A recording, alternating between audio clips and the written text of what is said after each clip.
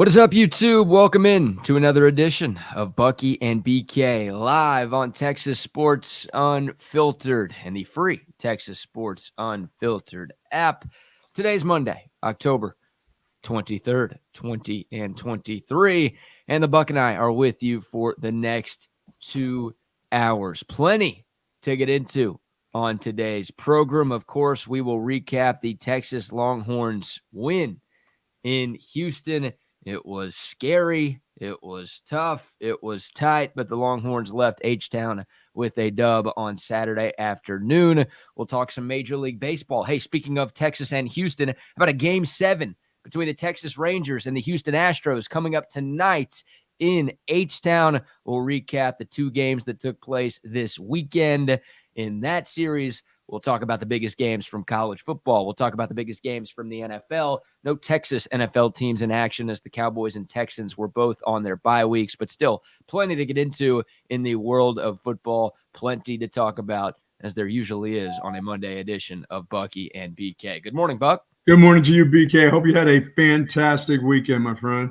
I did. How was yours? It was delicious. Look, it's raining outside. I was emptying the truck of dirt, getting my gardens prepared. Everything is good. Life is good right now so far, for sure. Good morning to the soldiers at Fort Cavazos, Texas, the soldiers in the state of Texas, and all those that fight for us each and every day all over this world. Thank you so much for what you do. It is appreciated, and please be safe out there. Amen. I don't think I've ever heard a weekend be described as delicious. It was, man. It was nice. It was, there was a lot of body parts moving, just moving and doing stuff. As long as I can keep this, and not just sitting around watching football and keeping the body movement, I did good. I did good this weekend, emptying truckloads of dirt and feeling good. But now it's time to talk some sports. And when is a win that doesn't feel like a win? Obviously, when you're playing the University of Houston and that group. Yeah. Man. Well, before we dive into Texas and Houston, and there's plenty to dive into from what was a win, thankfully, for the Longhorns, Yes. but it was an ugly one. There's no doubt about that. We've got to start off today's show by congratulating you on losing another 5,000 unit Gold Star lock. Yes, sir. The Tampa Bay Buccaneers, 2.5-point favorites against the Atlanta Falcons yesterday. The Buck made the Bucks his 5,000 unit lock of the weekend. And of course, they not only not cover, but they lose the game outright thanks to Younghoe Koo, the walk-off field goal. The Falcons win, and the Buck loses another 5,000 units. But I did give you a teaser in there, though.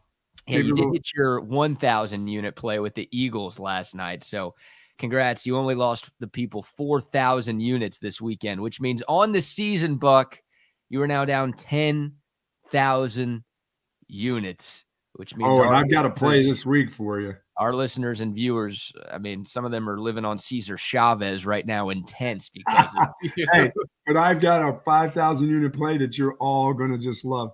I'll get you right back in the game. What is wrong with me not taking Philadelphia, period? Come on, Baker. Why did you throw those two picks? Really? Man, he's Baker Mayfield, and that's what he does, Buck. Unbelievable. Hey, as a Rangers fan, can I ask you to put 5,000 units on the Astros in Game 7 tonight? The Rangers aren't going to win a Game 7 tonight. That's not happening. If you put 5,000 units on the Astros, then they might. But otherwise, no, you're probably right. No. So congrats, down 10,000 units now for the season. Just a midway point. What the hell's the big deal? Hey, I gave you a win. A win is a win. Come on, Texas beat Houston. Hey, a win is a win. It doesn't seem like a win. Really? No. Well, at least Texas won. Tampa Bay did not win. No. Texas did win 31-24. And are you sure? Let's dive into that one. Well, the reaction from fans makes it seem like it was a loss for Texas. But hey, let me start off by saying this. And obviously there's a lot to criticize from what the Longhorns did on Saturday. And boy, they got off to that 21-0 start, and you're thinking this is going to be smooth sailing. Yeah, Texas. I actually thought for a while there, BK, what Sark said, I've got a pissed off team. I was thinking, after the by halftime, I thought they were pissed at him. Well, let's Let's remind people that Texas won on Saturday. Yes. Texas wasn't the only top 10 team that struggled on Saturday, okay? Oklahoma, coming off their open week, they were big favorites at home against UCF, a team that was over in conference play, and Oklahoma needed a 2-point conversion stop in the final minute to hold on for a victory there. How about number 5, Washington, coming off their huge win over Oregon? They were 28-point favorites at home against Arizona State. They won 15-7. Oh, that was ugly. Devils. And then number 10, North Carolina, Mac Brown's squad, undefeated, huge favorites. I think they were 24-point favorites at home against 1-5 Virginia, and they lost. So the important thing is Texas walked away with the win. There were a few other top 10 teams that really struggled against inferior opponents. One of them, North Carolina, actually lost to a team worse than Houston. So it is important to remember before we criticize and nitpick and this and that Texas did leave with a victory and they still control their own destiny to get to the Big 12 championship. There is nothing that we're going to say today is nitpicking. All it is the truth. They won. Truth and nothing but the truth. They won. That's the truth. Okay. Let's start there, okay? They could have lost that game. And I think, Buck, there are plenty of Texas teams in the last 12 years that would have found a way to lose that game, the way shit was unraveling. I'll say this. You thought that was one of the worst teams in football last week, this Houston team. I mean, numbers said that they were just awful. Yeah. Just awful at every aspect of the game. Well, not their passing offense. That was the one strength. You're right. And they showed off on Saturday with their passing game for sure. Yeah.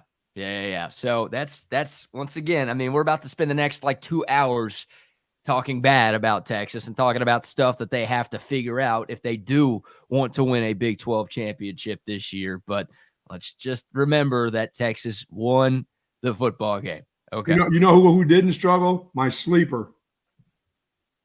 Michigan? Yeah. Because they got to play that group of crazies there in East Lansing. Wow. What a group. What a university. Man, oh, man. Yeah, maybe putting Hitler on your Jumbotron before the game is not the best idea there, Michigan State. Way to go, Sparty. I'll tell you what, if Texas was just stealing everybody's signs and knowing everybody's plays, maybe they'd look as good as Michigan. That's true. That's true. If you ain't cheating, you ain't trying. Yep. All right. I've talked. I've given my spiel. I'll give you the floor, Buck. Your biggest takeaway from Texas 31, Houston 24. That this team is not a 4-quarter team. This team plays in spurts and halves, in quarters, in streaks. It just doesn't. There's still not a consistent team. They're struggling with consistency. I mean, that was a group when you were at 21, it should have been 31. I mean, they should have run off to a lead, and a lot of guys should have played. A lot of guys played anyway, and that was the sad part about it. A lot of guys played in that secondary, which is kind of scary. That secondary is bad. That's all I can say. We wanted pressure. We did get a turnover. We got pressure. We got a sack and a fumble, which Sark wanted to do. He did accomplish that goal, made the quarterback cough one up. But that secondary guy, those are 4- and 5-star guys. That's a scary bunch of young guys back there right now. There's not a lot of leadership back there, and guys are running around wide open. Yep. It just was – I was worried about the quarterback, and I was worried about a little bit about the quarterback run. Why run when you can fly? I mean, really. My goodness, just throw it over the top of those guys and watch your guys catch the ball and go with it. And so which that means there's still not enough pressure up front. Well, Houston did a good job of getting the ball out of Donovan Smith's hands quickly. A lot of 3-step drop, yes. Yep, and they were able to mitigate Texas's defensive line by, getting the ball out quickly because Texas's secondary couldn't even cover for 2 seconds. No. So, look, the good news for Texas is we don't have to see Donovan Smith ever again. I mean, unless that dude transfers to an SEC team this offseason, I don't think we have to worry about that guy. I mean, that guy – 400 yards almost. Yeah, career high 378 passing yards for Donovan Smith. We talked about it all last week, how good he was for Texas Tech against Texas last year. I mean, maybe the two best games of Donovan Smith's career. Isn't that have incredible? been Yes. 2 starts against Texas. Now, thankfully, this time Texas was able to get the last laugh and get the win. Obviously, that game in Lubbock last year did not go the Longhorns' way. But, yeah, Donovan Smith saves his best for the University of Texas, and he was able to get whatever he wanted against the Longhorns, especially in the second half. And it's crazy, Buck, because the first 4 drives of the game for Houston, they had 15 plays for 28 yards. I mean, the Texas defense, the Texas team as a whole, they were up 21-0, but the Texas defense could not have gotten off to a better start. Right. And then after that, 369 yards on the next 52 plays. They averaged more than 7 yards per play the rest of the way. And they were just picking up chunk play after chunk play after chunk play. And like you said, it was all through the air. They only ran for 14 yards the whole game. They were just able to throw all over this Texas secondary, and that group just got worse as the 4 quarters went along. Oh, boy, it just got scary. It kept scaring you to death. I mean, when that kid would drop back to pass, whether it was 3-step, him moving around in the pocket, you just got so nervous that somebody was going to be wide open. They picked on the linebackers once again. Guys didn't get enough depth. I mean, it just was – I mean, because they weren't running. They weren't going to run. I mean, that kid wasn't going to take off for 60. He wasn't going anywhere. He didn't want to run. I don't blame him. Why would you want to run? You don't have to. No. I mean, yeah, Donovan Smith could just stand back there in the pocket and find an open receiver down the field instead of taking off and running and taking a hit like Quinn Ewers. So, yeah. Quinn Tebow? Yeah, Quinn Tebow. We got to Come talk on, about Tebow. that. You don't need to do that. That's the real biggest takeaway from this game, yes. Is the fact that Quinn Ewers is going to miss some time with an air conditioner joint sprain. He needs to call our friends at Woods Comfort Systems. That's right. Get that done. Get that AC joint fixed. Absolutely. I think I have that right. So obviously we got to talk about Quinn at some point, but yeah, I mean, the defense right now, just horrible. I will say Sark preached it during the open week, how Texas needed to create more takeaways. They had 2, not just the 1. They had 2. That's the first game where Texas has forced multiple turnovers, easy for me to say, since the win at Alabama. So it had been more than a month where the Texas defense had forced multiple turnovers, and boy, those 2 takeaways came up big, right? The Michael Taft interception in the end zone, pretty much the only good play that guy made on Saturday, and then the Jalen Ford strip sack fumble. Like, as bad as the defense was, if they don't make those 2 plays, Texas loses on Saturday, because both of those happened as Houston was driving with the football. The Longhorns were able to come up with a couple of huge takeaways. So as bad as it was for the defense, the 2 splash plays, probably the difference in a win versus a loss. Dude, there were a couple guys that were starters in that secondary, had been playing really, really well over the last couple of years, or really found their way. They were in trail mode all day, chasing those guys. That Golden kid was having anything he wanted. He was having lunch, supper, dinner, breakfast, had snacks in between. I mean, it's just all I could see is number 28 chasing the guy. I'm like, what in the hell? Can somebody stop this number 12, dude? It's ridiculous. Or can we get a pass rush to get we got a turnover. Great. Can we get 2 sacks? Can we get 3 sacks against that group? That team was not supposed to be that good. No. You know, I mean, they pass protect pretty well. I was really surprised that Houston got to hold up against that Texas defense when it came to the passing game. They really did. They did a really good job. They schemed them up pretty good. Yeah. Well, and every time they brought a blitz, I'm like, you're going to blitz this much and not get to the quarterback with all this open space over the top where your linebackers are coming in there, and more space, more completions. That's all it was. Yep. I mean, Texas couldn't do anything right. And Houston's game plan felt pretty simple, right? I mean, if Texas was playing man coverage, their receivers would just rub and separate. If Texas was playing zone coverage, they would just find space in the middle of the zone. On, dude, it kept coming around on the crossing routes. I almost jumped at my audio-visual big 85-inch screen TV and tried to tackle that guy on the TV. I'm like, every time they drop, I said, there's a crossing route, and it's the same crosser, guys. He's going to come in. And by the way, he's going to get the ball. If somebody's trailing him, he's just going to dump it off to him and let him run for extra yards. Dude, I've been seeing crossing routes in my nightmares, oh my right? Goodness. I've just been seeing red jerseys just cross my brain in the middle of the night. It's terrifying. I think there were 5 third downs in a row where Houston converted with a crossing route. I mean, literally, they just called the same play over and over again. Once again, if it was man, they would just get the separation. If it was zone, Texas was so undisciplined with their zones that there would just always be somebody breaking free wide open across the middle of the field. By the way, the numbers said that Texas should have just mauled this group, but I'll say this. The officials came into play down in Houston on Saturday. You can't tell me that the defenders from Texas on that defensive line didn't get held one time in the course again. There was one penalty, a face mask, the ripping of the face mask. Are you kidding me? You're going to tell me that group didn't have anybody holding Texas defensive linemen? I think they called a hold on Houston, but it was declined, so it didn't show up. But, yeah, the fact that Houston was called for one penalty. One penalty, here we go again. Yeah, well, the narrative leaving the game is that Texas got helped by the officials. And let's call a spade a spade. Texas did get helped by the officials on that final Houston drive. What a horrible spot that was. Like, that was clearly a first down. Anybody could see that. If you kept going over and over, you only had to see it one time. And I do not understand how they didn't review it. And Dana Holgerson after the game was pissed, and rightfully so. I mean, that should have been reviewed. And if it was reviewed, then it's 1st and goal for Houston at the Texas 9-yard line with a chance to tie the game or maybe go for the win if they wanted to go for 2. I had a feeling that they were going to go for 2. What did they have to lose? Yeah. So that was a first down. Like, that was a terrible, terrible spot. And Texas dodged a bullet there. I'm with you. Like, it's a joke that Houston had one penalty called on them for the entirety of the game. But, man, in the biggest spots, like, I'm not talking too bad about the officials today. No. Let's be honest. Would you have felt good about Texas getting a goal line stand there if Houston got that first down the way the defense played? With that secondary, no. Somebody would have been wide open in a corner somewhere. Yeah. No. Yeah.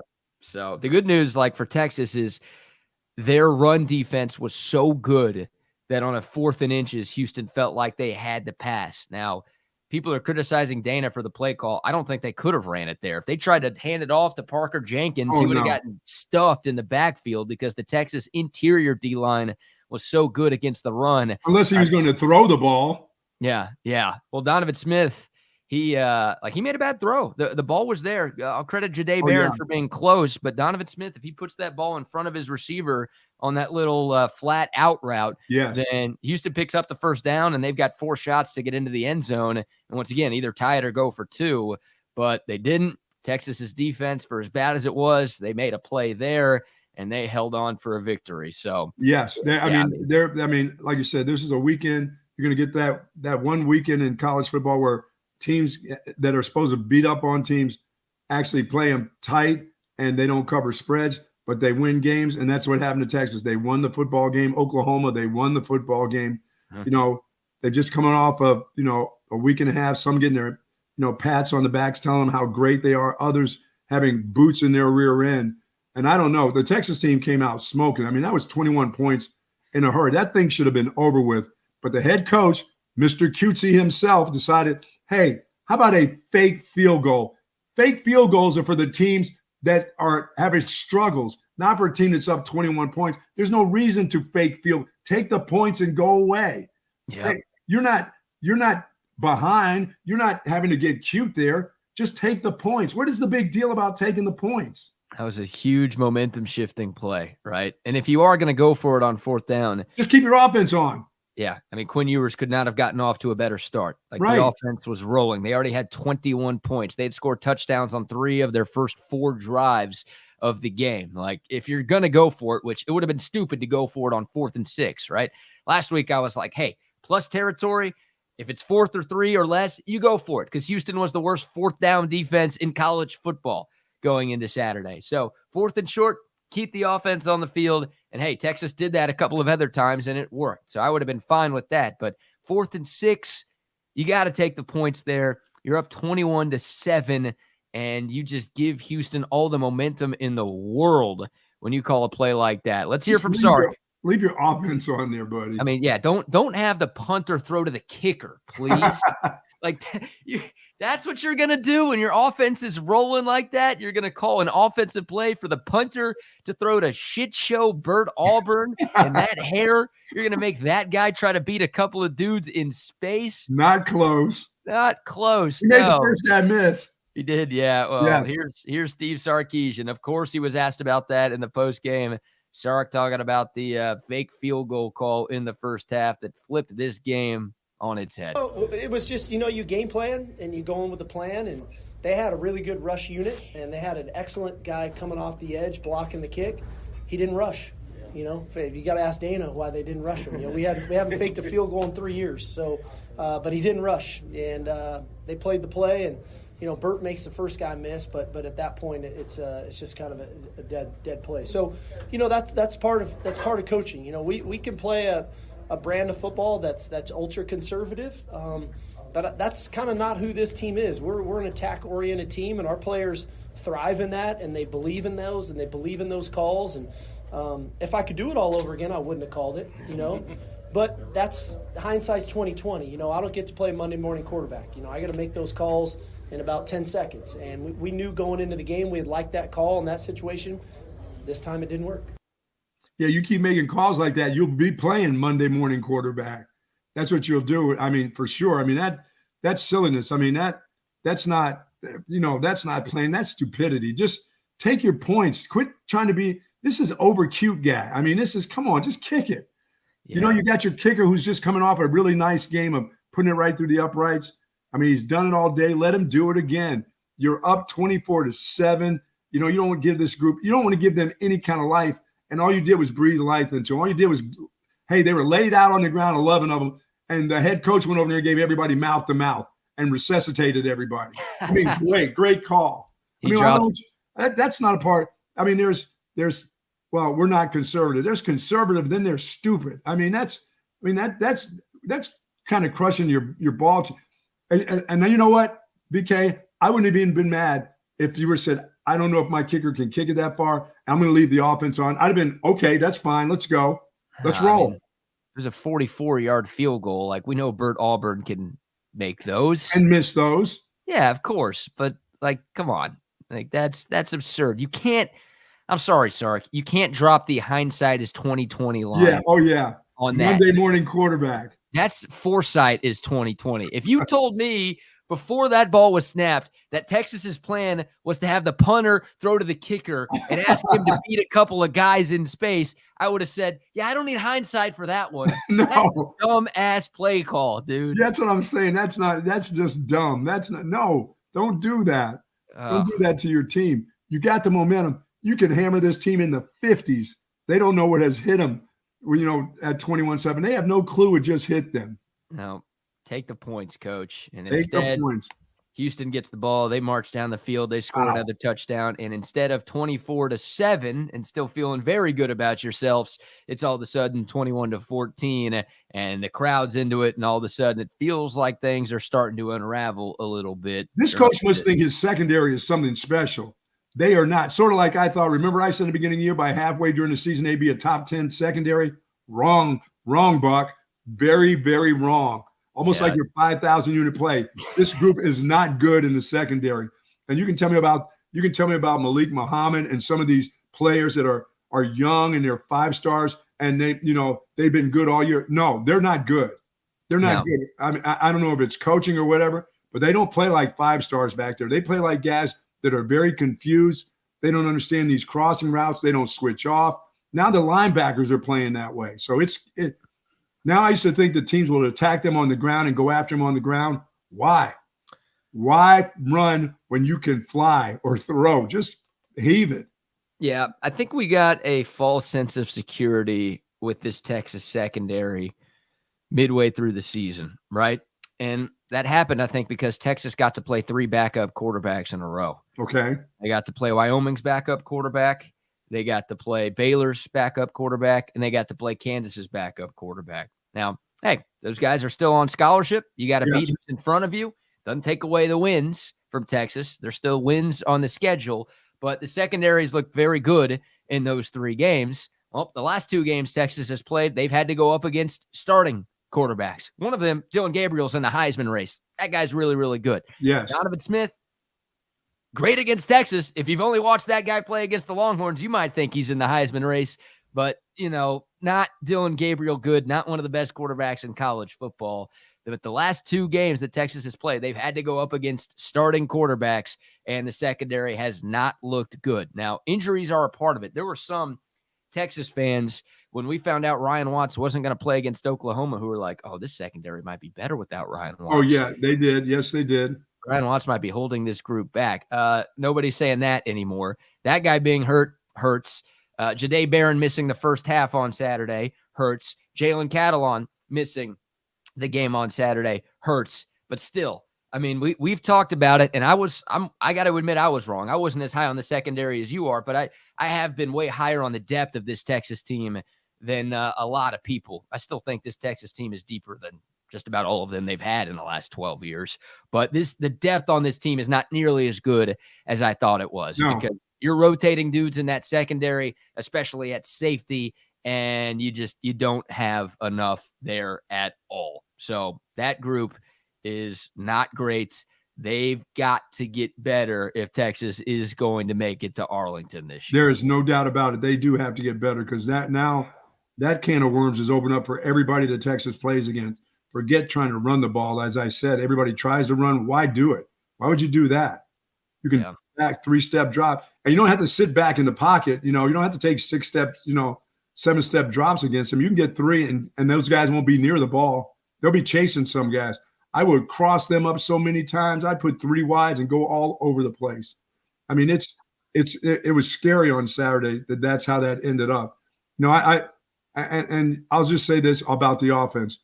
I'll say Sark did some really nice things with the screen game and getting Jonathan Brooks as a part of the middle screens and stuff like that. That to me is just another handoff. I have no complaints about how many times he carried the ball. I think he carried it 20 times.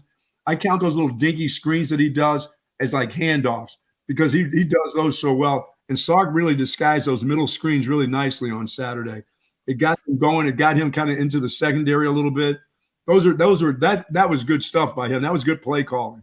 Well, it looked like Sark was getting paid by the screen, right? Like in the second half. I mean, and I think Ewers getting hurt, and he was actually banged up before he actually left the game. So I think that might have been a part of some of the conservative play calling we saw from Texas in the second half, even before Malik Murphy entered into the ball game. But I mean, yeah, some of the screens worked, but it's like, what about the deep shots in the first half? Like, how about that Xavier Worthy touchdown? Can we see some shots? I mean, the A.D. Mitchell touchdown, that was a 19-yard pass. J.T. Sanders had a nice intermediate catch over the middle of the field. Like, it just felt like in the second half, it was screen after screen after screen. Oh, it was a lot of screens. I mean, but as I said, because they were handoffs, they really weren't. They weren't anything that got them down. I mean, they quickly got the ball in the hands of Jonathan Brooks, which is a good thing. I mean, not all of them were 20-yard runs. They were 4, 5, 8-yard, shots like that. I thought they were okay. No, they did not throw the ball down the field in the second half. They were very, very nervous. And Quinn Ewers, dude, I'll just say this. Dude, there's a time to be a champ, and there's a time to surrender. And on that particular play, he got hurt. That contact was 4 yards before he was going to get a first down. I mean, that's the part of the IQ that you have to have as the quarterback, knowing how valuable you are to your football team. You're not going to go against a 230-pound linebacker and at the point of attack, lower your shoulder on that guy. Hey, slide, dude. You got to live to play another down. Your team needs you. They don't need you to go Tebow at that time. When you hit him, you were still 4 yards short. Did you think you were going to drive that linebacker back 4 yards? That thing stopped immediately on contact. And he had plenty of time to get down at that point. He did that a couple of times on Saturday. Hell, he did that a couple of times against Oklahoma too, which I respect him for, trying to pick up a couple of extra yards. But like you said, your team needs you. You got to think of the bigger picture here. And yeah, when you're 3 or 4 yards short of the line to gain, like I think at times Quinn Ewers forgets that he lost 20 pounds in the offseason.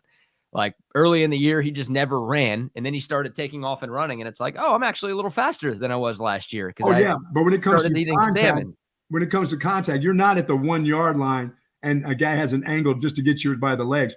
We're talking about a collision that guy lowered his shoulder as if he was going to run over that linebacker. And I'm like, ooh, Yeah. And then he got up wolfing with the guy. I'm like, Quinn, you guys, I know the other guy hurt his shoulder or hurt his arm or whatever. I said, but that pile didn't move at all. When you hit him, nothing moved except for your body getting, caved in, I believe.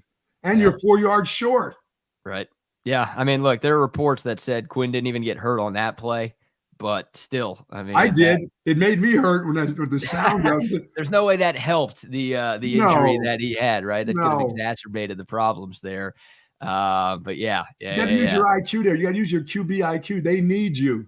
I can't go bone to bone with a 230-pound. That's what that dude does for a living. He's been doing that since he was 12, running in the walls at his house and stuff. And here you come. You think you're going to just lower your shoulder as a quarterback? I know you got away with a couple of those, but you're outrunning guys. Guys have their back to you when you're doing all these runs for 30 and 25. This is not a collision for you.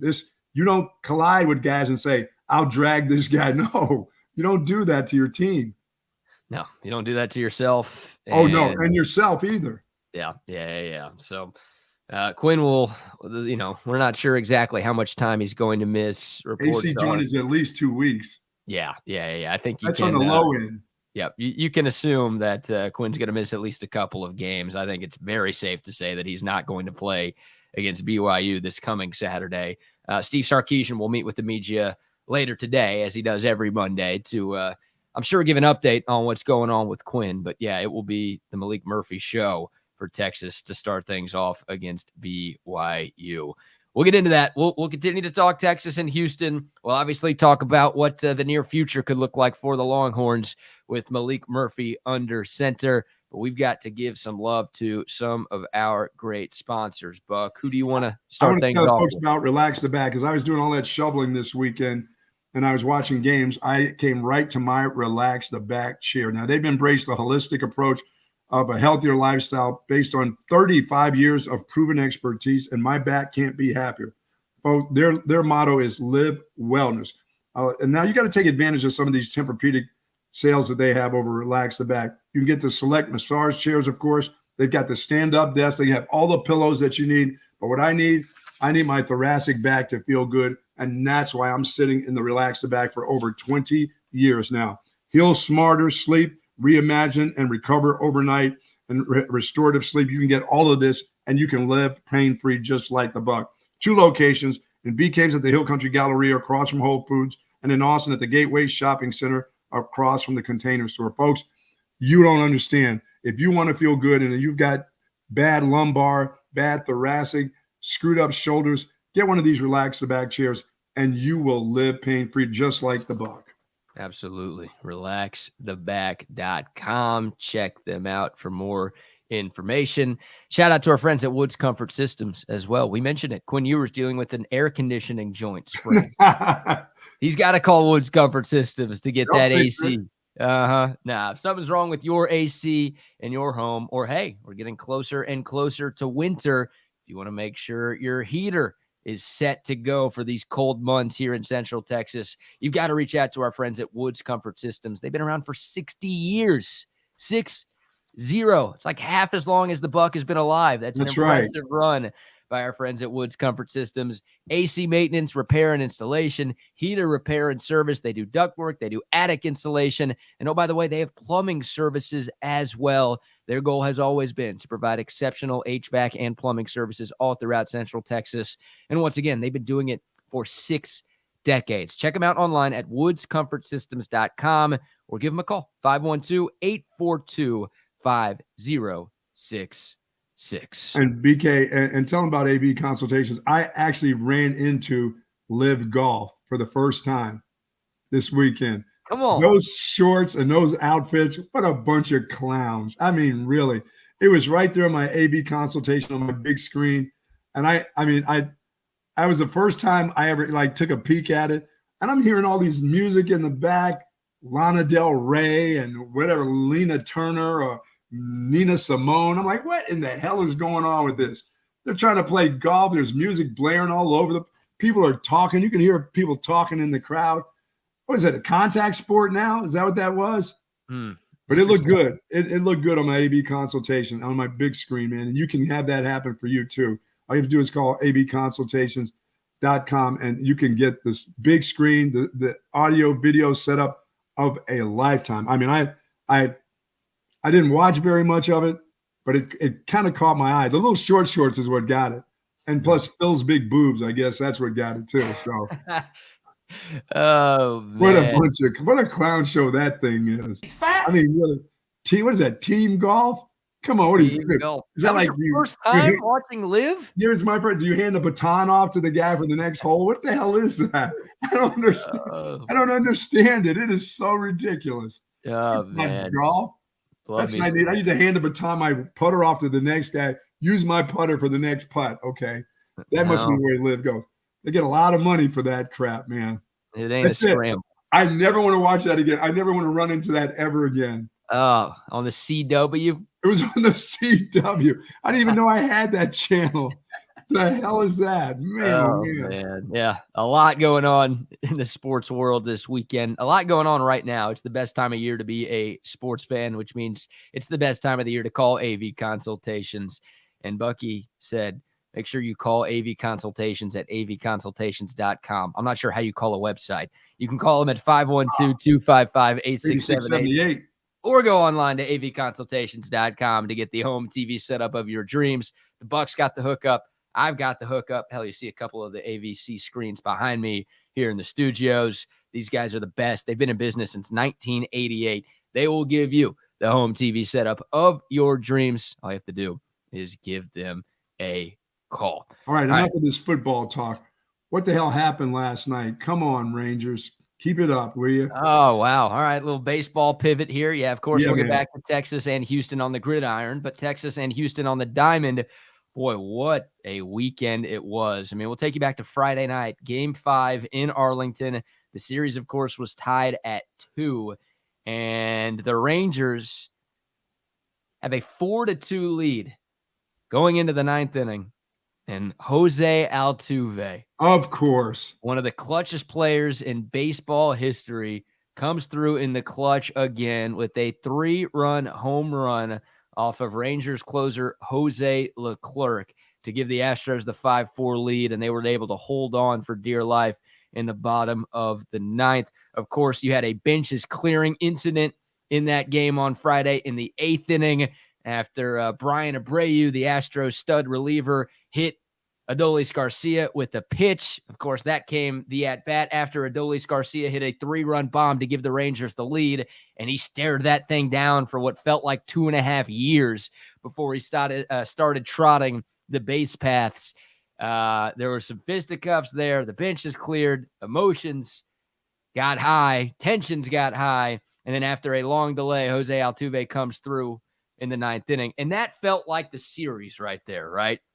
I mean, the Rangers had it.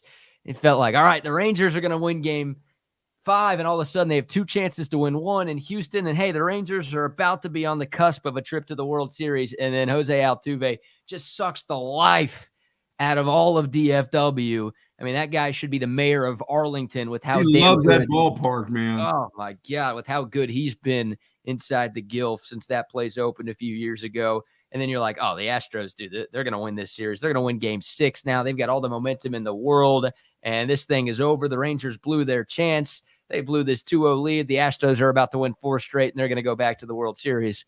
Well, not so fast, my friend, in the words of Lee Corso, because the Rangers last night pulled away from the Astros. This was a close game for most of it, but the Rangers, they had a 3-2 lead going into the 8th. They score 1 in the 8th and then 5 in the 9th, thanks to an Adolis Garcia grand slam.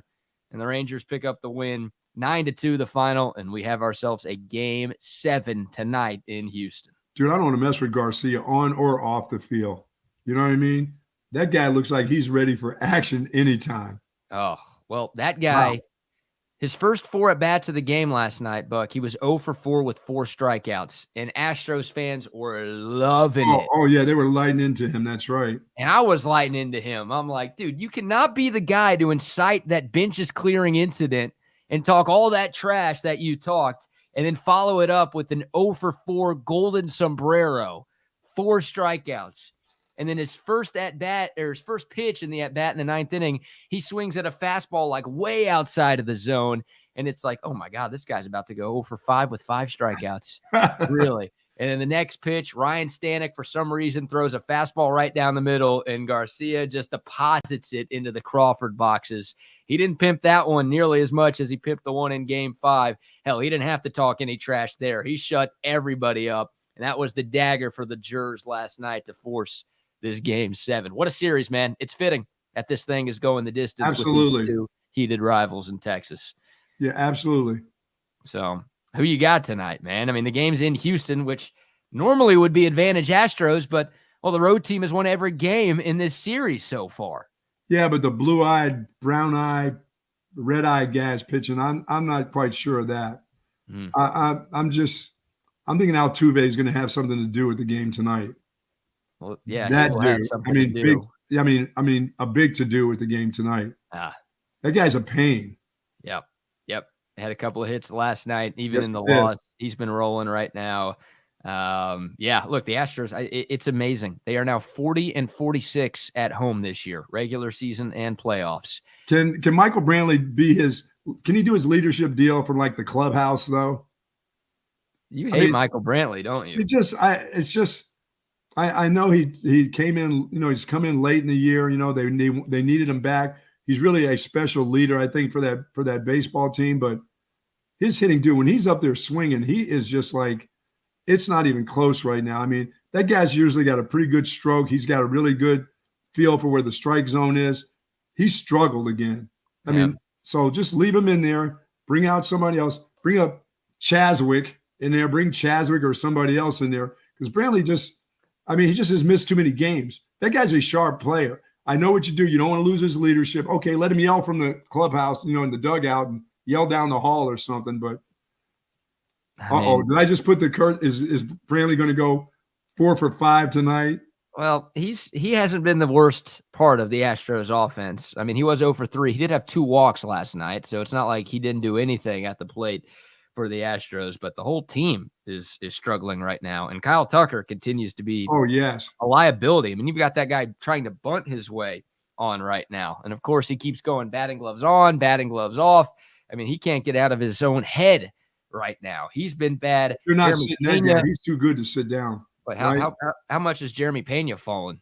I mean, guy last year you couldn't stop him. He get a hit every time he came up to the plate. Yeah, CS MVP and World Series MVP. And he gets pinch hit for John Singleton last night. And it didn't work because Singleton ended up striking out. But, too many of the Astros' big names. And, Kyle Tucker, I mean, he led the American League in RBIs this season. Like, that guy's one of the best hitters in baseball. Right. He's got to figure it out. Otherwise, it's going to be a long off season for him if he can't turn the corner. And, look, the Astros, once again, they're 6 games under 500 at home. But there's never been a team make a World Series with a losing record at home. So if the Astros win tonight, they'll still have a losing record at home, but they'll be making some history. We've never seen a team struggle as much at their home ballpark and still find their way to the Fall Classic. We'll see if the Astros can get it done. But it's the 2019 World Series. And think about it. How fitting is this? Max Scherzer, he's got 3 different colored eyes, right? A blue eye, a black eye, and the brown eye back there. He started Game 7 of the 2019 World Series, which was the other series, just like this one, where the road team won the first 6 games of the series. And obviously, unfortunately for the Astros and Astros fans out there, that trend continued as the Nats won Game 7 in Houston to win that World Series. Like, it's crazy that there's so much deja vu going on right now between those two series. Yeah, it's great to watch a Game 7. It always is. In any sport, this is going to be fantastic tonight. Yep, and it's Johnny Allstaff. I mean, I think the Astros have the pitching edge. This was the matchup we saw in Game 3. Christian Javier was great. He had a no-hitter through 5 innings in Arlington versus Max Scherzer, who did not look great. Scherzer only pitched 4 innings and gave up 5 runs. They won't wait that long for Scherzer tonight. He'll be out by 2 if he's struggling, especially if he's struggling with control. He'll be out of there by the 2nd inning. Yeah, I think everybody except for Nathan Eovaldi will be available for the Rangers tonight. And just about everybody will be available for the Astros, right? Like Fromber won't be available. I assume JV won't be available because he's old, and I don't know if they'd want him pitching on just a couple of days rest. We'll see what happens with the Brian Abreu suspension hearing, which happens today. Maybe he won't be able to go for the Astros tonight, which that would be a big loss because he's been one of the best relievers in baseball this season. Was it all that bad that guy's going to miss a 7th game, that the Major League Baseball would find a way to not have the guy play in the World Series? I'm not buying that. I'm just thinking it's going to be, we'll suspend you sometime next year for a couple games during the regular season. We're not going to do that for Game 7. Yeah, I don't know. They were talking about that on the TV broadcast last night, where there was an incident in the 80s, I think, where a guy got suspended. Yeah, they don't like to do that. And then the commissioner was like, we don't want a Game 7 to be decided by that. So maybe it's like, hey, if the Astros win and make the World Series, Abreu's got to miss Game 1. Or it's if the Astros lose tonight, then Abreu's got to miss, the first game next year. Sure. Maybe that's what happens. I don't know. It's not going to be multiple. I don't see it being multiple games. I mean, there's only one left now, but I wouldn't see if there were still games to be played, that it would be multiple games. I could see that as a 1-game suspension. I see that as his first start next year, or maybe he misses 2 starts next year and they just call it a day. But I just don't see that doing that tonight. How about this? I don't know if this is true, but I trust Mike. Our YouTube commenters never lie. And you can't put anything on the internet that's not true. That's right. You're not allowed to do that. Abe Lincoln told me that. Okay. Dusty Baker never won a Game 7. Bruce Bochy never lost a Game 7. Interesting, if that's true.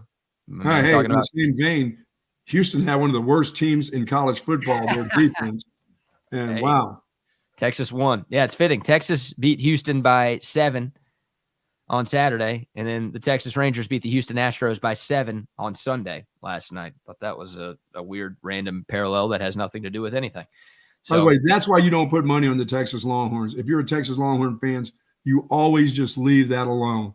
Yeah, don't trust that they're gonna cover any spreads against anybody except for Roll Tide. You know, that group who is getting better and better by the week. They have covered. They have covered a couple of times this year. They covered Wyoming. Was it Wyoming that they did cover? No. That line was too big. Oh no, it was Kansas that they covered the Kansas game. They covered Kansas and they covered Baylor, and they obviously covered Alabama. I think Texas is 3-4 against the spread this season.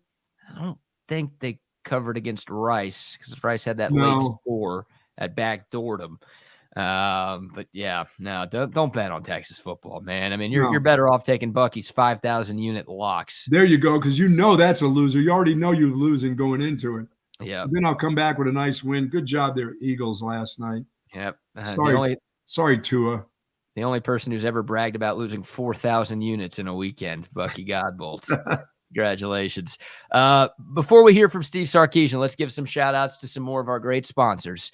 Because, we have more to unpack with Texas and Houston. Yes, we do. Dr. Greg Eckert, folks. It's getting towards that time for me. I've got to go see the good doctor, and so should you. If you've got problems with a filling or you need a tooth extraction or you still want to have your teeth cleaned before the new year, let's go get that stuff done. If you got dental insurance, you may want to use that or you're going to lose that when the new year comes up. Give them a call today at 512-345-3166. If you're thinking of dental implants, do find out if you're a candidate for dental implants. He can turn a frown upside down in just one day. Now, I had my veneers done in just 2 visits with a good doctor. He's done over 1,400 cases of restoring teeth. And as I said, it only took me 2 visits to have that done. Dental implants, doctor can get that done in just one day. 28 years of service.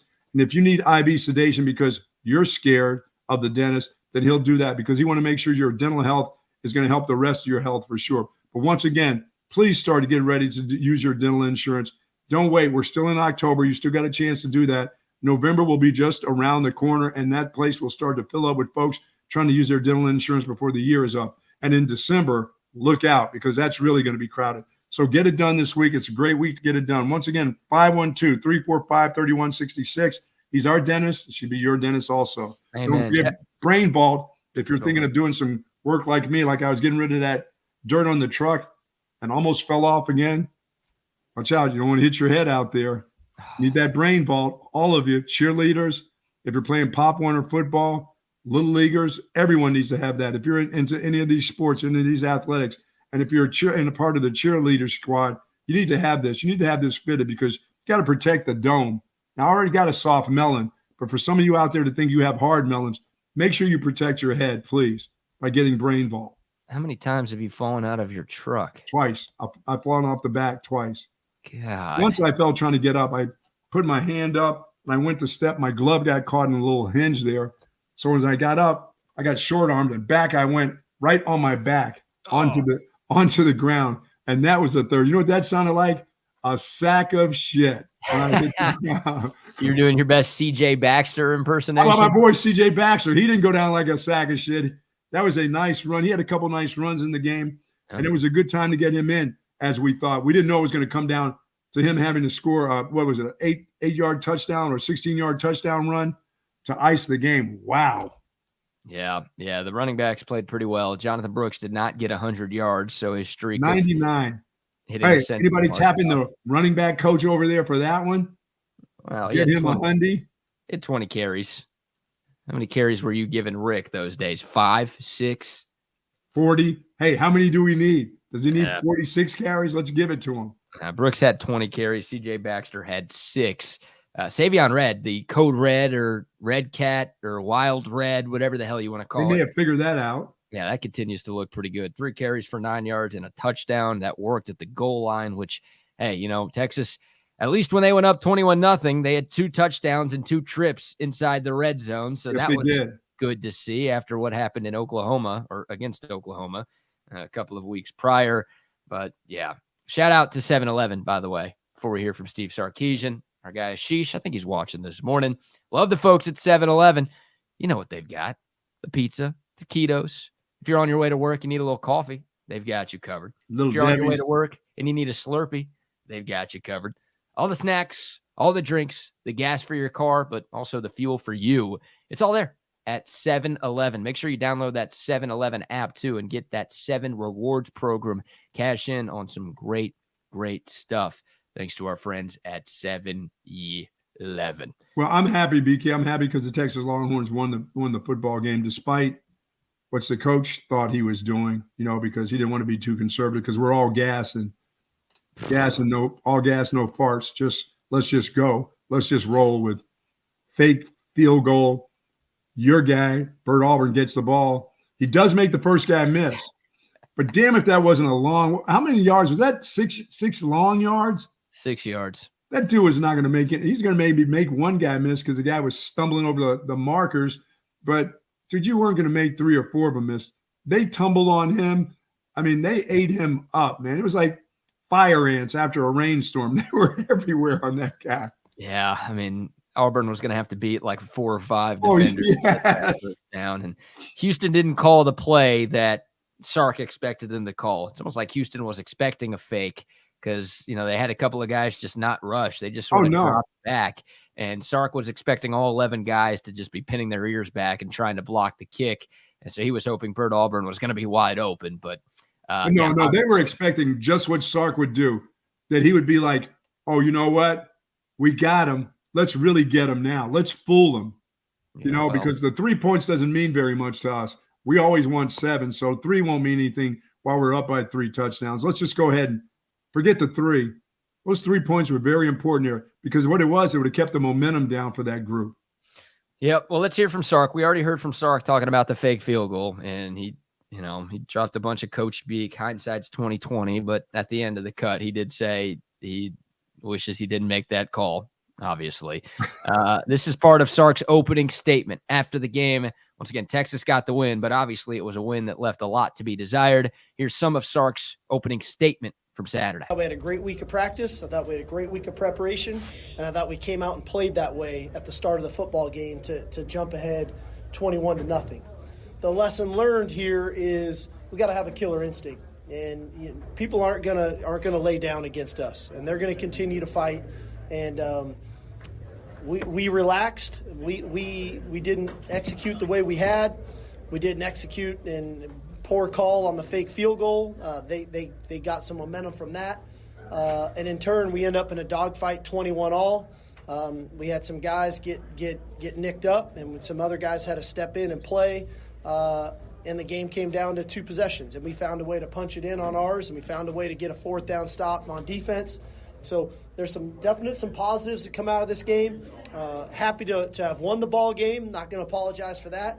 But lesson learned of what we need to do moving forward and how we can play better football for 4 quarters. So that's going to be needed as we continue to go on this journey together.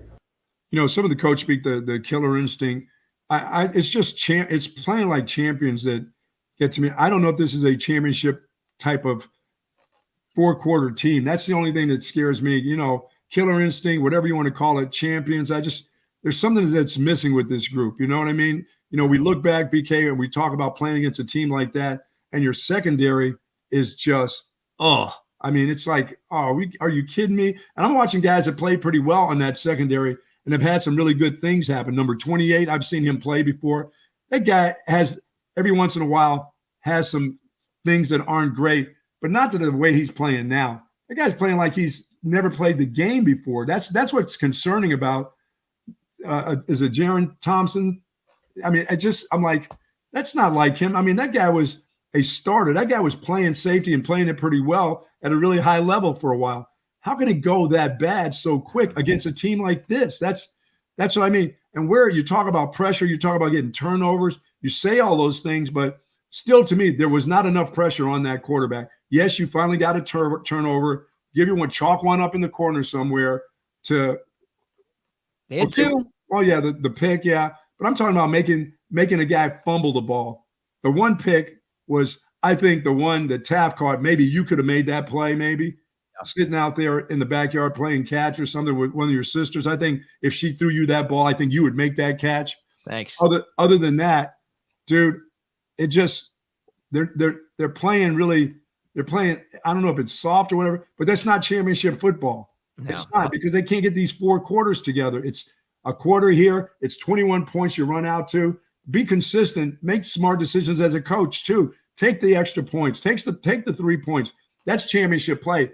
They're all in it together. You know what I'm saying?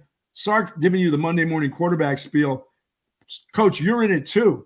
It's all one. You play to a championship level. You coach to a championship level. It's not just the players playing to a championship level. You have to coach to that level too. And taking 3 points is championship ball there.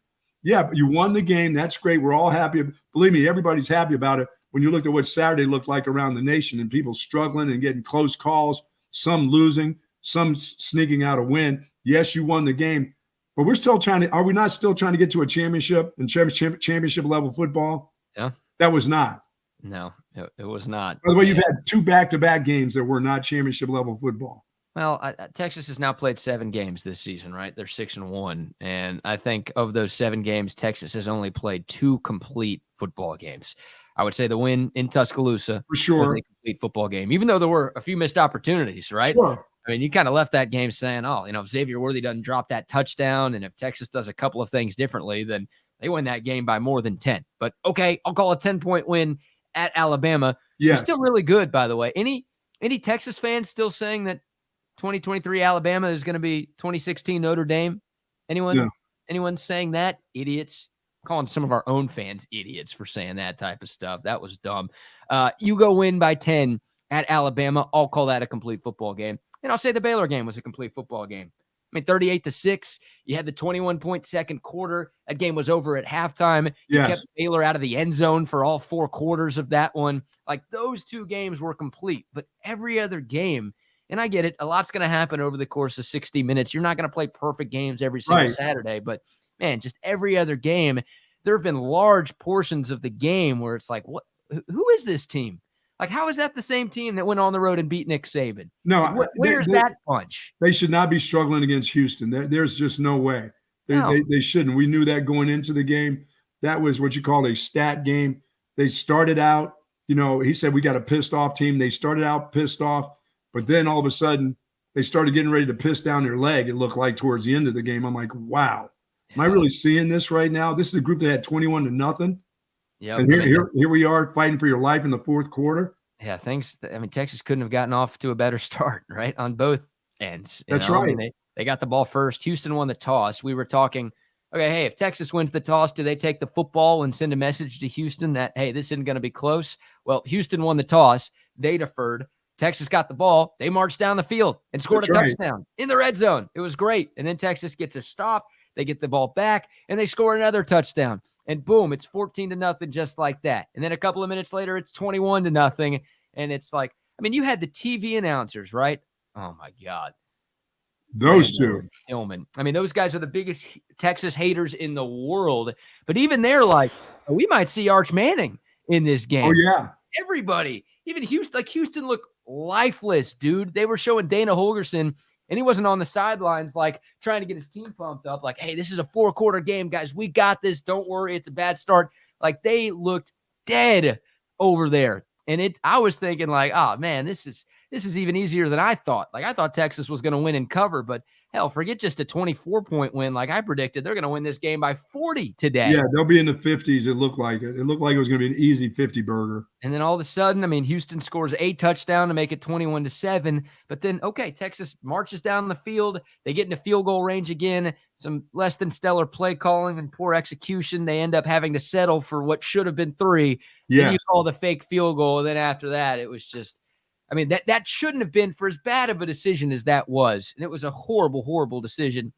That shouldn't have flipped the game on its head as much as it did. And it did. And it shouldn't have. You're absolutely right, because a champion would say, okay, so we didn't get that off. We thought that was the best play. I mean, that was the best play for us, which I thought, leave your offense on the field and go ahead and get 6 yards if that's what you need.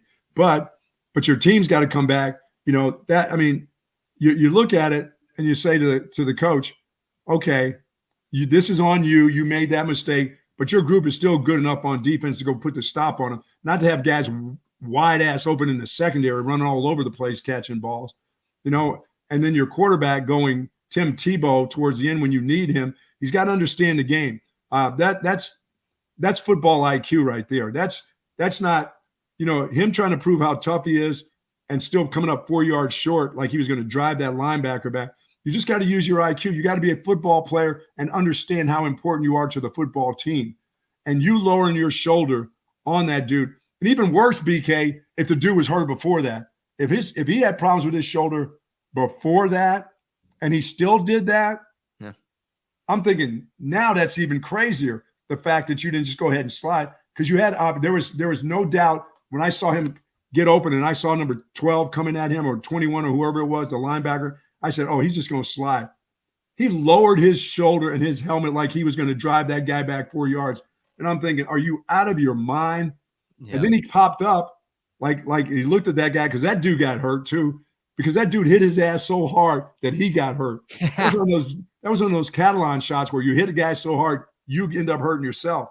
Mm-hmm. And that dude laid there and he popped up and was talking smack to him, only to find out he was hurt before that collision. Yep. What the hell are you doing? Yeah, dumb. Quinn's done that a few times over the last couple of weeks, and doesn't seem like that is what caused him to get hurt, but still very questionable when you're not even 200 pounds soaking wet and you're trying to lower your shoulder to pick up extra yards. Like, it's admirable that you're fighting for extra yards, but like you said, you got to be smarter than that when you're the quarterback. Yes, you're the quarterback. Yeah. You're not the fullback. You're not the tight end. You know what I mean? You're not JT Sanders where you're going to run some. That's not you. You're not that guy. You're the guy who's supposed to slide like you see quarterbacks do, so they get to play another down. You got to be smarter than that. And then when Malik Murphy came in there, he had a guy wide open on his first one. I'm like, oh, this is going to be an easy completion. You could see it right on the screen on TV. That dude's wide open in the curl right there for about 12 yards. That thing went sailing over that guy's head. I thought I was going to make it to like row 12. And he was in the middle of the field. I'm thinking, easy completion. And then when the ball started to take off, I'm like, oh, it looks a little high. I'm like, oh, hell, that's way high. Yeah, no kidding. Hey, as Rue says, please like this video. Give us the thumbs up. It helps our channel grow. Appreciate you commenting that, Rue, and appreciate all of you stopping by this morning. Let's hear from Sark. Once again, we'll hear from Sark later today. The insider sites have basically reported that Quinn Ewers is going to have to miss some time, but we'll get something official from the head coach this afternoon. But this is from the post game on Saturday. Somebody asked Sark about his concern level for Quinn Ewers and also what Texas has at quarterback behind him. You know, if the guy couldn't finish the game, that naturally is what is that going to look like moving forward? Yeah. You know, I think that the one thing about this team and the way we practice, the team's got a lot of confidence in Malik and really Arch, you know, because I know how well those guys competed. And so in the end, I'm hopeful Quinn can continue to go, and we'll find out what the extent of that is. But I also know we've got 2 quality players at that position that they've got a great supporting cast around them with a good O-line, good runners, good receivers. So, we'll devise a plan, whoever that quarterback is, hopefully to have success in the next ball game. Don't you wish you'd have had those guys getting some playing time early in the season with some of those games where you weren't dog fighting it around, where they could have gotten the game and got some real live experience? Yeah, would have been nice. This is a tough time right now, so you got to put a lot of faith in your coaching and a lot of faith that they understand what your schemes are and what you're trying to do from this point on. Once again, you still got a pretty good running back there. Don't forget that part. You don't always have to drop back and throw. And now that you find out the little tricky screen game you got going, using that running back in all different areas, and that's really unusual. I mean, generally those screens are swing screens. They were using middle screens. And I know, as you said, BK, go ahead and throw it down the field a little bit because you had some mid-range openings that you could have done. You were doing it. But I do like the screens because I think you're going to find out that those are going to be really good plays for them, unless they just start keying up on those and saying, okay, Malik, you're going to have to make these throws now in these windows. Yeah. Well, this is what Malik Murphy has waited for. Right? Yes. I mean, I'll give Malik Murphy a ton of love for staying at the University of Texas. Absolutely. That guy, obviously, as a recruit at a high school, could have gone and played pretty much anywhere in the country. But once he got to Texas, and once Quinn Ewers got here and won the job, there were schools calling about Malik Murphy. And then Malik had that incredible spring game. Remember how good he was in that one? And coming out of the spring, there were a number of schools, like high Power 5 schools, that were calling Malik Murphy's people to gauge to see if he was interested in maybe hitting the portal and coming to play for them. And Malik Murphy's like, nope, you don't see that these days, especially at quarterback. You don't see guys who aren't starters try to tough it out and be willing to compete and wait for their opportunity. Well, Malik Murphy has been waiting for this. He obviously, I don't think he hoped Quinn Ewers was going to get hurt, but he's felt like if he gets the opportunity to play, he's going to show the world what he's made of, and he ain't giving the job back. So it's Malik Murphy's chance. He did not play super well in very limited action. That's a tough spot. Houston had all the momentum. You're on the road. It's the fourth quarter in a one-possession game. Right. It's a tough situation for anybody to have to come into. But, all right, Malik Murphy, he's going to get all the reps with the ones you would think at practice this week. Here is his opportunity to show everybody that he can be the guy here at Texas. Yeah, and the fortunate thing is you're at home. You're going to be at home in that game. Yeah, I mean, he's waited for this, and he turned down other schools because he felt like he was good enough to be the starting quarterback at the University of Texas. Well, I don't know if there's anything Malik Murphy can do over the next couple of games that would have Steve Sarkisian saying, oh, well, Quinn's healthy, but no, let's keep Malik in. I don't know if that's feasible, but that's, Malik Murphy wants to at least make that a conversation. And you would think, for sure he's getting one game. You would think he's getting 2, maybe 3 games to show what he can do. It's his time to shine. We'll see what he's got. Yeah, and he shouldn't be getting worse. He should be getting better with competition. Once again, you're at home. You're going to have 100,000 there. You still, no matter what that game was like, you won that football game. All your goals are still sitting right dead smack in front of you. While others are losing out on their opportunities, you still have opportunities, and you get to be at home for your first chance. If I was that guy, I'd be so excited about playing this week, getting in there, studying film. I'd have been in there Sunday morning, getting ready to look at the BYU film and say, here's what I'm going to do when I get my opportunity. This is a great opportunity for him because I'll just say this, BYU is not a great team. Well, they are 5-2. Yeah. They did take care of Yormark U on Saturday. Like everybody else has. That team sucks. Yeah, Texas Tech now 3-5 on the year, but let's not forget the Big 12 does run through Lubbock, Texas, in meat judging only, not in football, clearly. But BYU is 5-2 this year.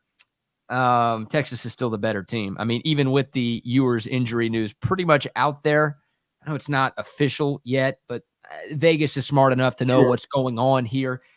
Texas opened up anywhere from a 16 to 20 point favorite.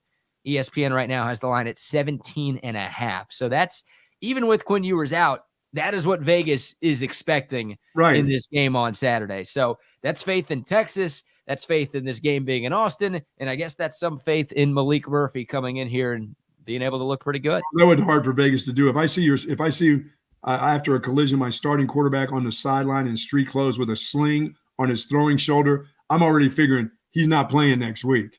Right. Right. He's not going to be. But an AC joint, that minimum is probably 2 weeks if you do the right. If you're a quick healer. And now he hurt his other shoulder last year. I mean, you got to figure that out. I'm still not down with him taking that hit. You got to figure that out. There's. I know you want to be a tough guy, but my God, he didn't get hurt on that play, Buck. You gotta I know it was a bad decision, but he got hurt on a sack that sacks happen. JT Sanders missed a block on an edge rusher, and I saw that miss. Yeah, and Ewers got sacked. So look, I'm with you. I don't disagree with you. If you're a quarterback and you're not 6'5", 240. Hell, Malik Murphy can maybe take hits like that because that dude is huge.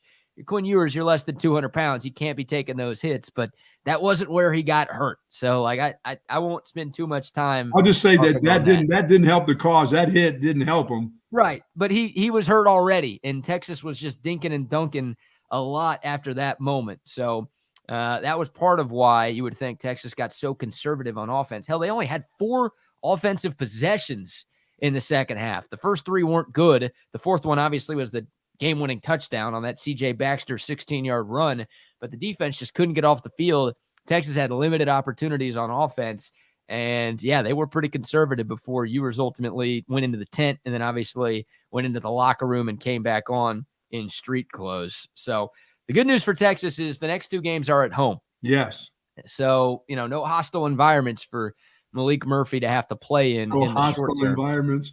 That 45 grand that was there. I bet you they were hot because they thought they were in that game. Yep, they were making some noise. They were in it. They were making some noise. But the bad news for Texas is I think the 2 teams that the Longhorns play next are better than Houston, right? Yes. BYU's not awesome, but once again, they are 5-2.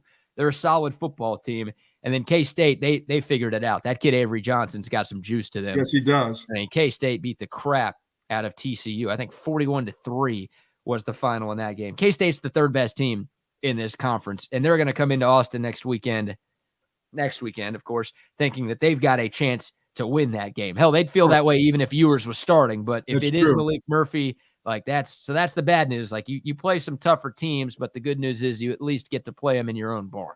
That's for sure. Yeah. What's CB asked it earlier, man. I mean, does the injury to Quinn Ewers change expectations? For as many bad takeaways as we have from Saturday, and hell, the game itself, even if Ewers stayed healthy, if that game ended up 31-24, even with Quinn playing all 60 minutes, I think Texas fans would be maybe tempering expectations a little bit. But to me, the biggest thing that could change Texas's season is not the defensive struggles or the offensive line or this or that. It's the fact that the starting quarterback is going to miss some time. So we talked about that before the season even started. If that guy doesn't play, if he doesn't make it, if he's hurt, he was hurt last year. If he misses time, that does make a difference. Yes, of course it does make. I mean, it should change your expectations. You're going to live play to play from this point on. You're not going to live game to game or quarter to quarter. You're going to live play to play with a new quarterback in here at this time of the year that has not had any experience really in very much playing time. When if you're to, you don't have the hindsight of some of these games you played early. Yeah, if you throttle Rice, maybe this guy would have been in the game and played half a game where we thought he'd be in the 3rd quarter, or a Wyoming team where you could have beat some of these teams up and these guys would have got some playing time. No, you seemingly, because you're not playing championship football, have been in a lot of dog fights right now. And all of a sudden, he doesn't have a lot of experience. His experience is going to have to come in this game at home this week. That's when it's going to come in. Now, he got his eyes open a little bit playing in that game against Houston because that was a pressured situation. But now every play is going to be a pressure situation for him now. Just getting the snap back to him, BK. But he's got a week. You got practice now. And hopefully the way he's practiced, he didn't get to be what we thought he was going to be by not practicing hard. So he knows how to practice hard. He understands what they're looking for in him. And it's just getting those points across to him. And the coach not putting them in bad positions that you have to worry about those things too. This will be a part of coaching now too for the head coach. Yep. And decision-making. Let's hear more from the head coach. He followed up on those original Malik Murphy thoughts with some more thoughts on Malik Murphy and a little bit on Arch Manning as well. Here's Sark from after the game on Saturday. Well, I thought Malik showed great poise and composure. Again, Houston did a nice job, and they played an absolutely different defense than they had shown all year long. And so we had to make a lot of adjustments throughout the game and all the way into that last drive.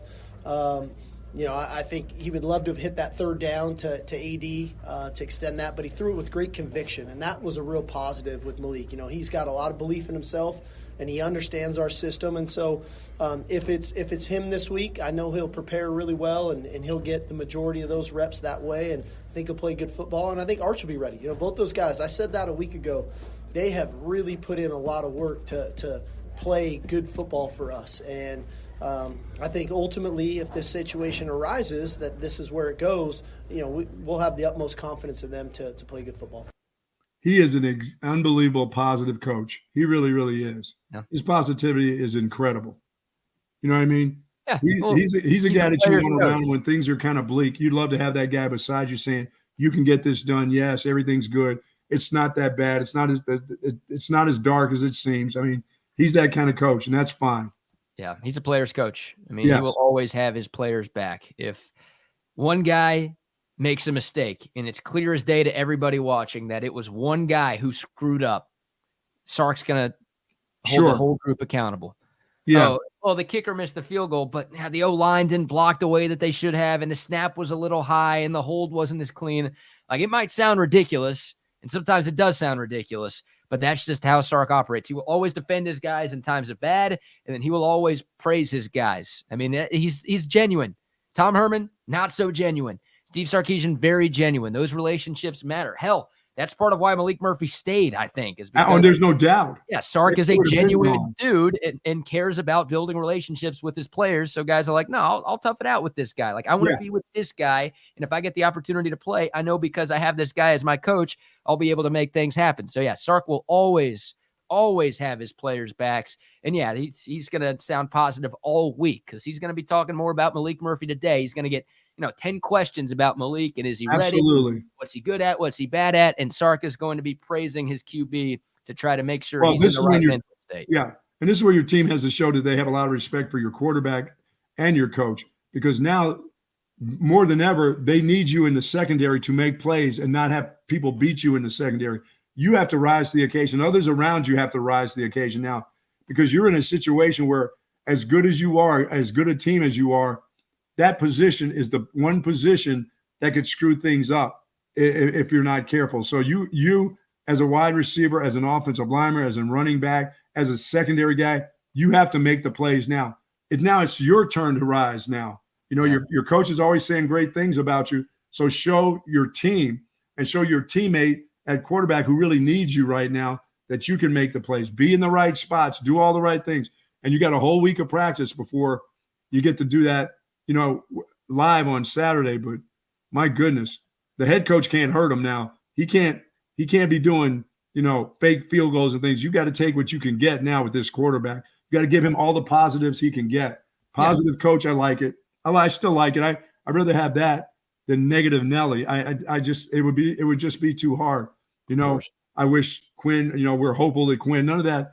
I mean, he's not saying about anything about hopeful because he understands on that throwing arm with an AC joint, you're not coming back this week. You'd like for the miracle to happen, but that's not going to happen. I mean, the miracle will happen if he's back in 2 weeks. So you got to get through this game. Yep. Absolutely. And like you said, and we'll obviously talk way more Texas BYU over the course of the week, but the other guys have to step up. Yes. When the starting quarterback goes down, everybody else has to pick up the backup. Absolutely. And Sark's got to remember he is one of the best running backs in the country. That's right.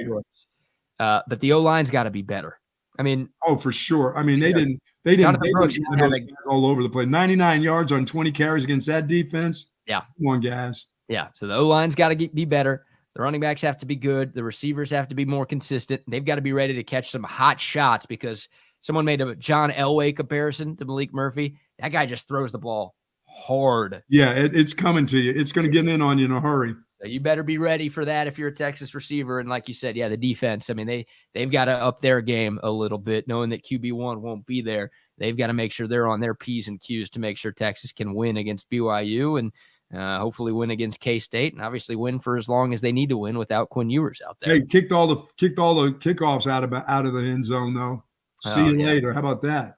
Yeah. The one time they let Matthew Golden return one, he gets near midfield, and then the stoner, Will Stone, the kicker, made a touchdown saving tackle, but also had that one? Did he push him out of bounds on that one?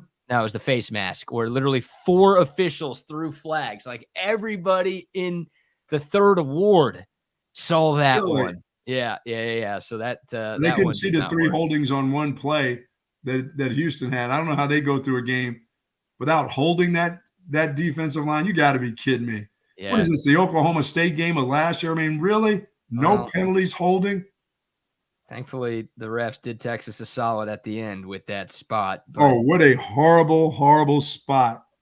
I mean, Houston was one of the more penalized teams in all of college football going into that game on Saturday. Why is not that play replayed? I mean, can they call up there to do that? I mean, yeah, of course they can. Like, why wouldn't they be able to? And Dana, in his post game, was pissed about it, and he should have been pissed about it. So, for as bad as the refs were, it felt like against Texas for a lot of that game, like the biggest call of the freaking game went Texas's way. So I can't sit here and criticize the refs at all because they prevented that game from going to overtime. Hell, they might have prevented a loss if Dana goes for 2, if they score a touchdown there. Like hey, all good, brother. Refs, if you're going to not call crap on the other team, but give Texas the biggest calls in the 4th quarters of close games, I'll sign up for that right now. Oh, yeah. Because I figured in that type of situation, the guy needed to get to the 9-yard line. Instead, they spotted him at like the 10. I figured they would have spotted him at the 6 instead of I figured they'd err on the side. Dude, he was damn near. He was damn near the 6. I'm like, how do you guys get this mark? I mean, I'm watching the guy. He falls over where the first down marker is, and you're saying he's behind it. I'm like, come on, guys. Yep. Yeah. Any Texas fan mad at the refs? Once again, they missed a lot, but like you got to remember that you got the best call of the day. You got the best call of the day. You did indeed. Because were you expecting that secondary to make an interception then? No. I mean, look, the 2 takeaways, like Houston started the game with 4 punts. The first 4 offensive drives for Houston went punt, punt, punt, punt. They didn't punt the rest of the game. Wow. Now they scored 4 times, right? 3 touchdowns and a field goal. Texas had the 2 takeaways, which Houston was driving on both of those. Hell, the interception happened in the end zone.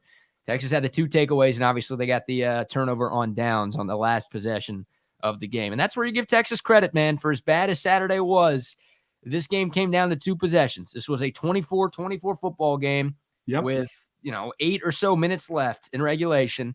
Texas gets the ball back. They score a touchdown. All right, that drive caps it off with the C.J. Baxter 16-yard touchdown run.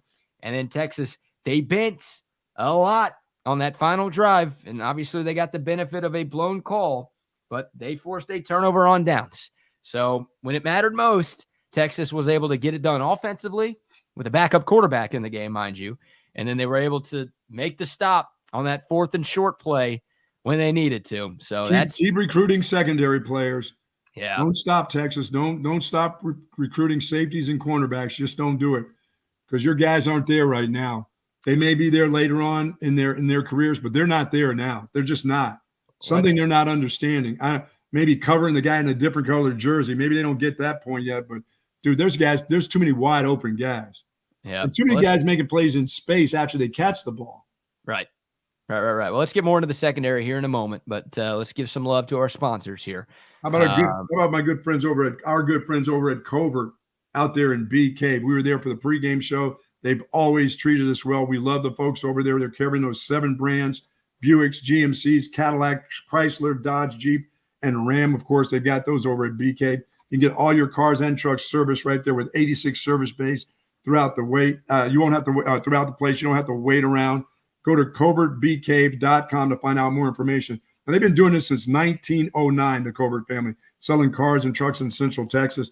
And folks, they've got Covert Ford and Chevy out in Hutto, and of course, Lincoln Ford right there in Austin, Texas. While you're there, say hello to Dan, of course, Mike, Stacy, Jerome, the whole gang. And nobody beats a Covert deal. Not now, not ever. Not ever. We'll be back out there this Friday for another pre-game luncheon. Still trying to iron out the details of who the guest will be. Yes, sir.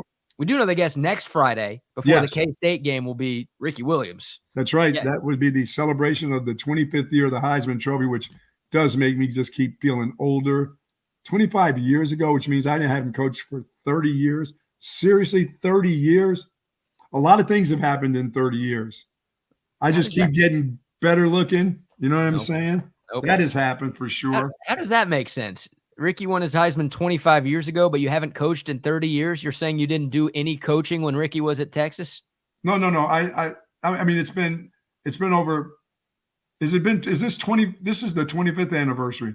Yeah. So it has been. So I haven't been out of coaching for 30 years. That's right. You're right. I did do a couple years with Ricky. Yeah. I did do his formal years when they really mattered. You've been out for what, 20 years? 20. When was your last year? 98. Does that make sense? 97. Doesn't make sense. I did not coach him his Heisman year or the year before that. So I guess, 97 then. Yeah. Yeah. Okay. When Mac got 96, 97, yes. You didn't take any other jobs after Makovic at Texas? No. Okay. No. Okay. They didn't want me around after that, not getting him that 10 yards. Now, rightfully so right there. Right, yeah. All right, shout out to Cobra BK. Also, shout out to Altstat, our guy Rodney Rodriguez, who, of course, is coming up with Chaos Theory from 10 to 11. He was out at Coda. Yes. He sent me a picture drinking some ice-cold Altstat beers. Hopefully, if you were at Coda, you had some Altstats. Hopefully, wherever you were in Texas this weekend, you had some Altstats. I know I did. It's my choice of beer. It should be yours as well. The best beer that you can find all throughout the state, all over Central Texas, but they've got it in the Metroplex and in H-Town as well. If you're watching Game 7 tonight, you're watching Monday Night Football tonight, you need a great beer to accompany your sports watching all year long. Make that Altstat beer brewed in Fredericksburg, easy to find, so many different brews, something for every beer drinker out there. They all taste great, guys. I'm telling you, one sip and you won't go back to the other beers you've been drinking in the past. Where was I yesterday? I was at Little Woodrow's over on Burnett. There you go. Down at a couple of Altstat Hefs. Love the Hefeweizen from Altstat.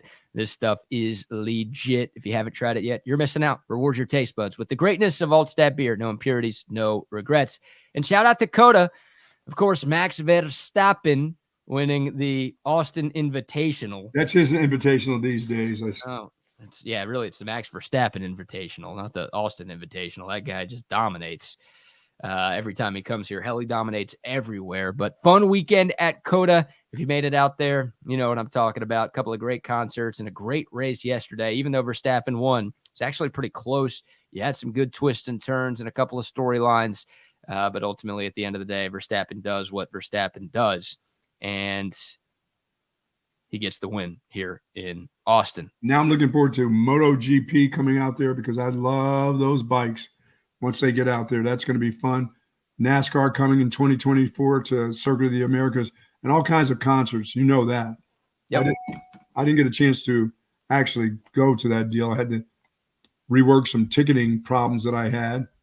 So it ended up being a great day for me. But for those that went out to see Queen and the Killers, I bet you that was fantastic. Because it was a nice night out. It really was. Yep. Yeah, it was. Go to text line, by the way, 512-222-9328. I didn't even see Lewis Hamilton and Lando Norris got DQ'd after the race. Come on, man. Even if one of those guys would have won, Verstappen still would have won, it seems. No, it doesn't matter. That's right. I turned it off right after. I was at Little Woodrow's. Like, as soon as the race ended, I went home, and I was like, oh, that's the end. Verstappen wins, whatever. I didn't even see that a couple of guys got DQ'd, like Dairy Queen, after the game or after the race yesterday. All right, back to the secondary. Look, plain and simple, Buck, this defense is regressing. It's regressing. Yes. Like you could say they're playing better quarterbacks, and they are. You could say they're playing better teams. I mean, Oklahoma obviously is a better team than the few games Texas had before them, but I don't know if Houston really is. No.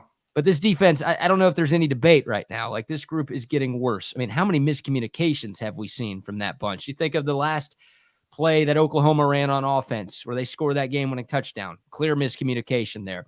How many times during the game on Saturday was like somebody on the Texas defense, it felt like Michael Taft just kept getting shown the most on TV, where after a play, he would just like point and be like, where were you? Why weren't you there? What's going on? I mean, miscommunications galore from this group. And we didn't see that in Tuscaloosa. We didn't see that in Waco. We didn't see that against Kansas. Like, saw a very confident secondary. This is a new thing. Miscommunications, poor scouting, bad in-game adjustments, if those things even exist right now. Linebacker play is not very good right now. No, mismanagement of personnel, like the rotations don't make sense. Like, there are certain guys who just can't play right now.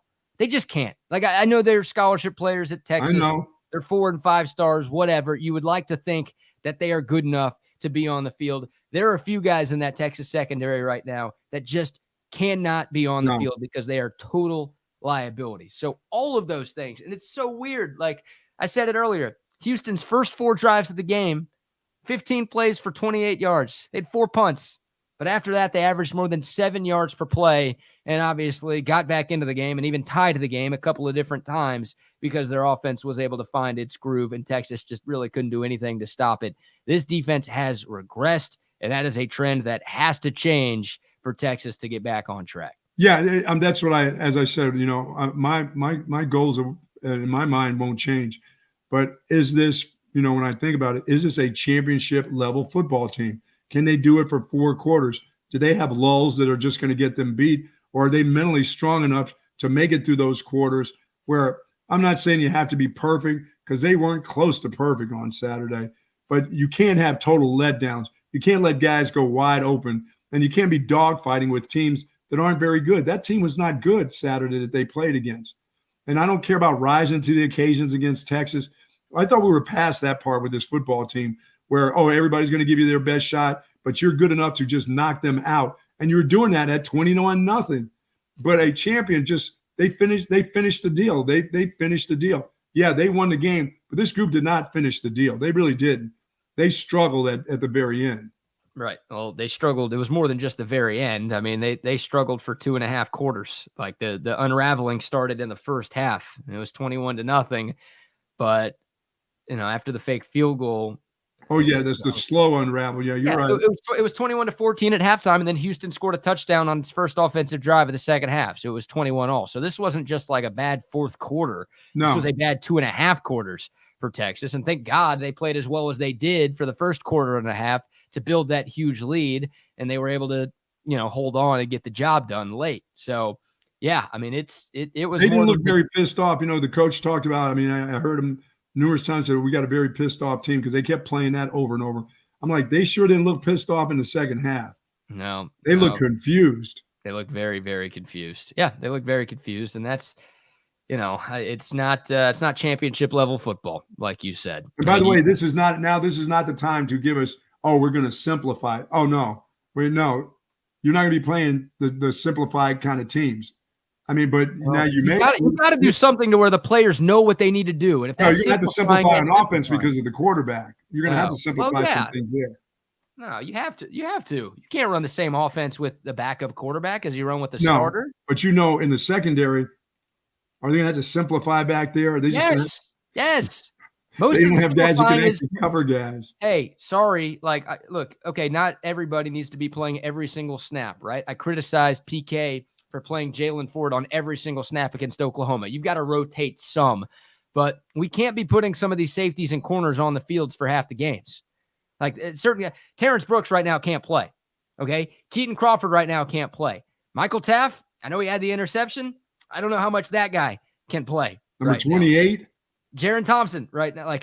You have to play some of these guys because you don't have enough. You're running out of dudes. But there are a couple of those guys that just they can't be on the field. When the game is in hand, there are certain guys that just cannot be on the field. Jalen Gilbo, Texas thought they could play him because Jahdae Barron was banged up. They didn't want to play Jahdae Barron in that game on Saturday. Oh, no. He didn't play in the first half. It's not because he got benched. He's one of the best players on that defense.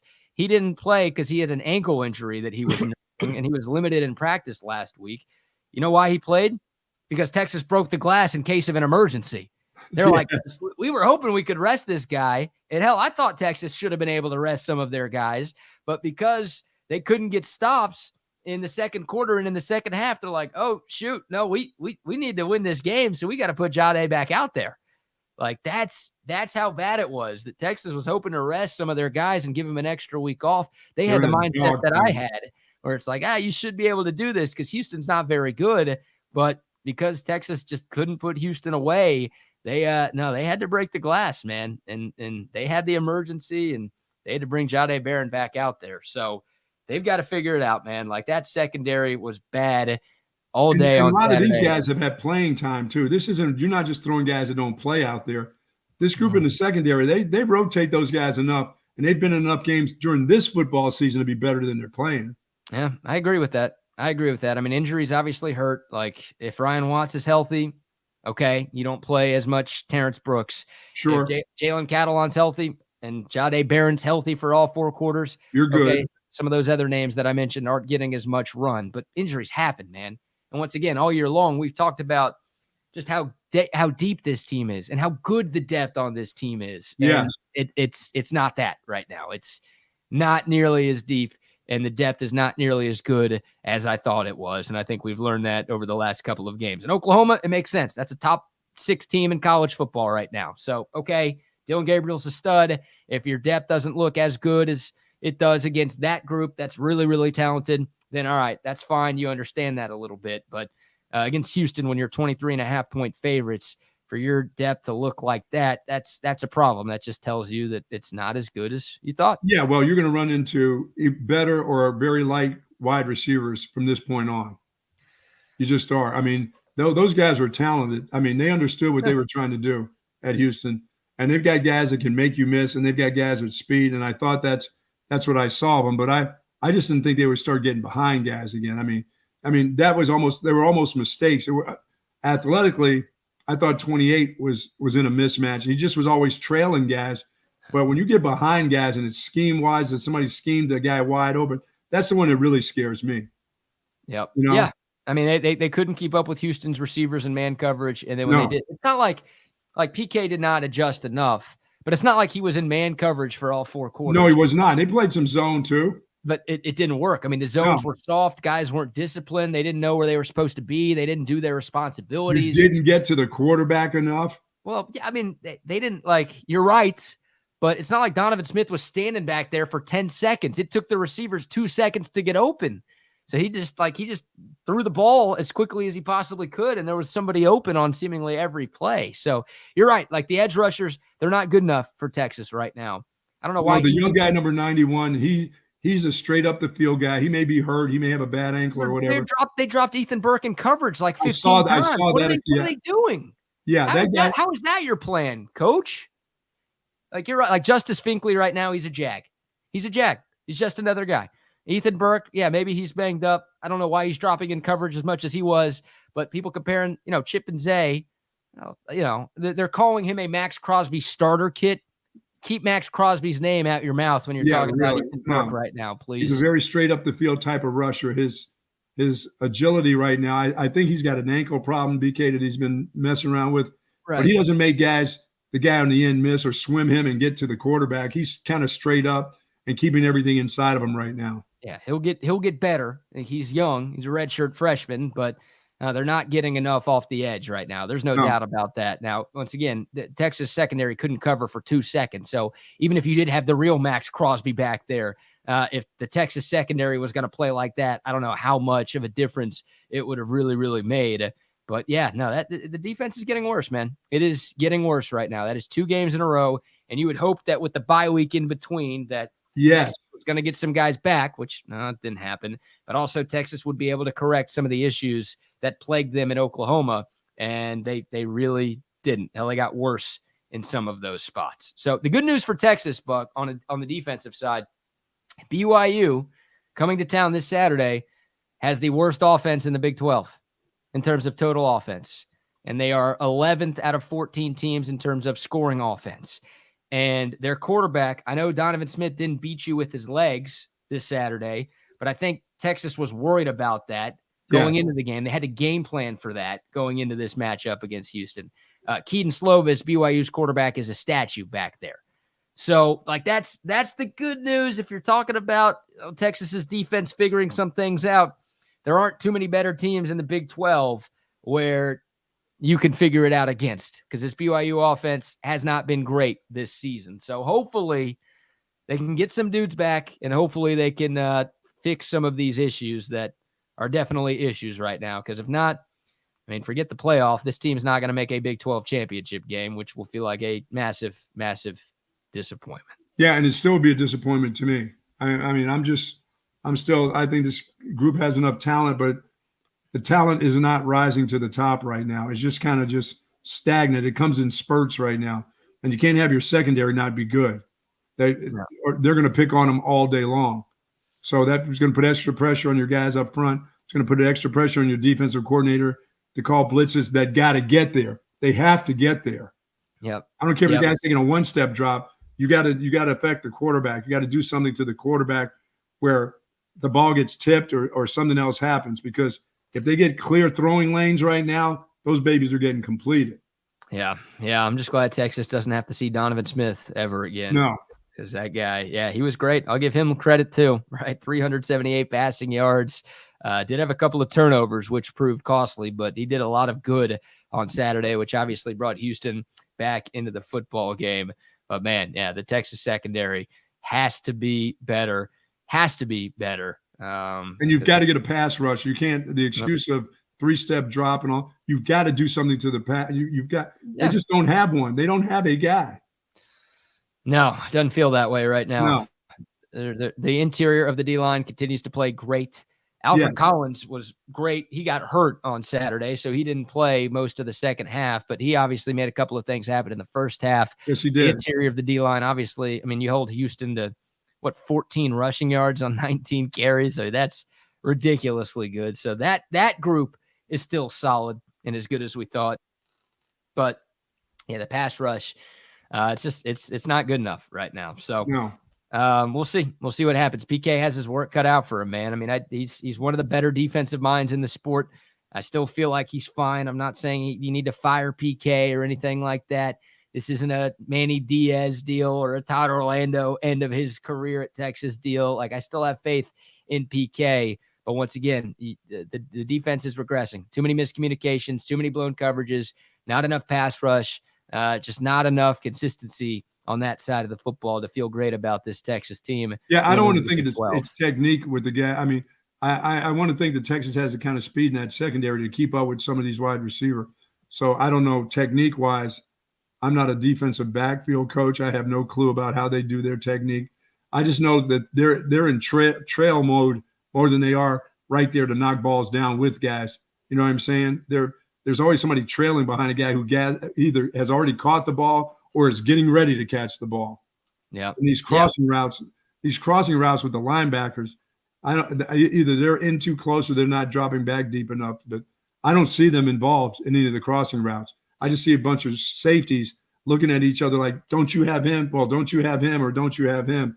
And they're not, there's no fight for the ball. They don't have to because they're not near the ball. Right. Yeah, I thought Jalen Ford had a nice bounce back day. Oklahoma, that was the worst game of his college career. I thought he played pretty well. Obviously had the strip sack fumble, which was a huge play for this Texas defense. I thought he was better in coverage too, but some of the other linebackers not so great in coverage. David Benda got burned a couple of times.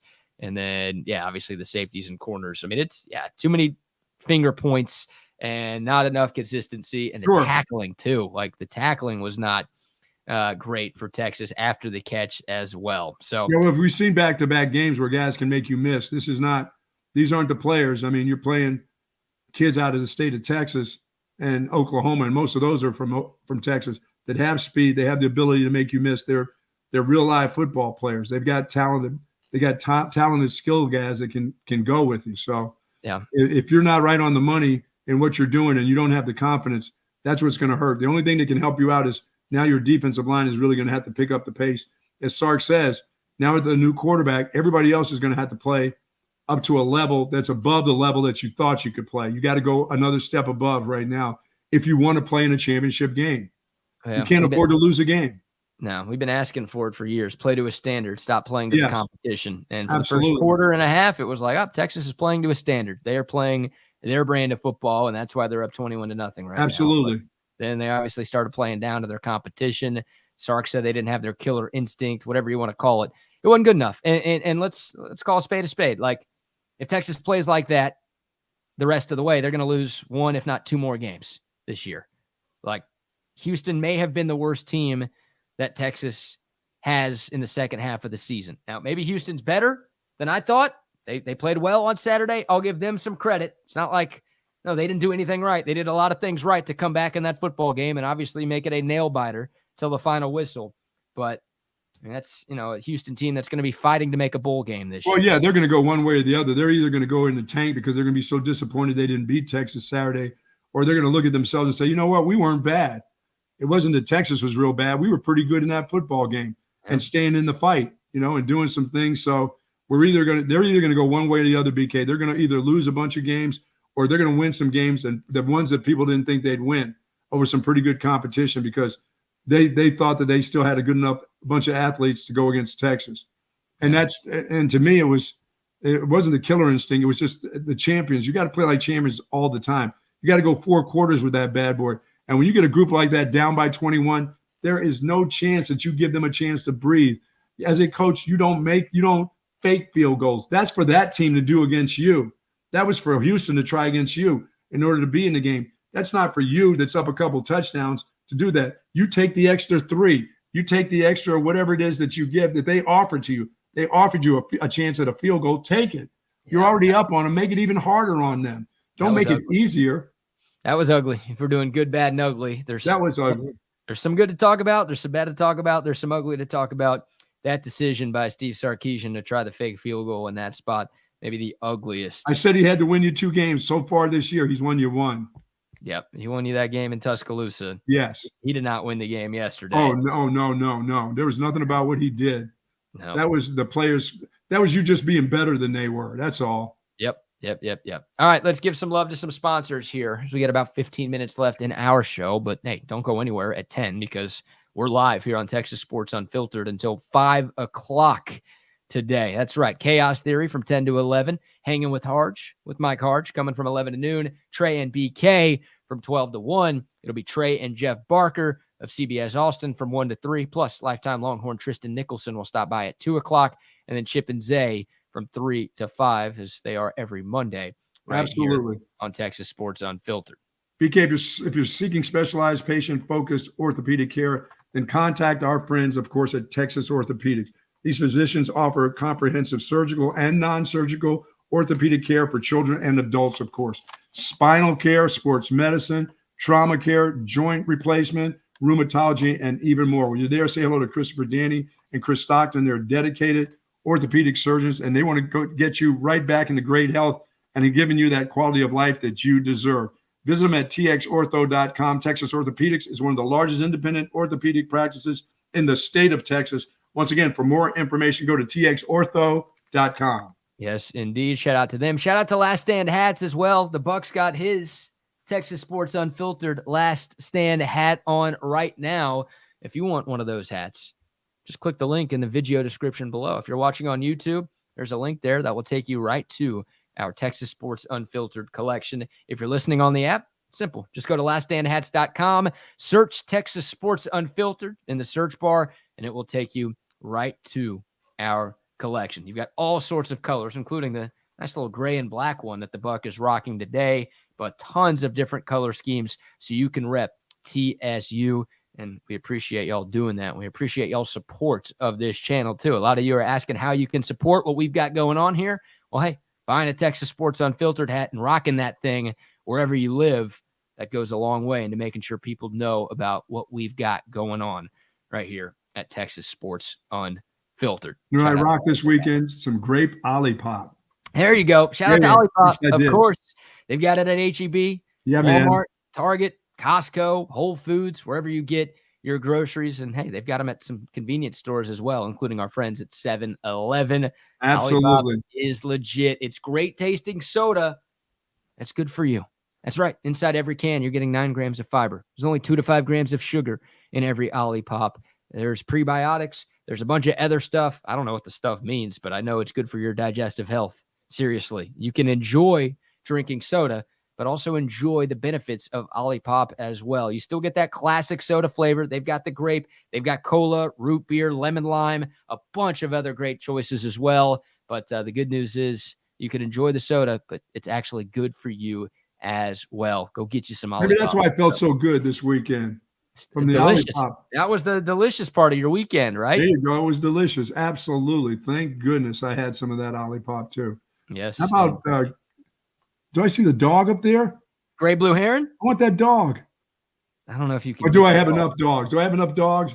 Yeah. You've got, what, 3 dogs right now? Yes. And 2 of them are all sorts of crazy.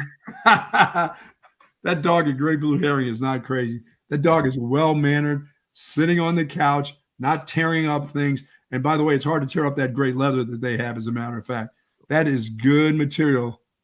Amen. Amen. GreatBlueHeronFurniture.com. That's the website. This stuff is the best stuff that's out there. If you're looking for a couch, an ottoman, a recliner, a chair, some bar stools, a headboard, anything like that, you got to go to GreatBlueHeronFurniture.com. They're a custom leather furniture company that started way back in 1991.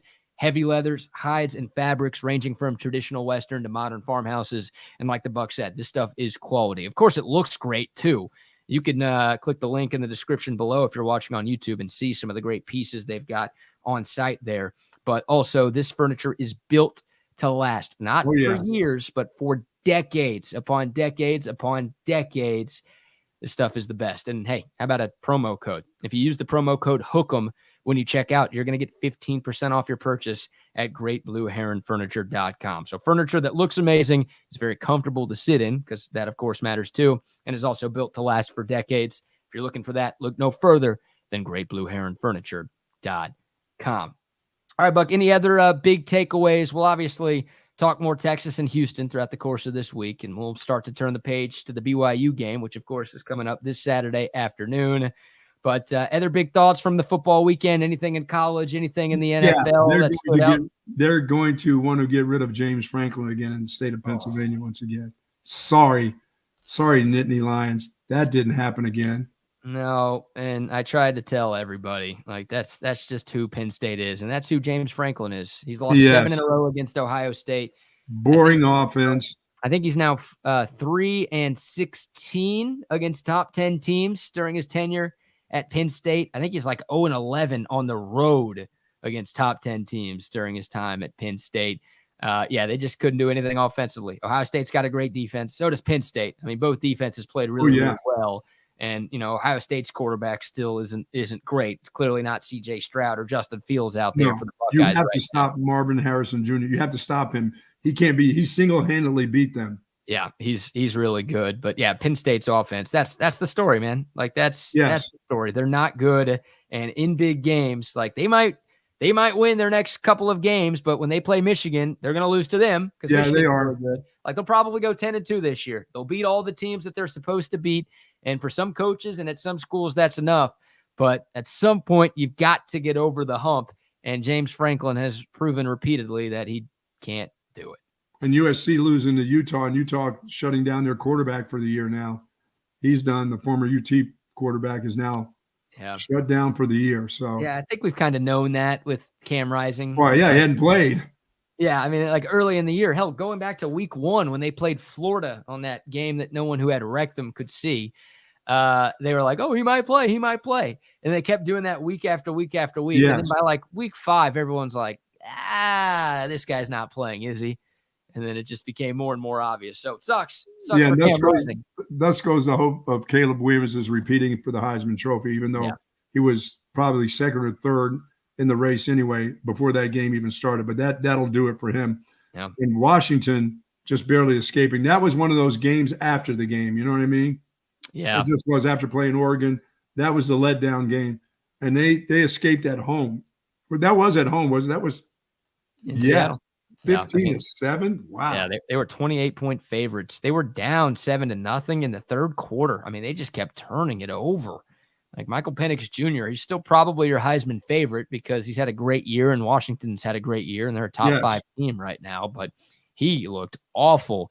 And Washington just could not figure it out. They thankfully got the win. That's all that matters, right? Especially for them. They're undefeated. If they run the table in the Pac-12, especially this year, they're going to be a college football playoff team. So they found a way to get the job done and stay undefeated. But yeah, they really, really struggled on Saturday night. Well, I think the biggest takeaway for the weekend as I'm watching football was the Baltimore Ravens and how they played. I mean, they got on the kneecap biters in a hurry. And that's a good Lions football team that they beat. They just dismantled that group. Yeah. And Lamar Jackson is throwing it, running it. He's running that offense now. And that defense is a little bit better than I thought they were. They always are physical on defense, but they got some skilled guys in that secondary right now that can keep up with the Lions, and that's pretty good play by them. Yeah, they looked flawless yesterday. Oh, man. I mean, they got off to the same start that Texas did against Houston, but they just kept it 28-0 at one time. Was it at halftime? It was 28-0. Not even. Like midway through the second quarter, it was 28-0. I think at halftime, yes, it was 28-0. But like it started in the second quarter. Yeah, it's not like they scored a touchdown with 10 seconds left in the first half to get there. I mean, they had opened up the floodgates early. The Lions offense couldn't do anything. Yeah, Lamar Jackson was damn near perfect in that game yesterday.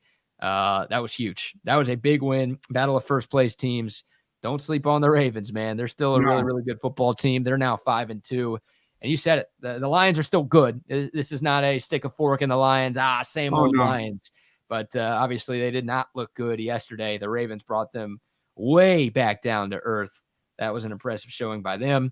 What about the Bills, dude? That was the biggest surprise of the day yesterday. The 1-5 Patriots, who looked like they had given up on their season. I mean, people are talking about Belichick losing his job. They're talking about the draft. What are they going to do to replace Mac Jones? Like, everyone just left the Pats for dead, and you had every reason to. And then they beat Buffalo yesterday. Yeah, the inconsistency with that football team, and especially on the offensive end. You know, their quarterbacks finding themselves throwing a bunch of picks and overthrows. And, you know, of course, Bill Belichick had something for him yesterday on the defensive end, but I didn't think it was going to be that much, that they were going to be that good to stop them defensively. Yeah, it was weird. Like, the Patriots got out to a huge lead. And they were up 13-3 at halftime. They were up 22-10. But then the Bills came back and took a lead. And it's like, all is right with the world. Like, the Bills are sleepwalking because it's the Pats and they suck. But the Bills took the lead, and they're going to hold on and win this game. And then now the Patriots offense, like, which once again has looked about as bad as you could possibly look. They mount that big drive, and they score that touchdown with, a minute left, 12 seconds left, and they get the win. So, yeah, I mean, Buffalo's 4-3. I mean, at times this year they look like they're a Super Bowl contender like they have in the past few, and then they go out there and they lost to the Jets in the opener without Aaron Rodgers basically playing at all, and then they lose to the Patriots? The Patriots? How does that happen? Mac Jones is the guy. Yeah, he was good enough yesterday. Yes, he was. Give a man his flowers. He played well enough to get the Patriots the win, but yikes for Buffalo, man. That's forget Super Bowl talk right now. They got How about your Commanders? The Commanders getting beat by the Giants. I mean, that's, those are two of the worst teams in the league. Oh, my goodness. I watched some of that. That would have bunch of mess that is. Yeah, that's God bless you for watching that. I guess that was one of the local games, right? It was. Because the Cowboys and the Texans were both off, so we just got randomness from around the league, and I guess the league is thinking, there are a bunch of Cowboys fans in Austin, so let's put an NFC East game on right now. But shit, I would have rather have watched paint dry than watch that game. Watch more live golf. Yeah, Tyrod Taylor played okay. Yeah. Give him some credit. But yeah, the Giants, they snapped their 4-game skid. The Commanders suck. Those teams have a combined 5 wins this season, not 7 wins, giving them way too much credit. But yeah, that game happened. And then Sunday night, the Eagles, it's a good game for a while. Dolphins banged up. The O-line shorthanded going in. They lost Isaiah Wynn during that game. The top 2 cornerbacks were out. And then the Eagles, man, they had a great drive. They were up 24-17. And in the fourth quarter, they have like the 7-minute drive. They had a couple of 4th down conversions on their own side of the field. The brotherly shove is just unstoppable. So it's 4th and 1 from like their own 25. And Nick Sirianni's like, to hell with it, man. Like, no one can stop this play. I don't care. I don't care if we're at our own 1-yard line. I'm going to run it here. And they ran it. They got it. They did it again. And they ended up scoring a touchdown. And that felt like the dagger. You know what? Everybody would love to do it if they could do it the way they do it. But the NFL is going to do something to that deal. It's going to be, you can't push from behind. They're going to have something that's going to say they're going to make it more difficult. I know they like offensive ball and especially teams keep the drives alive with teams like Philadelphia, score more points, but they're not going to have that continue to happen. They're going to make some adjustments to the way you can do that.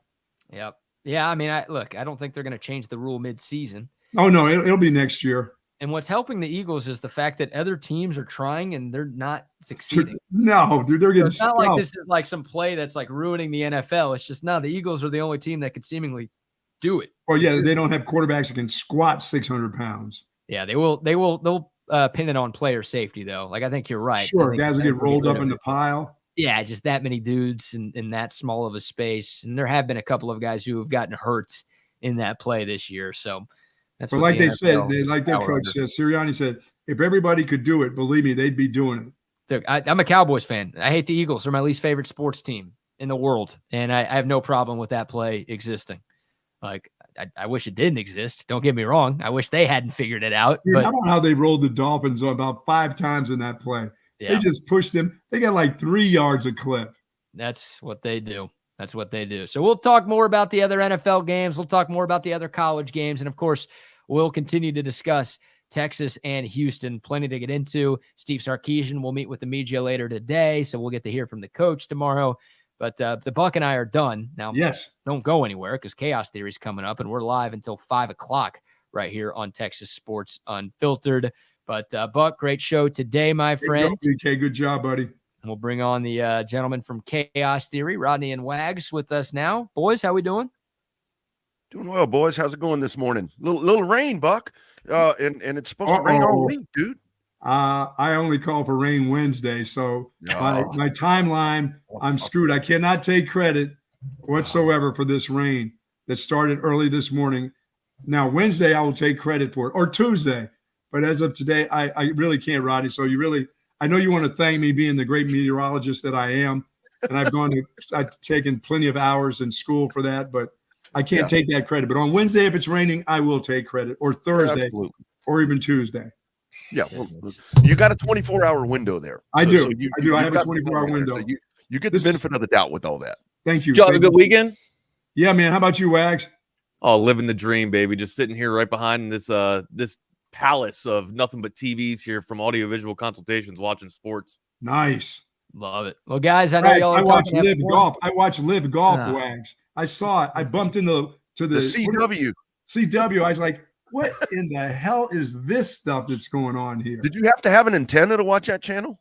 It was outside moving antenna for that channel. Oh, they're playing the Killers and Queen, the music. I mean, I can't make a putt with all that shit going on. Come on, how do they do it? Got their little short shorts with all the weird colors and stuff, and they got those weird names, BK, Anvil and Marxism and stuff like. What's going on there? No, I don't think Marxism is the name of one of the Live teams. No, no, I don't think no Carl or Groucho are in on that. I mean, it's just a weird golf. The mad Marxisms. Yeah, T-shirts, non-collared shirts. What is this? Man, well, I mean, it was definitely wild with my experience in the Live, that's for sure, when I went across the seas. Oh yeah, when you played, hey, thanks. That's enough to send. You guys have a good show. That's enough to send me packing. There it is. Boom. See you later, man. Slam it. Right. Slam it down. We do need that. The emphatic I'm out of here with Bucky, Bucky Godbold. A great show with Bucky and BK as usual for Texas Sports Unfiltered, getting it started for us on our Monday. On your Monday, we got you continued the coverage with Chaos Theory here. Myself and Rodney Rodriguez, double R. Had some F1, Rodney. We'll talk about that as well. Had a lot of sports around the berg. We'll be talking all about it. Texas going down to Houston. Snuck out of there. We will talk a little bit about that. Oh my God, it's almost like I had like I have a crystal ball or something, Rodney. Like I know a little bit about Dana Holgerson's offense or something. I don't know. It's like I've watched West Virginia for about 2 decades or something like that, and then he's been able to carry over that offense and bring it right over to Houston as well. We'll talk more about that. We'll talk about the American League Series, the American League Championship Series, and your weekend. We got to get everybody. We got to get your thoughts on what you guys did this weekend as well, man. We'll talk about what's going down with BYU as well. We'll preview that a little bit. But Double R, man, how was your weekend, brother? Great to see you, man.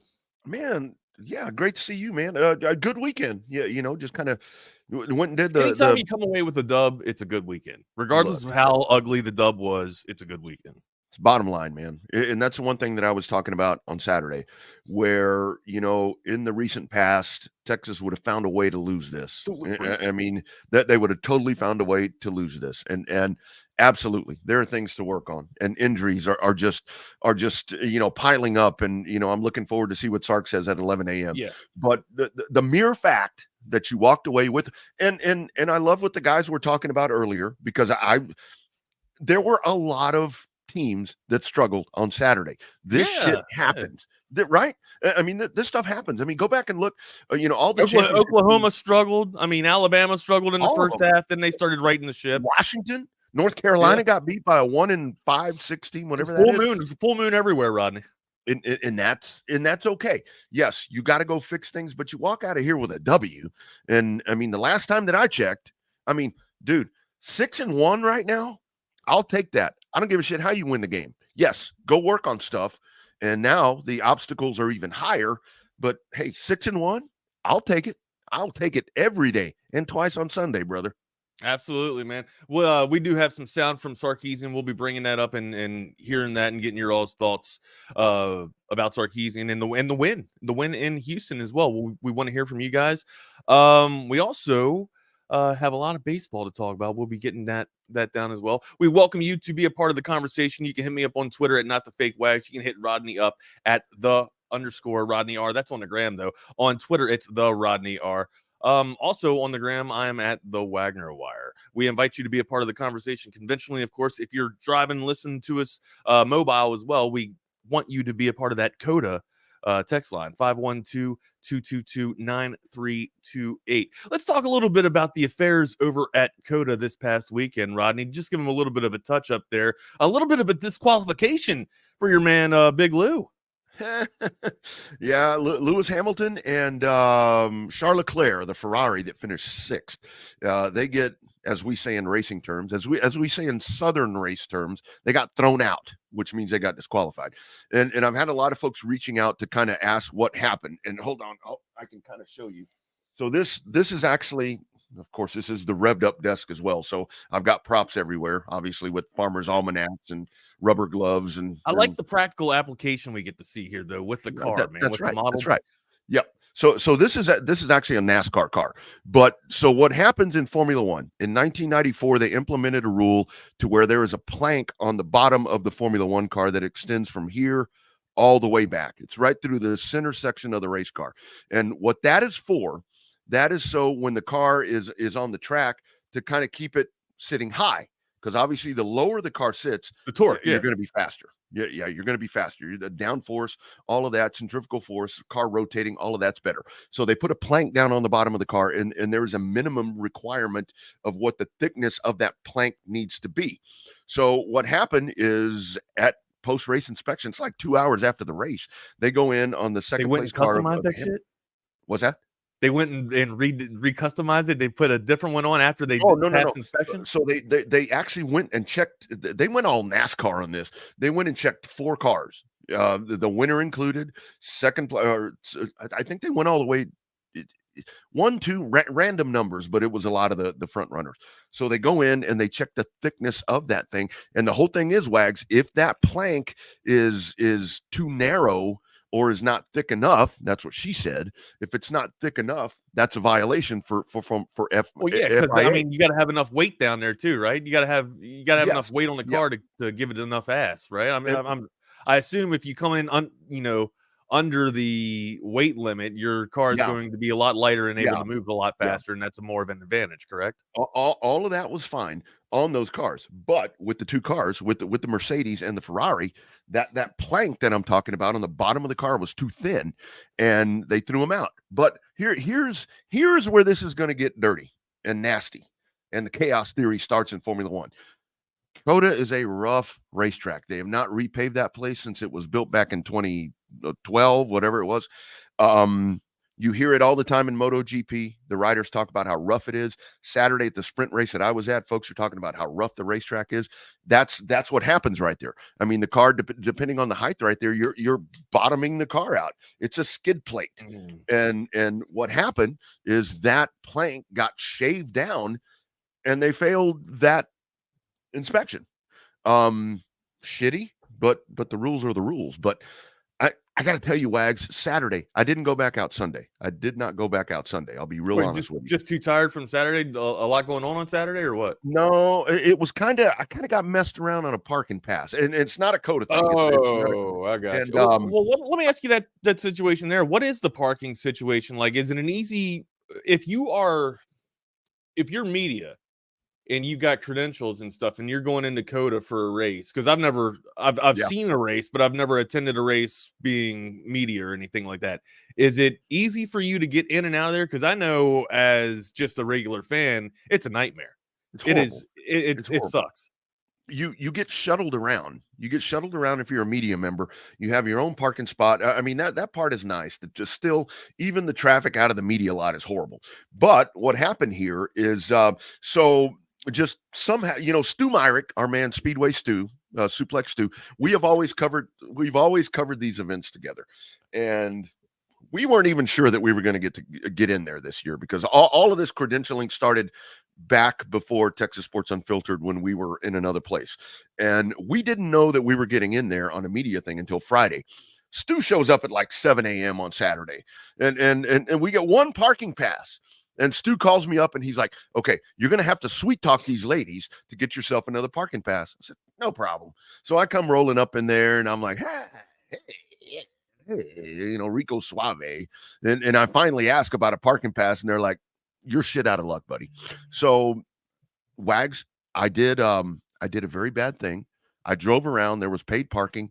I snuck into the media parking and parked illegally on Saturday. Oh, that ain't nothing. I know.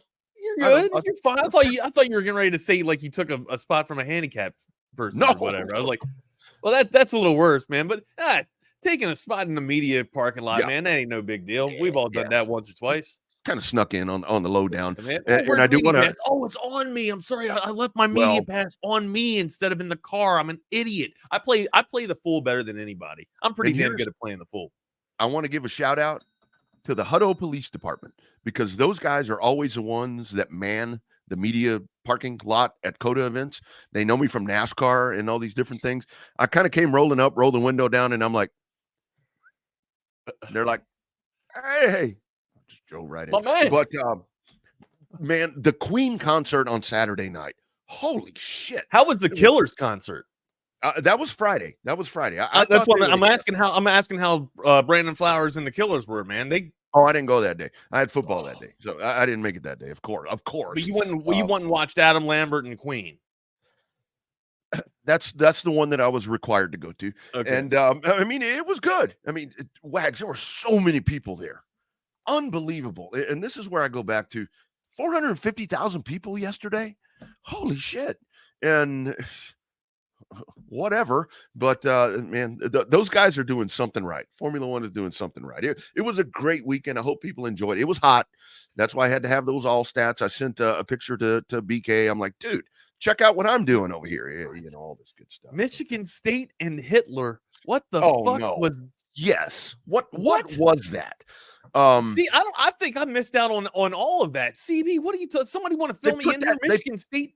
What? The Spartans put that shit on the screen, on the big thing before the game right there, and I'm like, wait, what? I completely missed. This is way over my head. What happened? But so before the game, Michigan. I mean, the game on Saturday, Michigan versus Michigan State, right? Yes, and of course you've got everything that's going on with Michigan. I don't know, how have we not dug into detail here about the cheating scandal at Michigan, which we can dive into. They're not cheating. They're just beating the hell out of everybody. They're not cheating, Rodney. They're stealing signs. Are they really stealing signs? If they're stealing signs, here's my thing: the opposition do better about not letting your signs be stolen. Thank you. Disguise it a little bit, man. Put a little codex into it. Thank you. In sports, you do whatever you need to do. You got to get the W, man. Yes. And here's the thing. When you see these coaches and they're on the sideline, and they're doing all this shit or whatever, I don't So wait, what happened with the hit? What is this Hitler situation? They put Hitler up on the big screen there. Jumbotron?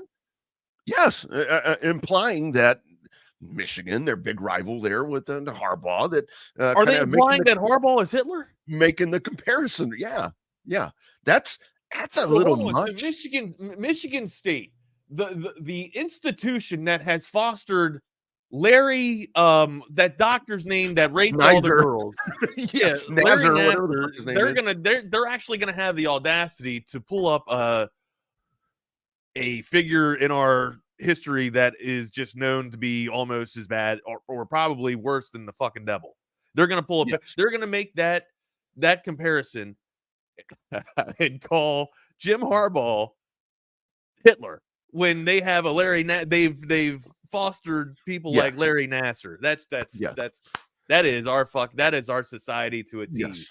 I mean, it's ridiculous. We're great. We're awesome. We're winning. We just keep winning. Ridiculous. And that really does, kind of to me, when you look at it, when Charlie Strong talks about the downfall of society, social media and all these different things right there, it's like, Charlie social media is the downfall of society, Rodney. It empowers weaklings. It gives people a voice where they usually wouldn't have a voice. Like they hide behind keyboards, they hide behind a camera that they don't even put their face on. They put an avatar on because they're too afraid and they don't have confidence to let people see what they really look like. That's with all these masked people. We're going to go down a political path, and I don't want to do that, but that's why people, wear masks still today. Not because they're trying to stay healthy. They're trying to be criminals. That's right. That's what we've fostered here in this amazing country. Anyways, let's get out of that. Enough. No.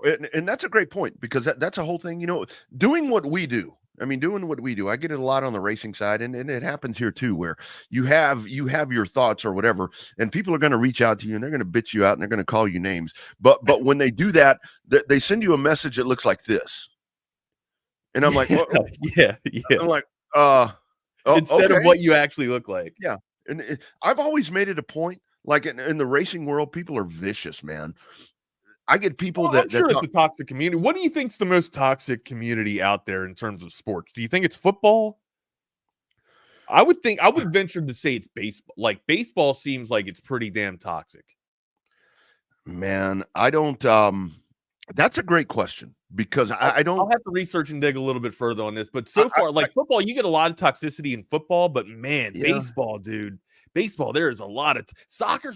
There's some toxic fan bases in soccer as well, man. I'll have to break that down. I'd like to actually see the numbers in this. We do need to do that. We may need to do that on like the Patreon thing, so we can get a little more in depth. Let me tell you something about racing.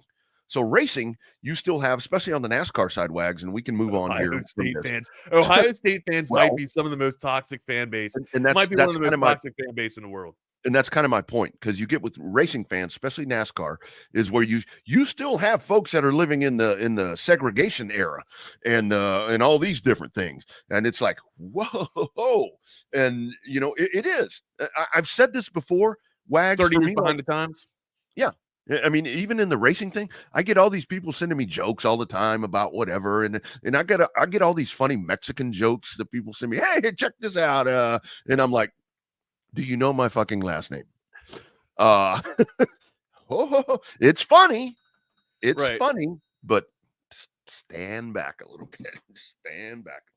Hell, man, I'll laugh at the dumb white jokes with you. And better than anybody. Dude, anyways, man. Hey, we got a lot of sound that we need to hear from Sarkisian as well on the Longhorns victory over the Cougars. We'll get to that in just a couple of minutes here. We also need to break down the American League Championship Series. Evaldi was on one last night. He looked great on the bump. The bats, the lumber coming to be alive, coming to be awake here for the Rangers. Is it too little, too late? Game 7, the 2 sexiest words in all of sports, maybe in all of our language, Rodney. That is about to happen here for this ALCS. We'll break that down. But first, it is time. It is time to listen to a little bit of verbiage from Sarkisian here. This is some of the post-game banter that Sarkisian had after the victory over the Houston Cougars here. This is just his opening thoughts on on the post game statement. I thought we had a great week of practice. I thought we had a great week of preparation, and I thought we came out and played that way at the start of the football game to jump ahead 21-0. The lesson learned here is we got to have a killer instinct, and people aren't gonna lay down against us, and they're gonna continue to fight. And we relaxed. We didn't execute the way we had.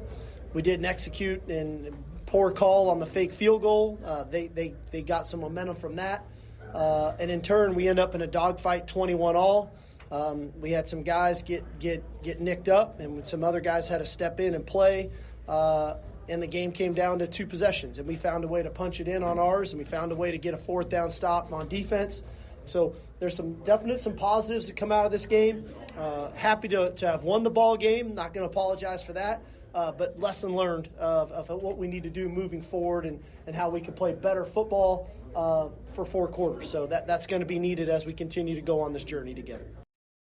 That was Steve Sarkisian in the post game there. Of course, this sound courtesy of our own Horns 24/7 Chip Brown as well, being able to make sure that he was able to capture a little bit of sound from Sarkisian here for us. So Rodney, a couple of things right there. I thought what he stated about coming out and getting off to a good start was clear. But you allowed 21 unanswered points by the Cougars to allow them to get back into this game. And it's also, by the way, off of a fake field goal, which, you come in and you said you had a great week of practice. If you're having a great week of practice, how are you allowing I don't want to call them a mediocre football club, but a 500 football club in the Big 12 contend with with a club who thinks that they have a shot to actually be solidified as, one of the I guess candidates to be the national champions. Mm-hmm. Well, the one thing I take out of that, or one of the things I take out of that, is he told us during the week, and we kind of laughed at it, where he said the team was pissed off, and yes, they looked pissed off. I mean, I don't know if they looked pissed off or not. Two series, they looked pissed off. They looked motivated. I mean, they looked like, task at hand and everything, but it's, I still go back to, I know that everyone wants to gravitate to the fact that, and it was, a very disappointing performance, but this team figured out a way. Well, I don't know if they necessarily figured out a way. I think the officials helped on that 3rd down spot, for crying out loud. But we got the help. We absolutely got the help. We got the help on for that. As much as Texas fan base, bitches and nags about how the Big 12 referees don't give them anything. We got a gift. We got one hell of a gift down there in Houston on Saturday.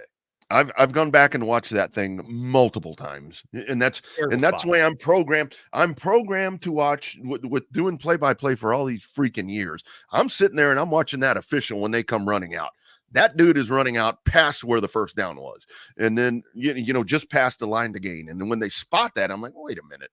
But hey, regardless, there were holding calls, I think, that were missed. I'm seeing Texas guys getting mauled. But back to your point, I know, but you got to be, if you're Dana Holgorsen, though, man, you had Texas, dude. You got to be so, and you could hear him in his statements, in his post game statements too.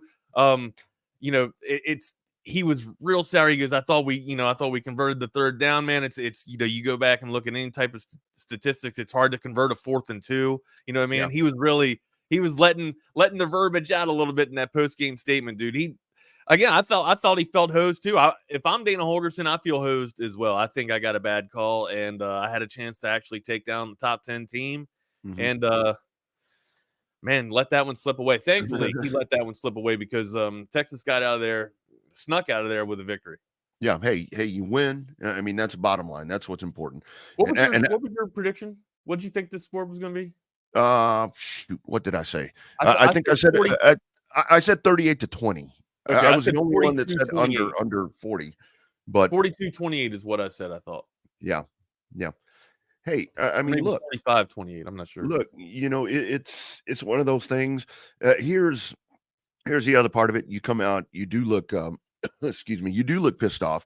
You come out and do what you need to do. But then as that game goes on, as Donovan Smith starts to bring that team back into it, that the fake field goal that you're talking about, that was the big turner right there. I mean, that was really what turned this Houston Cougar team on. Donovan Smith exposes this secondary. We talked about this.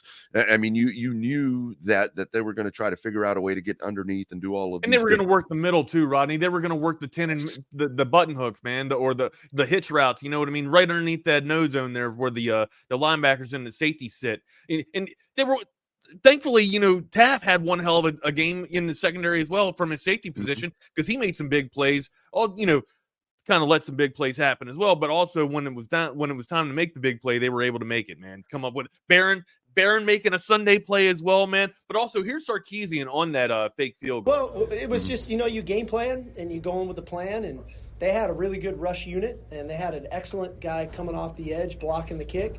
He didn't rush.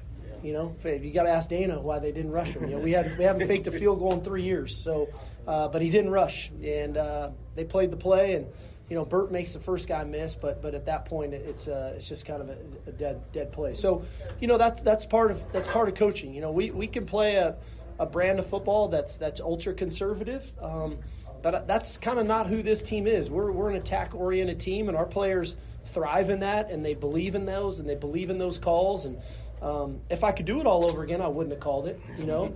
But that's hindsight's 20/20. You know, I don't get to play Monday morning quarterback. You know, I got to make those calls in about 10 seconds. And we knew going into the game we'd like that call in that situation.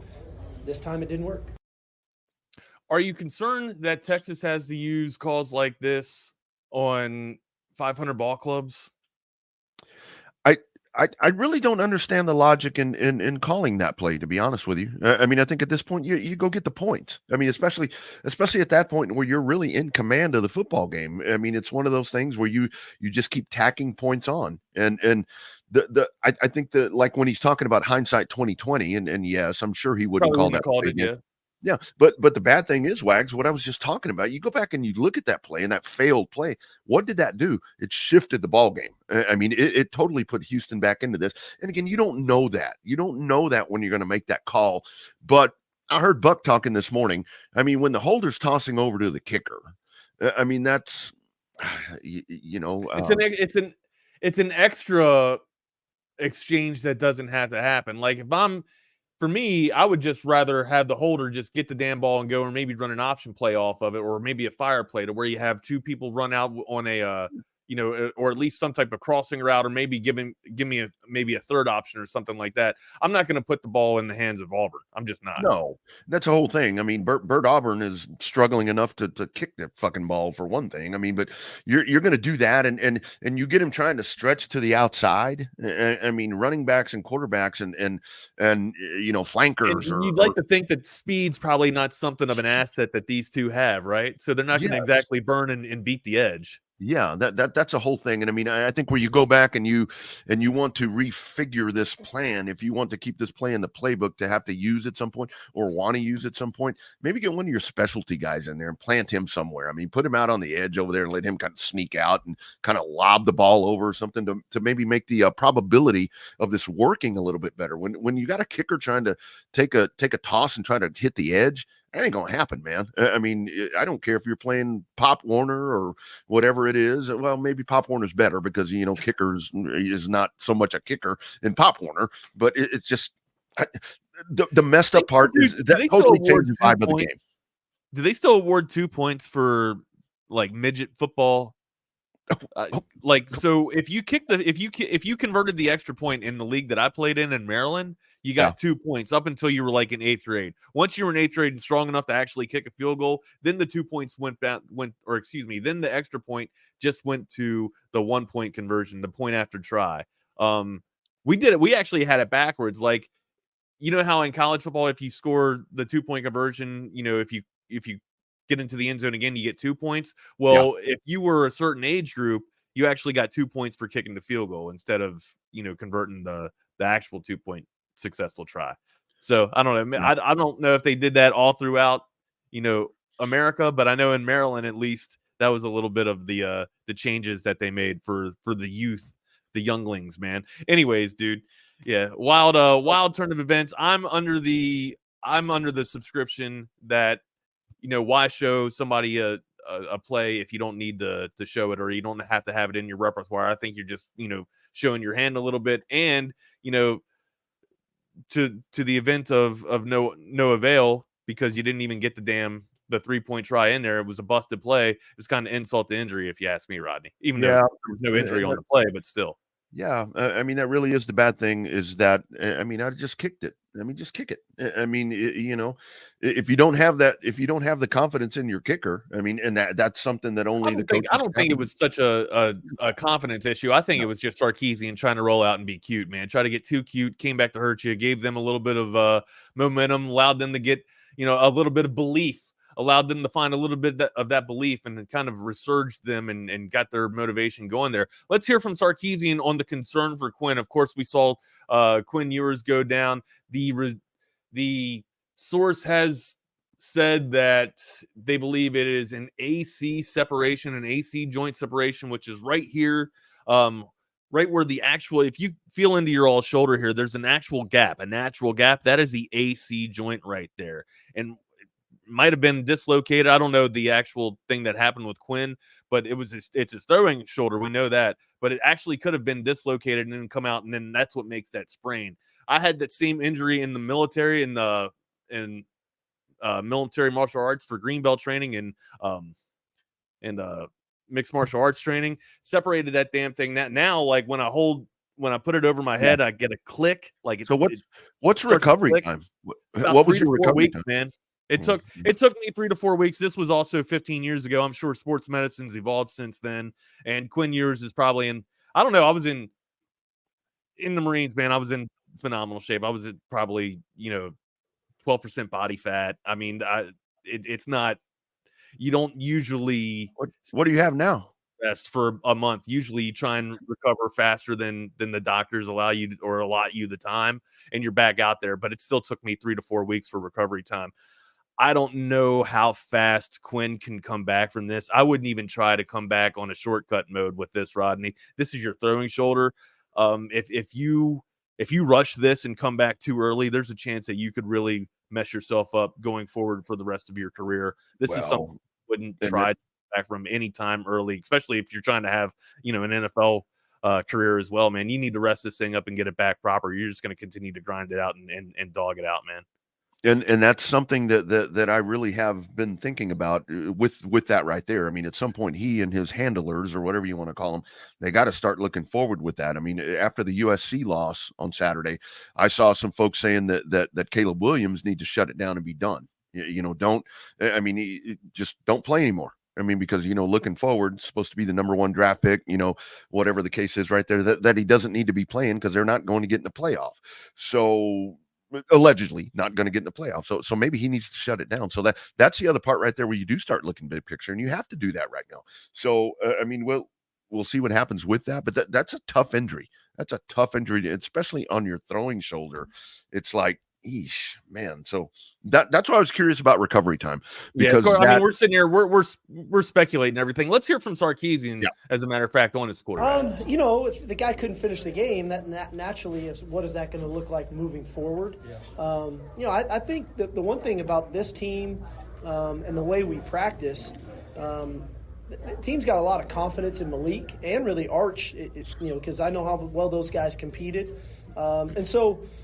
In the end, I'm hopeful Quinn can continue to go, and we'll find out what the extent of that is. But I also know we've got 2 quality players at that position that they've got a great supporting cast around them with a good O-line, good runners, good receivers. So, we'll devise a plan, whoever that quarterback is, hopefully to have success in the next ball game. Lord, I'm going to ask you a favor right now. I'm going to pray to you on stream.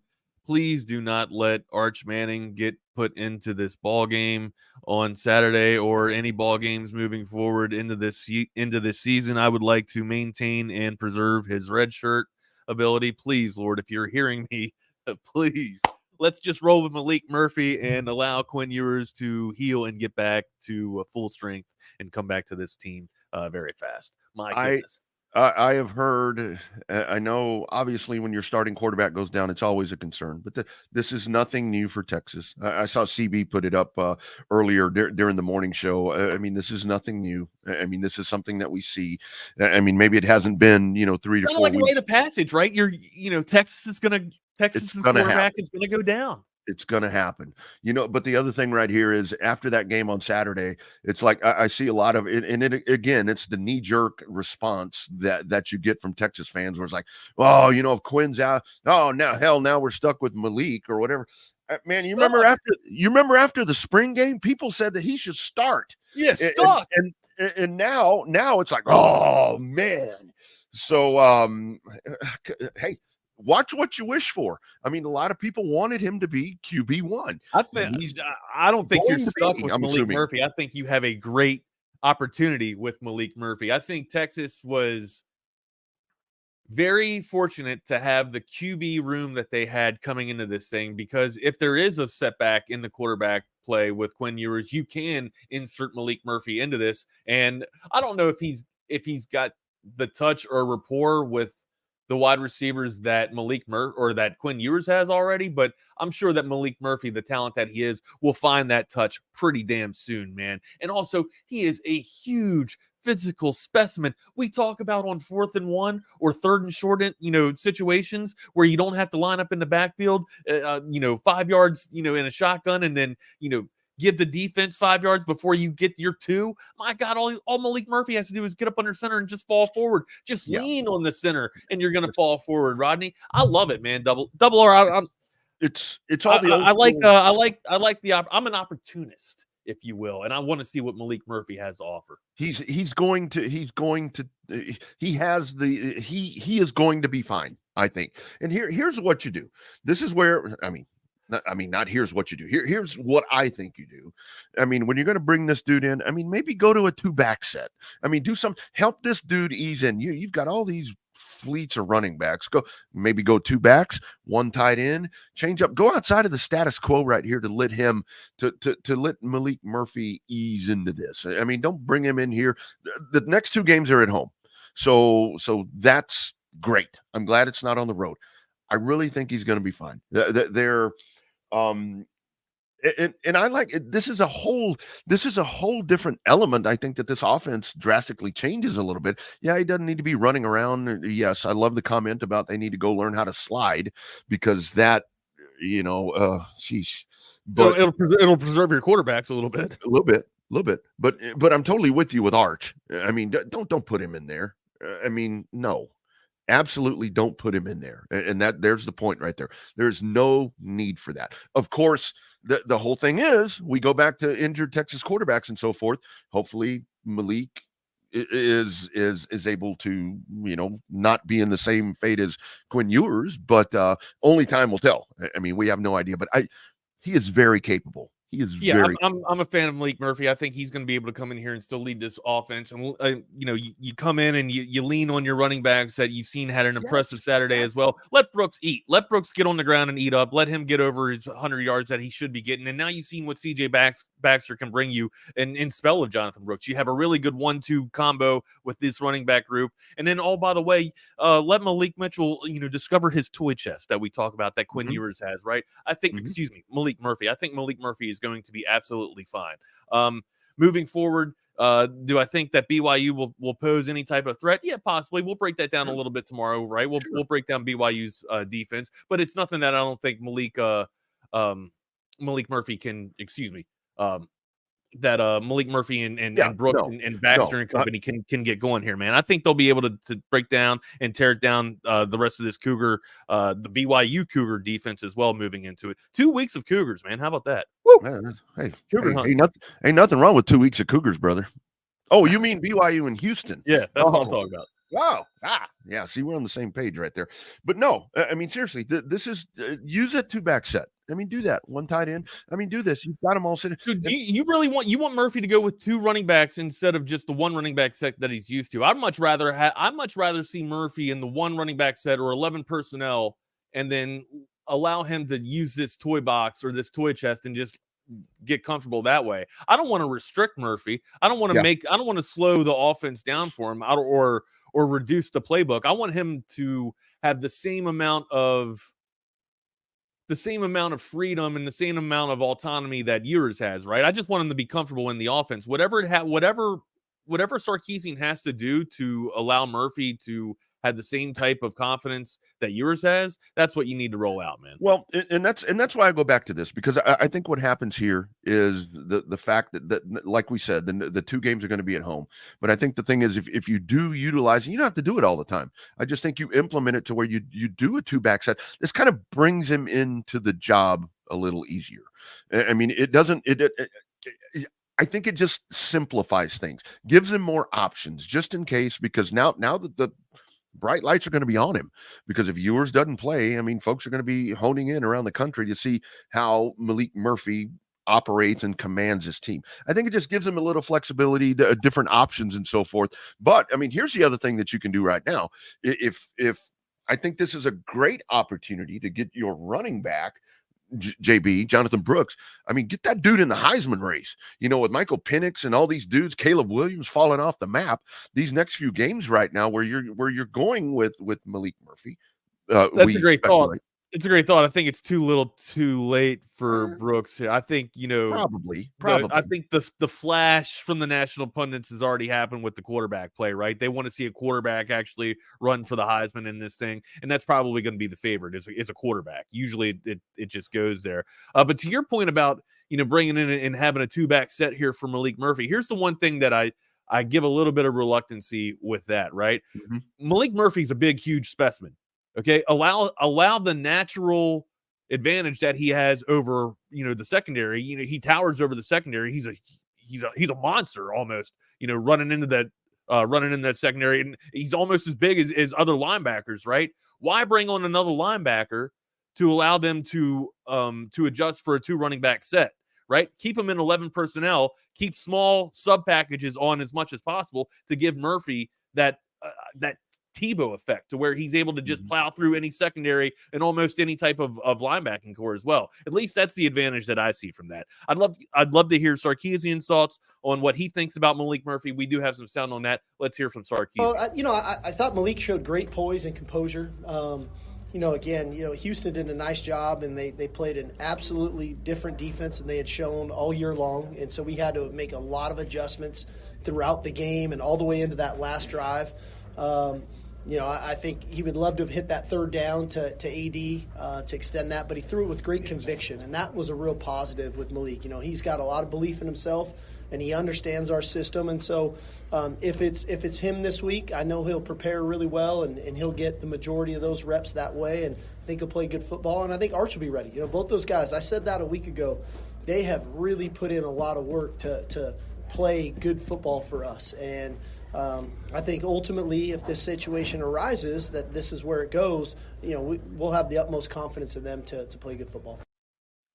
All right, Sark, we got to stop touting out the Arch Manning verbiage, all right? Just stop saying that Arch is ready. We know Arch is ready. Just stop teasing us that he's even going to get into the game. I don't want to see Arch in the game at all. And if you're a Texas fan and you want to see Arch, I'm sorry, I do not. If you really want to waste this season of Arch Manning, because that's what this would be. This would be a wasted season with Arch Manning. We only have 1 loss at the moment right now as it is, right? Let's continue to keep on this course, stay the course, use Malik if we have to, allow him to supplement, the play for Quinn Ewers when he comes back. Do not burn the damn red shirt of Arch Manning just because of a knee-jerk reaction, all right? Keep the bigger picture in thought here. Let's play for the future.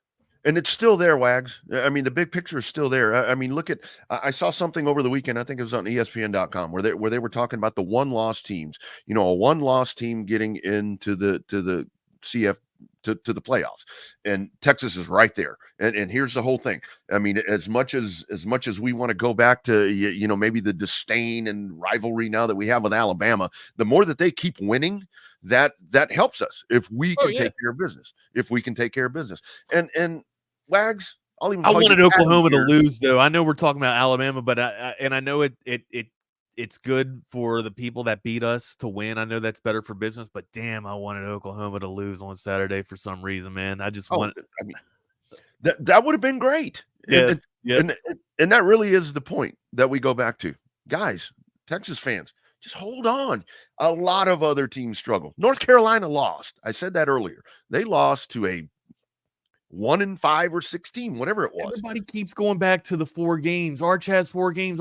I know Arch has 4 games. Why even waste it? Why even flirt with the chance of disaster? That's my only point. Why bring in something that he has a chance to get hurt? And I know I'm thinking on the pessimistic side here. And maybe it's just because I saw Ewers go down, right? And Ewers went down last season. But why waste anything? Why risk any of it? I don't care. You want to talk about the last 4 games of the season? If that's what you want to flirt with, fine. Flirt with that. I'm still not cool with that because something could happen to where he gets knocked back and gets hurt going into the next season. I'm not about that. I want to play for the future. Sorry. And that's the whole thing where we're going back to with Malik. Yes, the capability of running the ball, the possibility, all of that, the element of that is there. But especially now, I don't think you want to be doing that. And I mean, yes, let him.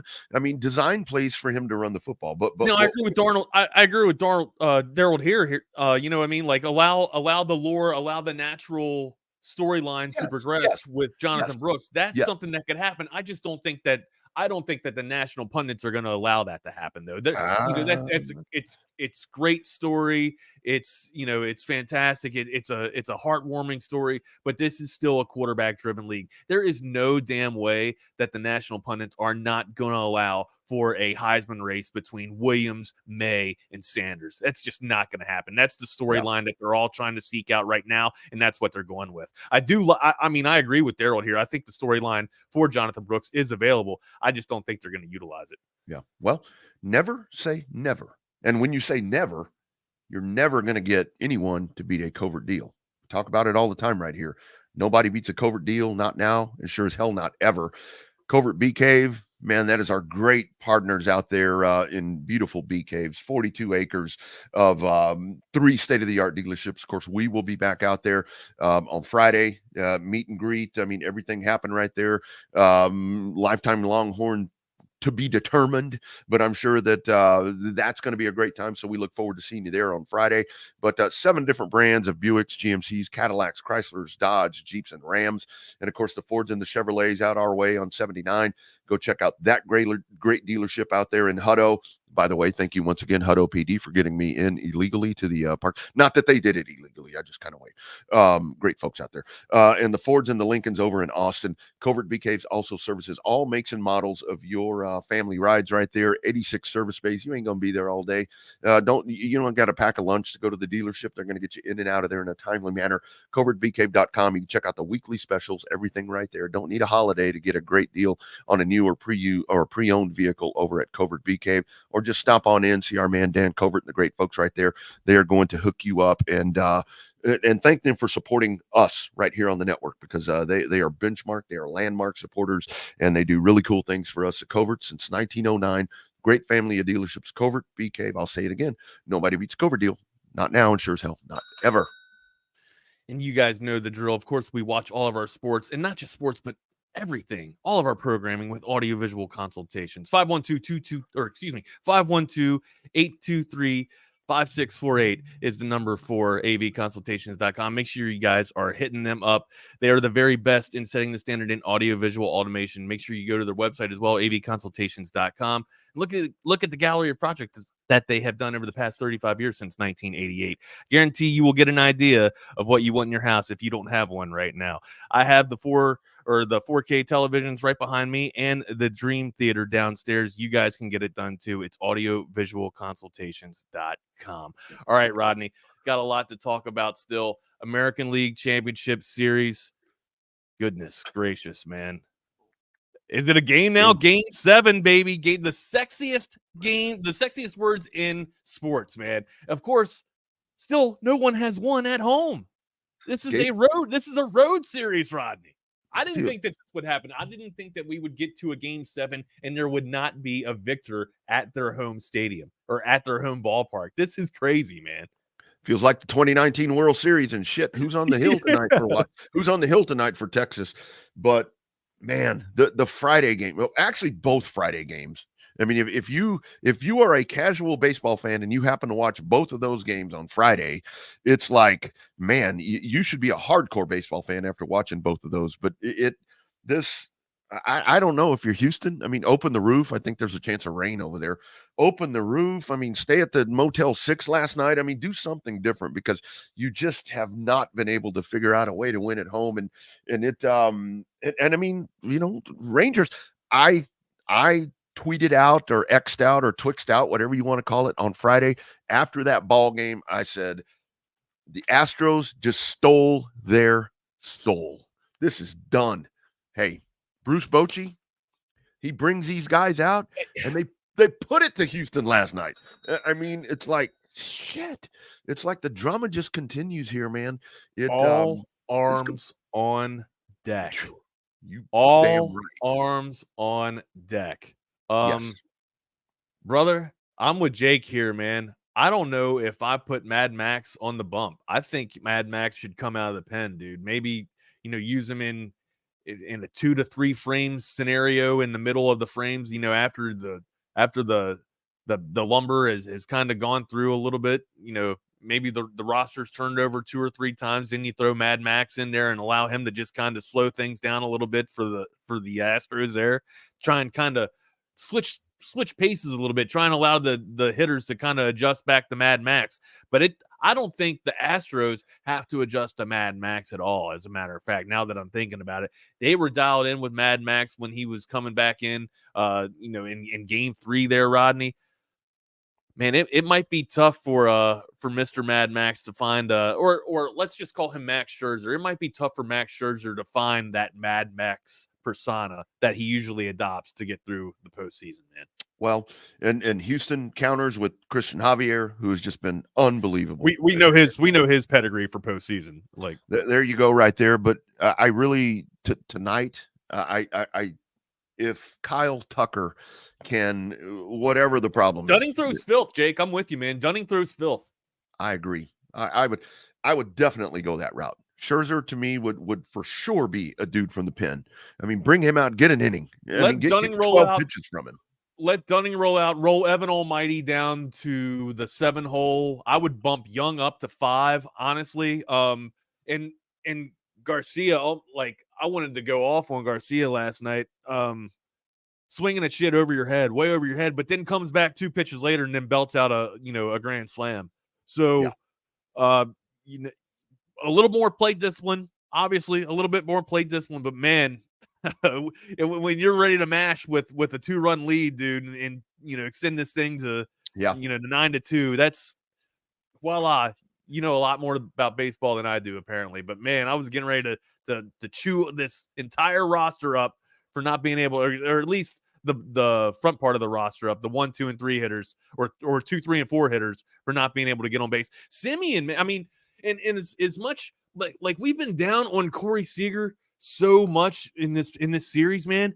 It's not like he's hitting the ball hard, man. He roped that last he roped the pitch that he got in the damn, was it 7th inning or 8th inning? I think it was 8th inning. He just can't get a damn hit. He cannot buy a hit right now, man. He's doing when you have solid contact that the way he's getting in, you're just hitting right to the damn position players. You're hitting right to the fielders. It's just, you just got bad luck right now, man. You're not hitting your spots. You're not, I mean, he's seeing the ball well. I think he's seeing the ball well. He's just not being able to come up with a damn hit, man. I mean, the guy just in the series before this toted out five walks in one game, or 4 walks in one game. Like you can't tell me that he's not seeing the ball well. He's just not having good luck at the plate. He's making contact with the ball. He's hitting hard hit pitches and stuff like that, or hard contact balls being contact hard. I can't think of the damn stat. Anyways, hard hit balls. But no, she's just struggling to make something happen, man. It sucks. I feel for him. And you see that so often in baseball, to where it's like you get a hitter that if you want to call it a slump or whatever you want to call it, to where they're making contact. And I say that all the time when I'm watching baseball. It's like, man, they're putting the wood on the ball. I mean, they're getting the bat on the ball. I had a baseball coach way back, when I was a kid, and he's like, all you got to do is just get the bat on the ball. But it's like, exactly what you're saying, Wags. You get the bat on the ball, but you're hitting it right to the fucking other guy, and that's where it gets so frustrating. Here's what I'm curious to see tonight, because I think one of the great things that Dusty Baker did in this series is where he went and he shuffled this lineup, putting Michael Brantley in the 2 spot, and then with Jordan and just the way he's kind of moved that around, and with Kyle Tucker. I'm curious to see if he shuffles that up a little bit tonight. Like I said, it's just so important that Kyle Tucker has to contribute this evening. And I mean, Wags, let's kind of go back to Friday. And it's like, man, Jose Altuve. I mean, I know there's a lot of folks that, and I'm taking the Astro part of me being a fan out of this. That dude, I mean, what can you say about this guy, man? He's a magician. I mean, coming up in the clutch and doing all of the things that he does. And I got to tell you right here, I love this comment from Jake, because this is exactly where I'm going. I know Dusty was pissed. I know Dusty said that he was seeing red and he couldn't see straight. I don't know if he was really that pissed off, but it looked like it. Galvanized his ball club. That's what I thought. When he's doing that, and I was sitting there doing play-by-play on a football game on Friday night, watching this baseball game at the same time. And my thought was, here we go. He is doing that to motivate this team. Galvanize, yep. It fucking worked. It worked. That's Dusty's a good baker. We'll just say that. How about that? Dusty's a good baker. All right, the line right now is Houston giving the Rangers 130 right now. Minus 130 to Houston, and then the over-under is 9 right now in in Minute Maid. It's going to be in Minute Maid. Yeah. My mistake. I thought that was actually going back up to Arlington, but no. I wish it was. Back to Minute Maid. Yeah, you do. You wish it was. Can Houston actually get a home victory here? Will we see the first home victory in this American Champion League series? We'll see. Championship. You know what? Here. I like this pitching matchup, and if I'm Texas and Scherzer comes out, I mean, Scherzer wasn't bad in the other game, in game whatever that was, game 4, whatever that was. Touched up. He did. Man. He got, but hopefully the thing is for Texas, I mean, if he gets in there and he starts getting ruffled up and touched on there a little bit, get him the hell out of there, because like you said, Wags, all arms are available tonight. That's why I'm with Jake here, man. If Mad Max rolls out and then gets bumped up or touched up early, you probably expect to see Dunning come in and relieve Scherzer, just to try and get the Rangers, at least a decent 5 innings, man. I roll Dunning out and then let Mad Max come in there. I don't flip it and let it go the other way. All right. Real quick, let's talk about Monday Night Football real quick. We have the 49ers and Vikings. Captain Kirk Cousins here. You got to love this dude. 14 touchdowns to 1 interception, 4 interceptions here. Will he be Mr. Primetime Kirk Cousins tonight on Monday Night Football? And we know how he is. There's 2 different Kirk Cousins, right? There's the Kirk Cousins that you get during the regular day, and then there's Kirk Cousins that you get in primetime football. Which Kirk Cousins are we going to see tonight? You knew where I was going with that, man. It's man. If this were like a Sunday noon game, 12 o'clock, 1 p.m. Eastern, I'd be like, this is gonna be a great matchup right here. Kirk Cousins is a top 5 quarterback right now, just not in prime time. Look, the conversation has been, do the Jets go get him or whatever? Yes, I kind of compare him to Dak a little bit. Where it's Jets, like, are you really on board? If you're Robert Saleh, are you really all on board and going to go get Kirk Cousins? Because Aaron, not anymore. Okay, I was gonna say, roll with what you got. Aaron Rodgers is getting ready to come back, dude. He's out there throwing and running and shit. What is that? What's he taking? It's that weird medicine that he does. He does that crazy type of medicine.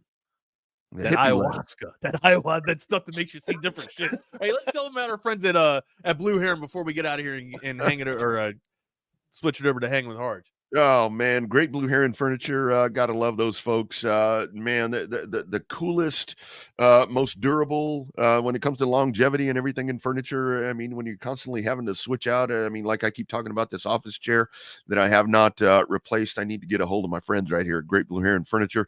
Custom leather company, started back in 1991. They focus in on the heavy leathers, hides, and fabrics, ranging from the traditional Western to the modern farmhouses, which that's a durability. That's the tough stuff. That's the real leather right there. And this stuff is gorgeous. It's also the highest quality furniture that you're going to find, and you will not find anything more stylish. That's how great. Total package right here with all of this stuff.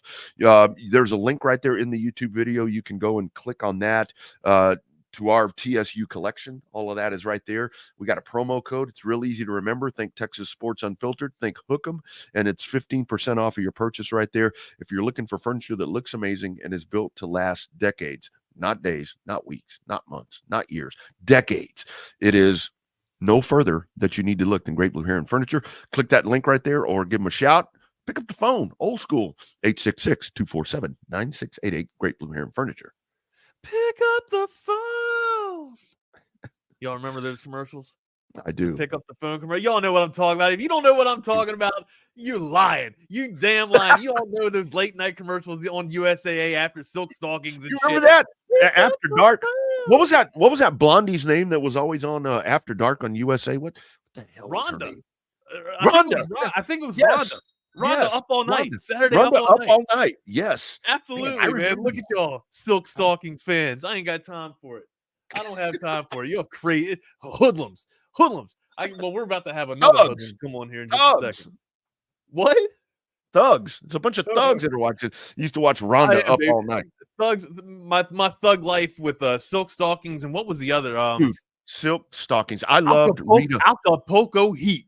Oh. Acapulco Heat. Rita- Don't even get Rita me Lance, started, man. Acapulco Heat was like Baywatch Nights on steroids, man. That Rita Lance on Silk Stockings. I love that girl. Dude. Remember how the female detective, Rita, her name was Rita Lance. I don't remember her That's real way name. 90s. Oh, I do I know remember we're her. out of time and we got to get Hardball Hardge on here, but Damn, Silk I don't Stockings know. tomorrow. We'll have to get into Silk Stockings later on, man. Also, we got some more sound that we got to hear from Sarkisian too on how he's going to fix up the secondary. We'll hear about that tomorrow as we break down more of this Longhorns versus BYU Cougars contest that will be coming up on Saturday. Reminder on Friday, going out there to Covert like Rodney told you about here. And it's time. Let's bring on Mike right now, or Michael, as I like to call him the other day when I was too busy at work. But there he is, hanging with Hardge time, guys. We welcome him on. What's good, my guy? Lowry. What's good? Mike Lowry. That's Mike correct. Lowry. I like that. I Right like there. that. I like that. Oh, Officer Mike. Another All right. great show We by are, you the guys. Chaos man. Theory is already off the hook here. We got to get out of here so Game hard seven, to have this show, man. Game 7, Thank you guys Hardball. for watching Game Chaos Theory. We 7. love everybody out here. Y'all be good. We're out of here. See ya. Appreciate those guys right there. There they go. Chaos Theory, my man, Adam Wagner, and of course, Rodney Rodriguez. They do a great job bringing it in. And as always, welcome to another edition of Hanging with Hardge. I am your host, Hardball Hardge. I'm representing the 254 and always the 512. I want to thank everybody for tuning in. As always, I want to make sure that you hit us up on the CODA text line, 512-222-9328. There's so much to get into, and I know you folks have a lot that you want to talk about. How you doing, Miss Becky? Thank you for jumping in and saying hello. Texas escapes. I'm going to talk about Texas Longhorn. Obviously, I'm going to talk about Game 7, Game 6, Game 5. All of those games are going to be talked about as well. I'm going to talk about a little bit of the NFL action. But, of course, I am going to start with the Houston Cougars scaring the hell out of Texas Longhorn fans. As always, we go into each game. Texas starts off fast, not always starting off fast, but we go into these games and we have high expectations. As we know, every weekend there is a scare across the nation where a top-ranked team, whether they're favored by 10 points, 20 points, or even 30 points, end up getting a scare by their opponent. And as we talked about before, every team looks at Texas as their championship game. And I get it. I'm not mad at them. But what I'm mad about is the all gas, no brakes theory. And is it all the time? When does that take place? Is it more on the players? Is it more, what up, CB? What up, Ike? You're right. 2 best words in sports, Game 7. I'm going to get into that. Trust me. I'm going to get into that. But I wanted to talk about this. The Longhorns theory and their motto has continued to be all gas, no brakes. They've been talking about it. That is the mantra in which they live by. That's their creed, as we like to say. Now, the Longhorns get off to a fast start. They're up 21-0. And Now you're dealing with Quinn Ewers. Looks like he's going to be out 3 to 4 weeks. We'll get into that with the AC joint sprain. Texas won the game, but there are so many things that we can touch on. The secondary is an area of concern. Donovan Smith had his career passing game, 376 yards passing, 3 TDs, 1 interception. And that was basically a punt to Michael Taft in that situation, but they could have had success. The Cougars have had more success on those crossing routes. I know that there's a lot of young guys in the secondary, but the point, you aren't young anymore. You've played we're more than halfway through the season now, and you've created opportunity for yourself in these moments to become that next level type of player. There's a reason why you've been recruited to these schools. There's a reason why you have become known as the university that everybody wants to go to now. Let's not forget that this university used to have the moniker of DBU. And I'm not disrespecting anybody that's participating right now or before that, because I know a lot of those DBs, and those are some bad mofos, believe me, when I tell you that. But at the University of Texas, there was a pride in defending the pass. There was pride in it. And I'm confused about the play calling on the defense. And I may not even be talking properly to the defensive backs. I know that there's been communication issues. I know that there's different groups. You're trying to piece stuff together because Texas was dealing with a bunch of injuries. They had to bring in Jahdae Barron. We had a text thread going. I had one with one group and another group. I had another one. And everybody's like, where is Jahdae? Why is Jahdae, the man who can put everybody in the right place and who seems to always be around the football, why is he not in the game? Well, when he comes in, he ends up making plays, and it kind of stops the momentum that U of H had.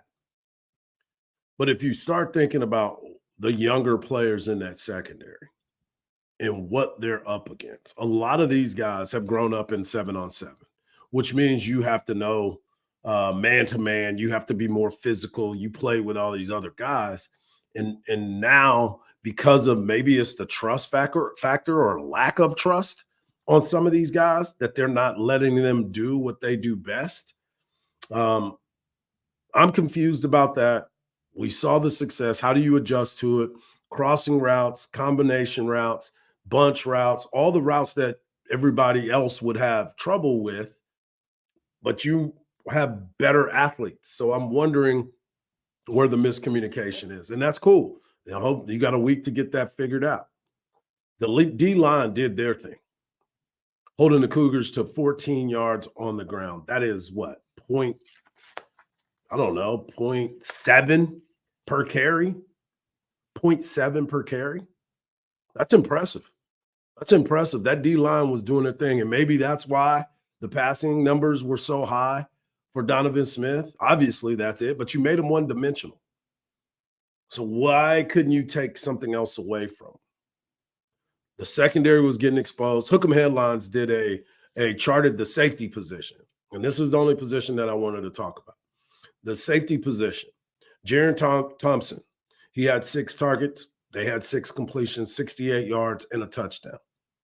Michael Taft, who got an interception in the end zone, everybody was like, yeah, Taft. But if you go back and you watch the game and you watch the last couple of games, Michael Taft has been on the receiving end of some big plays. He had 4 targets, 3 completions, 58 yards. He had a touchdown on him, but he did get that INT. Keaton Crawford, we know how fast you are, big fella, but we need you to play bigger in the backfield, in the defensive backfield. I know we want to come down and lay some hits, but I want to see you guys get some interceptions as well. Keaton Crawford, 4 targets, 3 completions, 49 yards. And he didn't have any tackles for loss. Derek Williams, the freshman, the phenom, the Raptor is what he's known by. I like him. He's going to be a lot better. He's getting those reps. He was a guy that came to school late, and he's out there playing big-time minutes. 4 targets, 2 receptions, 20 yards receiving against him, but he had 1 PBU. The corners are playing way too far off. I'll get into the offense in a minute. I know y'all want me to talk about the offense. I get it. But I'll get into that in a minute. But the defense is the part that has been scaring me. Texas has scored 30 points in every single game. They're still, 6-1 now. But in the second half, they hadn't played to their best. And the defense has been exposed in the last 2 minutes of each game. Last 2 minutes of each half, in each game. The corners are playing way too far off. They got man-to-man skills, and we've talked about this, and I'm sure you've heard my man Rob Babers. We've talked about this numerous times as well when we were on the show together. We were talking about how physical these defensive backs can be. But I don't care how physical you can be if you're playing off and I catch the ball in space, that gives me an opportunity to break you down and get around you. But if you can knock me off my route and do some different things with me, it can change some things. So I'm going to be looking for that moving forward. But I'm glad to see that Jade came into the game because he was effective that way. He did the things that he needed to do to help get this team to the right spot. I'm glad to see that Jalen Ford played well. Texas was talking about forcing more turnovers. They got 2 in the game. They won that battle, which was impressive. So you sit there and you look at some of the things that Texas was able to do, and you say, wow, they weren't that bad, but they weren't that good. After you get out to that 21-0 start, you start regressing. You start going backwards. You're not being that adrenaline-filled game. You start being a little bit too cute. I'm all about the all gas, no brakes if you're really going to try to drive the ball down somebody's throat and make it happen. You know, you get off to the fast start, and it looked like the 23-point favorite team. The Horns were going to be off to the races. Quinn Ewers came out looking sharp. At one point, he completed 14 consecutive passes during that game. He had 2 TDs in the first quarter, a 14-yarder to A.D. Mitchell.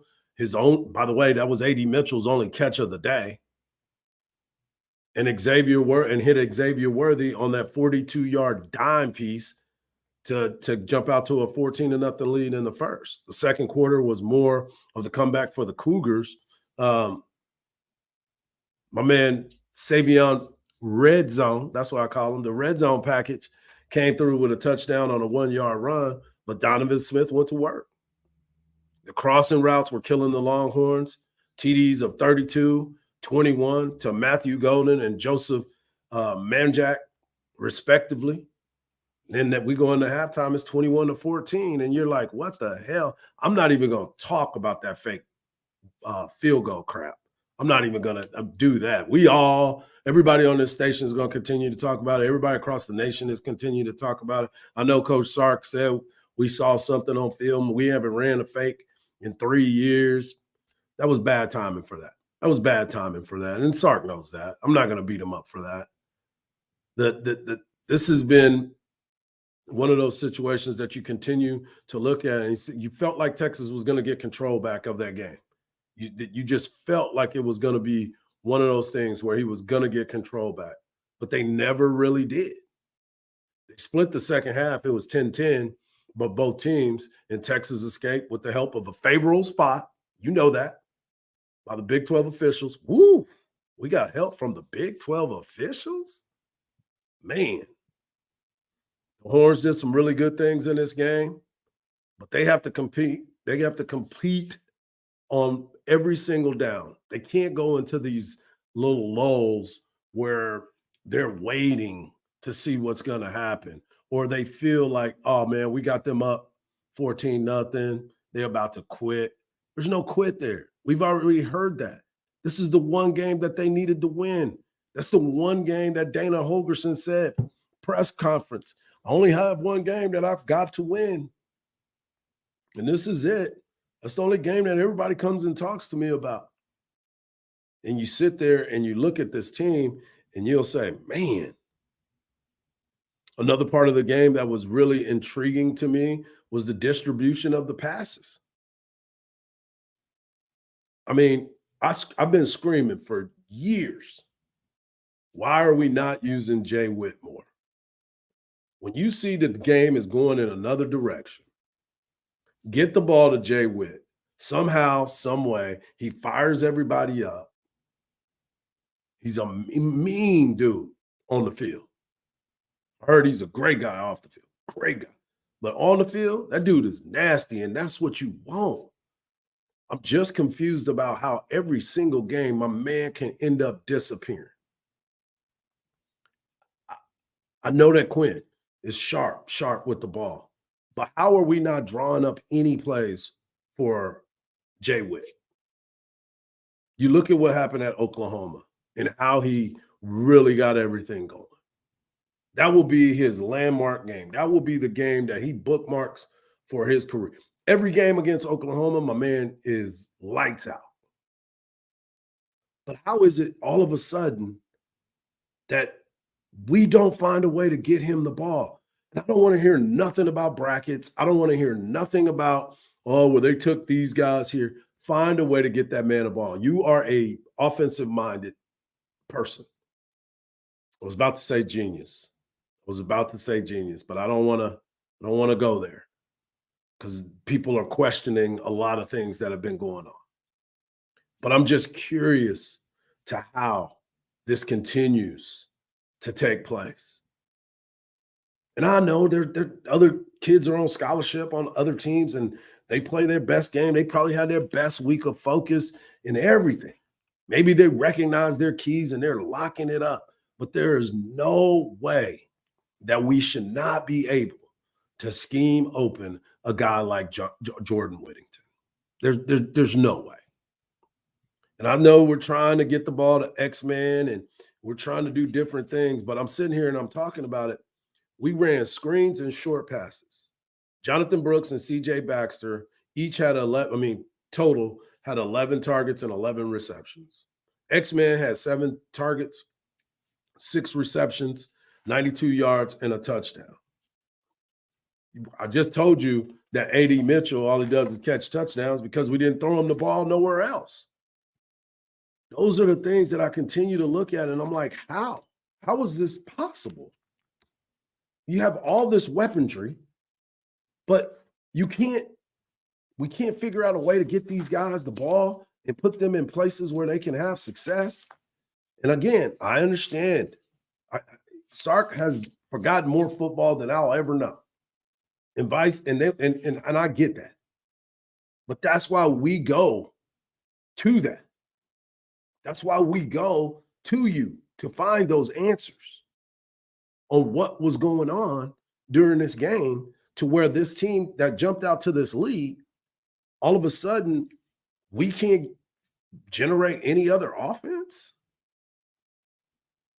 Before I continue this conversation, I want to tell you about the great folks over at Covert BK. That's right, Covert BK is nestled on 42 acres in the beautiful Texas Hill Country. Covert BK has 3 new state-of-the-art dealerships carrying 7 brands: Buick, GMC, Cadillac, Chrysler, Dodge, Jeep, and Ram. In addition to those 7 brands, Covert also has Ford in Hutto and a Ford Lincoln in Austin. As the saying goes, no one beats a Covert deal, not now, not ever. Covert BK has something for everyone. Covert BK services all makes and models. And with their 86 service bays, the wait time will be minimal for you. So please visit covertbk.com for the latest specials and inventory, or stop by today and see them today. Make sure you reach out to my man Marcus Washington, Senior and Junior, and Ira Clark. They are from the 250. One went to Texas Tech, the other one went to Texas. I'll let y'all figure it out. But no one beats a Covert deal, not now, not ever. I also want to tell you, man, Game 7 is tonight. You got NFL action. Vikings, 49ers. There's so much that is going on. Hockey, NBA starts this week. You probably don't have enough TVs to get all the games that you want to watch at one time. Well, do yourself a favor and reach out to avconsultations.com. That's right, audiovisual consultations, and my man Tom McKay and his crew, who's been around since 1988. So they understand what you need to have in your home to have that perfect home theater, man cave, or she cave, as they say on the commercial, she shed. Or you can have that audio hookup outside, or you need some lighting or surveillance cameras. Don't worry about it. Tom and his crew will make it all easy for you. Give them a call, 512-255-8678, or visit them online at avconsultations.com. You don't want to miss all the action that is out there. And of course, you might want to watch a movie. Equalizer 3 is out as well. I want to watch Denzel and get that high sound. Let my man Tom McKay get all that stuff for you. That's avconsultations.com or 512-255-8678. I do want to think about this. So we were talking about this Texas football team and what the curiosity is. This game was the first time that my man Jonathan Brooks didn't get over 100 yards. And that kind of hurt me because he was 1 yard away. That's almost like Ricky Williams and Bucky not getting them that 10 yards. Sorry, Buck. I got to take that shot at you, man. I got to take that shot at you. The running game was on point as always. They ran for 141 yards. As I said, Brooks had his 100-yard consecutive streak snapped when he had 99 yards, but he did have 150 yards all-purpose. C.J. Baxter looked explosive and healthy, going for 42 yards and 6 carries and sealed the win on that 16-yard touchdown run.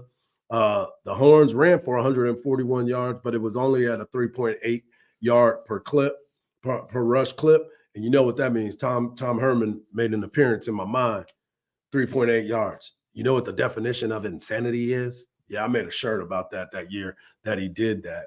Quinn Ewers, and I'll get into him a little bit more. Quinn Ewers, who went 23 of 29 for 211 with 2 touchdowns, but tried to scramble from time to time. And, and he was sacked 3 times. And on one of those sacks, the last seemed to be the one that hurt his shoulder, but he stayed in the game and tried to play through it.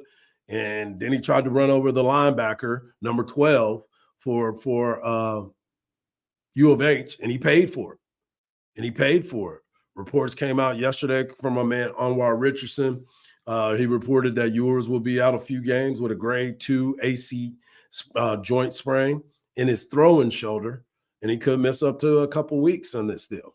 So now it's the Malik and Arch Manning show, and this is what everybody's been asking for. And I've said this before, and I'll continue to say it again. When you look at this team, Quinn Ewers has been playing some really good football. If you take away the beginning of the game against Oklahoma, there's no reason why you should be sitting there begging for another quarterback to be in there. I just really didn't understand that. I didn't understand it. I didn't get it. And everybody's always like, man, this Malik show. And I'm like, man, listen, man. This dude has been playing good football. Yes, I agree. He did need to see some action. I was fortunate enough to interview Garrett Gilbert a month ago. And I was talking about his time. at the University of Texas. And the one thing that bothered me about his time at the University of Texas is, number one, he was backing up Colt McCoy. And Colt was in the Heisman Trophy conversation. So Mac was keeping him in games that he probably could have gotten some of the younger players some reps. I don't know if he was trying to have, not him chasing the Heisman, but just making sure that he was trying to preserve maybe a red shirt on some of these kids. But I always thought it was detrimental that we never got those guys into significant minutes in the game. Now, Mac is a Hall of Famer. I'm not questioning it. And again, he's another guy that's probably forgotten more football than I'll ever know. But I'm always in the notion of, if you've got a lead, you need to put your guys out there, your backups, in those situations, because you're going to need them later. You're going to. And especially at the University of Texas. And I've been big on, when you do bring those guys in, don't have them hand off the damn football. If the coach on the other team doesn't realize that these are my backups and I have to get those guys reps, game reps, then that's their problem. Jimmy Johnson has always talked about Coach your team the way you want to coach it. I'm going to coach mine the way I want to coach it. And I'm going to get the most out of my guys. And as a backup player, the first thing I want to do when I get in the game is I want to show everybody that I got the moxie too. I'm here with it. But if I'm a quarterback and every time I get in the game, I'm handing the ball off, I don't get to show you something. And then when I have to go in there and do it, you're putting me in a no-win situation. And that has bothered me every single time in these games. It is frustrating. My man CB just gave us the numbers, and he's the greatest volunteer producer ever. He posted today that, and it's posted right now, and I'll break it down for you right here. I'll post it up there so y'all can see it. This is the trend, and it continues. So the only years between the 1998 to 2023 season, with the exception of the 2005 team, we know what happened there, 2008, 2010, and 2019, have they had multiple quarterbacks that started games. Think about that. Think about that. At this university, that is what has gone to it. It is underwhelming to see this stuff. And that is why it's always been a problem for me to not get guys in the game. Now, I understand as a starter, because I've been on that side of it too. As a starting quarterback, I get it. You don't want to come out of the game. As a starter, period, you don't want to come out of the game. I understand the feeling of that. But in the grand scheme of things, if you got a quarterback, and I'll be the first to tell you, I've been on him running the entire time. I've been loving the fact that he's been running because I believe a quarterback has to be mobile in the pocket, be able to get into space, and be able to extend drives. But I'm also the guy that's been saying, get your ass down, Quinn. First off, you done told everybody you done lost weight. So you ain't bringing that punch that you thought you had from last year. And then you're going to try to run over a damn linebacker? And I understand the injury came before that. Not only did you try to run over a linebacker, you tried to run over him with your right shoulder. Huh? Bruh. That is not what you do. You look, that dude gets paid to tackle people. You get paid to throw the ball.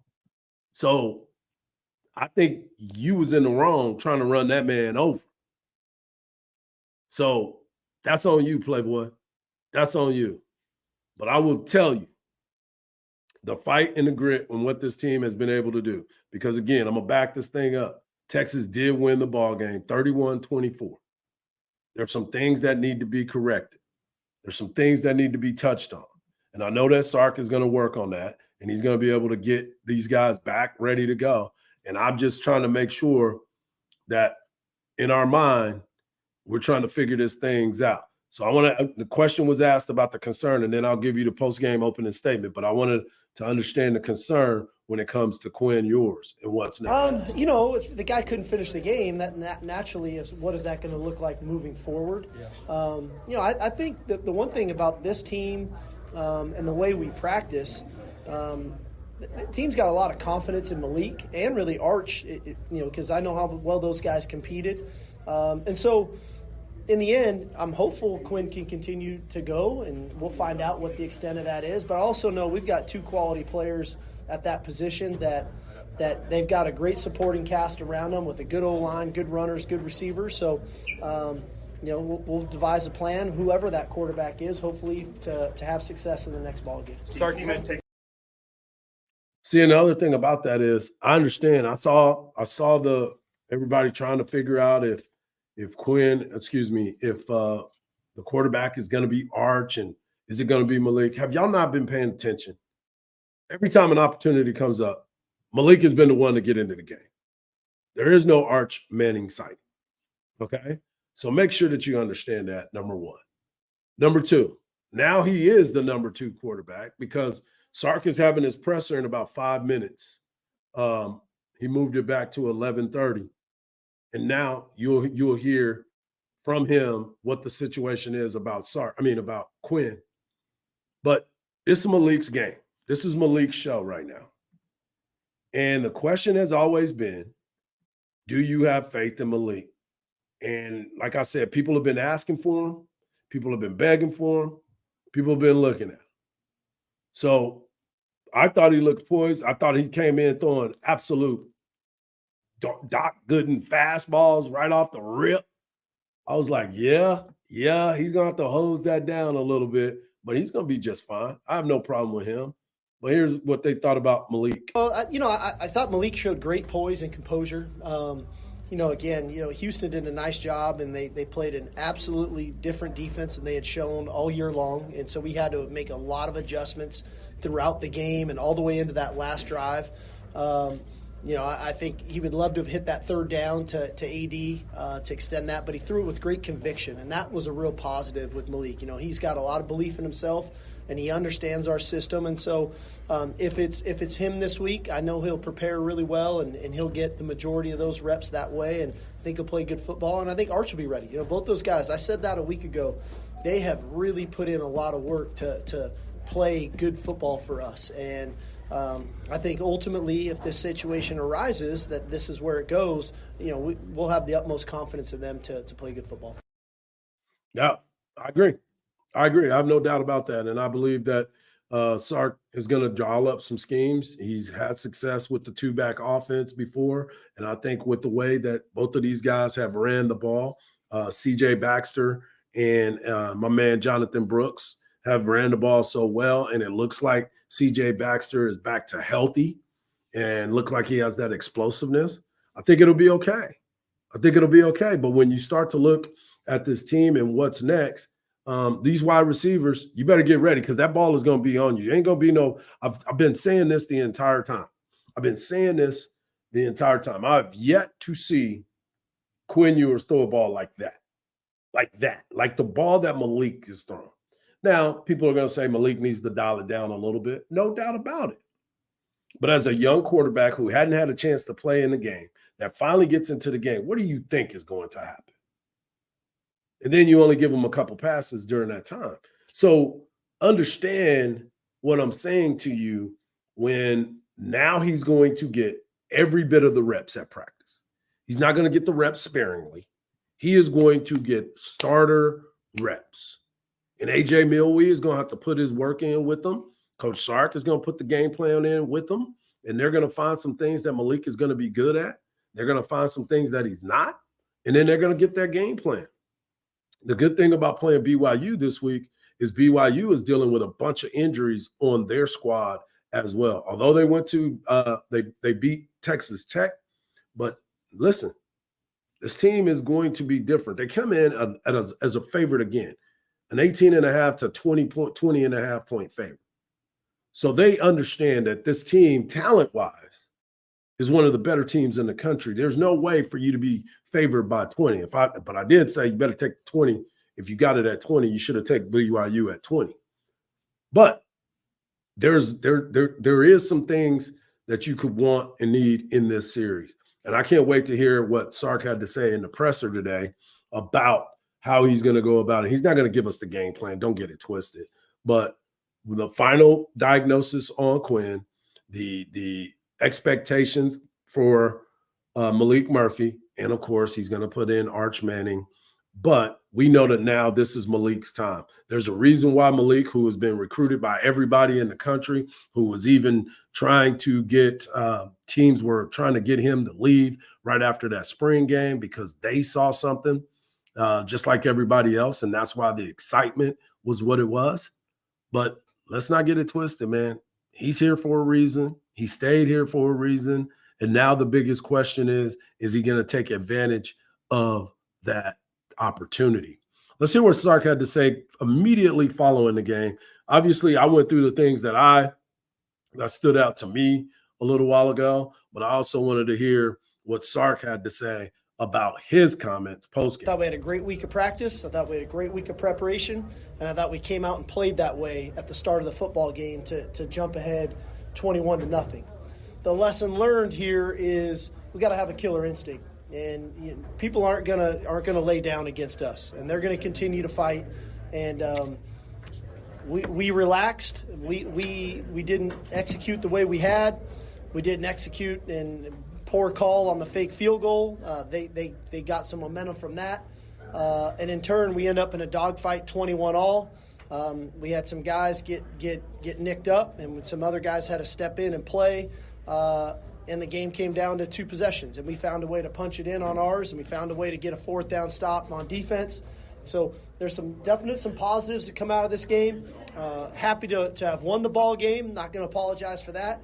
But lesson learned of what we need to do moving forward and how we can play better football for 4 quarters. So that's going to be needed as we continue to go on this journey together. No doubt. And again, I posted this immediately after the game. And a lot of people hit me up about their concerns and their thoughts and everything that was there. But there's no need to apologize for a win. I don't care how you got it. You live to fight another week. You're bowl eligible. I know that is hollow to a lot of people because of the goals and expectations at this university is not just to be bowl eligible. You want to be playing for something at the end of the year. I understand that, and I get that. But today, we sit here as a 6-1 football team that is coming back home this weekend to host the BYU Cougars. They don't have Taysom Hill, but they do have Keldon Slovis, who is a damn good quarterback. And if I'm their coach and their staff, I'm looking at this secondary and I'm thinking we may not run against them, but we may be able to throw the damn ball against them, and that might keep us in the ball game. They can sling it all over the place. And that Sark was asked that during the game, what are you going to do about fixing your secondary? Because I gave you guys the numbers on the secondary. There was 14 completions. Excuse me. Yeah, 14 completions on the secondary in the last game. 376 total yards passing on these, and that was just the safeties. And so Sark was asked, hey, guys, what are you going to do about fixing the secondary? Well, we got to figure out which guys we're going to have back there, and then 2, part of it is the secondary. Part of it is, getting the rush to where we can affect that quarterback more and force a few more errant throws because the running game was pretty much null and void. We did a great job defending the run, but we got to find a way to eliminate passing lanes. And to play tighter coverage, and then force some errant throws. If people are going to throw it that much, we got to create some interceptions. We got to create some sacks, some sack fumbles. Yeah, and guess what they did? He talked about it.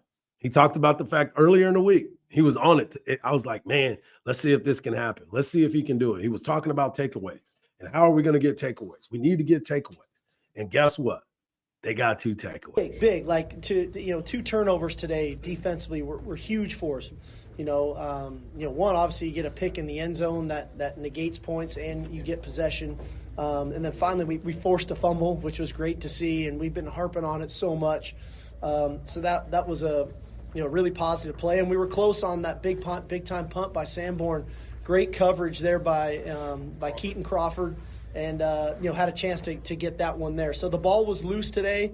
We were around it more than we've been in the previous couple weeks, and that's what it's going to take. We've got to keep finding a way to create these turnovers. Yep, got to keep doing it. And if you continue to do that, that keeps them from scoring points, and it gives you an opportunity to score points. So that was good. And again, Horns win 31-24, ugly game, came out hot throughout the process. In the middle, it kind of got muddy, playing in the mud, and then things kind of changed. Second half, it was it was a draw.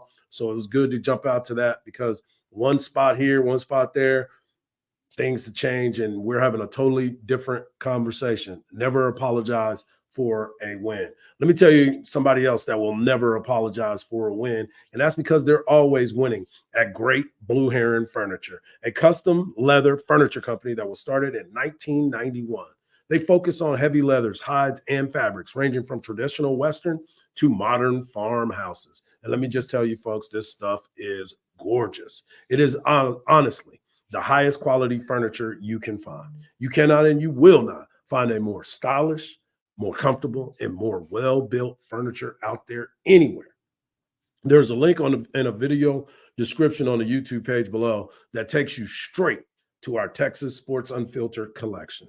And if you use the promo code HOOK'em, you're going to get 15% off of your purchase. If you're looking for furniture that looks amazing and is built to last for decades, and as BK says, for decades and decades and decades, look no further than the great Blue Heron Furniture. You can click on the link for more info or give them a call at 866-247-9680. That's 866-247-9688. Yeah, that's it. That's it right there. Great Blue Heron Furniture. As we get ready to transition, obviously, we're going to continue to talk the conversation about football as Sark continues to have his presser today, and we'll have more of that tomorrow right here on Texas Sports Unfiltered. I want to transition. Major League Baseball. That's right, folks. Major League Baseball. Game 7 is the two words in the sports in sports that I believe every sports fan can appreciate. Not only can you appreciate it, it brings casual fans and passionate fans together at once. That's what I'm talking about. This is where a team with a calm heart rate looks better than those that can't keep it composed. This one is for a trip to the World Series and representation for the Lone Star State. In all best-of-7 series, postseason series, folks. What's up, GB? There's a major leaguer for you folks jumping on there as well. Hey, in all best-of-7 series, teams that have won Game 6 to force a Game 7 have come out on top in a winner-take-all contest 33 out of 59 times. That's at 56%. You feel me on that? 56%. As for Game 7, the teams playing in their home ballparks are only 62 and 63 all-time in winner-take-all postseason matches, including 30 and 27 in the best-of-7 series. Okay? You have 2 Hall of Fame managers that have World Series rings. Bruce Bochy has 3. Dusty Baker has 1. Bruce Bochy is 5-0 in winner-take-all matches. Dusty Baker hasn't won one of those. You have 2 pitchers going to Mad Max Scherzer for Texas and cool Christian Javier, who has been scoreless for over 20 and a half innings. I got some stats for you, too. I got some more for you that you were like, wait, what? The Astros have battled the Astros and Rangers have battled for the American League West crown for 162 games. Both teams finished with 90 wins. Houston won it and had the flag on the final day because of their head-to-head meetings. After 6 games in the ALCS, the Lone Star rivals are deadlocked once again with 1 game remaining for this berth. The Astros are only slashing 177 at home right now. They're slashing 177, 259, and 281 with 3 homers in 3 games because of ALCS stuff, including going 2 for 17 with runners in scoring position. They are 1 for 8 with runners in scoring position in Game 6, and they stranded 9 people. I know my man Ike is over there sick right now because he saw it. When you come up to the plate and you look at what Yordan Alvarez and what Jose Altuve has been able to do, it has been exciting to watch. Every time Yordan comes up to the plate, you get nervous if you're a Rangers fan, and you get excited if you're an Astros fan. It's huge situation right there. Then you get all the other opportunities that are there. You look at what Adolis Garcia, who is surging, even though he struck out 4 times yesterday. I've been there. And Gary can tell you that. I've been there where I struck out 4 times, hit a home run, and all is well in Mudville.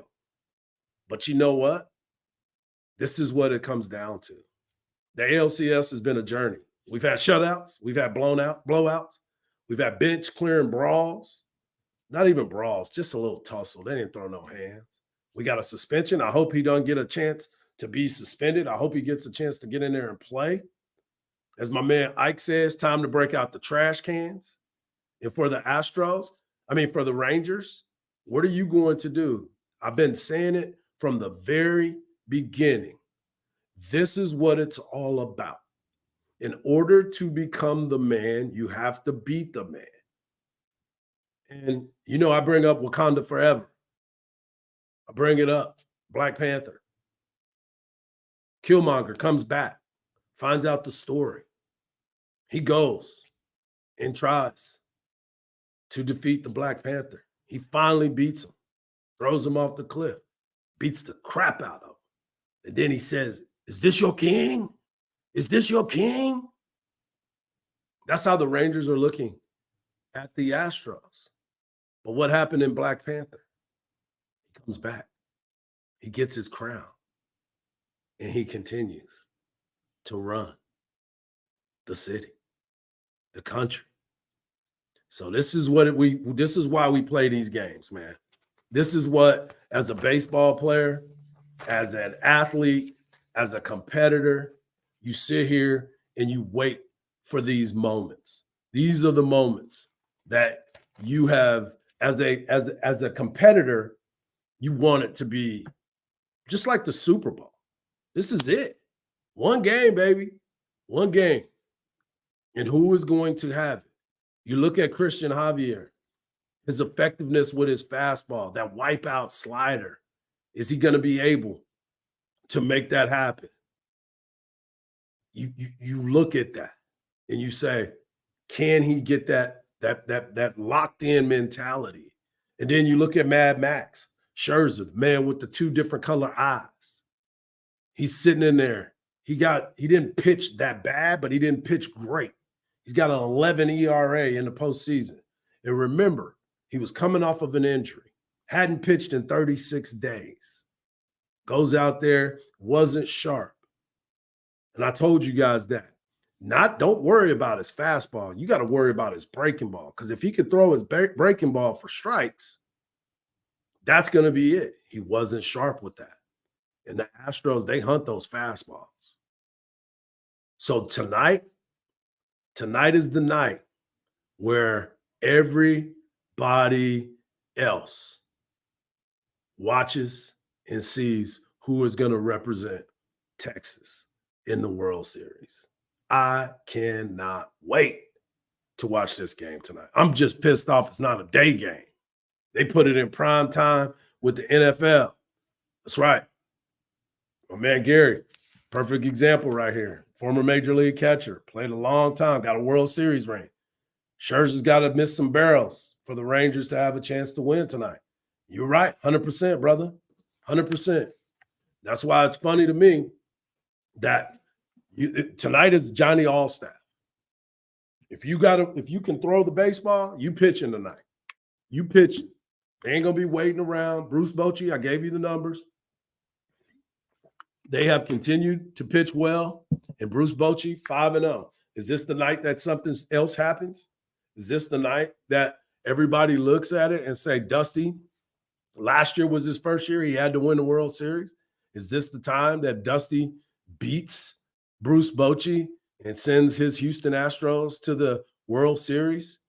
So here it is. Bruce Bochy never lost a Game 7. 2012, it was San Francisco versus St. Louis.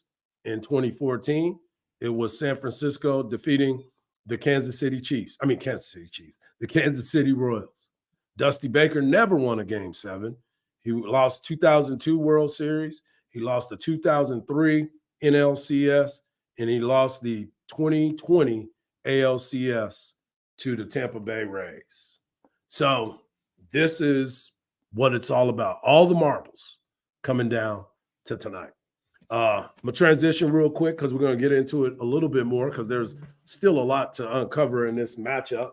But we also have to thank our friends over at 4 Roofs. Go to 4 Roofs, the number 4, Roofs TX for all your roofing needs. Whether it's residential or commercial, give 4 Roofs an opportunity to help you. Go to 4roofs.com. This is a locally owned company that understands the needs of you, the customer that is needing help with their roofs. They've got over 15 years of experience, affordable pricing, and quick response time. They are thorough and very trustworthy. I've used them for my homes, and my neighbors have as well. I know these folks personally, so I can tell you that they will make sure that you get everything that you were promised. They even have an on-site project manager at every job to make sure everything goes smoothly. Reach out today at 512-520-5884 or go to the number 4roofstx.com. That's 512-520-5884 or the number 4roofstx.com. Another locally owned company that's been around since 2006 is my friends over at Pest Wranglers. Go to pestwranglers.com for all of your pest control needs. The company was started by the owner who was tired of companies that didn't know how to treat their customers or their employees right. You know, if I'm working with them, they got to have that going on, and you should too. Pest Wrangler services most of the Central Texas area, and if you're needing help with mosquitoes, termites, rodents, or inspections for your residential or commercial properties, please give Pest Wranglers a call at 512-670-7808 or go to the website at pestwranglers.com. Pest Wranglers believe in happy customers, and if you're a happy customer, you won't be going anywhere else. That's why they don't make you sign any contracts. They got 5-star ratings on Google's, Yelp, Angie's List, and all referral sites. Go to pestwranglers.com for all your needs. Okay, so I wanted to talk about this too. Today could be a great day for baseball people. And all my baseball people, I know you're on here, and those people, Pest Wranglers and Four Roofs, are huge baseball folks. Today could be a great day for Major League Baseball. We can have the World Series participants by the end of the night. The Phillies can punch their ticket to the World Series if they can hold off the pesky Arizona Diamondbacks. On Saturday, the Phillies went to bashing home runs again in their 6-5 victory. They also had another great pitching outing by my man, Zach Wheeler, who I've been telling y'all about for the longest time. And if you didn't want to listen to me, you better listen to me now. Zach Wheeler's numbers throughout the playoffs, this playoff postseason. In the wild card, he went 6 2/3 innings, 8 strikeouts, 1 earned run. In the NLDS game 2, he went 6 1/3 innings with 10 Ks and 2 earned runs. In the NLCS game 1, he went 6 innings, 8 strikeouts, and 2 earned runs. And then just his last start on Saturday, he went 7 innings, 8 strikeouts, and 1 earned run. And not only did he do that and have a great job with all of that stuff, let me tell you about those bats that they have going on. Bryce Harper has 11 postseason home runs in the franchise. 11. He's only played 28 games. You know who the leader is? Jason Worth. He played 40 games, and Bryce Harper is already catching him. You look at what Kyle Schwarber has been able to do. He's continuing to bang the baseball as well. He has 5 home runs during this time in the postseason. And for the Phillies, think about this.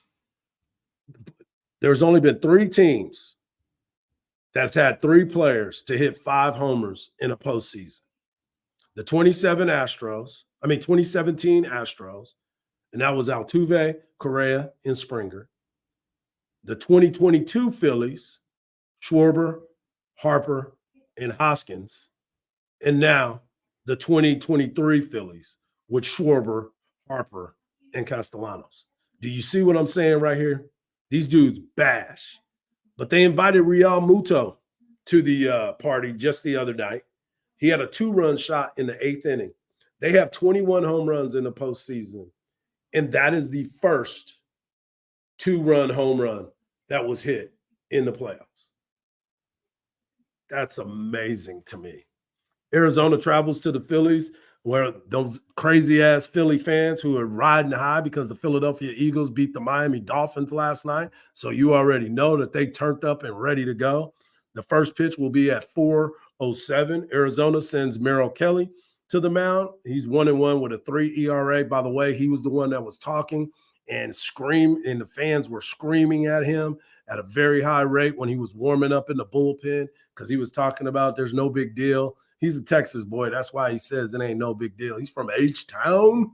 And Philly will send the stud Aaron Nola, who is 3-0 in the postseason with a .96 ERA. Think about that. You got Zach Wheeler and you got Aaron Nola as your first 2 guys to absolutely get a chance to go out there and deal. So as the Phillies fans, I think that you are really ready to turn it up.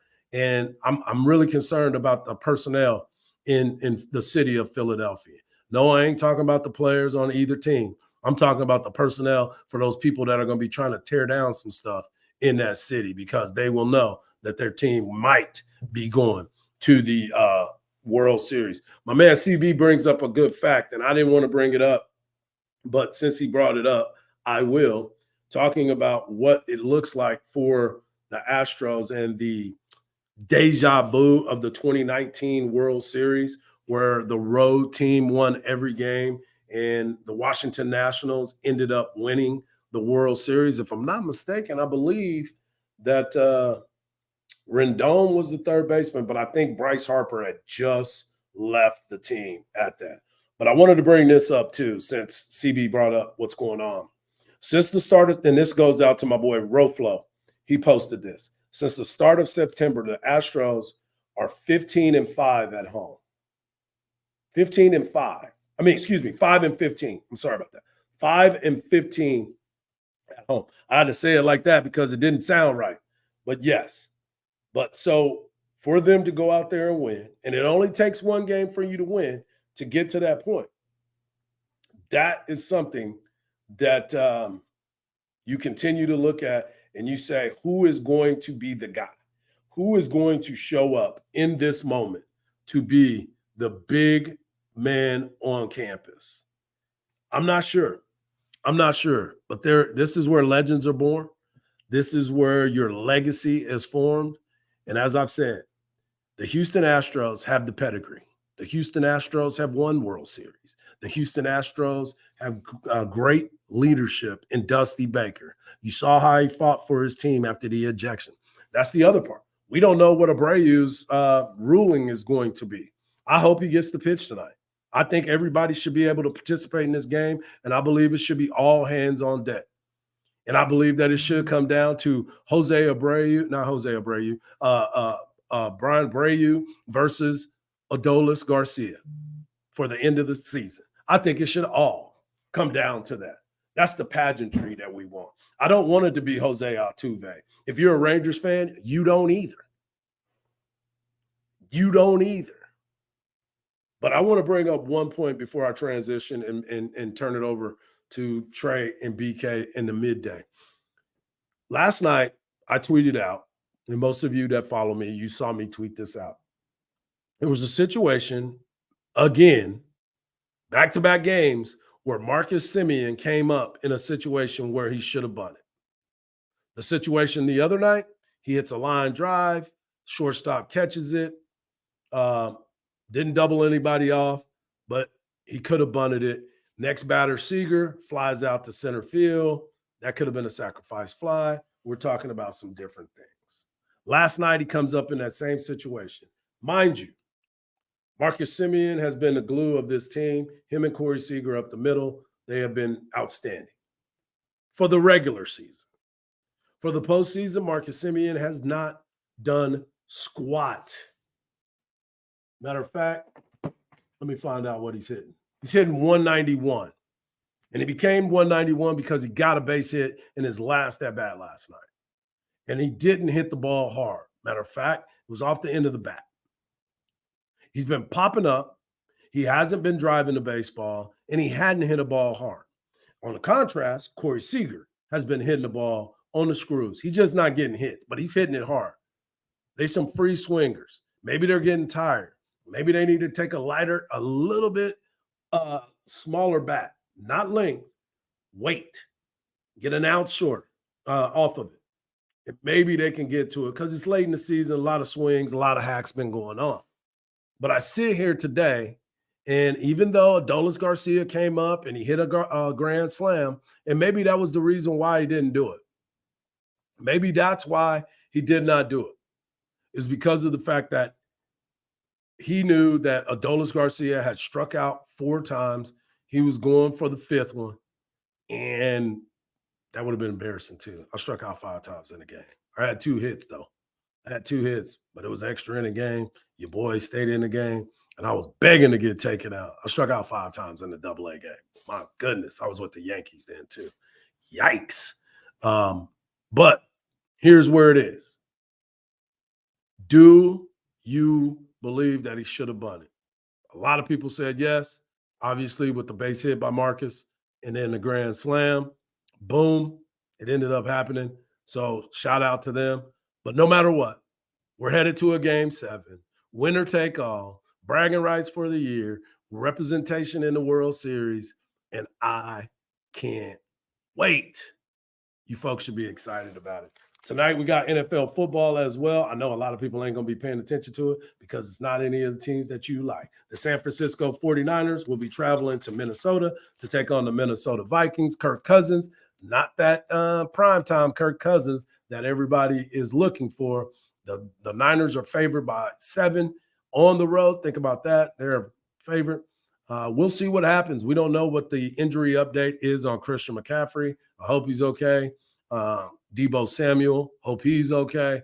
But what will Kirk Cousins do? I don't know, because I may not be watching that game because I'll be tuning in to the Texas Rangers and the Houston Astros at Minute Maid, the juice box, winner take all baseball game. Thank you again for tuning in. We got news that we will be covering all day. I know Chip and Zay will be covering the press conference because Chipper is at the press conference, so it should be fun.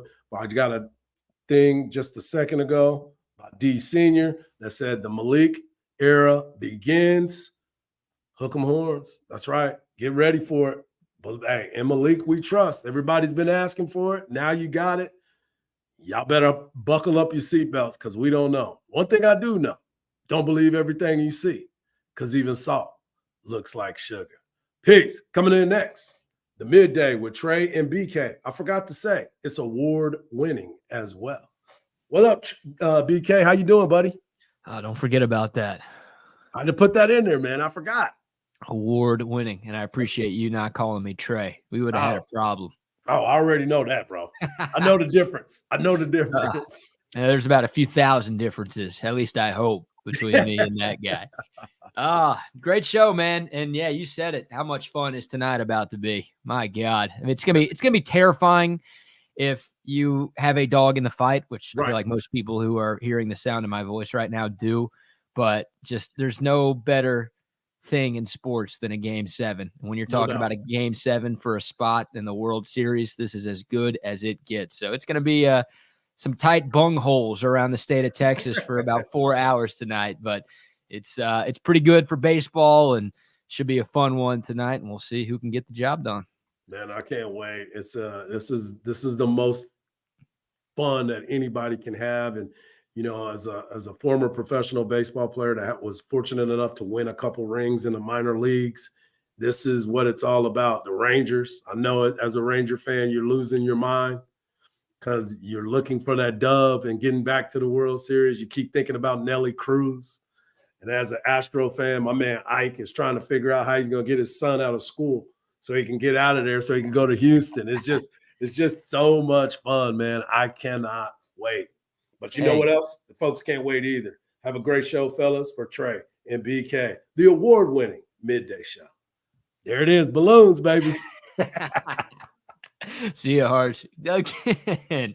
Wow, a double dose of balloons to get us started on a Monday edition of the award-winning midday with Trey and BK. I guess when we've got a Game 7 to talk about, we should have 2 sets of balloons to start things off. Plenty to get into on a Monday show. Look, we'll tell it how it is. We're going to spend the vast majority of today talking about 2 things. Number 1, Texas and Houston in football. Number 2, Texas and Houston in baseball. That's what we've got going on in the great state, and we're all over both right here on Texas Sports Unfiltered. How was your weekend, Trey?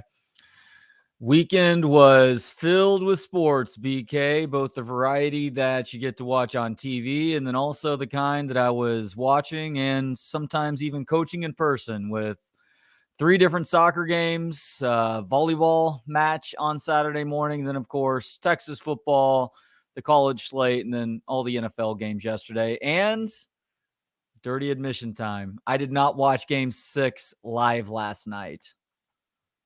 Wow. On purpose, or did you have something? On purpose. I was watching a Netflix show during that time. Too nervous? I couldn't do it. I said, you know what? If they win tonight, great. I'll go back and watch it. If they lose, not going to be any skin off my chest. I'll go back and rewatch the game, which I did over the last couple of hours.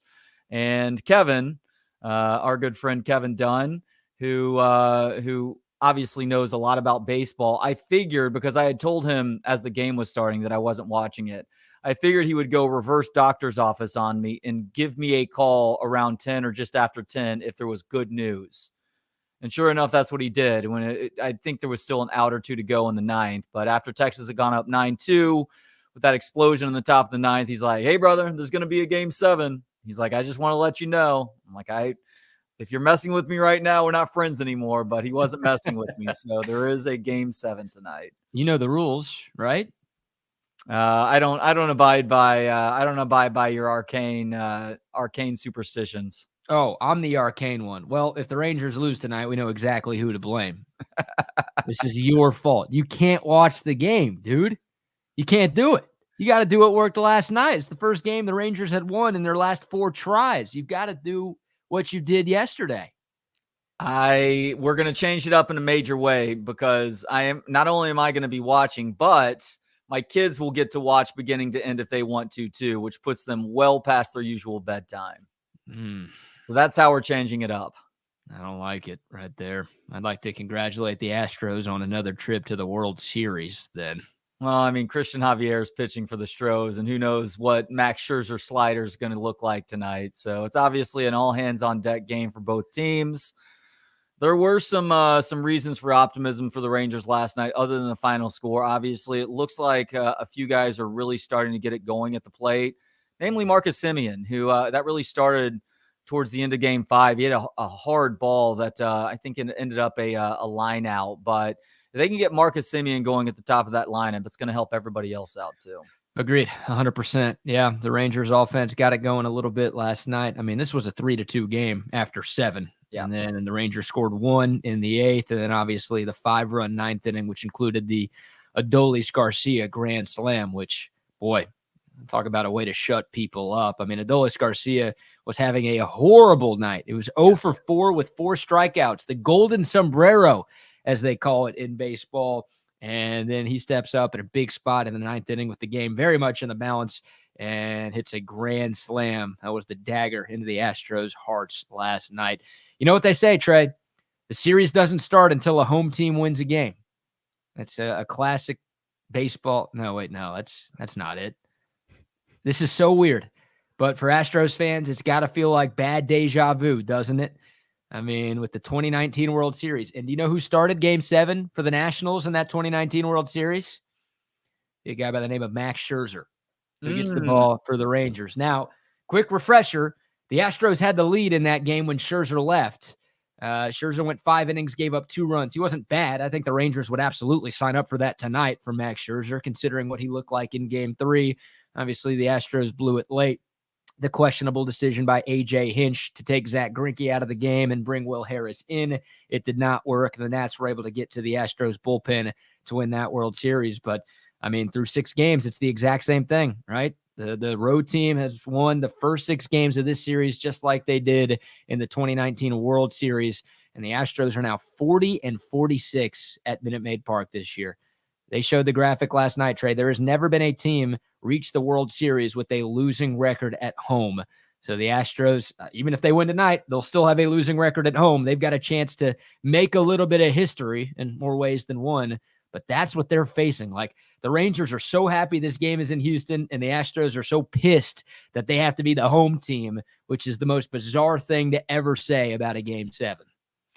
Yeah, and look, baseball is one of those sports that very quickly turns trends on their heads. Another trend that I was unaware of until I was reading Twitter a little bit earlier is Bruce Bochy has coached in a number of Game 7s, never lost a Game 7. Dusty Baker has never won a Game 7 in all his time as a manager. So if all those trends hold true tonight, then the Rangers will be victorious. But I'm not putting any stock to any of those numbers. Every game is its own thing. No, for sure. The good news for the Astros is they've got Christian Javier going. I mean, that guy is awesome. He's awesome in the playoffs. Game 3 was actually his worst playoff start of his career, and he had a no-hitter through 5 innings in Arlington. So I know Josh Young. 2 runs. Yep, Josh Young tagged him with a 2-run homer in that 6th inning.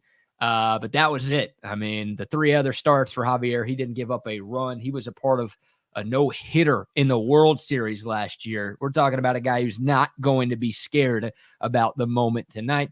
Max Scherzer's pitched in a ton of big games. He's a future Hall of Famer.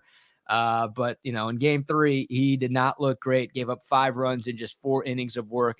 Like you said, it's a Johnny Allstaff game. I mean, I think everybody except for Nathan Eovaldi is available for the Rangers. Even Jordan Montgomery, who pitched Game 5. Like, this would be a bullpen day for him. Yeah. I don't think it could go more than 1 inning. But I think if Bruce Bochy makes the call, I'm sure Montgomery would be like, gosh, hell yeah. Like, call on me. I'll pitch. I'll try to get a couple of outs here. Like, everybody except Nathan Eovaldi, I think, is available for the Rangers. For the Astros, the picture a little bit murkier. The top of the 9th was huge for Texas last night for a couple of reasons. The biggest reason, obviously, is them putting the game in hand or putting it out of hand for the Houston Astros, where you're going 9-2 bottom 9. You feel pretty good about that. But Leclerc had pitched a lot. He had thrown a lot of pitches in the bottom of the 8th, and they were ready to roll him back out there if need be, but they didn't have to, which means that he will likely be pretty fresh for tonight.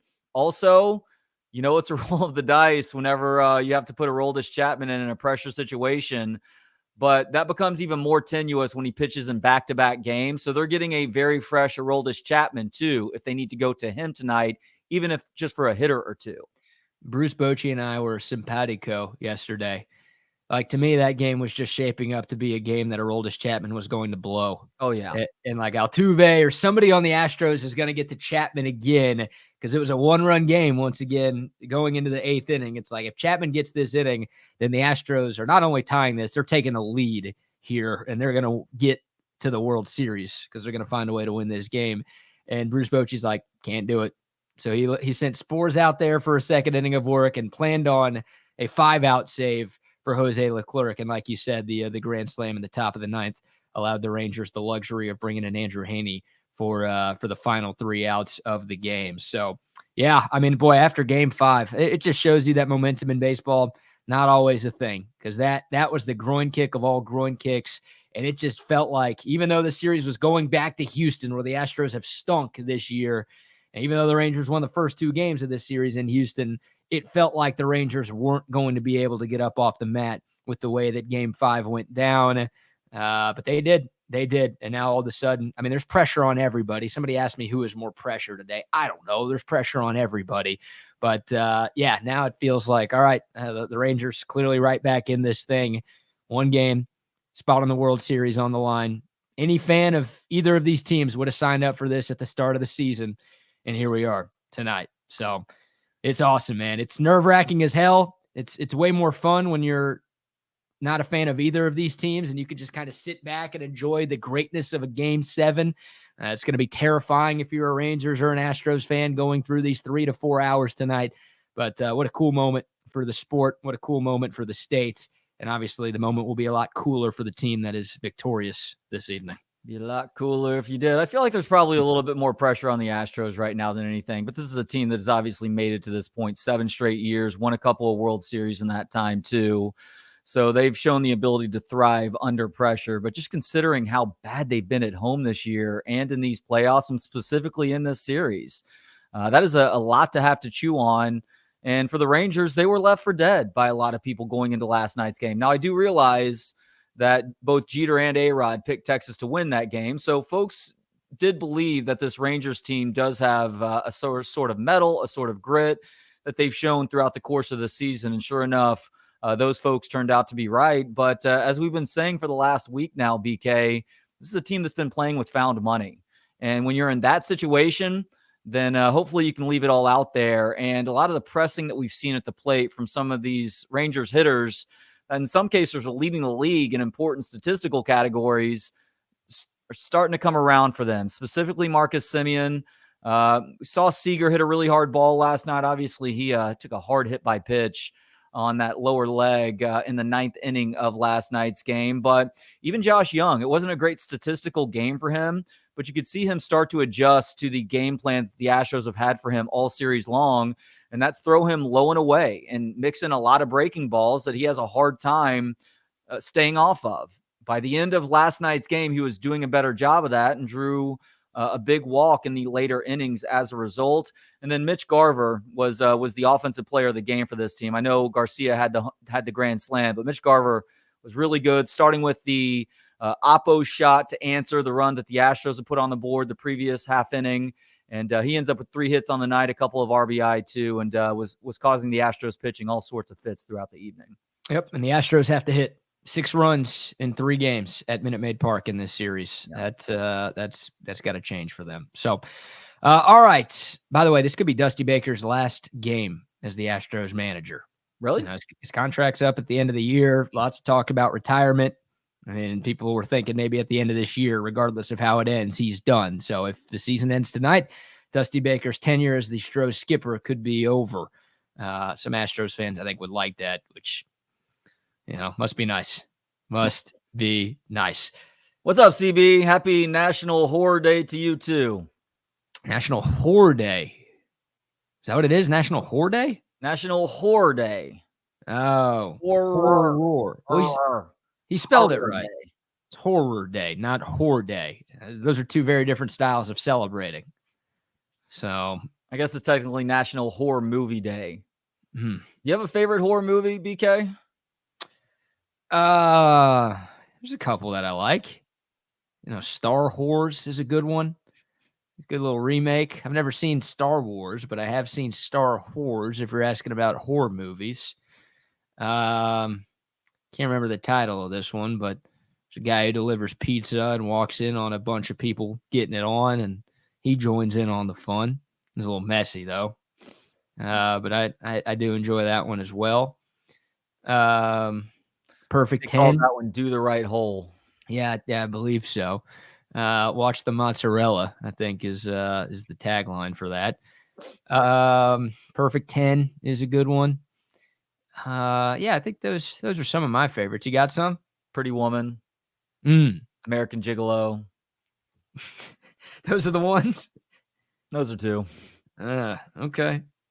Interesting. Well, happy either horror movie or horror movie. I'm not even sure what it is anymore. All right, before we get to Texas and Houston on the gridiron, because there's plenty to talk about with the Longhorns' victory over Houston on Saturday, let's give some love to some of our great sponsors. We'll start with a recorded spot from our friends at AV Consultations. Hi, this is Tom McKay with Audiovisual Consultations. Scientific data proves it. Size does matter. The bigger and wider your television is, the better. Football season is here, and the time is now to get your entire audio-video experience tuned up and ready. New flat screens, projection video, Dolby True HD surround, all the goodies at great prices and followed up with great service. So call us at 255-8678. That's 255-8678 or on the web at avconsultations.com. Yeah, Sleeping Booty and Grinding Nemo are 2 other solid ones as well that I do enjoy watching from time to time. A quick word for our friends at Covert BK. Hey, we'll be out there this Friday. Trey and I broadcasting live another Friday pregame luncheon out at Covert BK. Of course, the Longhorns are back in town this Saturday against BYU, meaning we'll be out at Covert BK this Friday. Still trying to finalize the guest that we'll have out there with us, but there will be free lunch provided by our friends at Verde's and our friends at Smoky Moe's. And we'll be doing our show out there. The Buck will be there. And we'll have a lot of fun Friday out at Covert BK. Of course, in the meantime, if you're looking for a new or pre-owned car, truck, or SUV, look no further than Covert BK. 7 brands, 3 state-of-the-art dealerships, 42 acres of cars, trucks, and SUVs out there. Massive selection, amazing prices, unbeatable service. You know what they say, nobody beats a Covert deal. Not now, not ever. Trey, Texas won on Saturday. I feel like I have to remind you and remind everybody else that the Longhorns did actually win their game on Saturday, but it was a pretty uninspiring win for the Longhorns after a very inspiring start to the game, which saw Texas jump out to a 21-0 lead. The Longhorns had to hold on for dear life at the end, and they get the 31-24 victory, but a game that looked like it was going to be a beatdown turned into a nail-biter. What the hell was that? On both sides of the ball. I mean, the offense just completely stagnates second quarter all the way to the end of the game just about. and the defense turns into a sieve, especially in the secondary. Like, I know the cornerbacks had their issues here and there, but safety play at Texas right now is atrocious. And unfortunately, it's been that way for a while. I know Anthony Cook was decent last year, and Jaron Thompson has had his moments, but it's just a revolving door of guys who have no idea how to cover. And I'm also a little bit bewildered that both Jalen Ford and David Binda have been picked on by the opposing team's passing attack too, because I felt like they were both pretty good in coverage at that linebacker position. But as a team right now, they need to figure something out because they have lucked out up to this point with regards to facing backup quarterbacks and guys who aren't very good throwing the football. That's going to change here in a couple of weeks. You could even make the argument that Keaton Slovis, even though BYU's offense has been terrible this year, Keaton Slovis can be a good thrower of the football too. You've got some tough quarterbacks on the schedule the rest of the way who are going to continue to pick this secondary apart if you don't figure something out. Yeah, it was a collective collapse by Texas on Saturday, wasn't it? I mean, it was the perfect start for the Longhorns. They scored touchdowns on 3 of their first 4 offensive drives, and Houston punted on its first 4 offensive drives, Texas's first 4 defensive drives. Like, you couldn't have imagined a better start right there for Texas. And then just all at once, I mean, everybody started to struggle together. The offense lost its way, and the defense just couldn't get off the field. Now, I will give the defense some credit because they had 2 second-half takeaways. If they don't have those, we're talking about a loss right now. And there are way more questions than we have right now, and we do have a lot of questions right now. But the good news is Texas did make a couple of splash plays. Jalen Ford with the strip sack fumble, Michael Taft with the interception in the end zone. If those don't happen, then it's a loss because Houston didn't punt the ball after their 4th punt of the game. And then the punter never saw the field again because Houston was having so much success moving the football. But yeah, I mean, offense and defense and special teams to an extent, they just all sort of fell apart at the same time. And it's why Houston got right back in this football game. Now, the good news is Texas won. Like this is a game that some Texas teams in the last dozen years probably lose, right? Texas found a way to get it done. This game was 24-24 with like 8 minutes to go. Texas got the ball. What did they do? They scored a touchdown. Texas needed 1 stop on defense. They got a little help from the Zebras on a bad spot on a 3rd down, but they got off the field and forced a turnover on down. So when they absolutely needed to make some plays on both sides of the ball, they did. Where in years past, we were talking before we even got on the air today, Trey, even with Steve Sarkisian, but especially with Herman and Charlie and the end of Mac, when they needed to make some winning plays in a close game like that, they couldn't do it, and they found themselves on the wrong end of the margin way too often.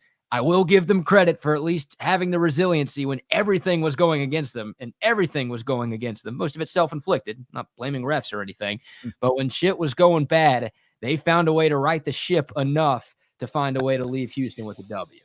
Yeah, thank goodness they have Jonathan Brooks and CJ Baxter, who may be as healthy as he has been since the first quarter of the first game this year.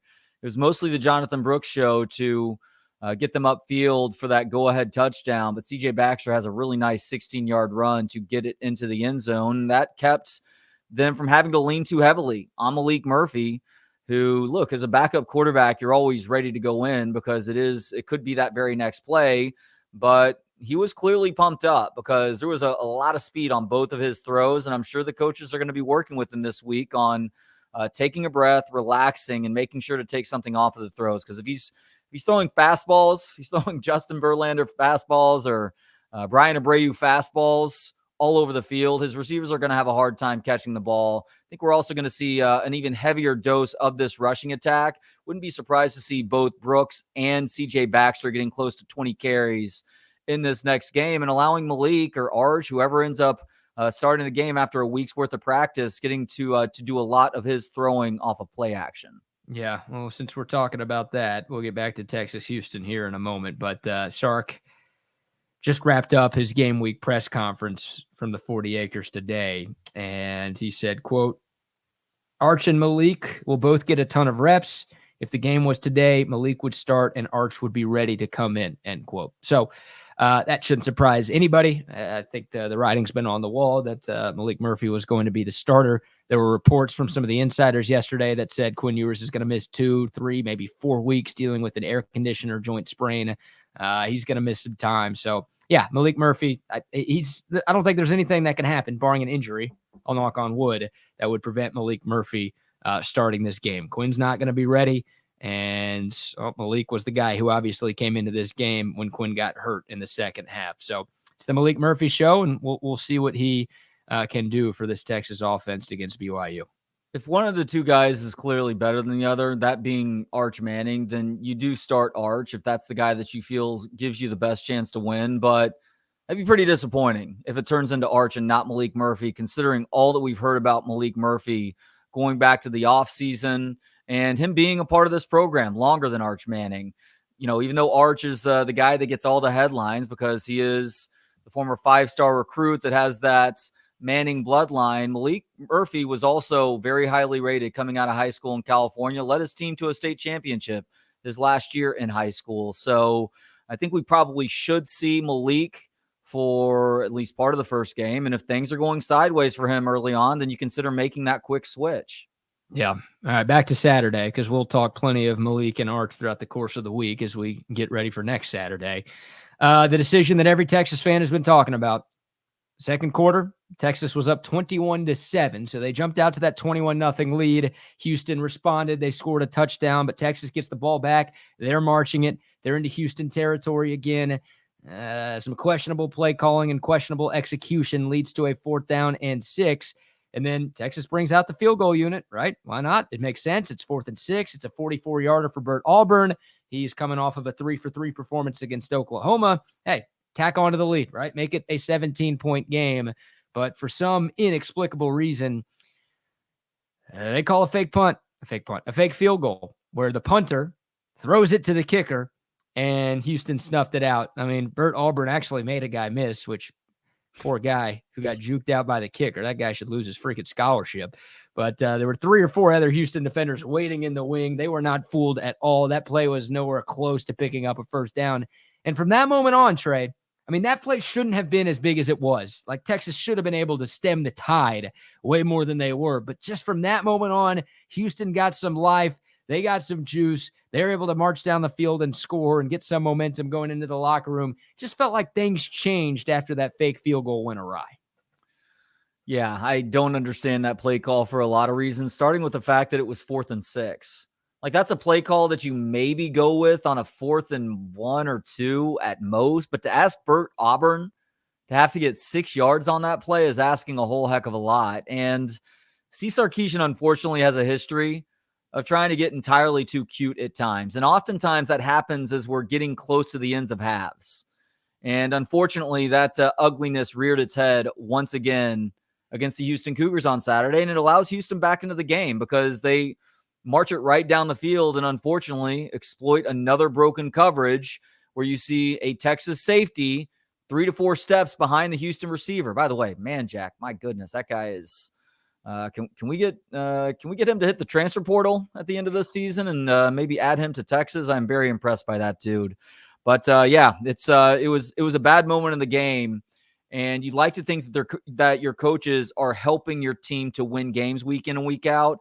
And unfortunately, we've seen too many examples over these last couple of games of the Longhorn coaches with what they're doing hindering that whole process. Now, let's hear from Steve Sarkisian. This is from after the game on Saturday. He, of course, was asked about the fake field goal call, and here's what Sark had to say. Well, it was just, you game plan, and you go in with a plan, and they had a really good rush unit, and they had an excellent guy coming off the edge blocking the kick.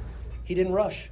You got to ask Dana why they didn't rush him. We haven't faked a field goal in 3 years. So, but he didn't rush, and they played the play, and Burt makes the first guy miss, but at that point it's just kind of a dead play. So, that's part of coaching. We can play a brand of football that's ultra conservative. But that's kind of not who this team is. We're an attack-oriented team, and our players thrive in that, and they believe in those, and they believe in those calls. And if I could do it all over again, I wouldn't have called it, But that's hindsight's 20/20. I don't get to play Monday morning quarterback. I got to make those calls in about 10 seconds. And we knew going into the game we'd like that call in that situation. This time it didn't work.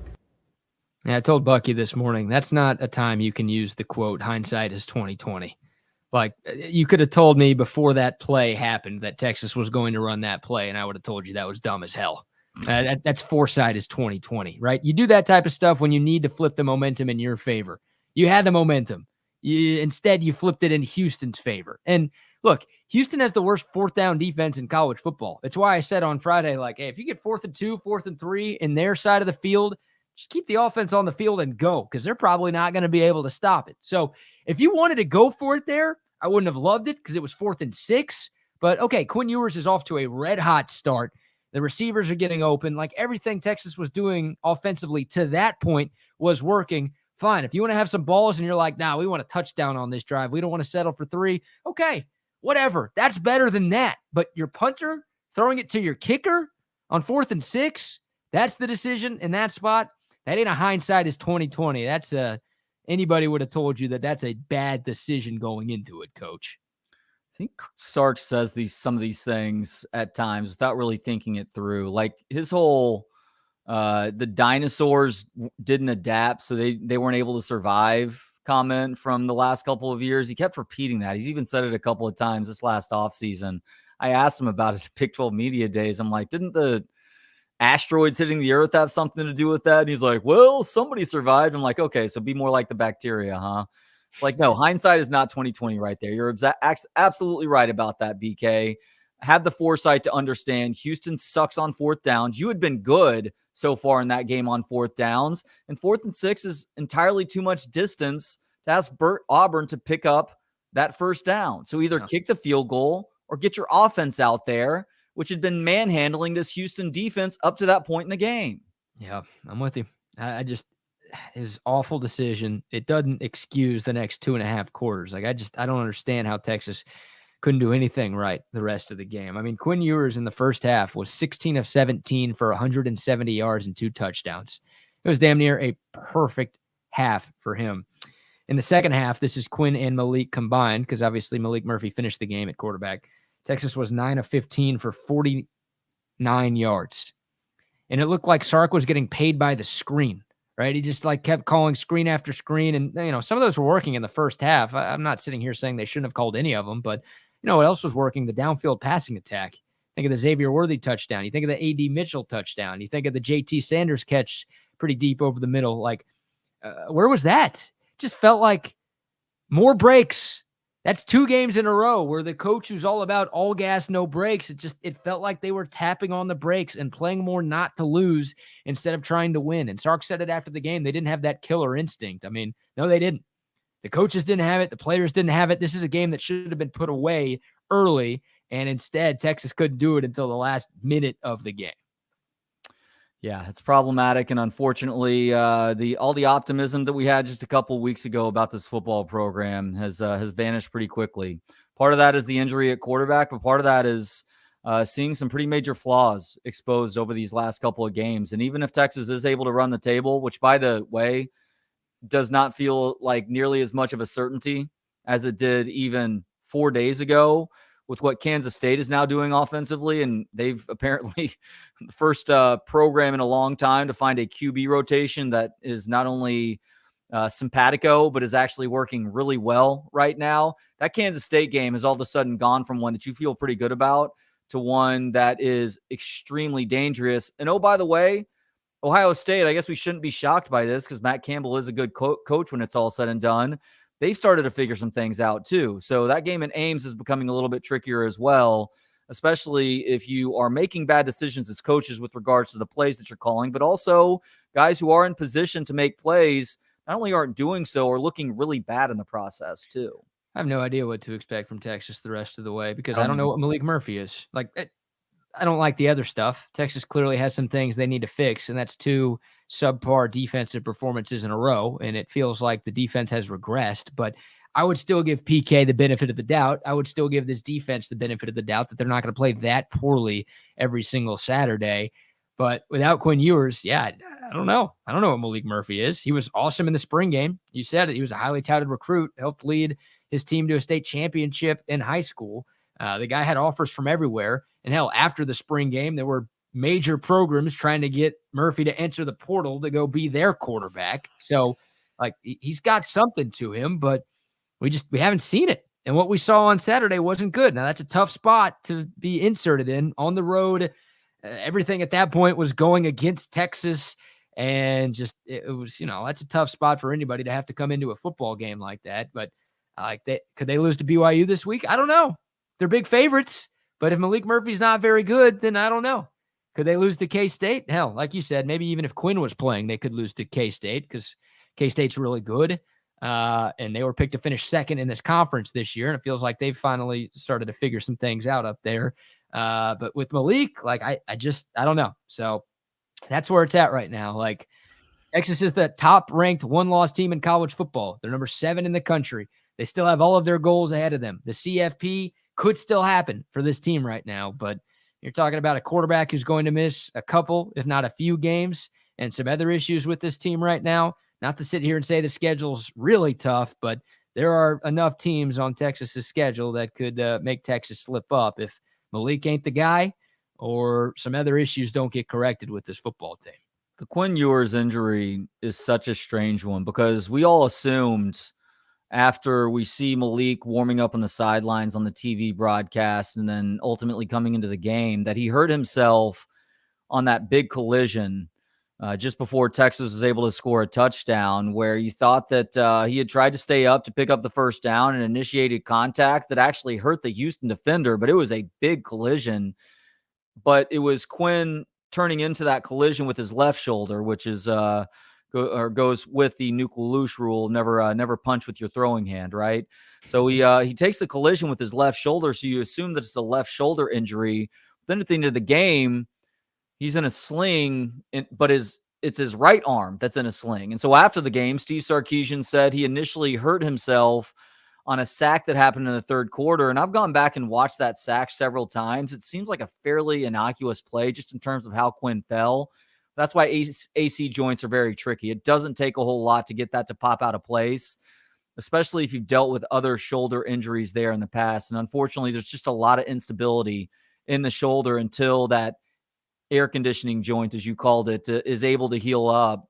But the other strange thing about watching Quinn go back to the locker room after the game, there was a noticeable limp as well. So I don't know if that's the result of him being in so much pain in his shoulder that he was limping off the field, or maybe there is some other issue that he's dealing with at the same time as well. Regardless, hope that he can heal up as quickly as possible. You obviously don't want to put him back out there until that shoulder is good enough for him to throw the ball 30 plus times if need be. And it's just an unfortunate break for a Longhorn football team that needs some more things to go their way right now, on top of obviously playing a little bit better too on both sides of the ball for extended stretches. It wasn't a crip walk from Quinn Ewers? I don't think so. I'll ask him next time I see him. See what I'll ask Ice Cube. Yeah, there you go. All right, before we get more into the defense, because there's plenty to get into there, some more love to some more of our sponsors. Trey, how about a word for Relax the Back?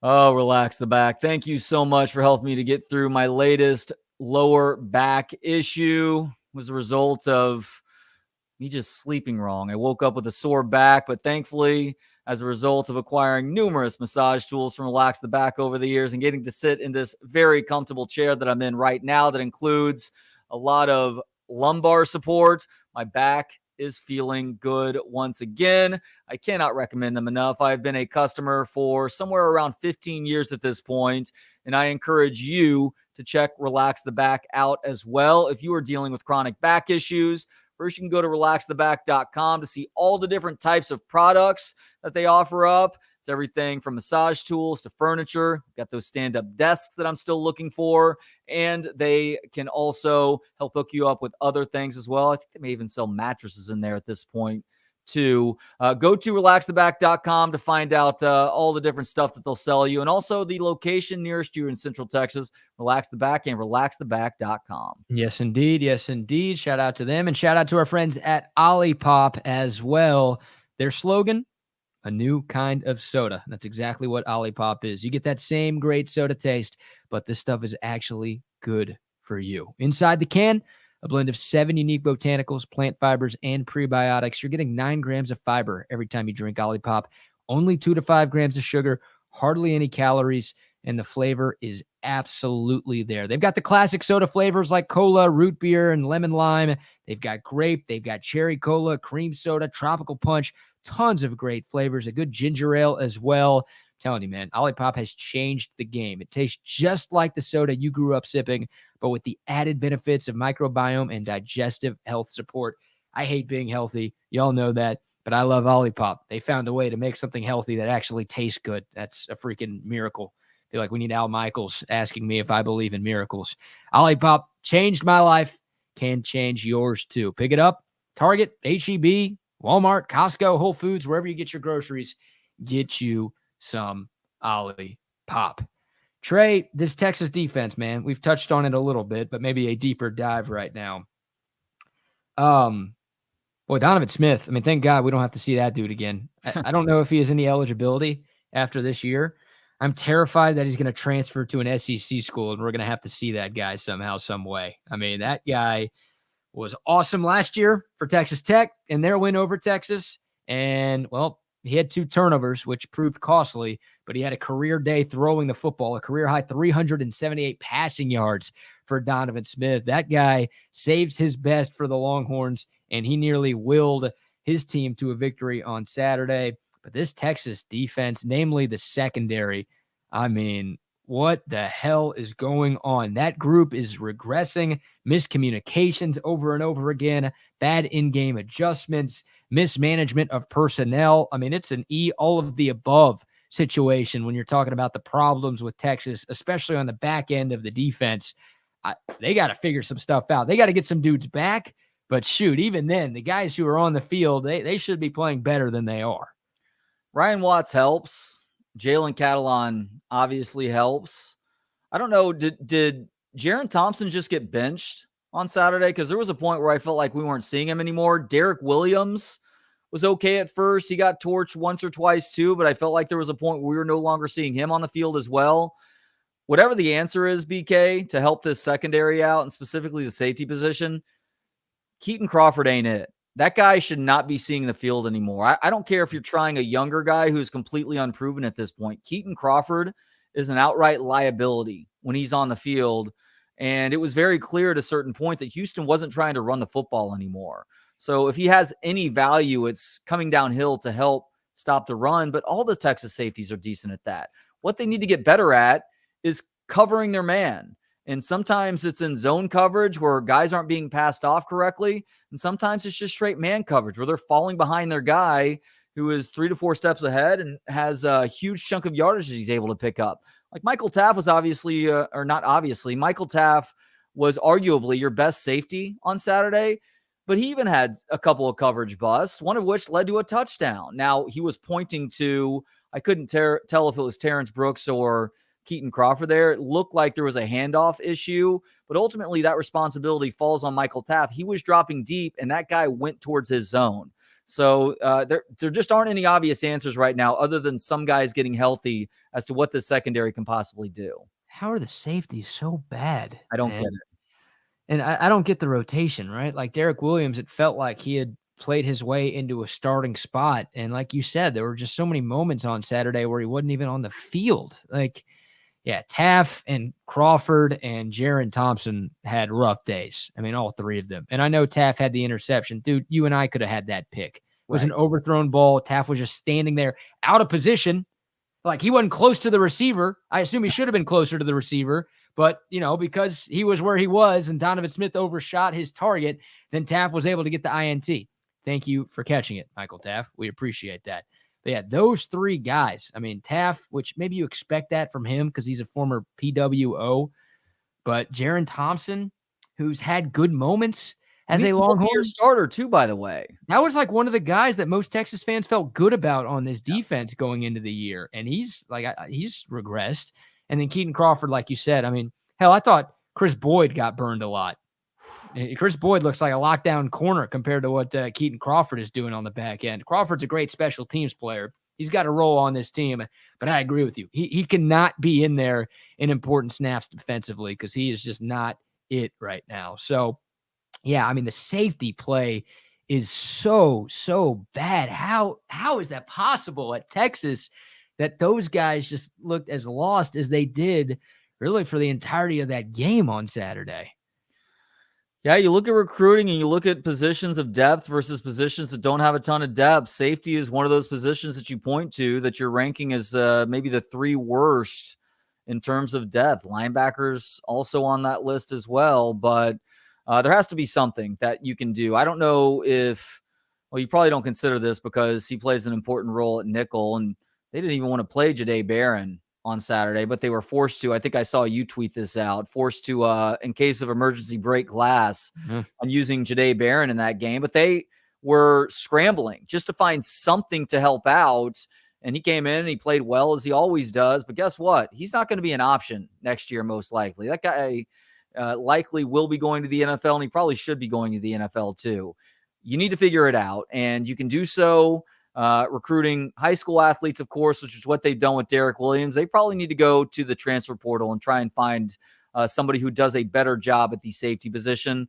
Cornerbacks is a different thing. I don't have as big of an issue with the cornerbacks. I know Terrence Brooks took a lot of criticism, and he was definitely 3 steps behind the out route that served as one of Houston's touchdowns. I want to say it was a 4 or 5 yard touchdown throw and catch. That was a bad moment for him, but I don't think he was as bad as some other people were suggesting. He had a missed tackle on what looked like it was a Michael Taft coverage that turned into a big game. I think it was that game where Anthony Hill had the roughing penalty at the end of the play on the sideline.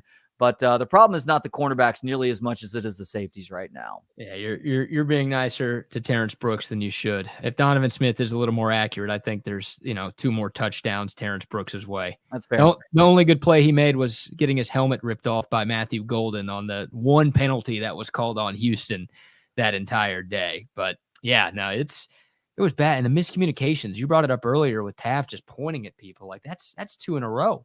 And with OU in a super up tempo that they run, like, okay, like it still shouldn't happen, but you understand it a little bit. But against Houston, just the amount of guys that were out of position, and I don't know, who knows if they even were miscommunications. They could have just been guys just being awful at their jobs and not doing their jobs, which caused all of those guys to get wide open. But man and zone, like it's not like PK called the same play over and over again. Now, he should have adjusted more and tried some other things than what he actually did, but it was man or zone. Like, the strategy for Houston was simple. Like, the receivers are like, oh, if they're in man, I'm just going to rub and then separate. And if they're in zone, it's like, well, these guys don't know how to play zone. There's so much space here. I'm just going to settle in the middle of this zone, and Donovan Smith's going to find me because he's good enough to do that. Like, man and zone, it was just all Houston was able to do whatever it wanted, and the pass rush wasn't really there. A lot of it was Houston was getting the ball out of Donovan Smith's hands quickly, but still Texas doesn't have any threat off the edge right now. And Ethan Burke is hurt too. Sark said earlier today that that's a week-to-week issue. So Ethan Burke, who at times has been the best edge on this team, that's saying not a whole lot. Stop comparing that guy to Max Crosby, please. At times he's been the best edge on this team. He's going to be out. So, Finkley and Sorrell, sorry, Mr. Sorrell, if you're watching, and Anthony Hill, even, like, they're just not getting any sort of consistency off the edge. So it was just a collective,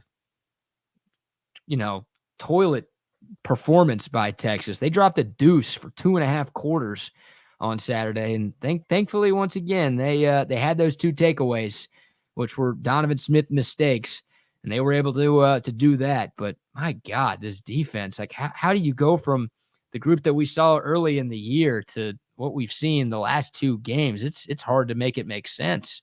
Well, there are a couple of coaches who should be under the microscope right now, BK, specifically Blake Gideon, who's the safeties coach, and then Terry Joseph, who is the defensive passing game coordinator. Like, those 2 guys need to be answering some serious questions today as to what went wrong and what they're planning on doing to fix it. Yeah. Because this has been an ongoing issue now. And I realize that this supersedes this current regime.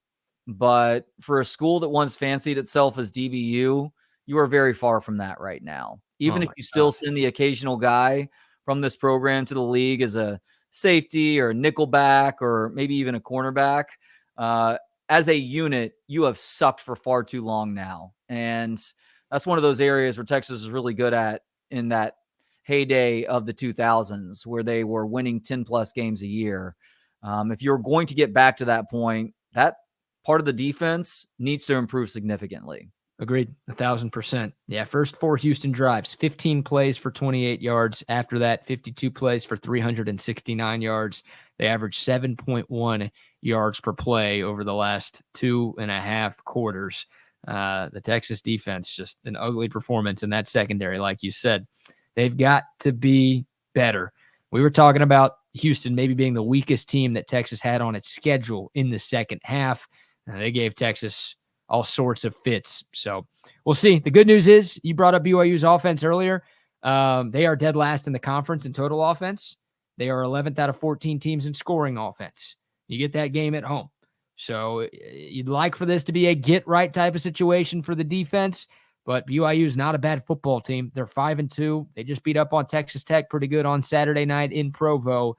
Like you can't just assume a win, but hopefully Texas's defense is able to look a little bit more like the first half of the season than they've had the last couple of weeks. And hell, maybe we got lied to, man. Let's not forget Texas played 3 straight backup quarterbacks. Yeah. After the Alabama game, like Wyoming's backup, Baylor didn't have Blake Shapen, Kansas didn't have Jalen Daniels. Like Texas looked great defensively in those 3 games. Maybe it has to do with the fact that those 3 teams didn't have their starting quarterback. So, hey, you play who's on your schedule. It's not like, nothing Texas could do there. They took care of business in those games, thankfully. But the last 2 weeks, or the last 2 games and the last 3 weeks against starting quarterbacks, this defense has not been the same. No, and BYU, look, you're going to hear it a lot this week. This offense is not very good. If they do anything well right now, it's run the football. Keaton Slovis was very pedestrian in their win over Texas Tech on Saturday. What BYU did well, though, in that game is force turnovers. Now, I realize Texas Tech is on their 3rd-string quarterback at this point with Jake Strong, but he had 3 interceptions, and that gave BYU some easier field position to work with that in some cases led to touchdowns, in other cases led to field goals. But Malik Murphy or Arch Manning, whoever the guy is, has to protect the football.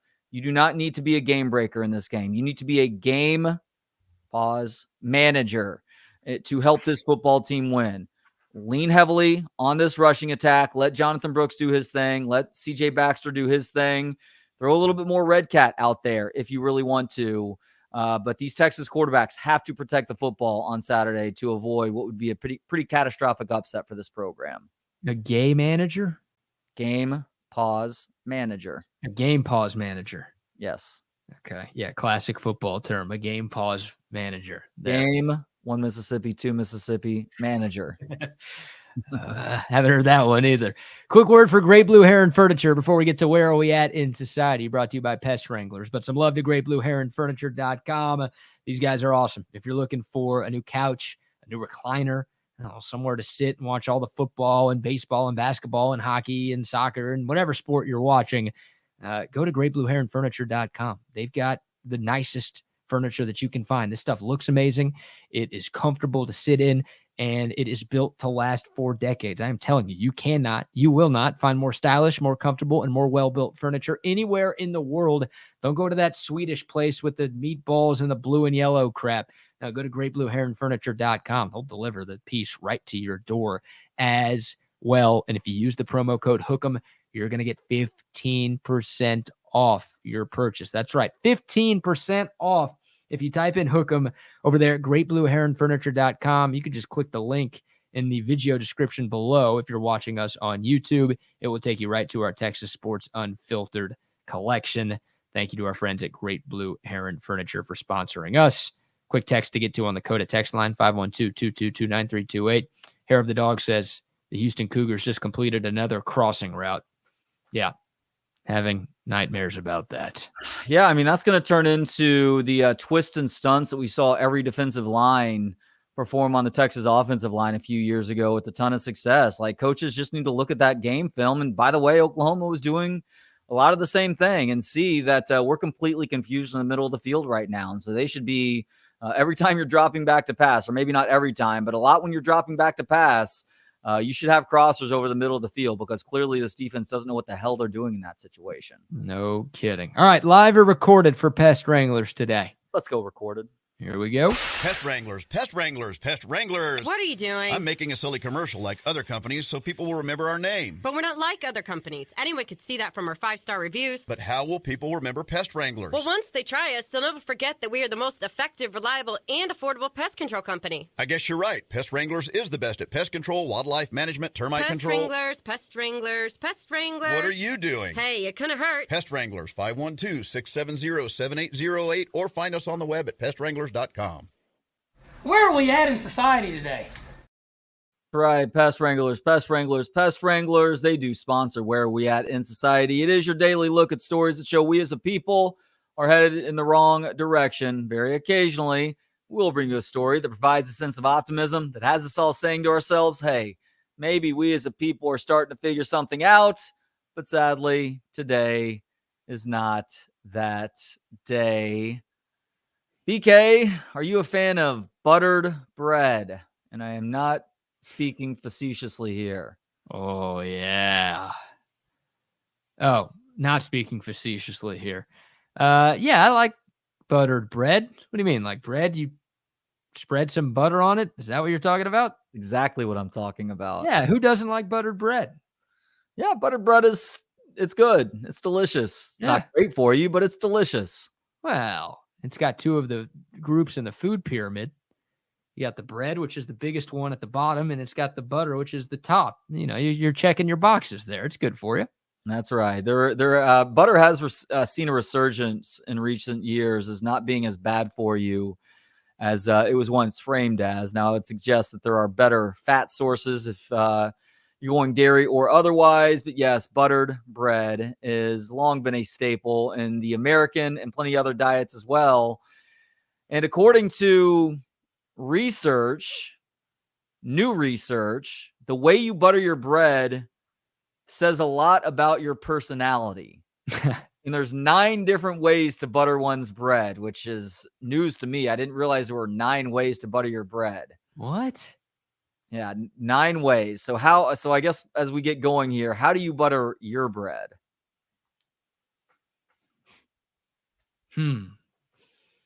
Well, that expression can be used in a myriad of ways.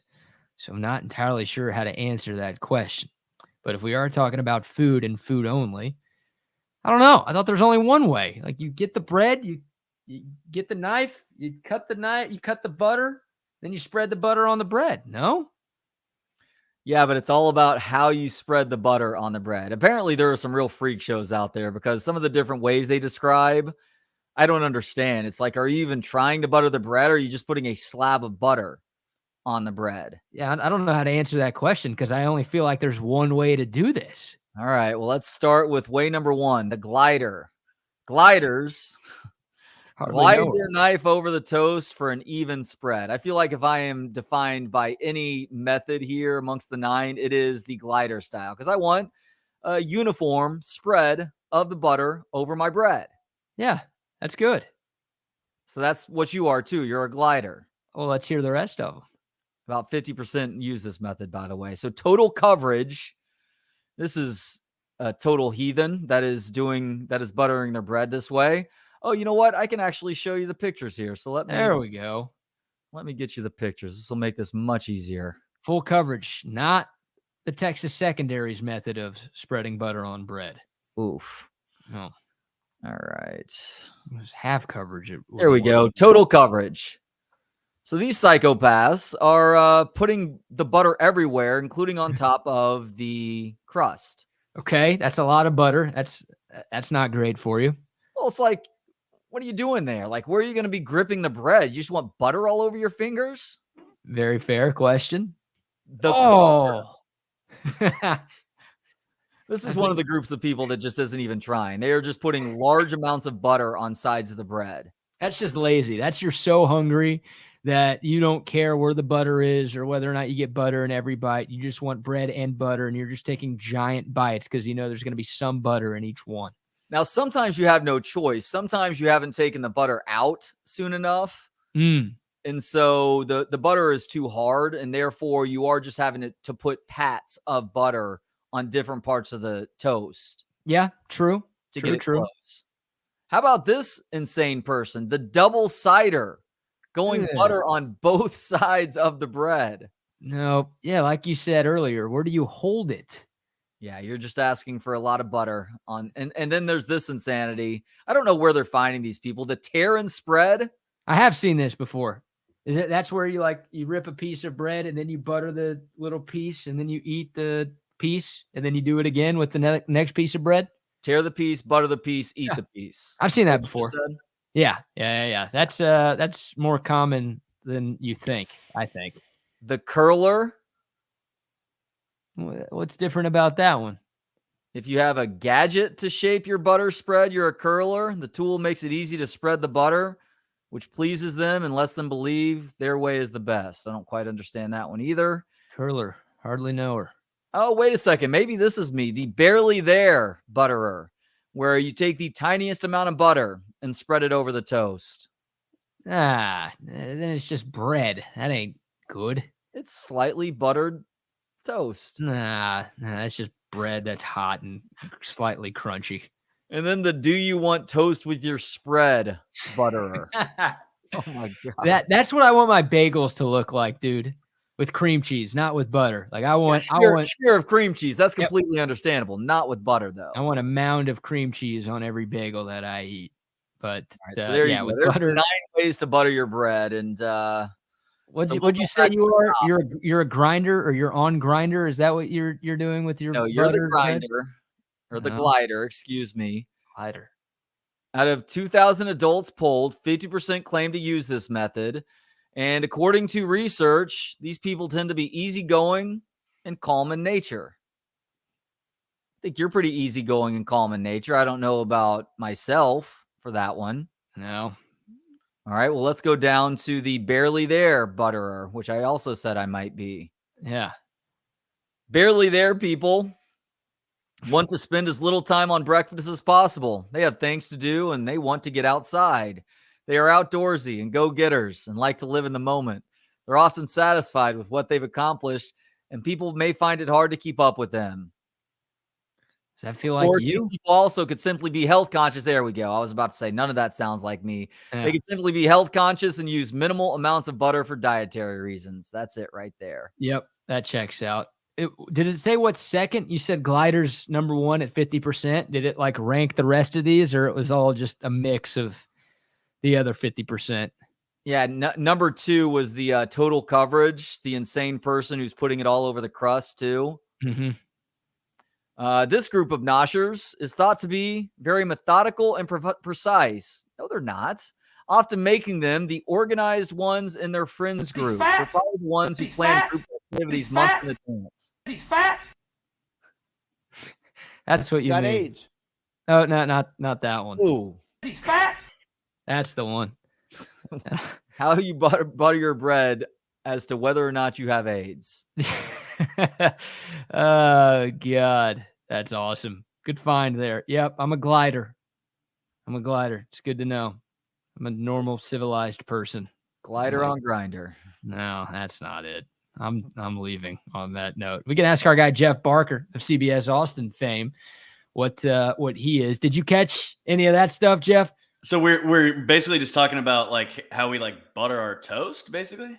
Yeah, there are 9 different ways to butter your toast. Okay, I think I'm the one. Would you like some toast with your butter? I think I'm that one. What does that say about me besides that I'm a fat ass? No, barely there is you're not a fat ass. Barely there means it's one of a couple of things. You're either health conscious and you're using minimal amounts of butter for dietary reasons. Is that you? I mean, definitely not by design.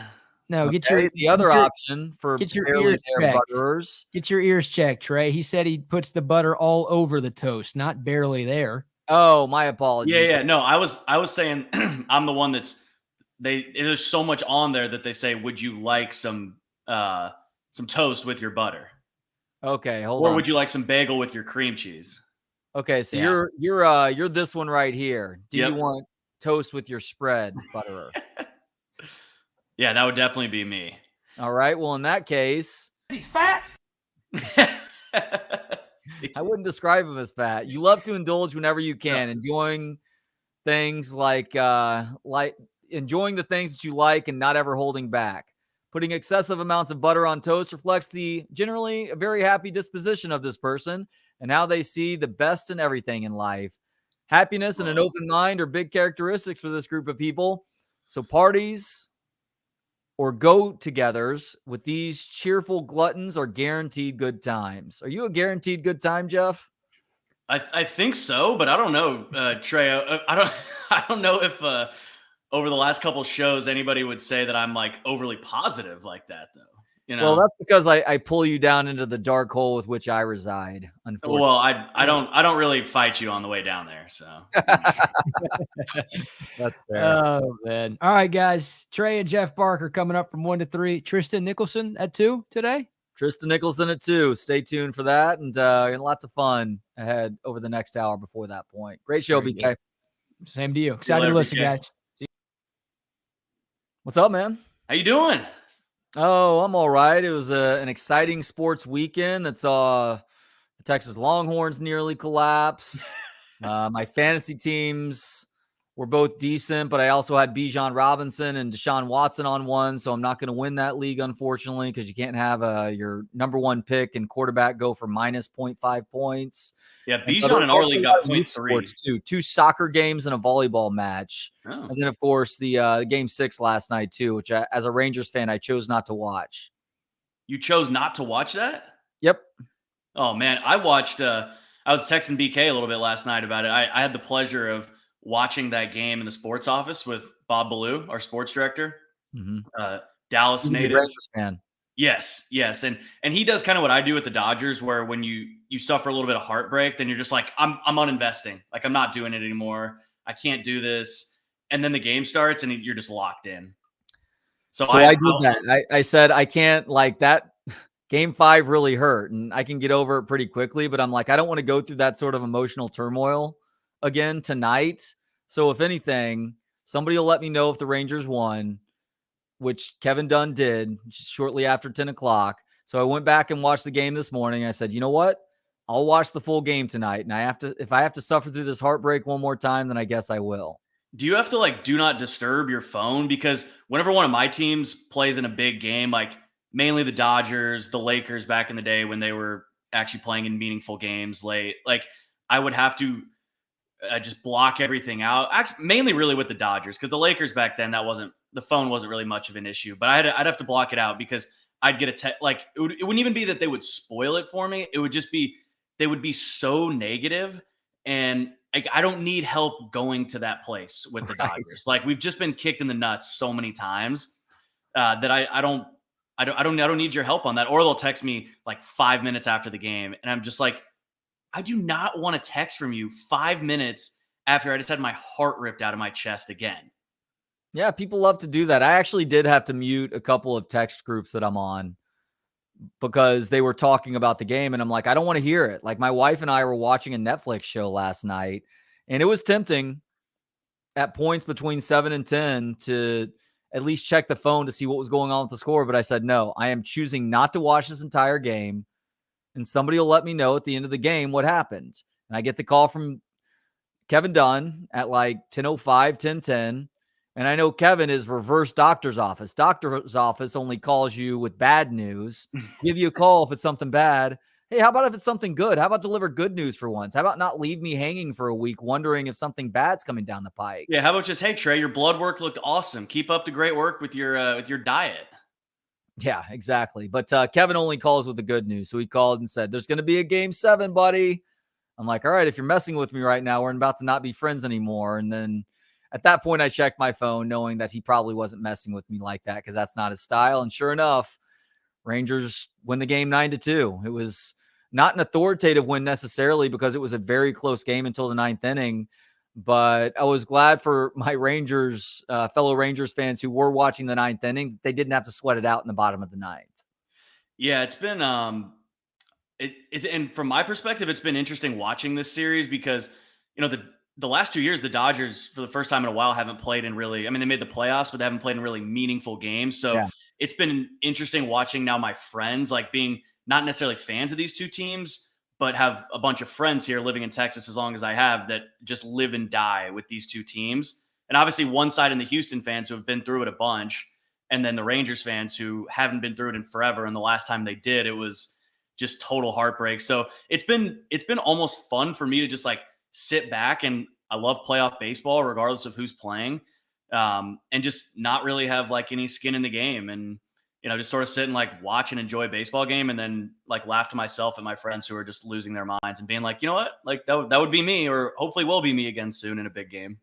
I'm glad you mentioned that, because I had forgotten about how nerve-wracking it had been, because it had literally been just about a decade since the Texas Rangers have been a part of playoff baseball. It was 2014, and in that series, they were limping to the finish line that year, and I think that was the series where they got their hearts ripped out by Toronto, maybe, where Batista had the big bat flip. But anyhow, like, you didn't have expectations for the Rangers then. Like, I really had to go back to the World Series runs, the consecutive World Series runs to recall that feeling. But Game 5, that was a tough one. That was a gut punch enough that I was like, you know what? If they lose, like a lot of people are predicting them to do in Game 6, which I didn't necessarily believe that would happen, because this team has shown a sort of grit all year long. I'm like, I don't even care to watch. If there's a Game 7, I will tune back in, but otherwise I'm just going to try my hardest to ignore. And so now you have people like Cooter saying that I need to not change what I'm doing. He'll happily give me play-by-play, but keep the TV off. See, I can't do that, Cooter, but I'm also not superstitious. If I was on a baseball team. Just a little stitious? I'm not. I'm mildly stitious. If I was on a baseball team, I would have no problem talking to the pitcher 5 innings into a no-hitter. I don't believe in those things. You'd be the one guy that goes up to him and goes, dude, you haven't let a hit yet. Yeah, give me the black hat to run in front of myself as I'm walking under a ladder. I don't believe in superstition. And I've also already promised my kids that they can stay up as late as they want to watch Game 7 tonight, because I need to make sure, as a dad, I'm not going to call myself a good dad, because there are things I do well and things that are probably going to require years of therapy. But as a dad who tries to teach the value of sports, I also need to try and teach them or give them a proper understanding for sports heartbreak, and also just how important Game 7s are too. So they cried their first sports tears. I guess it was earlier this year, because it was when the Texas basketball team lost to Miami in the Elite Eight. So they may be suffering some more sports tears before it's all said and done today. And I think the best part of doing that, Trey, I mean, my parents did the same thing with me, is it makes it that much sweeter than when they do get over the hump, or they do get over the mountaintop. And you kind of know in the back of your mind that maybe it'll never happen. But that for me is like, okay, if the Dodgers, if they ever end up winning a true, we don't need to start this whole thing about the 2020 World Series, but if they win a 162-game World Series that follows a 162-game season, that will be so much sweeter because of all the times that I've just had my heart ripped out. And same thing, if the Rangers win this one tonight and they win the World Series, it'll be the same thing for them. It'll be, hey, remember how we felt in 2010 and 2011? And now we're on the mountaintop here. And sometimes it never happens. Sometimes it takes forever. Sometimes, even Houston fans, I know it's hard in the moment for people to have that conversation now, but I mean, they were so shitty for so long. So even they, as polarizing as they've become because of other things, like even they had to deal with it for a while and finally got to feel that success. And it just makes it that much sweeter. But the intensity, we were talking about that, the intensity of every moment, every pitch in the playoffs, like a leadoff walk, and you're like, oh my God, you're just losing it. Leclerc last night with the bases loaded, having to get 2 outs right there, and he does. Like the intensity of those moments is so much fun. And I mentioned I was sitting in our sports office with Bob when we were getting the show ready. I said at one point, like, he was standing up. We have 2 TVs on like either side of the wall, and then our desks are right here. I was sitting in my chair and kind of like slid away, and he was standing up like this, just like that. And I said to him at one point, I go, I'm kind of in a perfect spot for you to like, I was just to his left, for you to like punch me in the face, regardless of what happens here, like an exciting one, or just like he gave up a grand slam and I'm just going to like take it out on you right now, Chief. Obviously kidding, but it was just fun, like living in those intense moments and living and dying on every pitch, like even not having a dog in the fight, but being friends and, coworkers with somebody that did. I'm fairly stoic with my reactions to my sports teams at the age of 45, but the baseball playoffs have definitely evoked more of a visceral response out of me, more of an animalistic response, both good and bad. And like with the Texas football team, like we watched Texas really shit the bed in the second until I guess midway through the fourth quarter is when you started to feel a little bit better about things. Although obviously Houston had that last drive in a bad spot, which isn't the reason why Houston lost that game. Houston lost that game as much for the two turnovers that they had in the second half as they did that bad spot. But even watching Texas shit the bed or watching them do well, like I was just sitting there watching the game, making mental notes. But the Texas-Alabama game earlier this year, I was responding like it was playoff baseball because, one, it was that big of a matchup, and it was seeming for this program to pull off such a massive upset. But yeah, playoff baseball is unique. It's unparalleled. As boring as baseball can be at times in the regular season, going pitch to pitch in the playoffs, especially once you're down the stretch, once you're through the seventh inning stretch, it's a fun time. And I'm glad that we as Rangers fans get to deal with that once again. And you've not only been able to deal with it with the Dodgers for a while now, you guys got what, 2 World Series? How many World Series have you won in the last 5 years? 1, right? Yeah, just 2020. And that was the first one in my lifetime because I wasn't around in '89 for the Gibson home run. Yeah. Huh. Well, were you and Bob in Houston for the Longhorns win over the Cougars? We were. And Trey, before we dive into that, there was a comment here earlier. Barker thinks Texas played great Saturday. How am I getting this reputation for like being like the eternal optimist? I feel like that's literally the opposite of what I said. Is this just like the stereotype with like TV people that we're just like PC and like everything's great and everything's rosy? Like defense played like shit in that game. Like, I think Ario is just messing with you. I feel like he said something similar the previous week. Yeah. Or after the OU game. So, no, I just think it's funny when we get those comments, and I'm like, I feel like I'm pretty critical when it's warranted on here. You know. By the way, thank you, Jake. You're right. The Rangers last made the postseason in 2016. Appreciate the correction there. Yeah. Let's see. Billy says, listening to Cale Gundy on an Oklahoma sports radio station where I live, unfortunately, Quinn wasn't hurt on the hit. That was the opposite shoulder. Quinn was actually hurt earlier in the game. No, that's what Steve Sarkisian said after the game, too. That was actually the third quarter sack.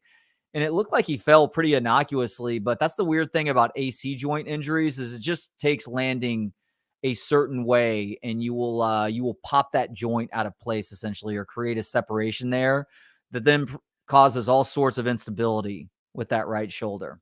Yeah, it was that sack. I guess that was the third quarter, right? Yeah, late in the third quarter. Midway through the third quarter, yeah.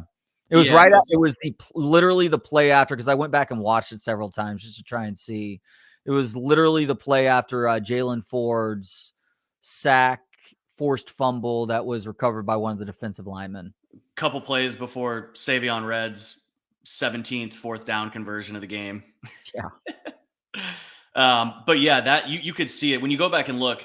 You could totally see it on that hit because, I mean, the commenter's right. Like the big hit what happened after, he goes into him with the opposite shoulder. Still, you can't take that hit, you know. And again, easy for us to say here where it's like we have the benefit of the yellow line and hindsight, and we're not the ones holding the ball and all that kind of stuff. But you got to slide on that and just make it 4th and 5 and make your coach make a decision. Because even if he had run over that guy, it was still going to be 4th and 1 or 4th and 2 or something like that. Yeah. But yeah, it was the play, like you said, I can't remember the name of the guy that sacked him, but he fell right on that right shoulder. And in the moment, like it kind of just looked like a normal sack, but I think that's sort of how those things go in a lot of ways. Is like all it has to do is just hit a certain spot, fall a certain way, and you know, then here we are ready to talk about Malik Murphy and Arch Manning. Yeah, but the offense is not the problem right now. No. Even though they went pretty dormant from the second through large chunks of the second quarter all the way through large chunks of the second half. The problem right now is the defense. And this is a defense that started to show some holes against Oklahoma. And maybe it's a byproduct of this team lucking out and playing a lot of backup quarterbacks through their first 5 opponents, or guys who weren't very good at throwing the football, or maybe it's a bit of the injury thing, or maybe it is more schematic than we realize. But this Texas secondary is bad right now. And it's one that maybe BYU doesn't take advantage of. But with as good of a coach as Chris Kleiman is, that here in a couple of weeks when Kansas State comes to town, with Will Howard seemingly getting back on track and then working with a really effective quarterback rotation right now with the Wildcats, that game goes from one that you feel really good about to one that you don't feel very good about. And that's before you even start to think of the fact that it's likely going to be Malik Murphy or Arch Manning back there at quarterback for you. Yeah, and you mentioned that K-State game. I think they just announced that they put that in the 6-day window. So a lot of people thinking the same thing as you, Trey, that could end up being a really, really huge and impactful game for Texas, for Kansas State, just for the entire outlook of the conference going into the last 3 weeks of the season there after they play that game. But yeah, I think, this with the way the spot in the game that it happened, it made sense with the way that they used Malik Murphy down the stretch where, he threw 2 passes, and you'd like to think maybe with the benefit of starting the game, a whole week of practice as the starter, extra reps, more time with the receivers, starting the week as the starter, that maybe he hits that third down to AD Mitchell there that continue that drive. And maybe they even close it out a little in a little bit more smooth way than they had to right there with finally making a stop down in the red zone. But his one completion was a little dump off swing pass to Jordan Whittington. So we really don't know what we're getting yet. We can listen to Sark all we want. I did a quick Zoom call with Danny Hernandez, who's known Malik for a while. He's his quarterback coach in Southern California.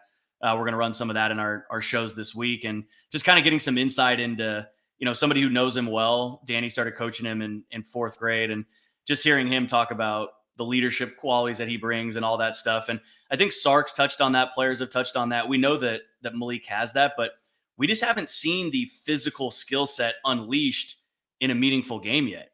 All we really have to go off of is the deep ball he threw to Jonte Cook in the spring game, which was a nice pass. And then some of the other couple nice passes in the spring game outside of that. And then one, I think in maybe Rice when he came in at the end and zipped one to like DeAndre Moore, somebody like that at the end. So yeah, really curious to see, what we get out of Malik, and then also what the leash is with him too, knowing the guy that's sitting behind him. And also too, fair to throw out, like, are they going to split these guys up? Like, is it just going to be Malik unless something happens, or is it going to be a rotation? So I don't know how much thought you've put into that yet, Trey, with it. It's only been about a week and a half. Yeah, I've thought about it a little bit. I'll say this about Malik, because obviously we're in wait and see mode to see what happens with him with a full week to prepare as his team starter. And that's not even guaranteed right now. It sounds like Sark is trying to operate on a sort of meritocracy, and whichever guy is better in practice this week is the guy who will get the nod. But if it is Malik, obviously he has the arm talents. I think that he was maybe a little bit too amped up in the game on Saturday, which is completely understandable. That's a really difficult spot to come into. Exactly. So unexpectedly in the latter part of the 4th quarter of a game that had become a tight ball game, a game that you thought was in hand at the end of the 1st quarter, up by 3 freaking touchdowns. On the road, you didn't think it was, nobody in their right mind thought that was going to be a close game anyway. Becomes a close game. Then Quinn goes out in the time that he did. Yeah, just not a whole lot you can take from that. I guess you got to give him some credit for the poise and maturity to just, not that I want to give a guy credit for handing the ball off to 2 really good running backs, but he held it together. He didn't make any stupid mistakes. And granted, they didn't even really let him, but there were really no catastrophic snap issues. A couple where it looked like maybe they were off a little bit after the change. But yeah, he held it down enough to just do what he needed to do and move on and then get the week to prepare. Yeah, and credit Jake Majors, by the way, for playing through the pain. They wanted Cole Hudson to start that game to give Jake Majors at least one more week off, but Hudson suffered a setback in his recovery. Jake Majors, who is an absolute gamer, decided to step up and start at center, and perhaps that helps Texas win the game when it's all said and done. But Malik Murphy, his one downfield throw was obviously him throwing it about as hard and fast as he could. He's going to have to take a little bit off of his throws if he is going to complete passes consistently. But I will say this about Malik Murphy, having watched him on the sidelines from the stands for the last couple of years now, the guy stays engaged and he stays ready. And he's always talking to his teammates. He's always warming up just in case. Now, you can always stay warm, then also get forced into action, and it becomes a very different beast. But I like his demeanor on the sidelines, I guess, speaking to your natural leadership comment from a minute ago. And I think that this team, given the opportunity, is going to rally around him. So it becomes, can he play within the offense that is created for him this weekend, if it is Malik or if it's Hardge?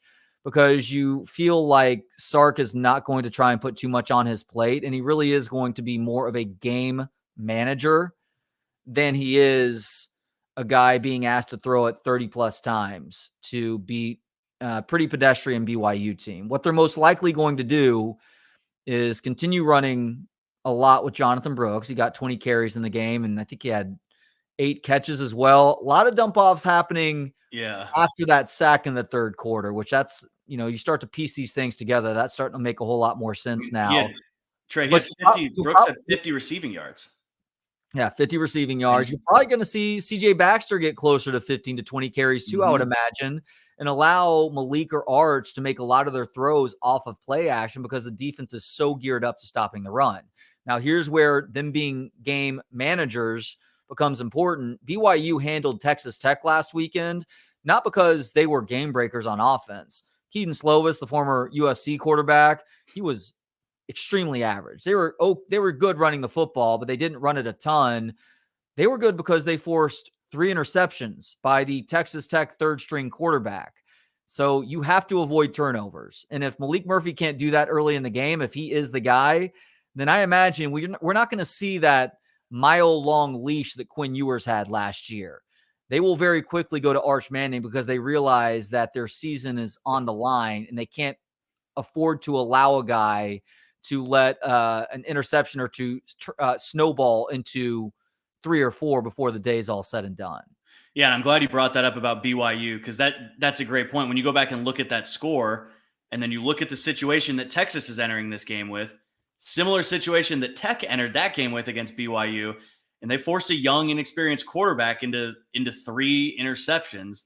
So they're probably licking their chops, trying to sitting there saying in Provo this week, we're going to do the same thing to this guy. Granted, I don't think the level of talent at backup quarterback is the same. So let's make that very clear between Tech and then UT right now. Yeah, and it's also Tech's third-string quarterback too. Right. So they were down one more guy at that position. Yeah, and their third-string quarterback's not Arch Manning. Hell, their third-string quarterback might not even be UT's fourth-string quarterback, Charles Wright. Like I don't know much about the guy, but no, the third-string quarterback is about what Baylor's backup quarterback is. Okay. That we saw earlier this year, and he wasn't very good. You mentioned too the game plan from the Texas staff this week of just be a game manager.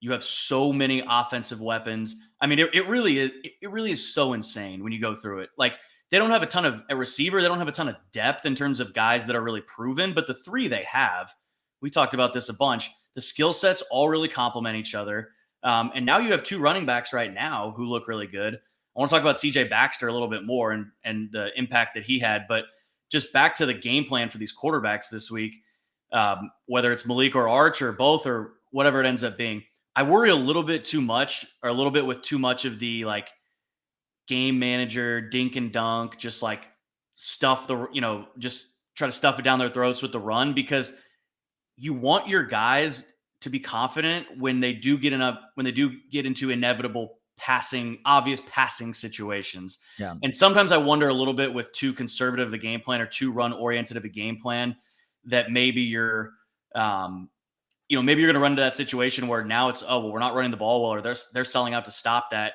And it's 2 quick 3 and outs. And we're now judging a quarterback based on his first 2 throws have been on 3rd and 8 and 3rd and 12. And it's like, so I think you'll see Sark come out with a really good opening script this week. And whoever it is, just trying little ways to get easy completions and probably less of the thinking and the decision-making that they put on Quinn and the reading this, reading that, whatever it may be. and just, hey, we're going to call a pass play and we're going to say, A.D. Mitchell, go win your one-on-one. Xavier Worthy, go win your one-on-one. Or even just the little pass we saw him throw to Jordan Whittington, stuff like that to get him into rhythm and 7-yard chunk plays like that. And then you run it and just different things to where it's not like hand the ball off. Oh shit, that didn't work because they sold out to stop it. And now I'm asking him to try to throw a pass 14 yards down the field on 3rd down when everyone in the world knows we're passing. The game against Houston really turned on Saturday on one bizarre play call near the end of the second quarter. And that was a fake field goal attempt on what was a 4th and 6. Texas had already had a lot of success on 4th down against a Houston defense that was literally one of the worst in the country at stopping the opposing team from getting a first down on 4th down in that Houston defense. From you as somebody who was watching it at field level, was that play call as curious to you as it was all of us watching on television? Too freaking cute. Yeah. It's just like one of those where, and I'll give Sark a ton of credit for the play calling earlier in the game. That first quarter, I mean, and again, not that Houston is the 85 Bears on the defensive side of the ball, but that was some unbelievable play calling. Like there were some sequences there where that first drive where they threw, they had the play to Xavier and then they ran hurry up. And then the very next play, they get A.D. Mitchell wide open on a long out route. I mean, that was textbook. But it's some of those decisions where it's like, just stop handing out momentum. Like I would, if you want to do that, you want to do something like that, don't freaking flip the ball to Burt Auburn. Just go for it. Just go for it and try to get 6 yards. And I'm not going to sit here and say I wouldn't have potentially criticized that decision, but I would have at least been able to sit here and say, not that we would have ever been talking about a fake field goal because that wasn't in anyone's mind. Again, which probably was why Sark did it. But on that one, I'm like, just kick the field goal, go up 24-7. And then it's just maybe Houston goes down and scores just like they did, but it's not a feeling of momentum and a rise in adrenaline when their offense then comes back out onto the field at the 25 after a touchback, or even if it's a good return, like that momentum was just different. It was almost like Houston got second life right there. They had the touchdown to make it 21-7 before that. And it was just like, oh shit, we can make this a 1-score game. They probably weren't even thinking about another touchdown, but they're going, hey, we get the ball to tie it. Or we get the ball to start the half with a chance to tie it, which is what they ended up doing.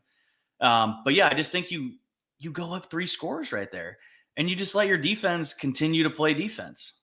I didn't like it, but one thing that was interesting that Sark said in the post game was he had said that when they planned that, it was similar to the fake punt where they had it in the game plan and they said, we're going to try to weave this in at some point if it works. Fake punt's a little bit easier like that, but he did say, we haven't run a fake field goal in 3 years.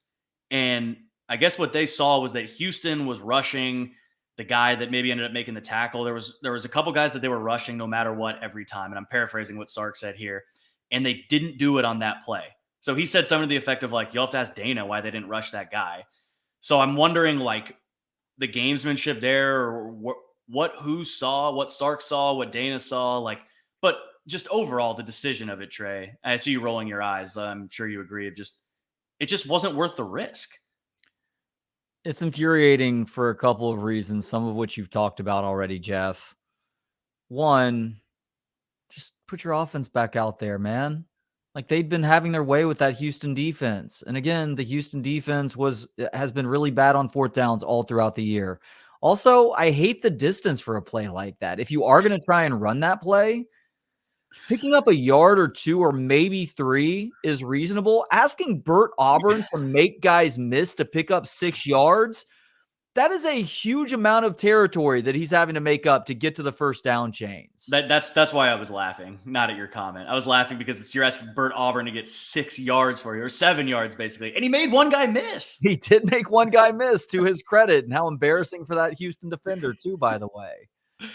But also, it's the latest example in a long line of examples that we have of Steve Sarkisian making very questionable decisions as you get near the end of the half. I do not like him as a game manager at the ends of halves. I think that he panics when he doesn't need to panic, and he's working without a sense of urgency at times, or there needs to be more urgency. And he just makes a lot of curious decisions. And this is just another one of those. And I would tell him, I wouldn't say this in a press conference setting, of course, because that would be very unprofessional.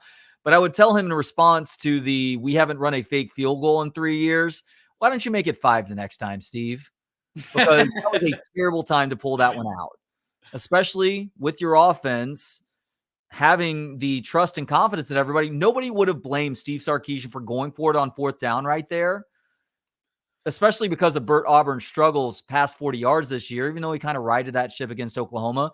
Nobody would have blamed you for going for it on 4th down right there on a 4th and 6. Nobody would have blamed you for trying a field goal right there, Steve. But a lot of people are asking legitimate questions because of how you chose to go for it with the field goal unit out there. Yeah, I think I got a couple texts from buddies watching the game after that. Like something, and I totally agreed. Something to the effect of, you have the better team. Just go kick their ass. Just go play and beat their ass. Like, I'm not saying it's always that simple. Houston has a lot of talent, like even a lot of just skill talent, I would say.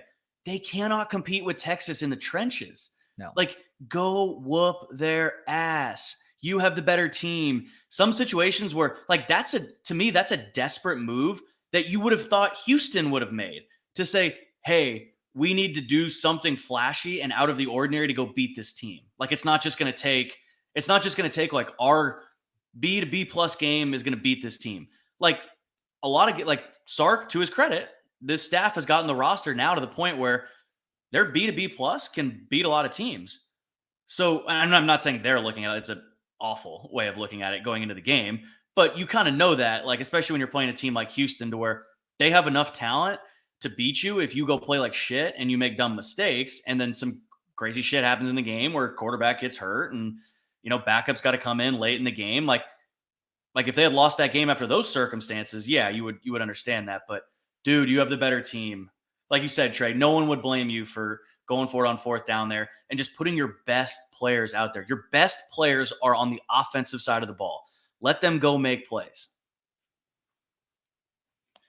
Yeah, and he didn't do it right there, and it was a failure. And unfortunately, it wasn't the largest failure on the day for Texas. And look, the criticism that we're levying right now are because we have high expectations for this football team and this program right now, and they are falling short of those. Ultimately, yeah, a win is a win at the end of the day. Even if you don't feel good about how you won, you did still gut it out and win this game. And it's a matchup that a lot of years in the last 14 years or so since that most recent national championship game appearance, you found plenty of ways to lose games like this, including in the Steve Sarkisian era too. You can go back to last year to find great examples of that. Certainly in year one as well. So yes, a win is a win. But the worst aspect of this game for Texas, and a reason why any confidence that you had that this team could accomplish special things in 2023 is, at least for right now, out the window, is just how bad the secondary play has been these last 2 games. 100%. I know some of it goes on the corners. Ryan Watts being out, clearly a big deal. They had to put Jahdae Barron in the second half, even though they didn't want to play him because he was dealing with a minor injury issue that they thought they could get him some rest. Well, he was cleared, and he was cleared really late in the week too. Right, cleared late in the week. There is an enormous issue right now with the safety position. And I get it that guys are injured at safety. Jalen Catalon being hurt, while not a huge shock, is, you know, a starter who is not on the field for you. But the safeties who are out there are, in their own special ways, disasters in coverage. Michael Taff had a big interception, a ball that, as BK put it last hour, Jeff, you or I could have intercepted, but I guess at least he was over there. He got burned a bunch. Jaron Thompson got burned a bunch. Keaton Crawford should not be out on the field anymore, probably at all defensively. You can put him out there on special teams. He's a good gunner, but he's just too big of a liability at the safety position. And I like what I saw out of Derek Williams early. He did get burned 1 or 2 times, but I feel like there was a point in the game that we were no longer seeing him out there too. Texas safeties are atrocious right now. And as long as that continues to be the case, you're going to see opposing offenses go right at them with their passing attacks. Yeah. And not to make an excuse, like at corner, at least, like you were talking about the safeties at corner with Ryan Watts out, And you just wonder like how much longer that's going to linger. That would really help to get him back. Not that he's like a true shutdown on one side of the field, but his experience, his length, the plays that he's able to make, kind of just what he does to the way, an offense might game plan or a quarterback might go about progressions or where he's throwing the ball. That would be huge to have him back. When he's not in, they're really stinking young at corner. Yeah. I mean, that was basically, correct me if I'm wrong here, Trey, but that was like basically most of the game. Manny Muhammad on the outside, a true freshman who was guarding high school receivers last year. And then Terrence Brooks, who's a sophomore. You'd like to see a little bit more out of him now halfway through his sophomore year when he played a decent amount as a true freshman, but still a really young guy. Like maybe he makes, turns the corner here soon. Or maybe that's next year when it happens for him. But yeah, in the secondary, I love Michael Taff. I love the story. I love his story of being, he was going to go to Rice on a scholarship. He basically had G5 offers like that out of Westlake, and dude made some unbelievable plays when he was winning state titles for those Westlake teams, Cade Klubnik and Jaden Greathouse and all those guys. But yeah, you can tell that he needs a little more seasoning out there on the field at this level. And then Jaron Thompson's one where you would like a little bit more out of a guy that's that experienced and a guy that we've seen it from too. We've seen him make plays. But I think part of the issue too is they don't have just like a true awesome ball hawk safety. It doesn't look like right now. Like I know Catalan hasn't been playing much lately, and Barron, not a safety, but still just in the secondary overall, they just seem like they have a lot of guys. You mentioned Keaton Crawford that are really good, almost like the safety hybrid linebacker, where they can cover in the in the boundary in some spots, or maybe in the flats and the intermediate routes and those kind of things, but they're not necessarily like true cover guys. And what they really want to do is come down and make a hit, make a huge hit. That's what Catalan wants to do. And even watching Jade, like that dude is an unbelievable open field tackler. Like, I don't know if it's even a conversation whether or not he's the best open field tackler on this team. But right now, this team, they need guys in coverage. They need dudes that can do both, to be honest. They need guys that can, like those crossing patterns, Trey, were just, you at home with the benefit of like, I didn't have the overhead view until I went back and watched the game, but like, you must have just been losing your mind on those crossing patterns where just every time on a 3rd and long or 3rd and medium, it was just to frickin' zero with no gloves, like looking like he's like right out of, a double wing offense in 1965. Yeah. Far too often he was Manjack the fourth. It's a great last name. And far too often he is being covered by a safety. And you're right about these safeties. They all love coming up and hitting and running downhill to help with the run. But that's a small part of what you're asked to do at that safety spot. And if there aren't more guys that are currently at the position right now who are, I know they're willing participants in coverage, they're just not very good at it. If you're not better in coverage, you need to find more guys who are. Like Derek Williams is a great find out of the state of Louisiana. He's already starting games for this team halfway through his true freshman season. As you said, Michael Taft's a nice story, and he has pretty high football IQ, but we also saw him with some misses on Saturday, and we saw him get burned. Now, sometimes it was a result of another guy not doing his job too, but Michael Taft is limited with what he's capable of physically. Jaron Thompson may be the most disappointing player on this roster right now in 2023 in terms of what the expectation was with him this year versus the reality of how he has played, especially over these last couple of games. Anthony Hill was kind of that ball hawk for you last year at safety, but Jaron Thompson has always had that quality about him too. I don't know what has happened with him. He was part of the problem with the coverage bust on Oklahoma's final touchdown a couple weeks ago.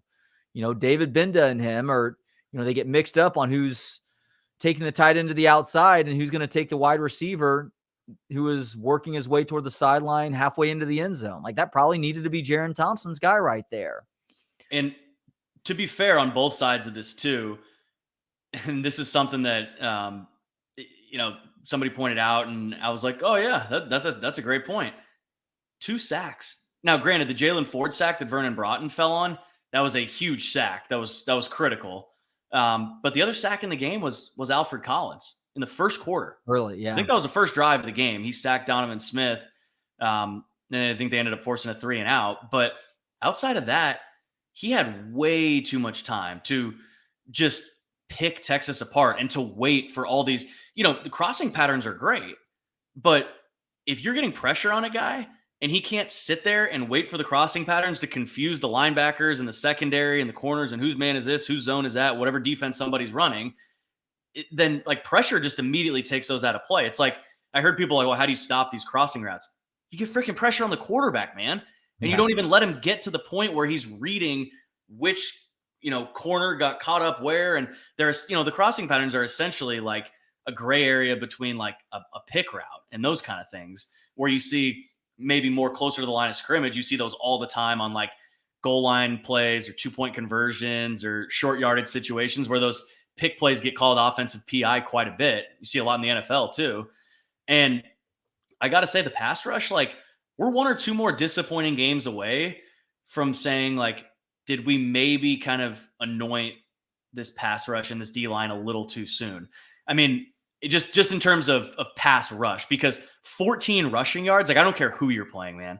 Like I don't care if it's, Texas playing Westlake next week or something. You hold anybody to 14 rushing yards, that's pretty damn good, especially in a conference game on the road, but 378 yards through the air. So it's kind of a mixed bag with that D-line there where, guys like Tavondre Sweat up front, you're like, they're doing their job stopping the run, but you need a little more pressure on the quarterback too. And that will, I think, help out the secondary, obviously. I mean, that's Captain Obvious right there, but.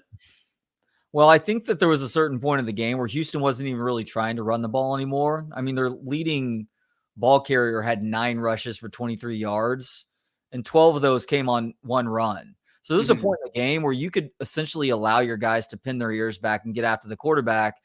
And Kwiatkowski most of the time likes that organic pressure from that front 4 or maybe 5, but sometimes he gets into that bad Todd Orlando habit where he sends guys on blitzes from deep.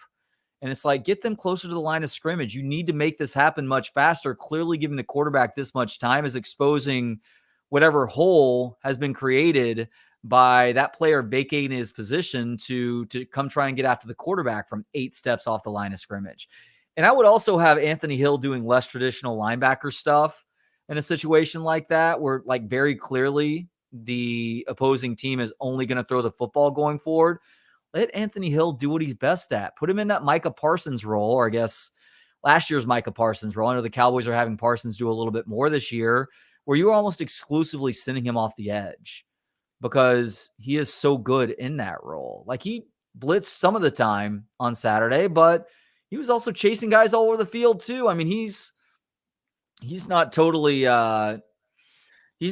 faultless in terms of what was happening with the Houston passing attack. He's not as negligent as the safeties or the cornerbacks or even his fellow linebackers were at times, but I think you're putting him in a lesser position, and I don't quite understand why. Like maybe it's because you have less trust in a David Benda or Maurice Blackwell in that situation, but put him on the edge and let him make a tackle's life miserable, and hopefully the quarterback's life miserable too, like what he was able to do so well in that Alabama game. Trey, I think his role, not to oversimplify Pete Kwiatkowski's job, and he's obviously shown his defensive genius at multiple different places. And, not that we can't sit here and say that, hey, trying to continue to get to rush your traditional 3 or 4, whatever it may be, goes for any defensive coordinator. If you're not getting it, you're not getting it, and you need to change some things up. But I think Pete Kwiatkowski needs to just say, Anthony Hill, for the rest of the season, see ball, get ball. I mean, because it's just the talent is unbelievable with him and just the raw talent.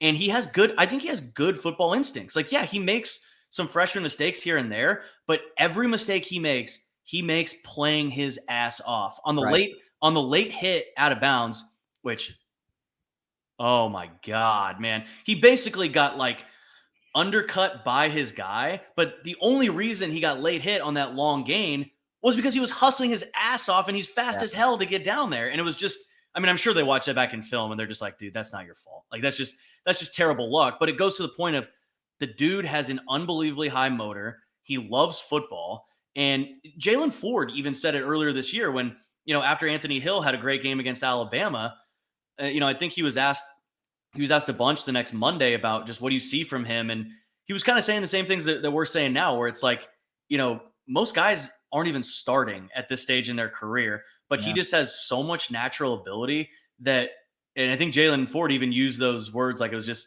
see ball, get ball.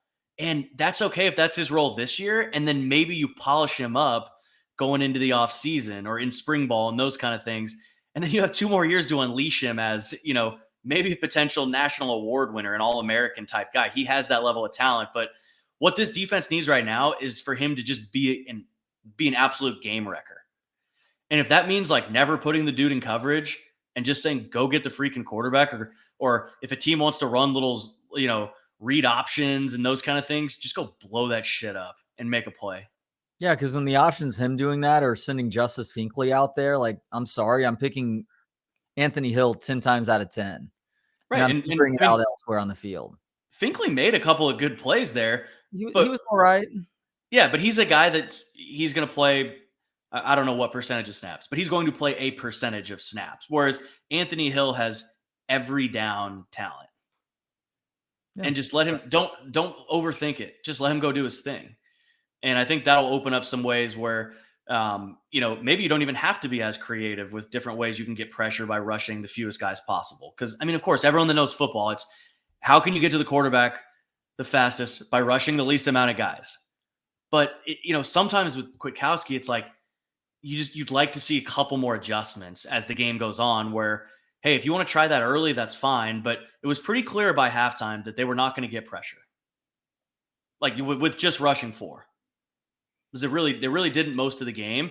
And even on that one where Jalen Ford had the fumble that Broughton fell on, it took them a minute to get there. Yeah. Like that wasn't one of those where it was, one swim move, D lineman beats him, and then he's right there, and it's like he blindsides him. Like Donovan Smith had time on that one. No, Jalen Ford I don't know if he came from just a little bit too far back, but it felt like a delayed blitz.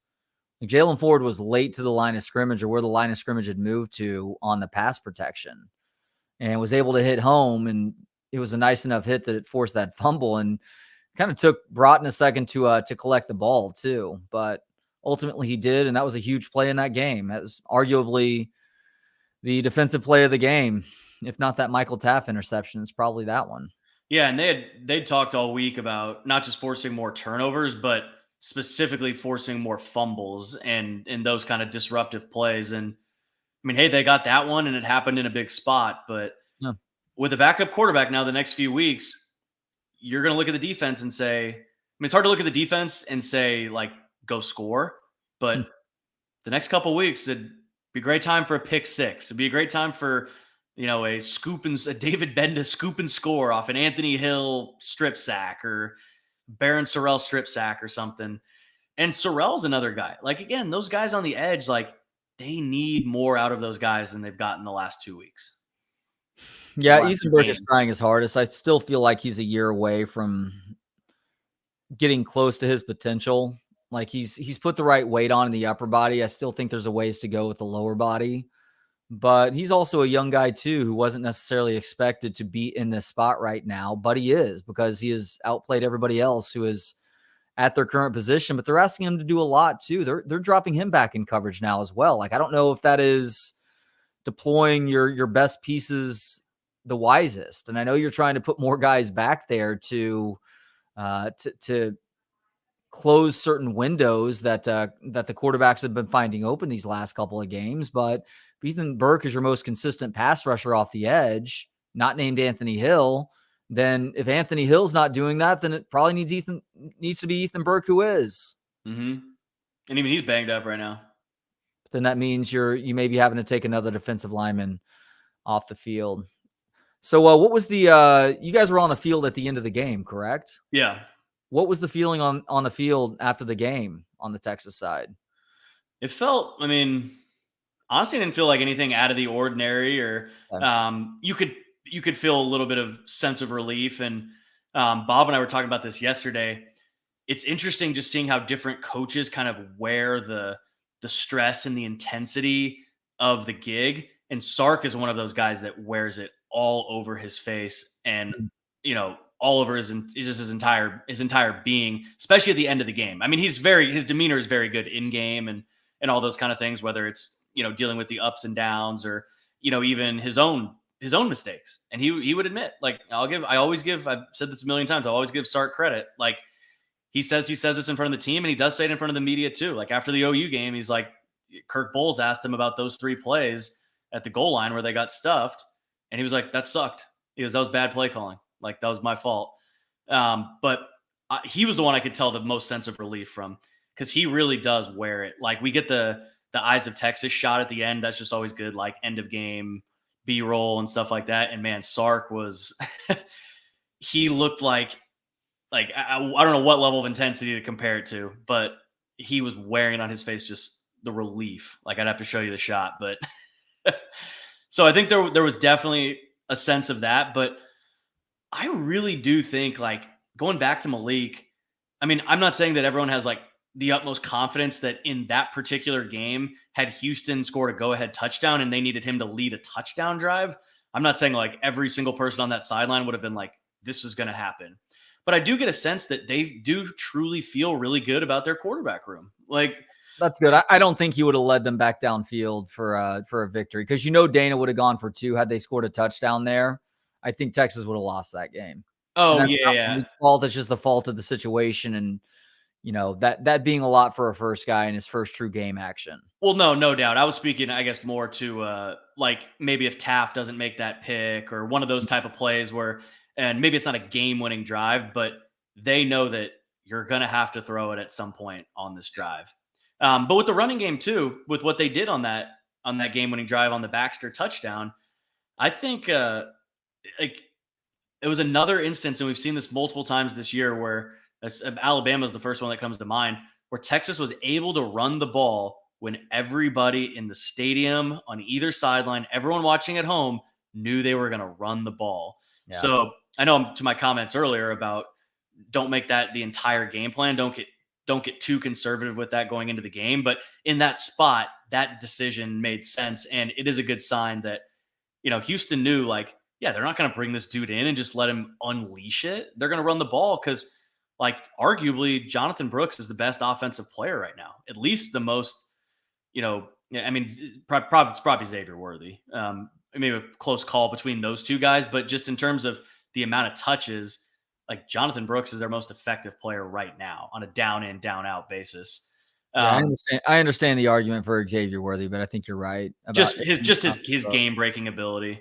But yeah, the Brooks Baxter duo, man, that's going to need to be a major part of this offense. I've seen a bunch in the comments, people saying the same thing moving forward. And I think I saw somebody else earlier talk about how Savion Red, maybe you mix more of that in, or maybe you like do some of that stuff. But well, hear me out, Trey. Maybe you do some of that stuff, but you do it with Malik. Stuff that you maybe didn't want to do before to put your backup quarterback in harm's way. And I'd like to see them, and maybe Malik's not good at this, I don't know, but with his size and his seemingly super athletic makeup and build, like, I'd like to see them mix in some quarterback run, because clearly we know who's behind him. You're not totally screwed if something were to happen to him. Like, you don't need to play this super, super conservative. Like, you have Arch Manning behind him. And I mean, you don't even want to bring up this possibility. Like, you have Charles Wright behind him, who was a 3-star quarterback. Like, I mean, you can say whatever you want about Charles Wright, but it's not playing a walk-on. Right. Like, you don't have a walk-on at third-string quarterback still. I would be more inclined to go with QB designed runs with Arch Manning than I would Malik Murphy. I don't think Malik Murphy is very fleet of foot. Okay. Like, less than Quinn. Quinn has good straight line speed, and he's a smart runner too. Well, except when he chooses not to slide. I think Malik Murphy is more limited than that. So I think you need to, maybe you do find a way to get Savion Red in there a little bit more, although I also would be concerned about losing that novelty in short yardage situations. Just needs to be a heavier dose of Jonathan Brooks and the offensive line in front of him understanding what their job is, and that's to be the meaner group in the trenches. A couple comments out of John here that I think are worth us discussing. Tristan Nicholson will be joining us here in a few minutes. Honestly, I think Texas will be better without Quinn. Sark keeps getting cute with the plays for Quinn. Bread and butter of this team should be the running game. I understand where you're coming from there, John, but I think Steve Sarkisian is going to get cute with whoever the quarterback is. I think he's going to try and force the issue with the pass too much, regardless of the quarterback. Maybe you're right. He does it less because he is less inclined to take even small risks with Malik Murphy in there. But that's also just kind of who Sark is, too. We saw when Quinn Ewers was struggling last year. He was still forcing the issue with the pass far too often. And that's with Bijan Robinson and Roshan Johnson in the backfield. So that just may be who Steve Sarkisian is as a play caller. John also says with Murphy, I have the feeling this team is going to look amazing as Brooks and Baxter shine, which will open up the lanes for X and AD Mitchell too. Well, Hope and you're right something, about Trey, that. Go ahead. something that I wanted to say about Baxter earlier. I think that was the healthiest that he's looked. Like, I hope that, on that touchdown run specifically, he looked really confident in what he was seeing in his vision on that play. And then he hit the hole and outran somebody. Like, that was a really good sign for Texas on that drive, was how good he looked and that touchdown. That's going to give him a ton of confidence. Who cares who scores that touchdown in that moment of that game, a close game on the road like that. But I think the fact that, and again, maybe it's silly of me even to give Malik any credit for this, but like Malik and CJ Baxter and Brooks, like, led that entire drive, and I think what that can do for Baxter's confidence now, knowing that, hey, you're going to probably get even more carries and your carries are going to be that much more important. It's not just going to be, we have all these other weapons, which they still do, but like, you're spelling Jonathan and you're going to get a couple carries here and there, but they're not going to be like that impactful. I think he's going to get so many more impactful carries in the game. And now having made a moment like that, scoring a go-ahead touchdown that ends up being the game winner, will go a huge, huge way in his confidence. And again, biggest thing, he's looked really healthy. He looked really healthy and really confident. And obviously those two things go together, whether you're a freshman or a senior. But the confidence and the health, I think, were huge, huge things that I took away from seeing that. Definitely at field level too. And he looked fast. And there were times where we talked the last couple weeks, last couple games, where I didn't think he looked very fast. Like, I think he looked kind of timid and a little bit hesitant, unsure of his reads. And, he was banged up twice in the first two games. And I think that lingered a little bit. So hopefully we see, the best version of him and nothing but it moving forward. Yeah, I think this is the healthiest he's been since the first quarter of the very first game. And there was a palpable difference as a result. All right, it is 2:00, which means it's time to welcome lifetime Longhorn Tristan Nicholson to the fray. Live from his home studio in Houston. Is it a home studio that we're broadcasting from today, Tristan? It is. Home studio in progress, I'd say. We moved into a new house a couple months ago, and so it's just now, some of the stuff's just now coming out of boxes. Tristan, is the wife letting you call it a man cave once you get everything up? Not quite. It's full office mode, but we share a wall with our newborn, so looking at putting some soundproofing and/or trying to make it as professional as possible, but it is a work in progress. Before we get to the game this weekend, Tristan, how was the weekend? It was good. We hung out, had some family come into town, had some help with the kiddos. That was a good time. Always nice when family comes in to help with the kiddos. Hopefully you and the wife can take a break and go grab dinner or something. Yeah, right. Need to. How big weekend of sports for you, Trey? Yeah, youth volleyball on Saturday, youth soccer after that on Saturday. We had a neighborhood family get together, I guess is the easiest way to explain that after that, which is during when the game was on. So I got to pull out I have to watch this game for my job card, which is always a fun card to pull out. And then yesterday, my wife, Justine, she just turned 40 in August. She's playing in a women's soccer league, and it was her very first game on Saturday. And it was also really hot out for mid to late October. And so she and her team, they played great. They won the game, but they were all struggling too. And I went to support her, but at halftime, I was like, I don't want to get sunburned here. And it's also really hot out. So I'm just going to go into the air conditioning of the car and watch the NFL on my phone, because I got to talk about it for my job. Sure. Trey, your phone must get a ton of work on these weekends. Oh yeah. Yeah. It's the bane of my wife's existence at times. My kids too, when they're not allowed to look over my shoulder. But there are times that phone has to come out. Like we go out to eat and there's a game going on. And it's a pivotal moment in the game, and I could either record it and go back and watch it really late, or I could just watch it right then and there, like most deadbeats do. And so I choose to watch it in the moment. Fair enough. Yeah.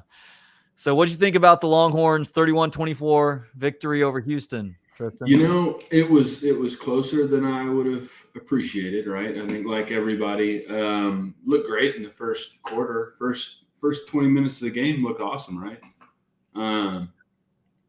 Yeah, I mean, a win's a win, right? I mean, at this point in the season, I think the consensus is you've still got a shot at the playoffs, but you got to win out. And before you can say, well, strength of schedule, this team looks good, we need some help, you got to win out. And so when you pick one up that, you know, Houston's showed that they were a decent football team, right? What I'd say about getting everybody's best game, right? That dude, their quarterback went off. So again, you know, it was a good game. Another good game that you wish wasn't a good game, but it was a good football game. I think Texas showed some glaring weaknesses, but overall, I think they've got better athletes and they're just a better football team. So lets you squeak out with one, but if you do that every single game, you're gonna might trip one up. Tristan, your level of confidence in Malik Murphy to keep the season on the train tracks and keep all those goals that you mentioned, the playoff, the Big 12 championship, all those things actually rooted in reality, your confidence in Malik to do that, and potentially Arch if it gets there is what?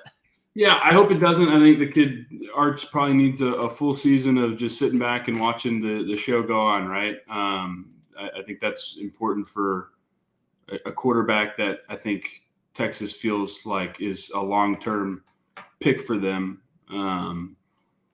Not that you would give up on the season, but I think you're in really good hands with Malik Murphy. I mean, the dude is a beast physically, and from what I've seen of him just briefly, seems like a decent football player too. So I don't think you need to go to that well quite yet. I mean, the goal is to get yours back. I think I haven't seen the latest update, but it's supposed to be a couple weeks. They're just saying week to week basically right now. Week to week. So let's call it week and a half. So they've got BYU this weekend, and then who they got after that? Kansas State here in Austin. Which Kansas State's not a bad football team, but they're not a great football team either. So I think you can get through two games for sure on with a backup, and I think he'll be a decent backup, right? But it'll be interesting to see how they change the offense, if they change the offense to deal with some of his strengths and or weaknesses with what they got going on right now. Were you proud to see how the offensive line came together at the end of the game on Saturday and really force the issue? Because while it's easy to say that this Texas offensive line should have their way with Houston throughout the course of the afternoon, unfortunately, that wasn't the reality from about halfway through the second quarter all the way until halfway through the fourth quarter. But when they absolutely needed to after Quinn Ewers went down, they got their shit together. Yeah, for sure. And that'll do it too. Once your guy gets knocked around a few too many times, you start looking around and saying, hey, nobody's going to stop this but us. Let's get into gear. So, yeah, I was pretty impressed the way that they came back. Unfortunately, you know, their guy got hurt, but he was also, I think he was downfield when he got hurt, right? Wasn't a sack or anything. So, no, but Houston's got some big boys too, right? Maybe not the SEC, Alabama types they've been used to, but I would argue that a lot of this roster on the Texas side, again, I don't know the roster in and out. A lot of those guys are from Houston. It's Houston area. Same thing with like Oklahoma. A lot of guys from down south. So it's not like you're playing scrubs either in terms of pure talent. And clearly they got a good coach now with them too. So they're not a scrub football team by any means. I think it'll take them a couple of years to get right once they get in the Big 12. But you got to look at every win as a blessing, right? You got to move on to next week. I'm curious about the dynamic of this quarterback situation when you're in a locker room. Obviously, it's case by case every year. Like, this is a totally unique one where you have Malik, who's super talented, sandwiched in between a Manning on one end and then Quinn Ewers, and as highly touted as he was on the other end. But, you know, how does that go from not just an O-line standpoint, but the rest of the team and the dynamic of, I mean, are guys around saying like, hey, we need to do more. We need to do more. Because that's kind of the reality of it. But how's that not only approached, but just kind of the chatter and the mindset in the locker room? Well, look, guys, you got to look at it this way. There's no bigger fans of Malik Murphy right now than his teammates, right? Like, it sucks that Ewers went down. They probably want – everybody in the locker room thinks that they're probably more likely to win football games with him at quarterback. But when a guy goes down through nobody's fault or, you know, through a hit, it's next man up. And, you know, you got to look around the locker room. These guys have seen that dude make more plays than any of us, right? Because you're doing it every day in practice. They've seen him make crazy throws. They've seen him, you know, hit stick somebody and you know, run 30 yards downfield. So we're not in that locker room. I can't exactly say it, but if it were me, I'd be excited about, you know, what's this guy going to do? How's he going to show out? Because I'm sure he's got a chip on his shoulder too, right? Because you said he's sandwiched in between. He's hearing all that. I'm sure he'll use this opportunity to show the world what he's got. I hope he does. Yeah, regardless of what Malik Murphy is able to accomplish, Tristan, clearly something needs to be fixed in this Texas secondary right now. For a second straight game, they turn into much too large of a sieve for the opposing quarterback, allowing him to really, in this case, throw all over the place. Against Oklahoma, of course, it was throw and run all over the place. Less of a challenge against BYU this weekend. Keaton Slovis has been very pedestrian for the Cougars this year, but in a couple of weeks, he faced a really good thrower in Will Howard and a really good runner in Avery Johnson. They've figured out a quarterback rotation that's working there. What do you see as the most obvious solution to what ails this Texas secondary right now? Yeah, sure. I mean, I think anytime you have secondary issues, you look at a couple of things. First of all, like the individual players, right? Your safeties, your corners, like, are those dudes? And I think if you look at Texas's roster, those are guys, right? So I don't think it's a personnel issue. And so I think you got to work your way back down. Like, how are your linebackers playing? How's your defensive line playing? I don't necessarily think all of the blame in the world is on the secondary. When I look at half of those throws against Houston, half the those throws their quarterback made, he was on the run. And anytime a really good athlete is on the run, breaking down plays, and you've got 8, 9, 10-second long plays, bad things are bound to happen. You try to limit those, but like, look at a Patrick Mahomes type, not drawing any comparisons, but same type situation. The biggest thing I saw when just watching film right before this, just a little bit of touch up, right? Defensive line scheme wise is good. I like the stunts they're running. I like the backer packages, blitzes that they're running. They're just like a step too slow is what it seems like to me. And so that gives a good offensive line, which, don't joke yourself. Look at Houston's O-line. Lots of big boys in that group, right? Not any not any scrubs by their own right. And so when you look at if your D-line's not hitting home, were they earlier in the year? And they were against some maybe less experienced quarterbacks that took a half a second, half a beat to throw the ball. So I think maybe change up some stuff on the defensive line, let your guys really get after it. If 4's not working, bring more. I don't like not bringing more rushers and just having them sit in the coverage, and hopefully you don't get beat short. But that's just a few of the things I saw that I think they can improve on. Yeah, it's funny you bring that up about just staying with, not really making the adjustment and bringing more guys to try to get more pressure. But the lack of pressure that they're getting, Tristan, is it just as simple as, like, they played some crappy quarterbacks or just inexperienced backup quarterbacks that aren't ready yet? Or, I mean, what are you seeing there? And why do you think, to try to get in PK's mind, like, why he's not maybe making that adjustment? Because obviously he's definitely smarter than I am when it comes to that, but that's just like what. Sure. And smarter than me too. So I don't know exactly what's going on in his mind. You know, I would say that the Achilles heel or the kryptonite of any good Texas football team, even when I was there, is playing down to competitors, right? And so when you're at Alabama and you've got the lights on and the whole crowd is booing you, or you're in the Cotton Bowl and you got 50-50 and it's awesome atmosphere, you're maybe a half a step faster. You're maybe going, you know, a half a, you know, head nod, trying to throw some juice on the pass rush than maybe, you were against Houston at Houston in a game that you thought was going to be over in the first quarter, and it turned out it wasn't. So I think Texas has always played down to competition. I think that's just the universal Texas fan experience. Good football teams do that, right? It's not just a Texas problem. Great football teams don't do it. And I don't know if Texas has been great in a minute. Certainly not while I was there, and probably have to go back to 2005 to 9, right?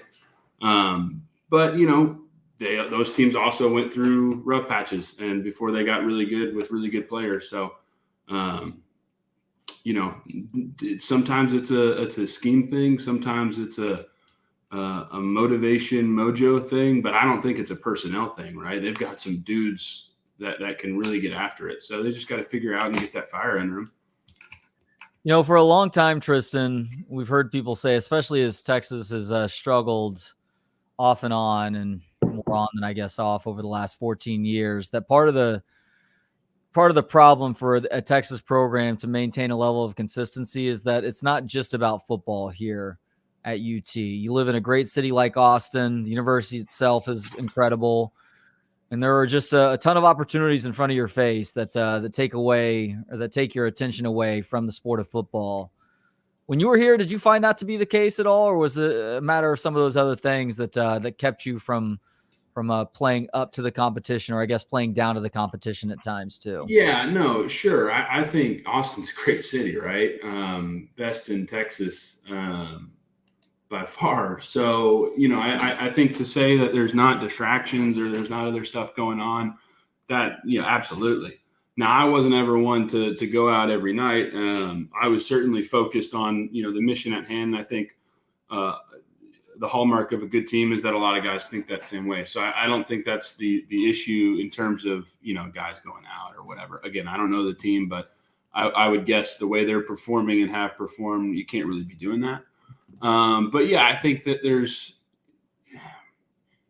at times there's games that are so big with the fan base, with the city, Notre Dame comes into town, USC, Bama coming in town. Those games are so big that it's easy to play really good under the lights, right? You get really used to it. And I think the downside of having that is that when you go and play out of Houston and there's probably ballpark 30,000 fans in the stadium, maybe they got more in there at halftime, who knows? But it's hard to get yourself hyped up for that, right? It's easy to walk out of the tunnel in the Cotton Bowl and be, ready to run through a wall. Maybe a little bit harder when it's pretty hot down here in Houston. They claimed, I think, like 42 or 43,000 at the game. Was that the most all year? Oh yeah, it was there, and it was one of their only sellouts, like in the last, I want to say, even maybe 5 years or something like that. I can't remember what the exact stat was on the sellout there, but every single person in that stadium was shocked when Bert Auburn was running with the football on 4th and 6. Where do you stand on that play call, and just how much do you think that shifted the momentum? Again, it's we always ask you, as somebody that has been on the field in those moments, maybe, I mean, as a player, are you even going like when that's called in, are you there? If you're the left, whatever, and on the line in that one, are you like, what the hell are we about to do? Or are you just at that moment, are you just gung ho, I'm all in on whatever coach wants to do? Yeah. I think as a fan looking at it was a little bit head scratching. I'll get to that. But as a player, no, man, you practice these things every week, usually 1 or 2 reps, but you practice the fake field goal. You practice the tackle pass that you're never going to run all season. And when it happens in game, unless you're really locked into the situation and the momentum, which is really hard on the field, much easier as a fan, but really hard when you're actually in there. You're like, no, man, this is great. We practice this. We've never run it. Let's do it. I don't mind the play call. I mean, I don't know if I would have done it, but again, Stark's, he's making a lot more than I am, right? And so I don't mind the play call. Breaking it down, though, it was really poorly executed. You got a lead blocker that goes out to the farthest guy, but then he turns his head back inside. If he'd have really just gone after the farthest guy or stuck to the man, then they might have had some success. Never a fan of the just straight up throw it to the athletically questionable kicker and let him make it. Made a man miss, Tristan. Trey and I were make talking a about dude that earlier. miss. I don't mind like a rollout pass to a tight end that nobody's looking at. I mean, just mix it up. If you're going to go for it, do something a little bit more spicy than what you might have seen out of BYU in the 80s. You know what I mean? Or even like on the fake punt against OU, you snap it to Jordan Whittington, you know, who's an unbelievable athlete. Yeah. No, I think it was a great play call, right? I think in terms of looking at it from a 10,000-foot view, obviously it didn't work, but you've got the momentum in the game, in the Houston game. You've got the momentum going in. I think they were up 14-0 at that point, 21-0. They were up 14. It was 21-7. Okay. So you're going down to score. You know that they can make it 14-7. And so what do you do to just really, step on their throats? I don't mind the play call, because if you get it, then you go down and score, and then it's either a 21 or 17-point game, and then it really feels like you're Houston. You're like, man, we knew we couldn't hang with these guys. But when you do something like that, it starts to give people hope. On the other side, maybe you just don't give them the opportunity at all. Who knows? If Quinn Ewers ends up missing, because Sark says week to week, but Sark isn't always forthright with player injuries, and I don't fault him for that, by the way. You're trying not to give your opponent any sort of competitive edge. Sure. But AC joint injuries typically knock guys out for anywhere from 2 to 4 weeks. So let's say Quinn Ewers misses the next 3 weeks. How, if at all, does this adjust your expectations of what this football team can and should accomplish in 2023? Yeah, I think if you look at the remaining schedule, they've got one really tough football game. I think they've got Kansas State at home. Kansas State's had a disappointing year after the way they started. I think they'll be looking to come in and repeat from a few years ago and say, hey, we're not just some Big 12 left out, right? TCU seems to be completely headed in the wrong direction. Same thing kind of with Iowa State and Texas Tech, although you get to play Iowa State in Des Moines, and it's not warm in November. If you guys have ever been to Iowa, that's one of the worst football experiences of my life, is playing there on Halloween night. Tristan, we were there in Des Moines for the NCAA basketball tournament in mid-March. Yeah. And it was brutal. It was like 23 degrees in the wind. I'm sure it was the same on Halloween night, the wind chill. Yeah. It was worse because it wasn't all that cold, but Texas, it was, right? I think it was like 50 degrees, which, anybody from north of Austin is going to be like, that's not cold. But when you're used to Austin, it is. And so they were coming out with like their sleeves off and everything. We're standing there, sideline, hand warmers. It was a terrible football game.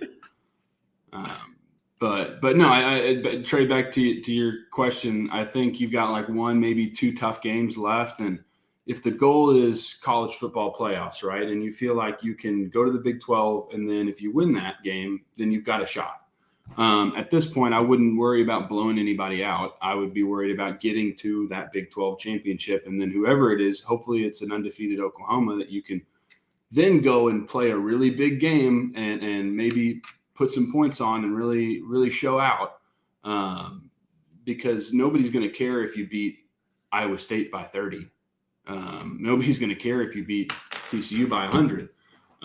They're just going to be, are you one loss? Did you beat the one team you beat? Okay, we'll give you a chance. So I think I like their odds of doing that specifically.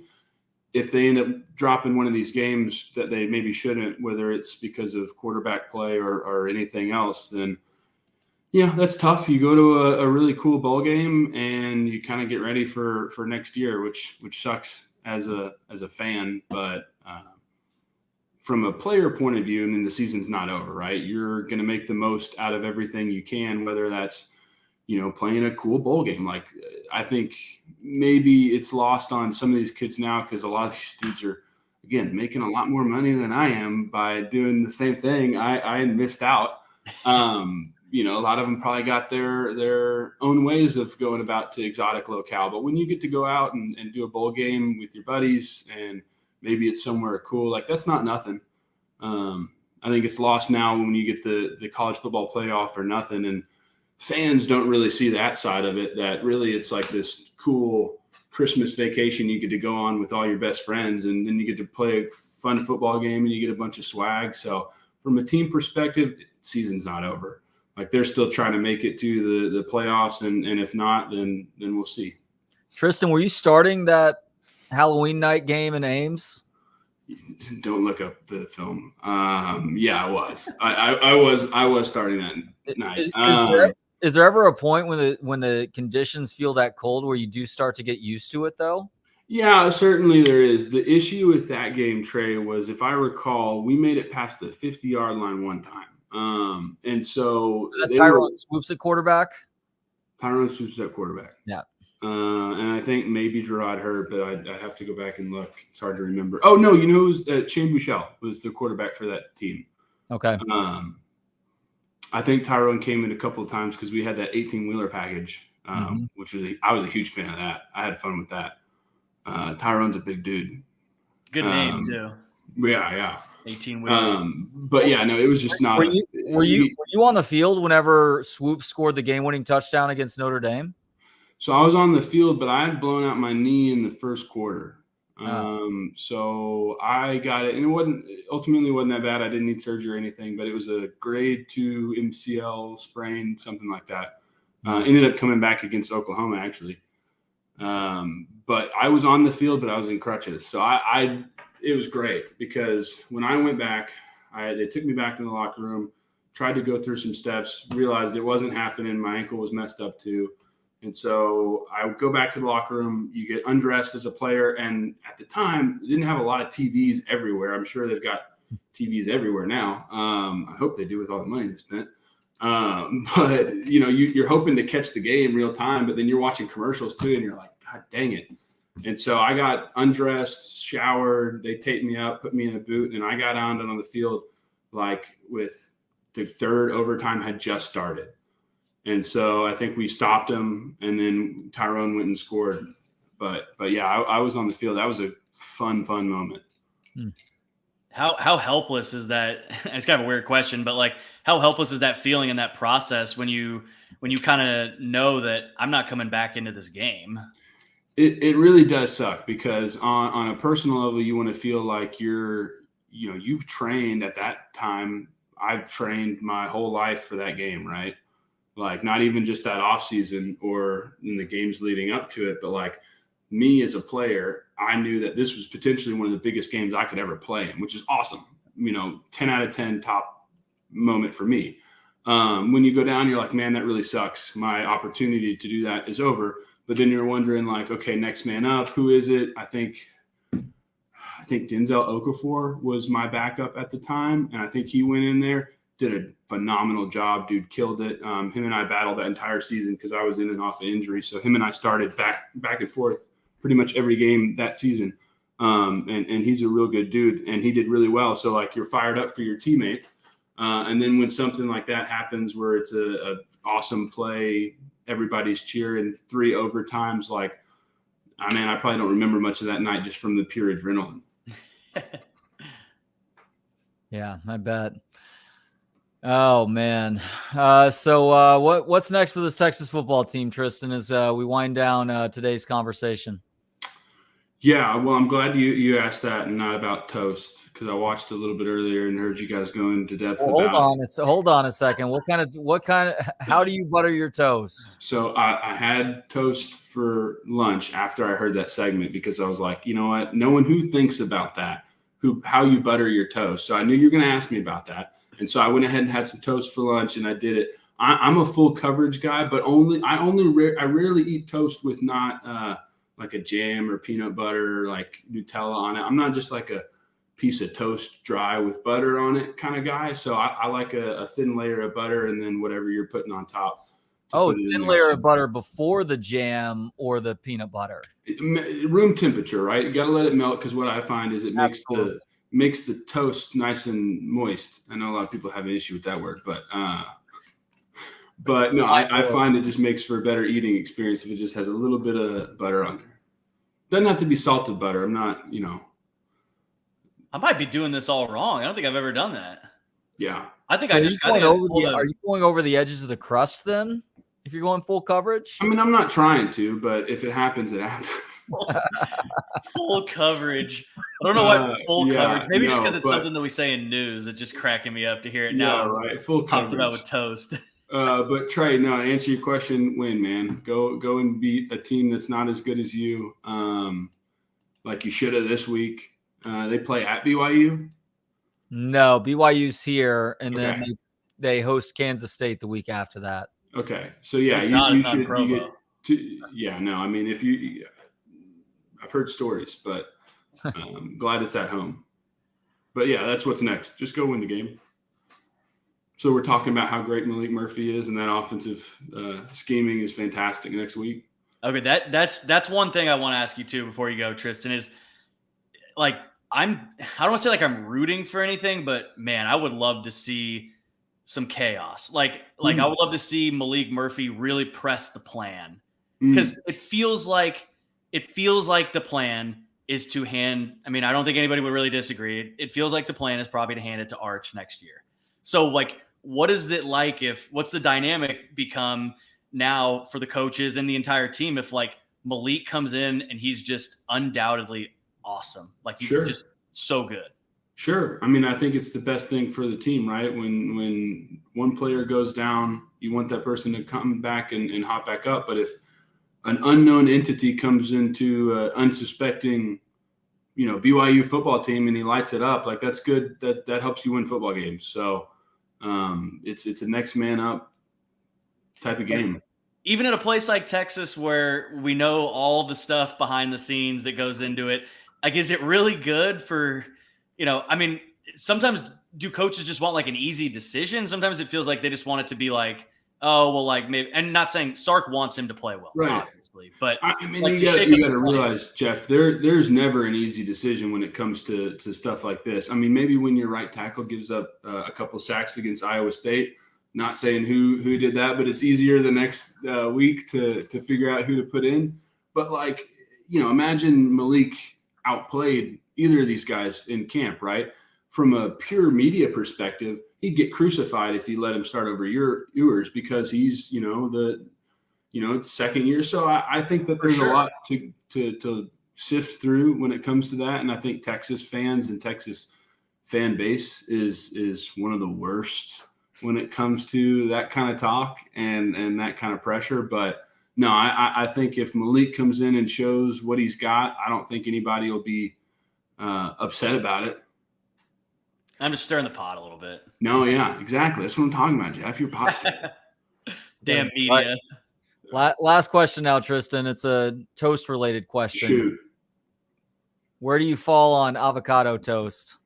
I'm a fan. I'll make my own because it's pretty easy to make. I don't know if I'll go and spend $8, whatever the meme is, inflation, but like it's just avocado on toast that you can make up any way you like. I'm a fan. You go coarse salt on the top of the avocado? Sometimes, I'll do like a mash sometimes and you can mix it in there. I feel like that gives a better coverage of the spices, but yeah, you can sprinkle it on top if you want. Maybe microblade rind of a citrus on top of that too. Starting to get over my pay grade, man.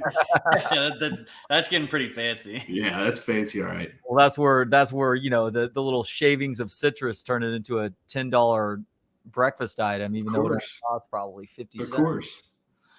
Well, Tristan, always a pleasure, man. We look forward to talking to you next Monday. Hopefully, after the Longhorns have taken care of business over BYU here in Austin. Let's get it done. Appreciate you. See you, Tristan. There he is. Tristan Nicholson joins Jeff and me every Monday at 2:00. That was good stuff, Trey. Yeah, he provides a great insight on things. I love to hear what he said about the fake field goal call too, by the way. Yeah. One guy does his job there, or does his job a little bit better, then perhaps that is a successful play. But he also did say that asking Bert Auburn to pick up that much in the way of yardage was also not totally foolproof too. Well, that's why I always love getting the player perspective just on, in a longer form type conversation like this and also a guy that's removed now from it a couple years. So he's still close enough to where he remembers playing and it feels like it was semi-recent and knows the game, kind of the modern game, but then also far enough away to now, like he used the 10,000 feet, perspective of it too, and looking at it through that lens. So I always think he provides good perspective on that stuff where maybe I'm just looking at it more from a media standpoint and a fan standpoint. But yeah, I'm always curious. Like, that's why I wanted to ask him about the fake field goal, like, do you ever sit there in a game as a player and just go, what the hell? Like, we're Yeah. doing what? But that's a great point that he makes, is these are things that, you work on in practice and you buy into and you practice them over, heck, and like we talked about, Sark said, they hadn't practiced, or they hadn't run a fake field goal in 3 years. Like, maybe something they've been practicing for 2 years. So you probably get excited when that call comes in. You're not thinking it's not going to work. That's the other thing too. And Tristan did just text me 2 yards maybe for Bert Auburn. 6 yards is a stretch. That's also part of it too. It's situational. It's like that call might work in a given situation, but considering how many yards you had to pick up there, just keep the offense out there. Show confidence in a group that had given you a bunch of reasons to have that confidence that they could pick up 6 more yards. 6 yards for Bert Auburn. Like, that's, when you say it out loud, it almost sounds even more ridiculous. Yeah, but maybe he was thinking like he would have gotten even more criticism if it was 4th and 2, because I see what Tristan's saying. Let him get 2, but then would you get the criticism of like, just let Savion Red run it, or just run a regular play, or just hand it to Brooks?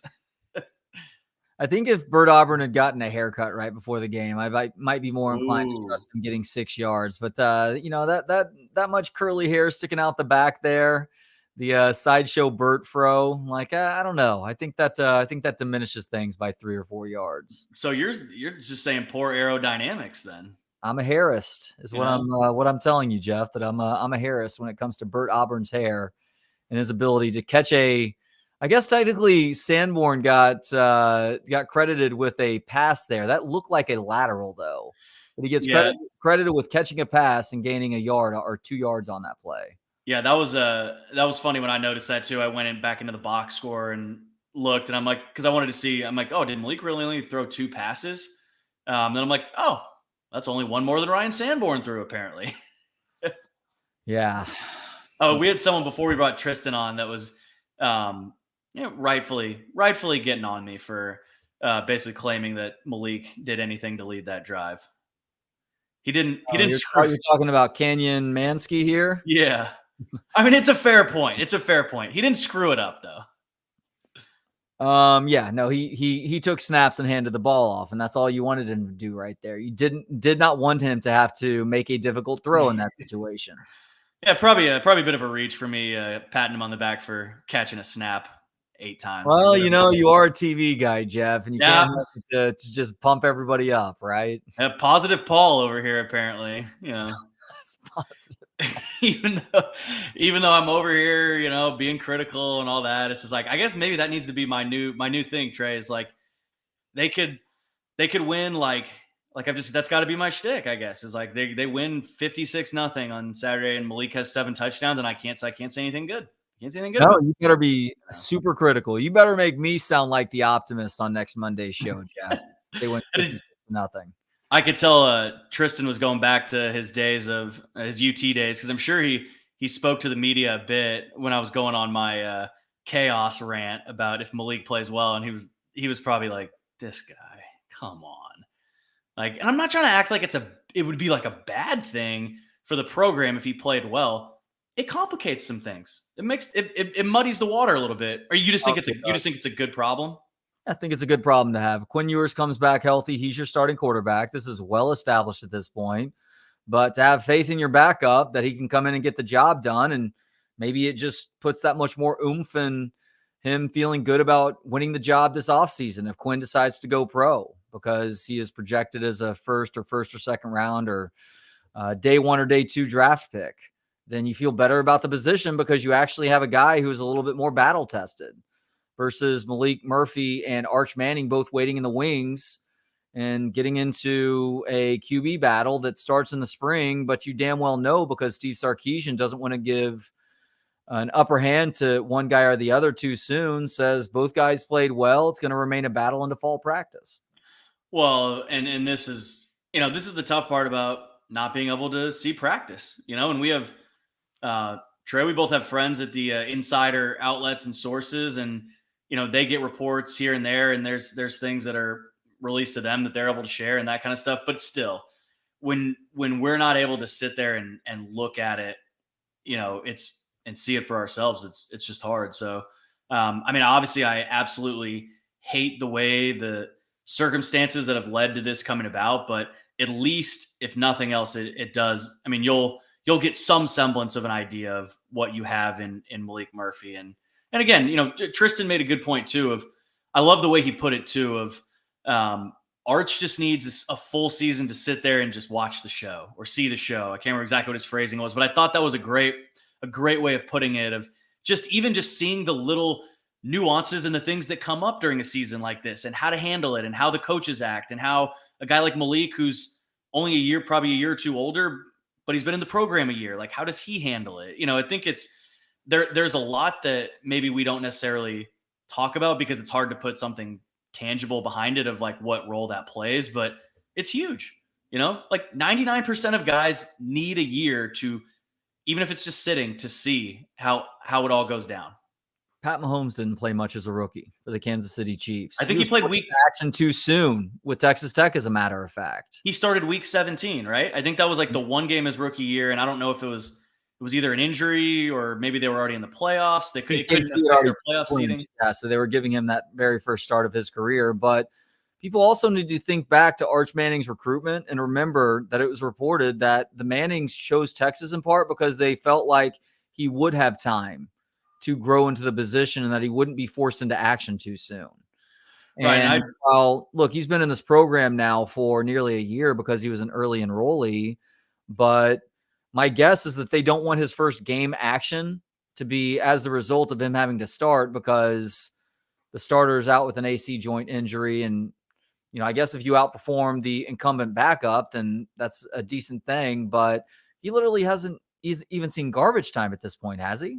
No, he has not played a snap outside of the spring game. He's not played a real snap in a real college football game. That is a lot of pressure. At that point, like maybe you give a little bit more faith in Malik Murphy executing a game plan that has him passing more. At that point, I am insisting that they go above and beyond with running the football and try and bring him along as slowly as possible within the course of a game. No, I know. I just, like I said earlier, I just worry about deviating too much and getting too conservative and then almost ruining Malik by the only times he passes are obvious passing situations. Like, I feel like Sark's got to find a good balance between leaning heavily on the running game, but then also getting Malik kind of easy, free completions, if you will. I think you're running it enough early that when you do start throwing it more on early downs, first and second down, you're doing it off of play action to where it does give the quarterback a little bit more breathing room. Well, and I am insisting, like, you don't completely clam up, but I want to see him run the football a little bit more. Like, we had a criticism. John, I don't know if this was, so Sark gets too cute with Quinn against Houston. Why are we throwing it 17 times in the first half? I wish he would run the ball more. Look, balance is all relative, and there was no issue with Quinn throwing the ball 17 times in the first half. He was 16 of 17. Yeah. You were really good throwing the ball in the first half. Well, and it was a lot of really short passes too. A lot of short passes, and you're going to see a lot of short passes for either quarterback, I'm guessing, early on, depending on who's starting. But you also shouldn't be throwing it 17 times in the first half on Saturday, whether it's Malik Murphy or Arch Manning. No. You maybe cut that number in half and hope that at most your quarterback is having to throw 15 to 20 times in the game because you've done such a good job running the ball. The defense has gotten it together and is no longer giving up huge plays with BYU's passing attack, and the game is well in hand. But then again, we thought the game was well in hand after Texas scored their third touchdown early in the second quarter, and sadly that turned out not to be the case for a variety of reasons. No, for sure. And I think with just one more thing on Malik, I think you just saw what happened when his first pass in that moment of the game was a big third down throw. And, that's a tough first throw. Like, I don't know exactly what the play call was and all that, but, he missed Mitchell there, whether it was a bad throw, miscommunication. Probably more likely one of those two things than it was a bad route from Mitchell, who's a super experienced, talented player, So, yeah, well, I'm super curious to see what the first three drives, or really the first two drives, before you have to start making like true adjustments to whatever your approach might be. I'm curious to see what those first two drives look like. So we've gone an hour and 40, and I haven't asked you about either of your other two football teams just yet, Jeff. Where would you like to start? Sorry, the Raiders losing to the Bears, or whatever the hell is happening with USC right now? Are you having a hard time? Am I cutting out? Sorry, I accidentally unmuted myself, not you. Sorry, Trey. Yeah, I can't. Well, at least you don't have to sweat the USC season out anymore, because a combination of Caleb Williams and Lincoln Riley has no idea how to beat Utah. So I got to say the real, this is deep in the weeds here. The real silver lining for me from that USC game. Again, here, look how positive I am. The real silver lining was we were leaving Houston because we ended up leaving kind of late because we had to send back our entire segment, and it just it takes a long time to finish all that stuff up post game. I was going to ask you, when did you actually get out of there? Like 8 or 9? So no, we left around probably around 9:15 or so, and then it's you got to walk all the gear back to the car and all that. And we wanted to get food before, so we're like, all right, stop at Whataburger. So we're going through the Whataburger drive-through, and I've got the game on my phone. Well, we pull up back into a parking spot after and watch the rest of the game go by. And Bob wasn't rubbing it in or anything like that, but he was just kind of being quiet and letting me just be in my feelings for a minute. I'll say, and he said the same thing. It's best Whataburger we've ever had. Just unbelievable. I got a patty melt. It was bread perfectly toasted.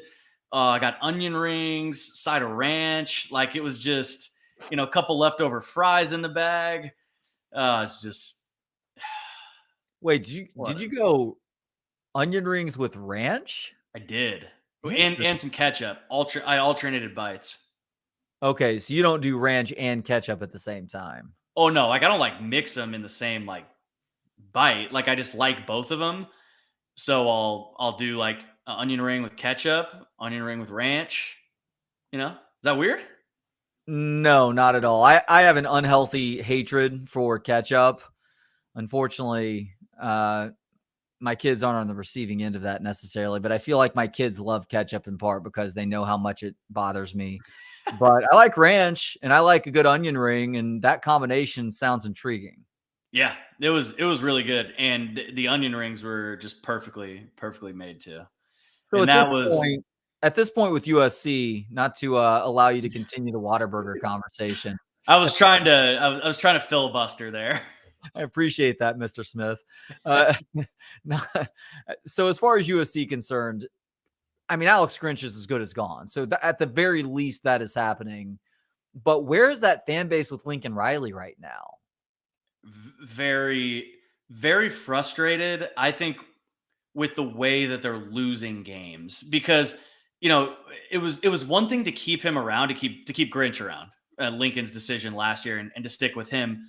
But at the same time, there was enough last year, and it was bad enough where, you just go you can't lose games like that to Tulane, and you can't lose that game with a month to prepare, a month after you lost the Utah game in the Pac-12 championship, the way that you lost that game when you also lost to Utah earlier. It's kind of just doing the same things over and over again and expecting a different result. It's, the classic cliche of what's the definition of insanity. And I don't know, it's one of those where you feel like with Caleb Williams, maybe it was just bad timing. Maybe next year the roster will be in a better place. And if he were, 1 year older or whatever it may be, then it would have timed out perfectly. Because I think, whatever program it is, Texas fans could say the same thing about some of the things that happened in, the years that they didn't win the national championship, or a lot of the what ifs, or what if this guy was a year further along than he was, or didn't get hurt. There's always going to be those, but I think there's always going to be a little bit of that with SC fans, with Caleb, of did we get him too soon? Maybe next year, like I said, the roster will be in a better spot, and we needed the veteran quarterback to complement the roster then. Where now, man, he didn't even play his best game again, but he played well enough, and he ended up giving them, the defense made some plays here and there, but it's just with the way the defense plays when it's like that, there's just zero margin for error. And I think Lincoln Riley, in a way, you know, a bit of a victim of his own success early on last year. I mean, taking a 4-win team to 11 wins, but still the bar changes immediately. When you're at a program like USC, Texas, Alabama, Ohio State, whatever, Michigan, whatever, blue blood, any blue blood, you name it. Like, the bar is going to change when you have that success. That's just the way it is. And it's basically just the way, you know, to circle back to that, like, it's the way they're losing these games. Just so physically dominated by some of these teams. You know, Notre Dame, I guess you're kind of like, oh, that's one thing.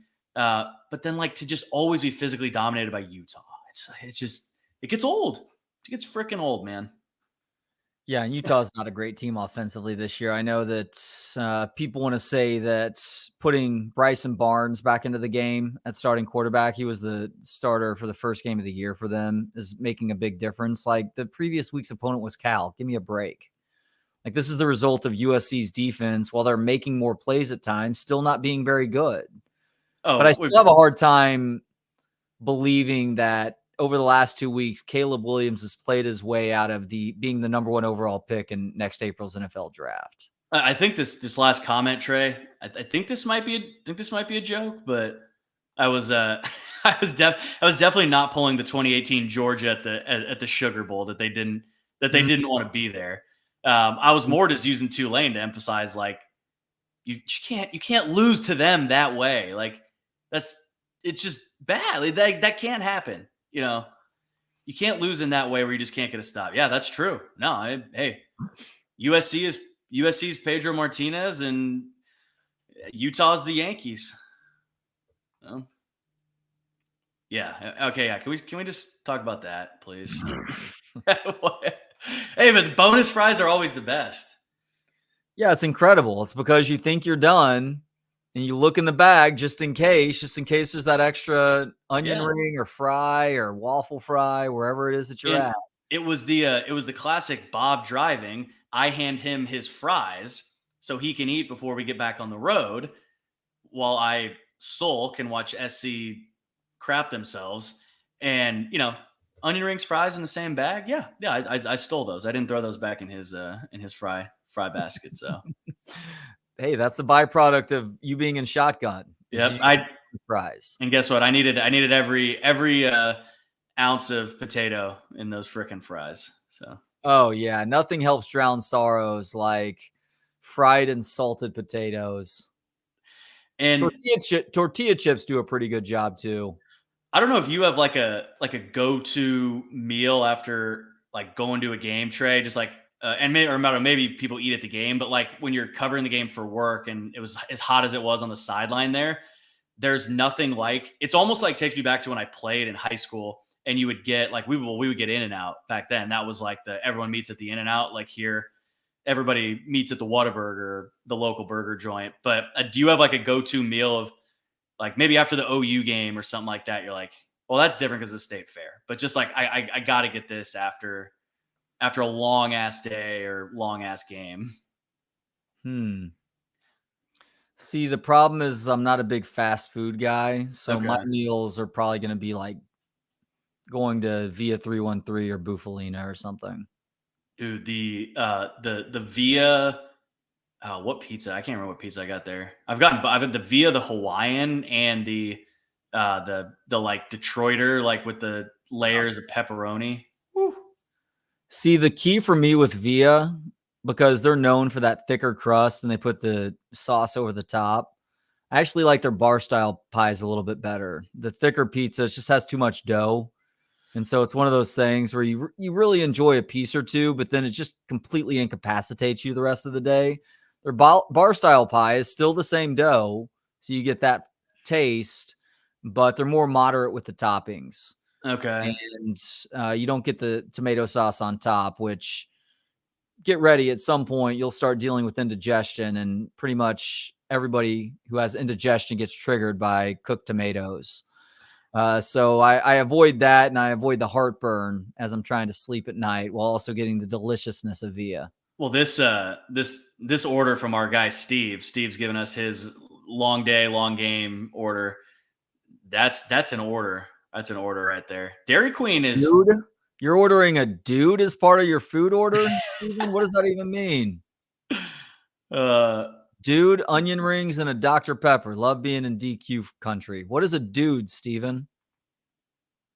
Apparently, the reason why Five Guys dumps more fries in your bag is to give you the illusion that you're getting more than you paid for, even though Five Guys is pretty pricey. Is that true? Hey, as somebody that's a cheap ass MF and always thinking about value, then I definitely appreciate that decision if that's why they do that.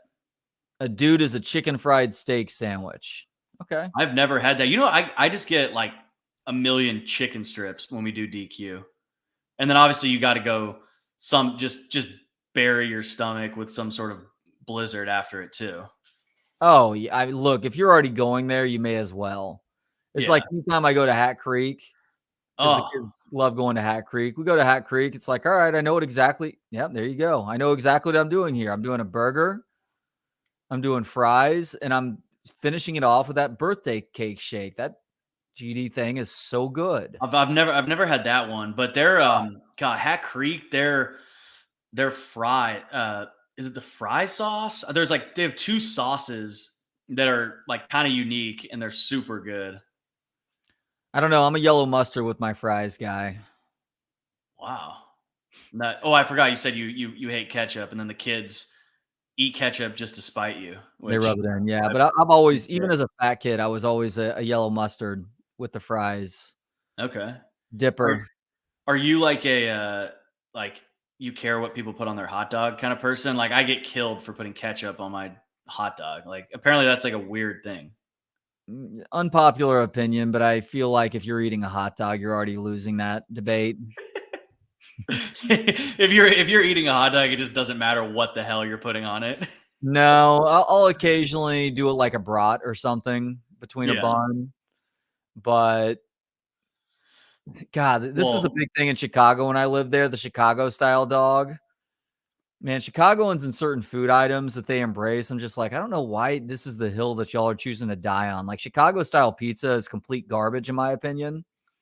I know It's like is that the ultra deep dish basically is like what the ultra deep dish that is completely covered with the tomato sauce. See, that's why I like Detroit pizza. Detroit pizza is my favorite because it's in between. You get a little bit of that dish, but it's like a half deep dish kind of. Completely agreed. And that's why Detroit is better than Chicago style. Chicago style is not even pizza. You have to eat it with a freaking fork and knife. Let's call it what it is. Let's call it lasagna or pizzagna if you really want to tie it back into pizza and be done with it. Certainly stop saying that it's better than New York style pizza. New York style pizza is like true pizza. You fold it up, get that piece of cheese or pepperoni pizza, and God, it's delicious. Such a good booze mop late night. Right. The cheese is like stringing apart like that. And oh God, I need to go eat. Yeah. I know. I'm starting to get hungry too.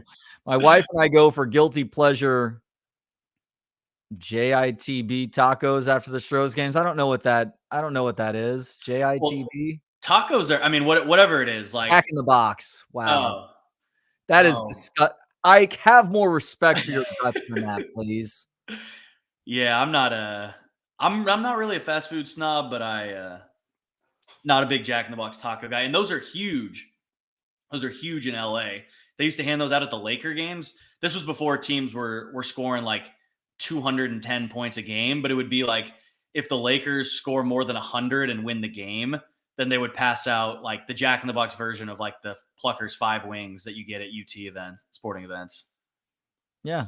Which again, in high school and stuff, that was good. Yeah. I had a friend, you're talking about the Jack in the Box tacos, correct? Yeah. So Jack in the Box had a 99-cent menu. I've never, again, even as a fat kid, I've never been a Jack in the Box guy. I used to do the sourdough burger from time to time. That was okay. Like a poor man's patty melt almost. Yeah, exactly. But I had a friend who used to love, he would go there and get like 3 orders each of the tacos, which were 99 cents, and then the egg rolls too. I've had those a few times. Jack in the Box is like, we're Jack in the Box, whatever the fuck. Like, you may think of us as a burger place, but we will serve whatever the fuck. I love when places have like even whole regions will have something like random like that doesn't really, that you wouldn't think. Like, I want to say it doesn't make sense, but you just wouldn't think it. Like when I was in Mississippi, I lived there for 2.5 years, and everyone was like, gotta get tamales. I was like, what? And then I went and had it. I'm like, tamales is not, like, growing up in Southern California in LA County, I'm like, I would not be like, oh, I gotta go get tamales in Mississippi. They were good. They were good. I mean, honestly, any food is awesome in Mississippi because it's just fried catfish, fried this, fried that, giant chicken tender basket, fried chicken at the gas station. What? Oh, yeah. Gas station fried chicken is huge in Mississippi. Gas station fried chicken. Okay. Yeah. I was on my way to an Ole Miss game one time, and I got in line like probably half an hour, 45 minutes outside of Oxford. There was a huge line in this place, and I just wanted like a couple drumsticks just to like get me through. And the whole crowd saw my it's one of those where like you stop at like a Bucky's, at OU week or whatever. Everyone's driving up for the game, and they saw my like station call letters or whatever. They like put 2 and 2 together that I was like from California, and they made me try like the most like chicken gizzard, like just all kinds of like the craziest shit on the menu. And they were just like eating it up, pun intended, of watching me like just devour like the most disgusting chicken gizzard. So, thank goodness. Anyway, we've completely just gone off the rails after that meal. My goodness, that's one of those things that you need to be laid out on a couch for the next 4 hours after that. For what? For what? Everything that you ate. Oh yeah, they forced you to eat. Yeah, it was a good thing I was like 23 years old. So. Yeah, that does help. That definitely does help. Speaking of tamales, people might be surprised about this, like they are good tamales in Mississippi. Great tamales in Chicago from one specific guy. Oh. He was known as the tamale guy, and somehow this guy was. It's like he had magic or something, or the power of teleportation. He could somehow make it to every bar in Chicago before the end of a night. And he did it pretty much every night, too. Certainly the popular drinking nights, Tuesdays through Saturdays. But I'm pretty sure every night of the week he was out there selling the tamales that his wife was making. And those tamales were fucking incredible, dude. You know what the LA version of that is, where they come by at the end of the night by the bars and all that? A dirty dog. Bacon wrapped hot dog. And it's basically like these people will like turn a shopping cart into like, I don't know if there's like a propane tank underneath or whatever, but they'll like turn a shopping cart into a flat top grill. Mm-hmm. And it's so like insanely unhealthy and like probably against every health code law in the county or whatever it may be, but they are so good. You come out after a USC game, they're surrounding the stadium, and it's like, it was like $3 when I was going to games there, and they're just passing out, like onions, peppers, mayo, mustard, ketchup, whatever you want to put on it. It was good stuff. That was people talking about their guilty pleasures in there. That was definitely mine, but you can't really find that in Texas over here. So how would you dress a hot dog? You're given a hot dog, you're given carte blanche on the toppings. Like if there's I don't know what's going on where you're at, Trey, but I'm looking out the window and it's storming really hard right now, so I got distracted. Oh, it did just start raining here too. Good call. Yeah, I'm hoping the tiny trees on my new construction home over here hold up, but well, anyway, I just put a little. I'm basically just like a little ketchup. If it's just a basic hot dog, okay. A little ketchup, maybe some diced onions. I don't know. Okay. What about you? I guess you're anti hot dog. Definitely not ketchup. If I had to go hot dog, we're gonna bring Zay in for the end of this conversation. Yeah, we need Zay's thought here. What's up, fellas? What up, Zay? I would sub the bun with a large piece of butter lettuce. And I would go. You brought me on for this shit? Come on, you serious? I can every get all the way for a chip, and you're putting butter lettuce on a hot dog. Come on, man. I'm putting the hot dog in the butter lettuce. It's going to serve as the bun. What is butter lettuce? Yellow mustard in there and some dill pickles. Maybe I'll chop up some spinach and sprinkle some spinach in there too. And if I have real bacon, I'll crush up some real bacon bits and sprinkle some bacon bits on top of the hot dog too. Zay, what was your when you were playing ball? What was your like go-to post-game meal? Like long, good game, want to pat myself on the back, or tough game, and I just want to like devour some food. Oh man, I'm a true Texan, Jeff. We going to Whataburger after. Okay, that's a must. What's the order? It depends. I usually change it up. Right now, they're back on that Frito pie burger that they got with the Fritos and the chili. Yeah, Frito man. pie burger. What is this? Yeah, man. Commercial. God, stop hating, man. It's Fritos, chili, cheese. Whataburger's delicious patties, the bun. Come on, man. Can't beat that. You know what's sneaky good? I don't know if you've had it. The breakfast burger, but it's only available like overnight, basically. Yes. Or 11 to 11. When we rolled up after the game in Houston, it was like 10:15. So what's a breakfast burger? Just a regular burger au cheval? It's like the regular, just like bun, and then one patty, cheese, like the little egg white you would get on like a McMuffin or something like that, and then 3 hash brown sticks. Yeah. It's good. Say what you want about Whataburger. I know people thinking it's gone mainstream because now they in like Kansas, and Patrick Mahomes brought it up there, and they're in different states other than Texas. You can still find the OG items that you grew up loving. They switch it up too with the specialty stuff. But I'm with you, Jeff. That breakfast burger on point. Yeah. Last time I ate at Whataburger would have been about 20 years ago, and it was definitely breakfast that I was ordering. I wouldn't know what to order at Whataburger if I were to go there right now. And by the way, I probably wouldn't go to Whataburger because every time I drive by every Whataburger, there is a line of at least 5 to 8 cars. Yeah. I don't want to wait in line for my food. But if I were to go to Whataburger, I would probably park the car and walk inside, so I'm getting my food a little bit quicker. That's how I am with Starbucks. I don't know how people sit in that damn Starbucks line, like 20 cars deep. It's like, go in and or get your ass out of your car and go order your coffee. People like waiting in lines for some reason. I'm way too impatient for that. Yeah. Yeah. Can't do it. Can't do it. It's always been my biggest issue with going to Franklin Barbecue. I did it once, and it was when I was visiting on vacation. But like as a resident of the city, like it's really good barbecue, but I'm not going to wait in a 4-hour line for any food. Yeah. Period. Yeah. Franklin, thankfully I lucked out and got it at like a catered event one time or something, and then didn't have to do the whole line after that. Yeah. So not only the line, you got to wake up at like 5 a.m. just to get a decent spot because that thing be wrapped around the side. You ask a person in the back, when'd you get here? They say 7 a.m. Like, what the hell? Okay. People out there with their picnic chairs and shit. Like Aaron Franklin, he's an absolute genius. Salute to him. But we got to make another one. We could have multiple. I feel like he has enough money to have multiple spots. I don't know. Is it just me? Well, here's the dirty little secret about brisket in this town. You can get brisket that is that good a lot of places.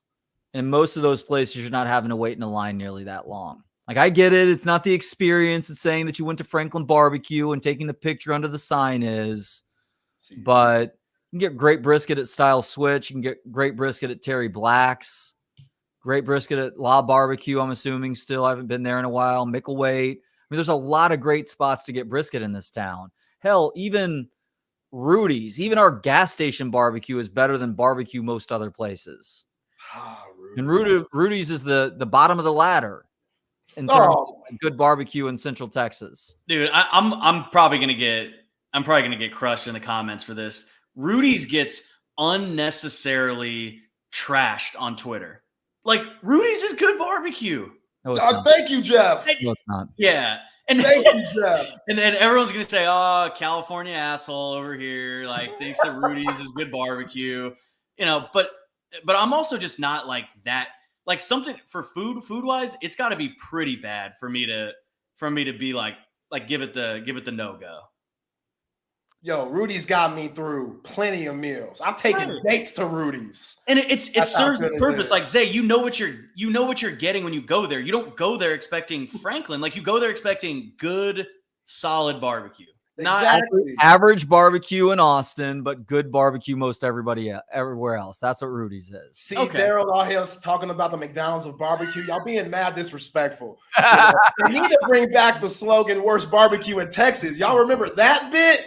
That was tough. That wasn't good. I know that didn't help any sales at all. I remember a little kid listening to the radio and the other station and stuff like Rudy's, the worst barbecue in Texas. And I'm like, how the hell are they pulling that off? But then we would go to Rudy's and it would slam.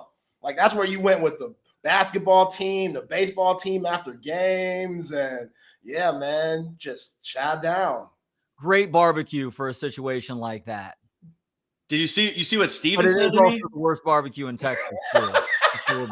I'm already getting sent back. I'm getting sent back to California I told you that was not going to go over well. He said, they have return flights to Cali. Jeff, born and raised in Austin, Texas, you got my back, dog. I got your back. Alrighty. You good, man. Trey, Mr. I use my hot dog with butter lettuce. Like, is anything that you say at this point credible? Like, you have some of the best knowledge I've ever seen, ever met. All that shit. Yet, when you say stuff like that, it gets very questionable. Then you hate on Rudy's. It's like, come on, man. I'm just going personal preference. Now, if we're going full throttle on barbecue, I'm going to tell you guys, stop fucking around. Come up here to Cedar Park and go to Style Switch, where they do an awesome job with their brisket, with their pulled pork, with their beef and pork ribs, their half chickens, their turkey, and unlike the North Lamar location, which only does this on Wednesdays, they serve that cheesy tater tot casserole every day that they're open, lunch and dinner. It is my favorite side in the city. They do other really good sides too. They've got great burritos. They've got great wings, and that Alabama white sauce is out of this world too. But I'm also not a big hot dog either. That's the other defense I have to make for myself right now. You weren't on when we were talking about this, when he was asking about how you dress your hot dog and the debates that go around about that. I said, if you're eating a hot dog, you're already losing that debate. Oh my gosh. Trey is talking about his hot dog, for God's sake. Chip, we need you to get all of us back, guys. We need you to get us back on the rails here, Chip. Trey and I just since about 2:40, we've just gone off the rails. And it's got really dark outside too, by no coincidence. I'd ask Trey how his hot dog's doing, but he just told me. So, what's up, fellas? Not a lot. How are things on 40 today? Barker, how you doing, man? Good. How are you? Good, man. Good to see you. I was talking to all the guys in there. Oh man, we just got done talking to Jonathan Brooks. That dude is all business. He is. He is all business. Let's hope that the Longhorns are all business if they get a lead on BYU and don't think that the 25-year-old Cougar missionaries are going to be like looking to just roll over, because they won't. No, definitely not against Texas.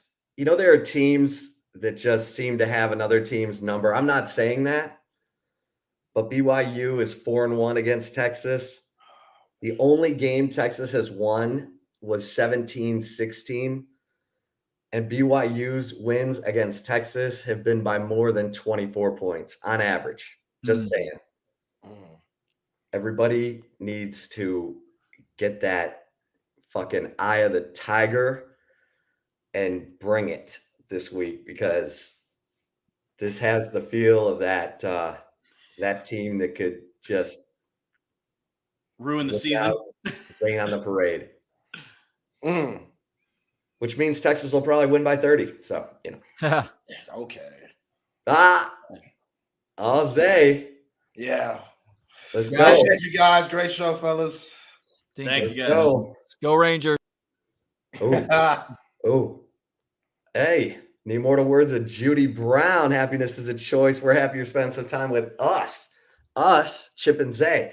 All right, Zay. Give me your take, man. My dog. Very disappointed. Very disappointed. You know, there's a lot of question marks that I have, which obviously I'm going to ask you just what's going on. You know, when you think of Jahdae Barron not playing until the second half, he's clearly, undoubtedly, just easily your best secondary player. And I don't know, he played the second half, and obviously he made maybe the play of the game at the end. So that was weird. So he had an ankle injury he wasn't supposed to play, and the coaches told him, we need you to tape that thing up at halftime and get in there.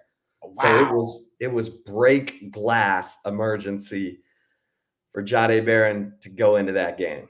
Don't like that. Don't like hearing that at all. When you're that desperate and Donovan Smith is gutting you with those whack-ass crossing routes, that it's coming, Sark. It's coming. Hey, if you're playing the slot right now, maybe you should scoot up a little bit. And we're going to get to all that, but that's very annoying and very concerning. And by the way, BYU runs that railroad and mesh cross as much or more as Houston. Yeah. It's one of their bread and butters. Oh, yeah. They chomping at the bits right now. Absolutely. Your QB1, probably one of the most immature moves I've seen a quarterback make in a very long time. Probably since last year when Baker Mayfield, week 2 for the Browns, week 2 for the Browns, threw an interception and went and tried to make the tackle. Like, it was one of those situations to where, what the hell are you doing? And Quinn Ewers lowering his shoulder, thinking he's a bad man. Oh, bad man. You're so tough, QB1. You got to show the team that you're that dude, that you're a dog, that you're just a badass like Undertaker circa 2000. And instead, now you're costing your team by being out. And I'm not trying to take anything from Malik Murphy. We'll obviously get to that. But by doing that idiotic move, thinking that you're a tough guy and lowering your shoulder to where a guy could get a clean hit on you, which that's every single defensive player's dream. Let me get a clean hit on the quarterback because they protect them so damn much. You're out here thinking that you're Ben Roethlisberger, and now it could cost your team the season because you think you're a bad man and now you have an AC joint. So, yeah, there's a lot of stuff to dissect with this Houston game. Here's the thing about Quinn. So the injury, and Sark would not speculate about when the injury happened, but he was sacked on the first play of that last drive that he played in, the one that JT Sanders gave up to Nelson Caesar. And that's the play that's believed to have caused the AC joint sprain, and he stayed in. So that's even crazier, that by the time they get down to the 23, he's already got one shoulder hurt, and he lowers his left shoulder into David Agwebu, who's 250 pounds and built like a fire hydrant. And then he attempts 2 more passes, and he's like, I can't do this. So I don't even know what to say. He tried to tough it out. He stayed in there. It was an 11-play drive. Obviously, the pain settled in, and he couldn't function after that drive. But here we go. I mean, Malik Murphy in this, what's interesting in talking to the players today is that 2 different players said Malik Murphy's the first guy in the building and the last guy to leave. You know, we've talked about his personality, that he's got a big personality. He's the mayor of the locker room. David Benda said today that Malik Murphy runs the ox in the locker room, and that someone like changed the music while Malik was in the shower, and he walked out of the shower and said, I think it was David Benda, he said, don't ever mess with my music again. And Malik tells everyone he's 6'4", but he's 6'6" plus. Yeah, big dude. He's a big dude. And everyone's like, okay, we're not messing with Malik's ox. He's playing the music. And he's playing whatever the bleep he wants. I guess so. He's running the show now, Zay. The guys were saying in practice today, he's like, hey, everybody get over here, line up. Like he's running shit. So I'm fascinated. I'm fascinated to see what Malik Murphy looks like over a period of 4 quarters, if that's how it's going to go. I think it is how it's going to go. And we know he can make all the throws. Can he make the touch throws is going to be the question for, I asked Jonathan Brooks, I'm like, is that ball going to be on you? And he's like, yeah, probably. Oh, no, I don't like that. Because that's a check down. That needs to be like a little whoop, not a whap. He doesn't need to be, your Quides on that. He needs to just float that over there. But it'll be interesting, Zay. I mean, everybody's panicked, I think. The season could be in peril. I'm not so sure. I want to see Malik Murphy before I say anything, because this dude, remember, he had offers. He had NIL offers to go elsewhere. He stayed because he believes he's the best quarterback on this roster. He's a good teammate. He supports Quinn. He supports Arch. Everyone says he's the most positive guy on the team, but he also has a truckload of confidence. And now he gets a chance to show it. This is kind of what he was waiting for in a really weird way. But you have to take your opportunities when you get them, and you better take advantage of it when you get them, so that you, A, help your team win, and B, have options. Let's just put it that way. You put out good film, you're going to have options. And look, you want to make it tough on the coaches. Sarkisian said, make it tough on us. Make it tough on us to have to decide. Okay. Malik Murphy, here's your chance. Because Arch Manning is damn good too. Sark's got the best quarterback room probably in college football. And now we got to see it play out that way. We got to see the depth at that position, because that's a position. Look at Tech. They're with Jake Strong. They get lit up. 5 turnovers against BYU. They lose 27-14 this week because they've lost their rudder. So let's see if Texas has a rudder. Yeah. And will Malik Murphy feel the pressure? I mean, you just mentioned Arch Manning. Everybody and their mama, especially national media, they're going to be looking at Quinn Ewers out as an opportunity for Arch Manning. Even though Malik Murphy's there, they're going to be wondering, okay, what kind of leash is this guy on? Because Arch Manning's supposed to be the shit. And if he's supposed to live up to the uncles and grandpops, then sooner than later type of stuff. That's what national media is going to look at with this Quinn Ewers being out situation. So is Malik Murphy, is that going to be fuel for him?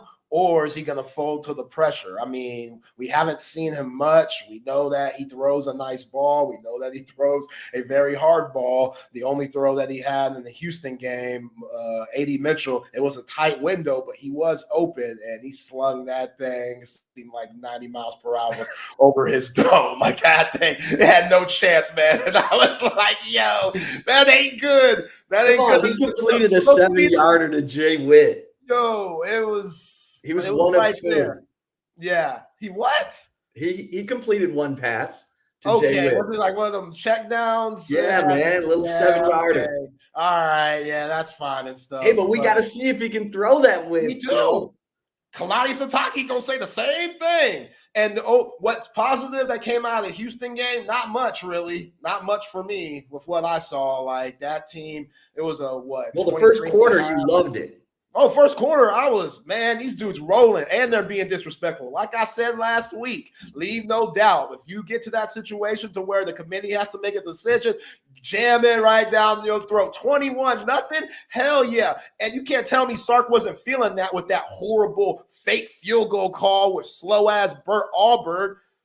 Are we serious, Sark? That was such bad timing. Houston just scored. It's 21-7. When Houston scored, I was like, uh-oh, they might have found something to help my defense out. I'm just going to take the points. But nah, Sark, we want to put on the show. We want to be cute. We want to show everybody that we going to put up some points and they can't stop us and they want to see us coming. Shit. Dana and those boys were ready for that, and that shifted the game. So, yeah, Malik Murphy, he's got some big shoes to fill. Do I think he could get it done? Yes, but the emergence of CJ Baxter to go along with Jonathan Brooks, I think it's huge. CJ Baxter had some big time runs, including the game winning one. That was solid. Like, he looks like he's 100%.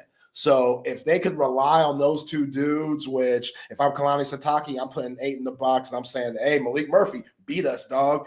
If you could beat us, hey, I'll take my L. This is Texas. They got the better roster. We ain't supposed to win this game. So Malik, you going to have to beat us. And we're going to see if he can do that. Yeah, I mean, I'm fascinated because, I mean, you know, I've written about Malik extensively, and I retweeted a story I wrote before the season about this guy who suffered an AC joint sprain himself his senior year in high school and had to fight through it to beat their district rival to gain the upper hand, you know, and stay on track to get into the playoffs, which they did. And then he, you know, wins the state championship, and his coach said it was the least talented of his 3 state championship teams that Malik Murphy dragged the team, willed the team to the state championship. This kid's different, you know, and all the other high schools recruited him, Mater Dei, Bosco, and he went to Sarah, you know. I mean, he grew up wanting to go to Sarah, and no one wants to go to Sarah, you know. You know, and he's just a different dude. And so I'm fascinated to see what he's all about, and let's see if he can rise to the moment, because look, BYU is a tricky team. They went to Arkansas and won. Like, for Texas fans, that will resonate. You go to Arkansas and you win 38-31. Keaton Slovis can sling it. You need to get pressure on that guy because he's got good receivers. He can throw it, and BYU's defense, I mean, their offense doesn't do, like, if you look at the stats, their offense looks terrible, and they're not. Like, it's weird. They've been up and down. They went to TCU and got boat raced 44-11 or something. I mean, it's interesting what Jalen Ford just said. He said, when they're in sync, they're a problem. He said, when they're not, they make mistakes just like everyone else. And he said, our job is to make sure they're not in sync. So he's not going to run, so you can pressure this dude. And you might have to. You might have to gamble. You might have to bring some blitz, because the coverage was not holding up, Zay. The coverage was not holding up. I mean, Donovan Smith don't let that guy heat up. What did we say all last week? That dude can sling it. He's been around. He's already beaten you. Don't let him get hot, because once he did, he's got good receivers, man. Yeah. Matthew Golden, Joseph Manchak. I mean, they got dudes, like big grown-ass dudes who run through tackles. So does BYU. Don't let them do it. Yeah, and if I'm, you know, Terrence Joseph and Blake Gideon, then we're seriously going back. You're calling him Terrence. I like that. Yo. That's what his mama call him. Yo, Terrence? You got to call him by that government name at this point, because this secondary is getting gutted. And I'm not going to be naive. You don't have Jahdae Barron for the first half. You don't have Jalen Catalon. We know what he could bring to the table. And you don't have Ryan Watts. So you're hurting. Those are 3 big-time guys that you need on that field to be productive. So they're hurting right now. The safeties, Keaton Crawford and Jaron Thompson. Yo, I had Jaron Thompson's back early in the season. Yo ass was out here like, Jaron Thompson, I don't know. And I'm like, come on, Chip. He going into another year starting. You want to bring back old shit. Talk about Caleb Williams, 4th down, goal line, or not goal line play, but 4th and 1 or 4th and inches, whatever. And Caleb Williams ends up taking it, making a house call, and that changed the Oklahoma game. And Jaron Thompson was supposed to be in the gap. You were paying attention to what I was saying. Yeah, man. And I'm like, nah, Chip, he good. He good. He going into year 3 starting. He going to be fine. And he was proving my point for a little bit. He had that pick against Alabama. I know he a wave, he a roller coaster. What's wrong, man? He had the pick 6 against Wyoming, and then ever since then, crickets. Keaton Crawford got smoked by Manchac. Manchac gonna go to the combine and run a 5-flat 40. And they getting smoked by him on go routes. I'm like, y'all, something's got to give, man. Because when you got Keaton Crawford and Jaron Thompson both playing that star nickel position, having to play those slot receivers. And again, I understand that playing a slot receiver as a corner, hardest position on the defense. Hardest position on the defense. Completely different than playing a boundary corner or playing one of those outside guys. Completely different because there's so much field that you have to cover. But if we're going to have them there, this is when I go to Terrence Joseph, Pete Kwiatkowski, Blake Gideon.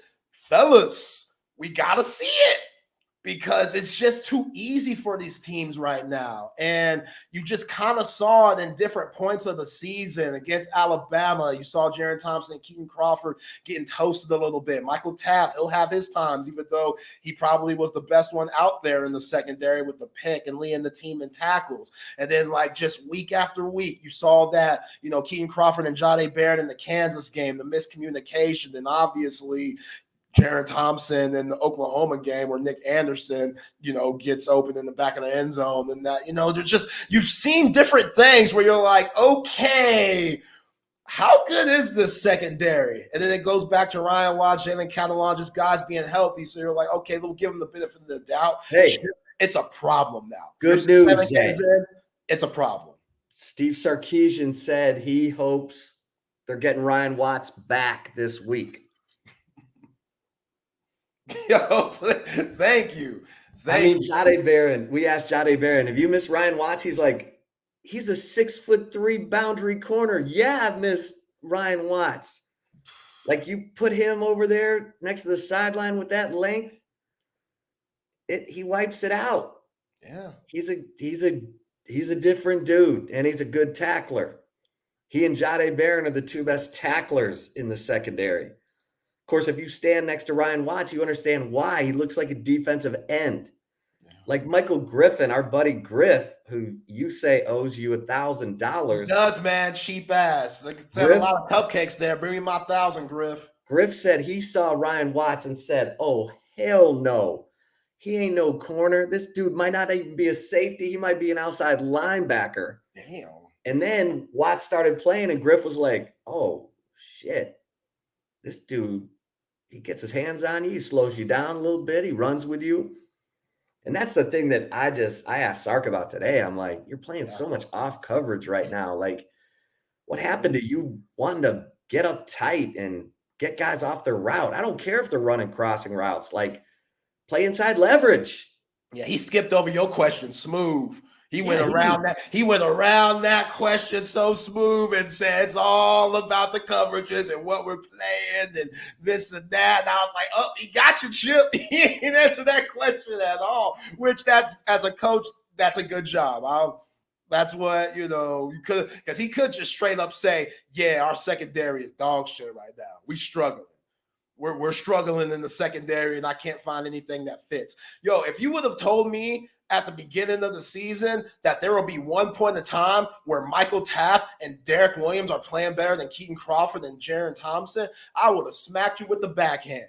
Like that, I wouldn't have expected that. And hey, that's what you just talked about, Kalani Sitake and BYU. They love doing that crosser stuff. If Pete Kwiatkowski and this defense, if they're going to continue to play the way they do, and which is a little passive, like go to the question that you asked, Sark, why are we playing so far back? Like what are we scared of? Then you're going to keep getting gutted. And yeah, those wide receivers, Golden, Manchac, like all those guys, they were putting up numbers. Sam Brown, they were putting up numbers. And you know what? First play of the game where Brown drops the ball and Terrence Brooks gets hit on that stop and go, that should have told you right there, oh, they're going to get whatever they want today. And good for Terrence Brooks. He was thinking about grabbing him, and he didn't. And the kid dropped it. And you're like, oh, God. There you go, Terrence. You've learned your lesson.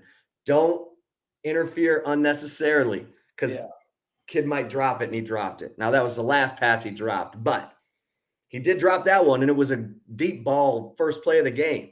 Yeah. Right when I saw that, I was like, oh, they're going to get whatever they want today. That's too easy. That's now Terrence Brooks is nicked up. I mean, the list of injuries is ridiculous. I mean, thank God they're getting Ryan Watts back because they'll have Malik Muhammad. They'll have now Gavin Holmes is banged up. Yeah, I mean, saw him missing tackles. It's bad, man. Like they're, Jade playing corner, Jalen Gilbo playing nickel. I mean, look, which he played well. He did. Gilbo played well. They had to get, Jade in the game just to communicate because Gilbo's not a great communicator. So, when he sees stuff, he's got to communicate it to everyone else. And that's where this thing's been breaking down is that they're not, that's the thing about Catalan. Catalan yells it from the mountaintops and he's week to week. You hear that? So let's go over the injuries because the injuries are a problem. Ethan Burke is week to week. So he was playing with that knee injury and he aggravated it. He's out now. He will not play against BYU. You've got Quinn Ewers out against BYU. You've got Jalen Catalan week to week. Sounds like he's not ready to come back. Ryan Watts sounds like he is ready to come back. Gavin Holmes, Alfred Collins. What? Yeah. Like he went out of the game. Now, the only ones that were week to week were Quinn, Ethan Burke, and Catalan. So everyone else is day to day or whatever the hell Sark puts them in that category where, but that Jet Bush, he went out of the game. Yeah, that's right. I mean, say what you want about Jet Bush. He's a pretty good edge guy. I mean, he sets the edge against the run and sometimes he gets pressure. They need anybody to get pressure because who the hell would have thought that Chris Ross being out since the Wyoming game would be like some big impact injury. We were down to Jamon Tapp in there running, because Sorrell, look, everyone's like, why is Sorrell getting sacked? Sorrell's the strong side defensive end. He's got to deal with the tight end and, get through to get pressure, all that. It's the weak side defensive end that needs to be getting sacks. That's Ethan Burke, which he got another sack against Houston. He has 3. He's tied with Anthony Hill for the team lead. Ethan Burke is not a problem. He's been playing hurt. He still got a sack. Now he's out. Okay. But Justice Finkley has got to show me something. Justice Finkley, this is your moment. They went past him and they went to Jamon Tapp. Damn. Somebody's got to get pressure from that weak side defensive end, especially this week against Keaton Slovis, because that dude, he ain't running around. He'll be there. He'll be where you think he is. So go light his ass up. You're playing at home.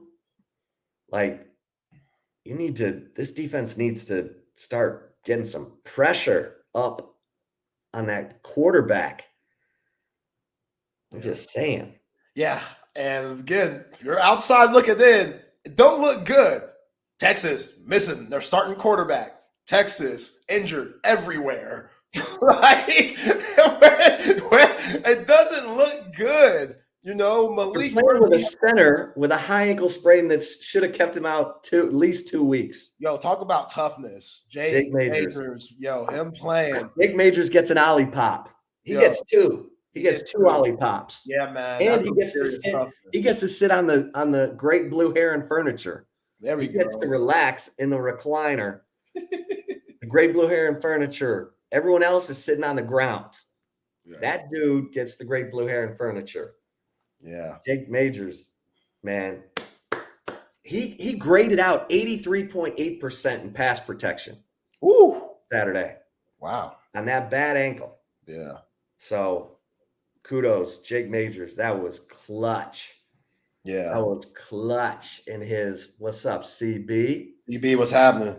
Greatest volunteer radio producer in the history of radio. Yeah.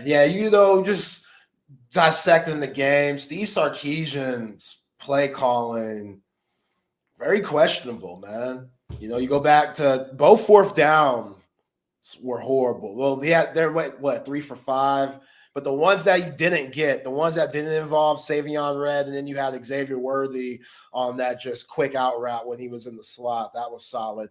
But the ones that were just very questionable, Bert Auburn, fake field goal. The timing there was just and they executed it perfectly, but Houston was all over it. They were waiting for it. So again, your defense just gave up 7. You have the ball. You're up 14 now. You don't score a touchdown. Let's kick the field goal. Take the point. Take the field goal. Take the points. You're on the road. Points. You're on the road. But again, this is Sark. Goes all the way back to OU. 4 straight plays. 1 yard line, you don't get it. You don't really change nothing up because you just think, oh, we're better than them. So it don't really matter how it's executed. We're just better. We're just stronger. We're just tougher. We have more 5 stars. I'm just going to throw whatever out there and it should work. That's what it felt like to me again. Like, dude, come on now. Yeah, y'all probably been working on this for 2 weeks and stuff, and so, but the timing's just not there. And what did Houston do? They went back down. They scored 21-14. Now all the momentum has shifted at that point. And then they had the one later on. The Texas defense gave up a 3rd and 10 after, the fake field goal. So Houston gets the ball, and then the Texas defense gives up a 3rd and 10 on the next drive, and that became an issue. Yeah, to walk on. To the walk-on kid, Cranes, 85. He lit their ass up. Middle of the field. Carnes. Yeah, that's his name. He lit their ass up. Walk on. Or former walk-on. They just let him go crazy. And again, Sark, you know you're not getting the ball at half. So they have momentum going into halftime. 26 seconds left, and they put up they put up 14 on you. Like, then they get the ball coming back, and Quinn Ewers gets sacked, so they're even more hype going into the locker room. God, that was bad. That was really bad. Good job, Zay. Yeah, man. Then you remember Dalton Carnes getting that 3rd and 10 conversion. Because it's the white boy walk on. How can you forget? Like big this old stiff. What's up? Big old stiff. Yeah, he going looked for going for big yards. But you remember the white boy on Varsity Blues that played wide receiver that stole the car from the cops? That's who he reminded me of. He probably went to nowhere.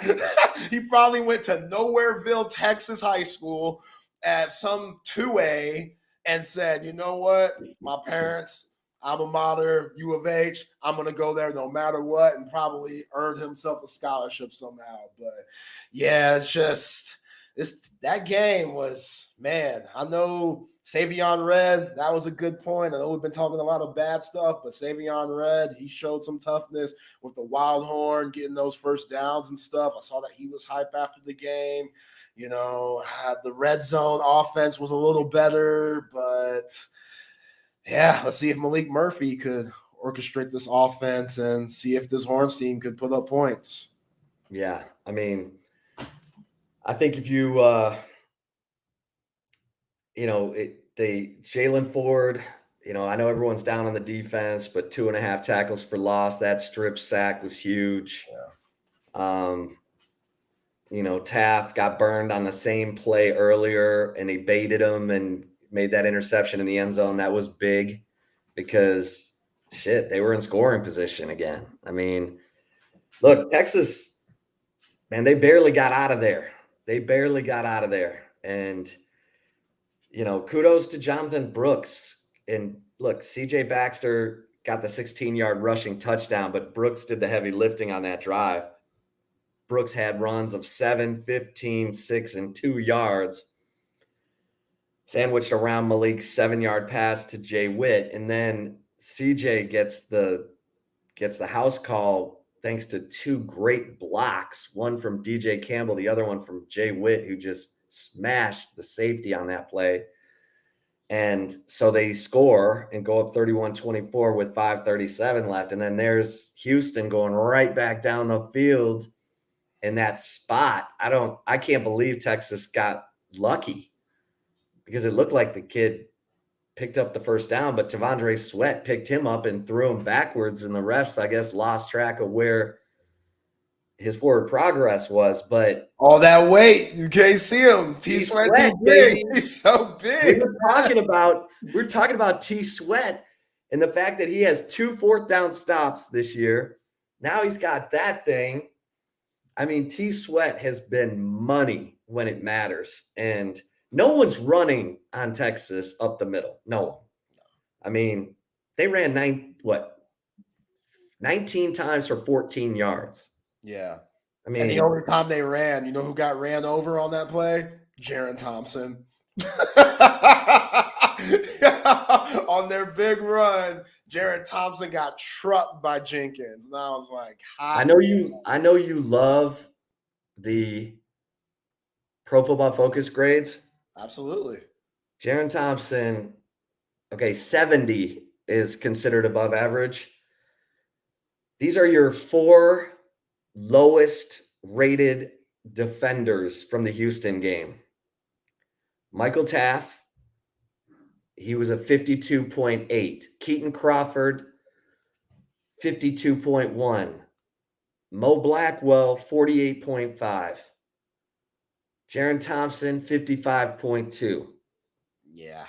That's terrible. Yeah. Those are 4 of your guys that were, I mean, Mo Blackwell only played 13 snaps, but Keaton Crawford played 33 snaps. Michael Taft played 35. Jaron Thompson played 28. You can't have 3 guys in your secondary be among the lowest rated guys on the field. And meanwhile, Derek Williams was the 5th highest rated player and continues to play good coverage. He had a huge pass breakup early in the game on a crossing route. Yeah. And he just needs to get louder. Like, he needs to, when he sees stuff, he's got to call it out and just be more like, he's got to command.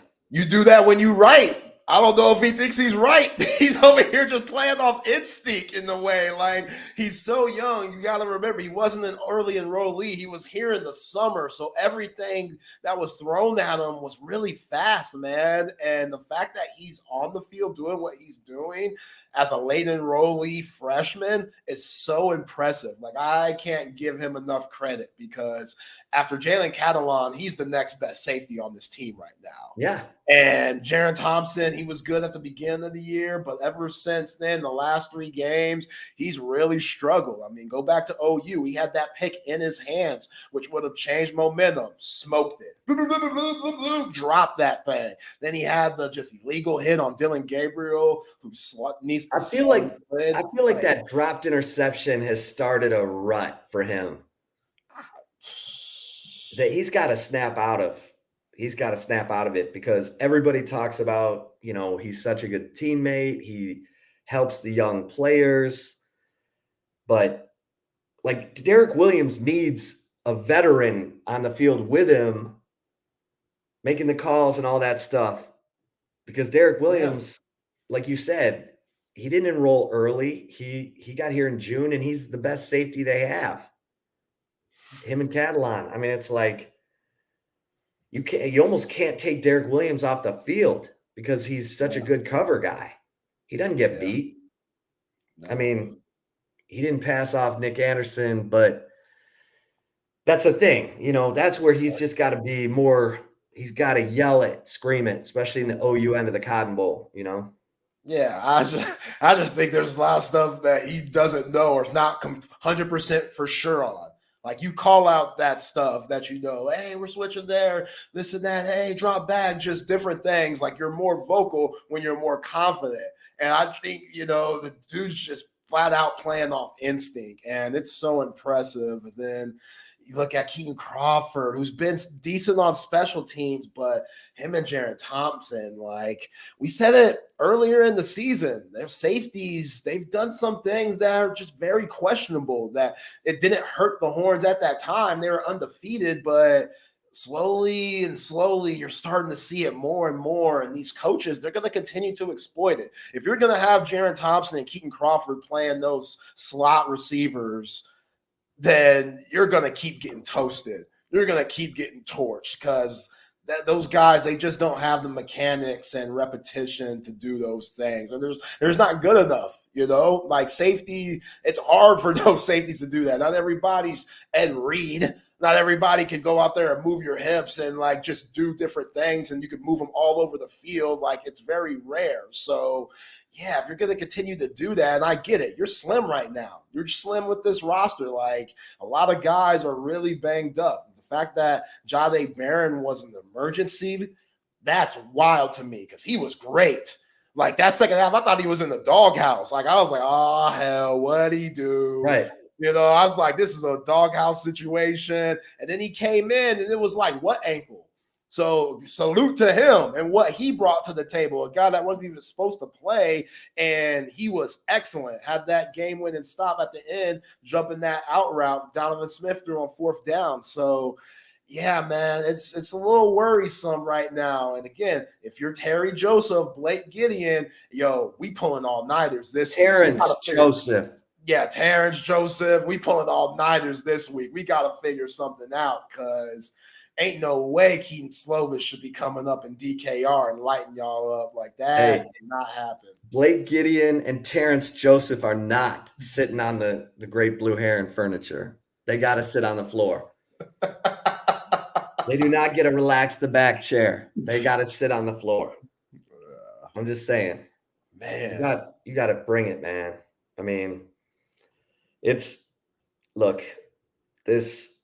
only thing I can say is that, because they had Anthony Hill spying on Donovan Smith. And I need Anthony Hill rushing the damn passer. I don't need him floating around 3 yards off the ball waiting to see what the quarterback's going to do. I need him running after the quarterback. This week, he gets to go after the quarterback. I bet you Anthony Hill has 2 sacks in the BYU game. I'll take that. He might have 3. I'll take that. But you didn't see Donovan Smith run that much, though. No, he didn't. He didn't take off. No, he didn't. Zero was out here lurking. I don't think – what did he – let me look that up. He ended up with Donovan Smith had 6 carries for minus 12 yards. Yeah, man. He didn't get going. He didn't get nothing. Yeah. They did a good job on him, but he didn't want to run. No, he didn't want to be part of Anthony Hill. He saw what Anthony Hill did to Tawee Walker and was like, I don't want any of that. I'm not messing with that. Yeah, man. That touchdown that he had where he escaped, Donovan Smith, he escaped and rolled right and then threw it on the rope to the guy, coming from the other side on that cross and stuff, which Jaron Thompson, that was his man. That's Donovan Smith. He got his bag. Like, he had 2 bad plays. The Michael Taft interception, that was a horrible throw. Michael Taft, I want to give you a little bit of credit. You tried to give him some credit, man. That was such a bad throw, Donovan Smith. You and I would have picked that thing off, man. You and I would have picked that thing off. He gave Michael Taft a layup, like a George Gervin finger roll. It was that easy. So, yeah, the 2 Hey, he caught it. He caught it. Yeah, he could have dropped it. Like, his peers dropped one a couple of weeks ago. So, yeah, you're right. He could have easily dropped that thing, and thank goodness he didn't. But, oh, man. Yeah, Pete Kwiatkowski, that's this defense, which we thought this defense, you mentioned Ethan Burke and Justice Finkley, Jermone Tapp, and Ethan Burke's been playing well, but he's probably going to be out on Saturday. Those guys, man, they're just not getting enough pressure for me. And yes, Houston did a good job of getting the ball out of the quarterback's hands, but still, they're not just making their mark like we thought they were going to, especially in this game. And oh man, they gotta get some more pressure, because if they allow these quarterbacks to throw this thing on this secondary with the way they looked, and hopefully Ryan Watts could be back 100%, then Texas, Alamo Bowl, here we come again. Like that loss, there's a couple of teams in the Big 12. If Houston plays it like this, and there's a couple of teams in the Big 12 that could get you, that you got left on this schedule. And with Malik Murphy now playing, we don't know the points that they're going to put up now. We don't know, how he's going to look going out there at DKR this Saturday. So just a lot of question marks, man, that you don't want for a team that has Big 12 championship and CFP aspirations. I'm telling you, I got a funny feeling about Malik Murphy. Like, he's going to be all right. Going to be all right? He's going to be all right. All right. And I think these guys are going to play hard for him. I think they play hard for Quinn, but Malik Murphy gets everybody juiced. And it's real. Like he's electric. So we'll see. He's got to make the plays. No one's as juiced as Savion Red. That dude runs 1 yard and looks like he just ran 99. But that's good too. I mean, that's why he's in that role, because he's so fiery and he's so determined and he's so competitive that they're like, Savion, go get us that yard. And he's like, he's like, yes. Yeah. He is fired up. Yeah. And then he gets that yard and he's like, no. Every time. Yeah. And I knew he had some fire in him. You remember at Oklahoma State last year where he was bitching out somebody on the sideline? Yeah, he's bitching out. I knew he had some fire in him then. I was like, dog, you're a freshman. And you're out here wilding. Yeah, man. You out here talking crazy like freshman. He was about to go in the game, and then they pulled him back, and he's like, let me. Rabid animal, man. I love him and Trey Wisner's energy. You could tell those two have a good relationship. And the freshman out of DeSoto, with the way that he's on the kickoff team and special teams and the way that he plays, both of those guys, they're cut from the same cloth. You need cats like that. Yeah. I mean, look, I look at this, and as long as the offensive line can, stay healthy from this point on, whatever that means, like Jake Majors somehow get better, Cole Hudson get better. They've all been banged up at one point or another. As long as they can protect Malik Murphy, I think the offense is going to be okay. My thing is, they got to get this communication thing going on defense, because that was pathetic. And, Christian Jones has sort of become a voice of reason on this team. And he said, we got off to a great start. We were all lasered in, focused. And then he said, it's like we thought it was just going to keep rolling. And we took our eye off of it for a second. And he said, once you do that, it's hard to get it back, because then everyone's out of their normal flow. And it almost feels like, hey, guys, they're coming back. Like, you can't lose your focus. You have to put teams away. You have to demoralize them. And that's what's irritating to me. That's what pisses me off more than anything. Like, you had your foot on their neck, and then you saw some hot girl walk by and you were like, oh, hey, honey, and you took your foot off their neck and you went off and you played grab ass. And then guess what? That monster that you just let up off the ground went and got a gun, and now he's got it pointed at you. And you're like, oh, hey, what's happening here? I mean, no, like, suffocate, eliminate. Don't let people hang around, and don't let BYU hang around, because those dudes are 25. And they got bills to pay. They're pissed. Yeah, they off their parents' insurance. They ain't allowed to be on no more. They can all rent cars. Yeah. I mean, they're like, we don't play. Yeah. They don't let us have caffeine. We can't have sex. We can't have nothing. Yeah. Like, who believes that Sark wasn't having caffeine and sex when he was at BYU? That's what I wanted to ask him today. Hey, that's why he was living so fast. Because, He got out of man. BYU and was like, Oh. he was getting after it. Oh, man. Yeah. I never put two and two together. That makes a lot more sense. That makes a lot more sense. But, yeah, you got to be careful. Shout out to Roland. Roland, man, talking about Zay. You are no longer called Hetty. Your new name is Chicken Little. The sky's falling. The sky's falling. Look, Roland, you might feel good at 6-1 right now, but you heard what Chip just said. Your foot was on their neck, and you let them off the hook. This Houston team. The spread was 23.5. You beat them by 7. And if it wasn't for a bad, what am I trying to say here? Bad spot, yeah. Who knows what would have happened? You go into overtime, Malik Murphy. Who knows, man? That would have been Sark's worst loss of his career here. Easily, if they would have lost that game, being up 21, going for the fake field goal or stuff like that. Yeah, man, that would have been a bad look. So, hey, call me Chicken Little all you want, Roland. I'm just trying to tell you how it is. There's some serious question marks and red flags with this team right now, and you're lucky to be sitting at 6-1. With all the injuries and all the adversity, your quarterback lowering his head like he's Ben Roethlisberger or some shit. Like, come on, man. I think it's even dumber. You talk about that might not be in the play he got hurt on. It's even dumber if he gets hurt early in the game and then lowers his head later on.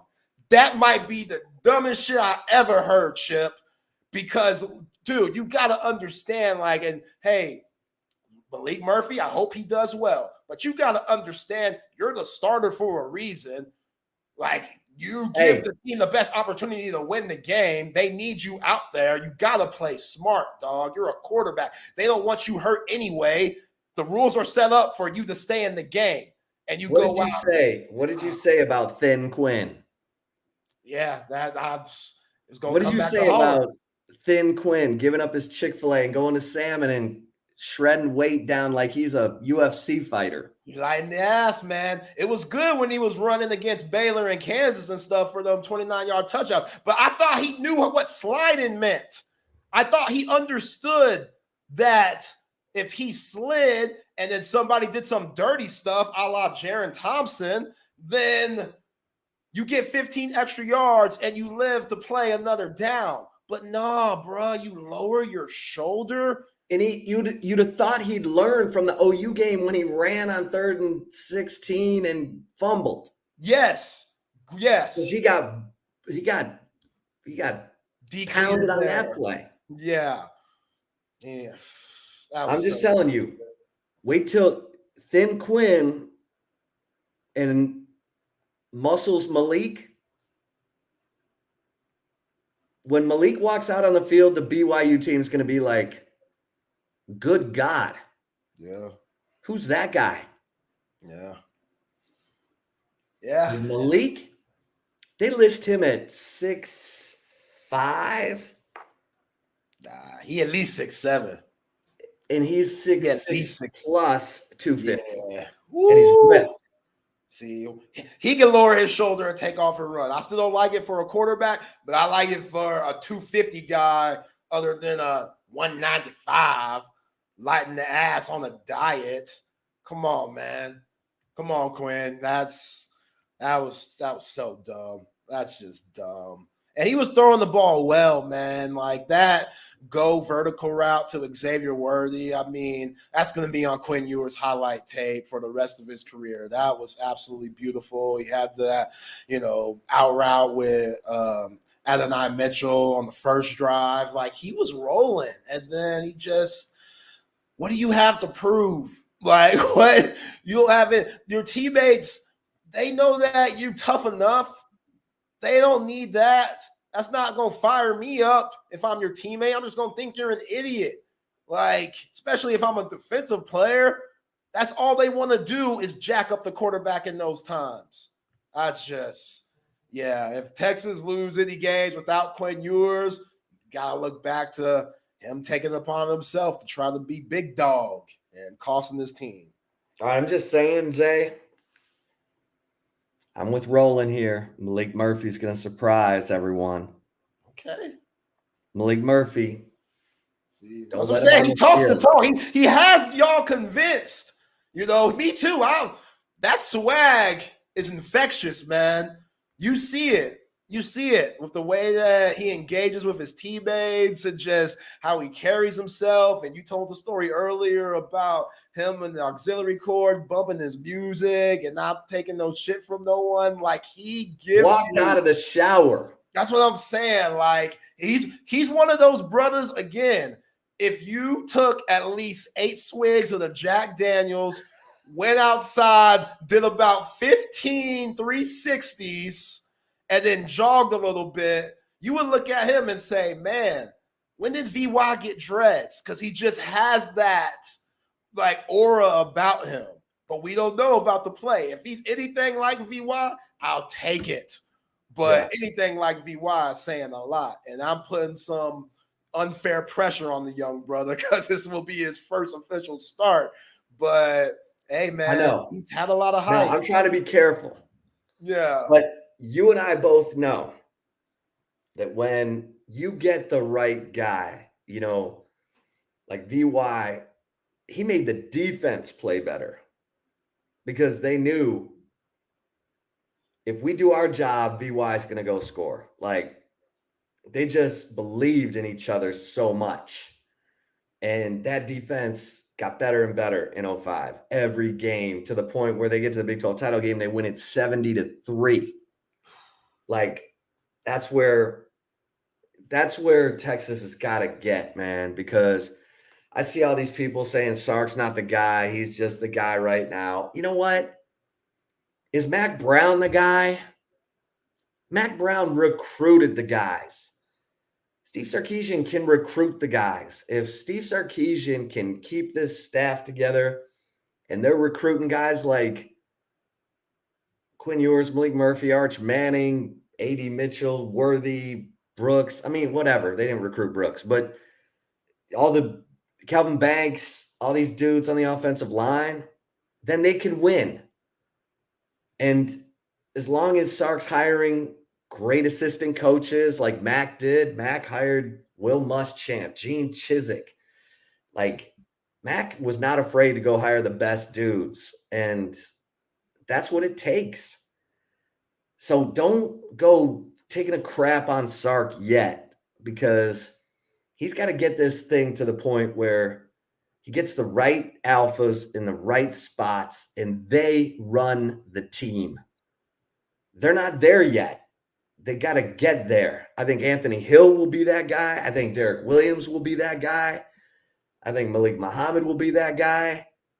They got to get some dudes on the defensive line because T Sweat's gone after this season. And I think Byron Murphy's, he's got to come back. But they got to, you know, don't go throwing Sark out the window yet because he's aggressive. Look, he beat Saban. He had the players ready. He's got to, and look, teams are bringing out new defenses. I mean, Houston brought out a joker defense. So did OU. So Texas can't say, I mean, okay, so they prepared all week for something else. OU brought out a joker defense too. So you know what a joker defense looks like. You know what to do. You had to adjust during the OU game. Adjust. Come on, man. Yeah, I'm so tired of hearing that, man. I was tired of hearing it after Wyoming. That was the third game of the season, and Sark said, yeah, they did what Rice did. What they showed on film ain't what they showed on the field. It's like, dude, that's what everybody's going to do. It's called coaching. It's called adjustments. Like Vince Lombardi wasn't the first one to do it. Like, come on now. You know, yeah, all these coaches know that they got to beat Texas to save their jobs. You don't think they're going to come up with something different to beat you? Did you see Dana Holgerson after that 4th down stop where Jahdae Barron stopped? He was so pissed. He knew what that game meant. He knew what that game meant. And to come back from 21-0 and to have a chance, and in a way, I get it, Texas fans, they had one penalty the whole night, but they got hosed on that bad spot. And to have it lose like that, you're never going to play Texas again. I know that stings. And Roland, that's what I'm saying. That's a red flag, man. This Texas team, just something's wrong. Something's not right, because the OU game should have been the wake-up call. It shouldn't have been, because it's OU. You should have been prepared for that one, and you lose by 4, and you have all these kinds of mistakes. Quinn Ewers throwing interceptions, fumbling, Jaron Thompson smoking interceptions. You have 9 penalties, et cetera, et cetera. Jalen Catalan goes out the game, no Ryan Watts. Okay, so you come in from a bye, and again, you're up by 21. You should have beat that team by 50. That was the game to score 50. We all had our predictions that we put on Twitter for Texas Sports Unfiltered. Everybody was covering, basically. Everybody had 40-something points on the board. You only scored 31. It gets difficult, and it's like, Sark, okay, can I nitpick? Gotta be able to adjust to the adjustments, dog. And can I nitpick? Yeah, that game was just disappointing.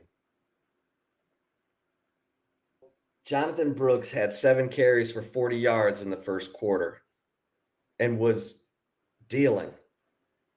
And then they brought in CJ Baxter, and that's great.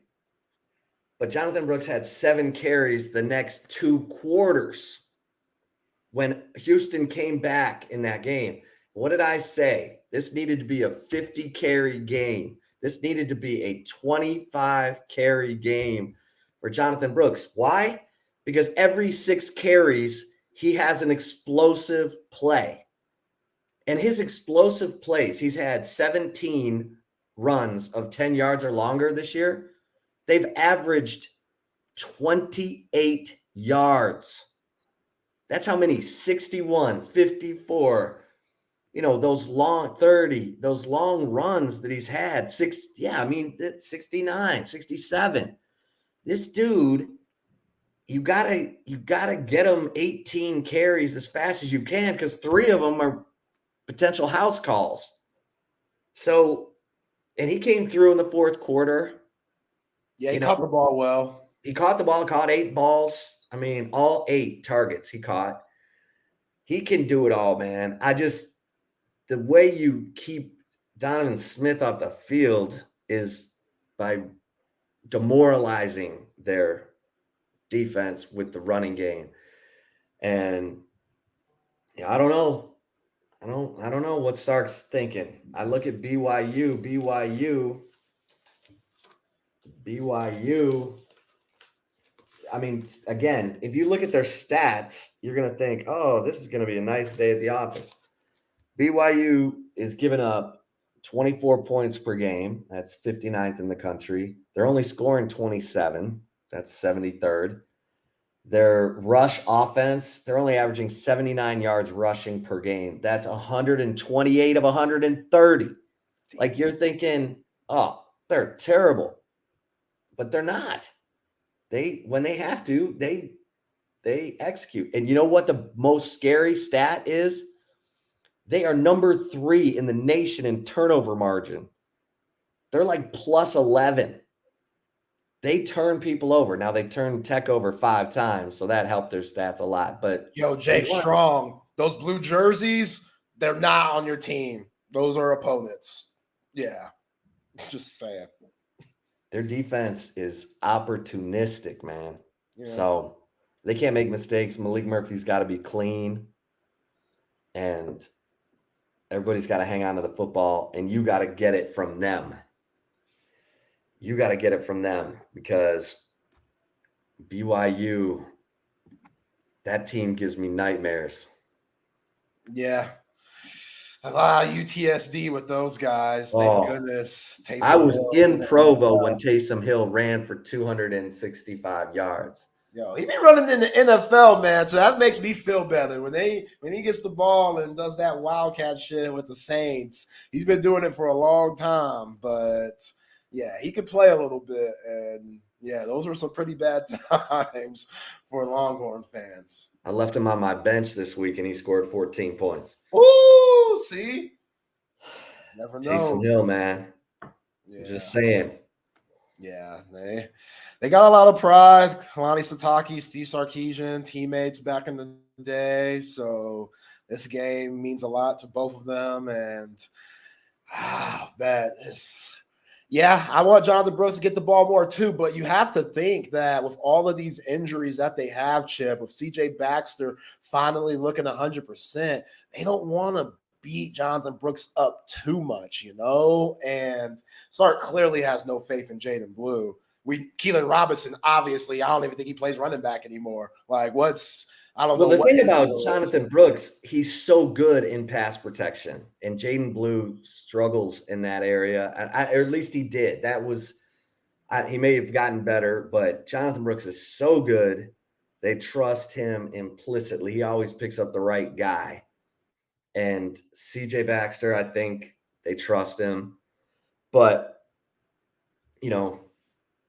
this is I'm leaning on Jonathan Brooks. Maybe, and everyone's like, man, Bijan should have run for 1 million yards at Tech. Well, no, because they kept bringing in Roschon to keep Bijan fresh. And Roschon, I love Roschon. He'll get you tough yards. You need 3 yards, he'll get you 5. You need 6 yards, he'll get you 5. Bijan could make a house call. He's like Brooks. He's going to bust it probably every 6 carries for something, 20 yards or longer. So I get it. You got to have CJ in there and you want to keep him going and growing. But dude, Jonathan Brooks he's special.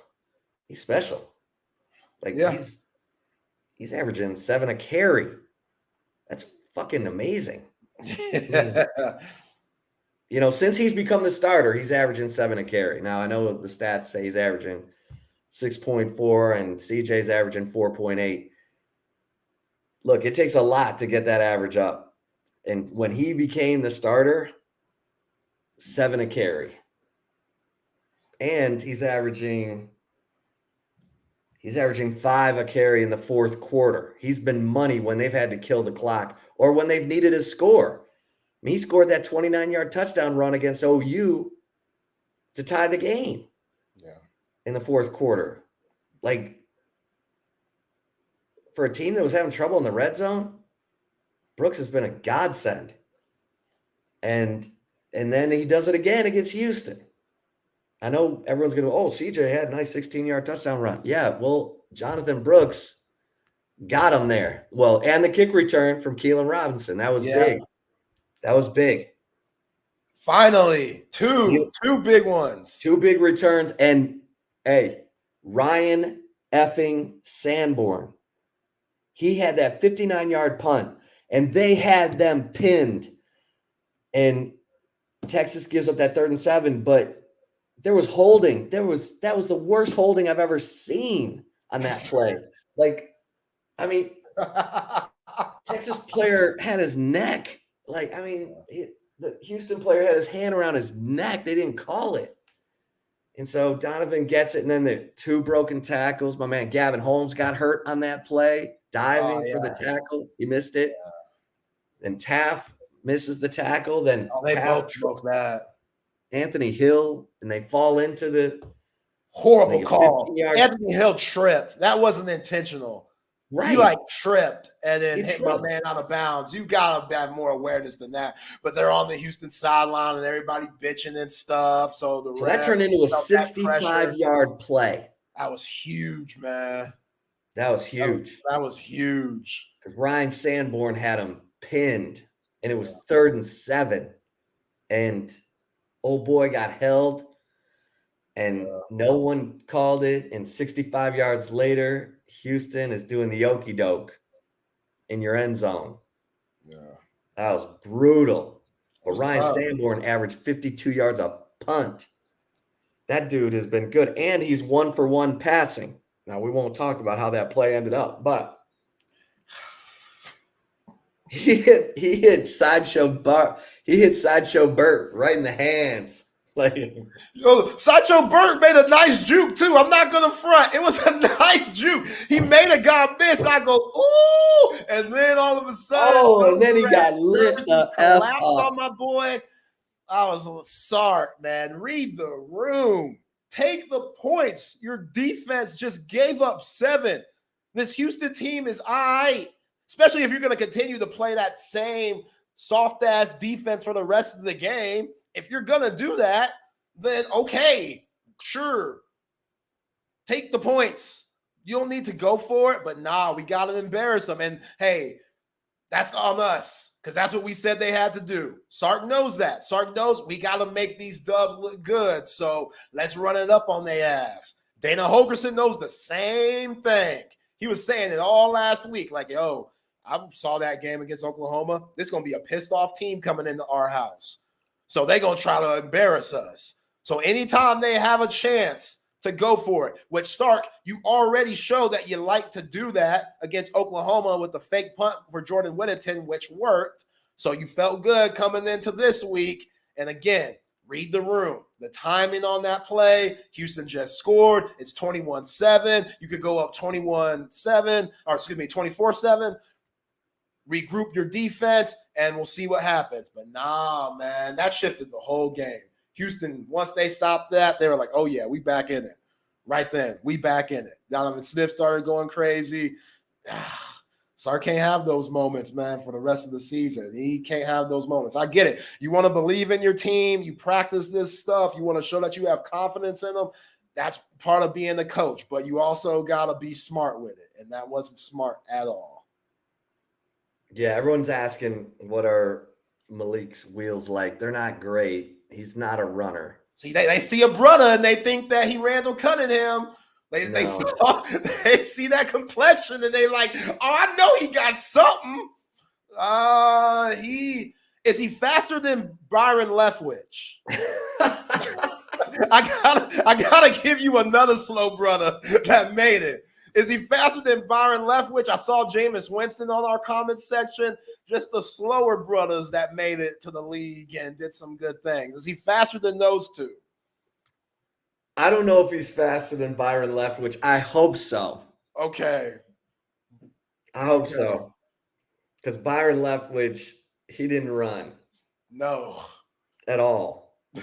At all. Hey, if he has any Byron Leftwich comparisons, I'll take that. I ain't talking about Jaguars. Y'all missed me with that. Marshall Byron. If he has any of that, give me all the wind up and everything. Give me that. I'll take that, man, because Byron Leftwich was a dog. So, man. Charlie Batch, any other brothers that weren't the fastest? Yeah, Charlie Batch. The hefty lefty. Who are you talking about? Who's that dude from Kentucky? Jared something. Jared. Something. Yeah, not like Lomberger or Lorenz, something like Jared something. I know he's rock 22. You are right there. He's white as hell, but sure, throw him out. I guess you could throw him in there. Okay, here we go. Here's a good one, David. Good looking. Jared Lorenzen. Jared Lorenzen. There it is. David asks, is he faster than Jamarcus? I'm not going to watch film Russell. He's got to be faster than Jamarcus Russell. He's got to be faster than him. He's got to be faster than Jamarcus Russell and Jared Lorenzen. Yeah, R.I.P. the hefty lefty, man. That dude. Is he dead? Yeah, he's dead. Yeah. What the hell happened to Jared Lorenzen? I don't know, man. Last time I saw him, he was very hefty. So, yeah. Man. Hey, I see this Tell BK, we need a Sideshow Burt t-shirt. Yeah, get to Last Stand hats. Get to Last Stand hats for the TSU merch. Yeah. Right there. See? Last Stand hats. Right there below Zay. Yeah, Burt Auburn must be like leading sprints or something. Like for Sark to have that confidence to, it was 4th and 6, right? That's a long way. That's a long way, man. Especially if Burt already starting that far back to kick it. So you're already like, what, 10 more yards back?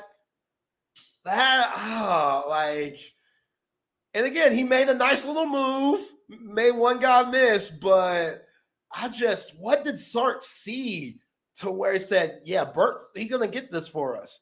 I have full confidence. Like, did he just think he was going to catch Houston that much off guard?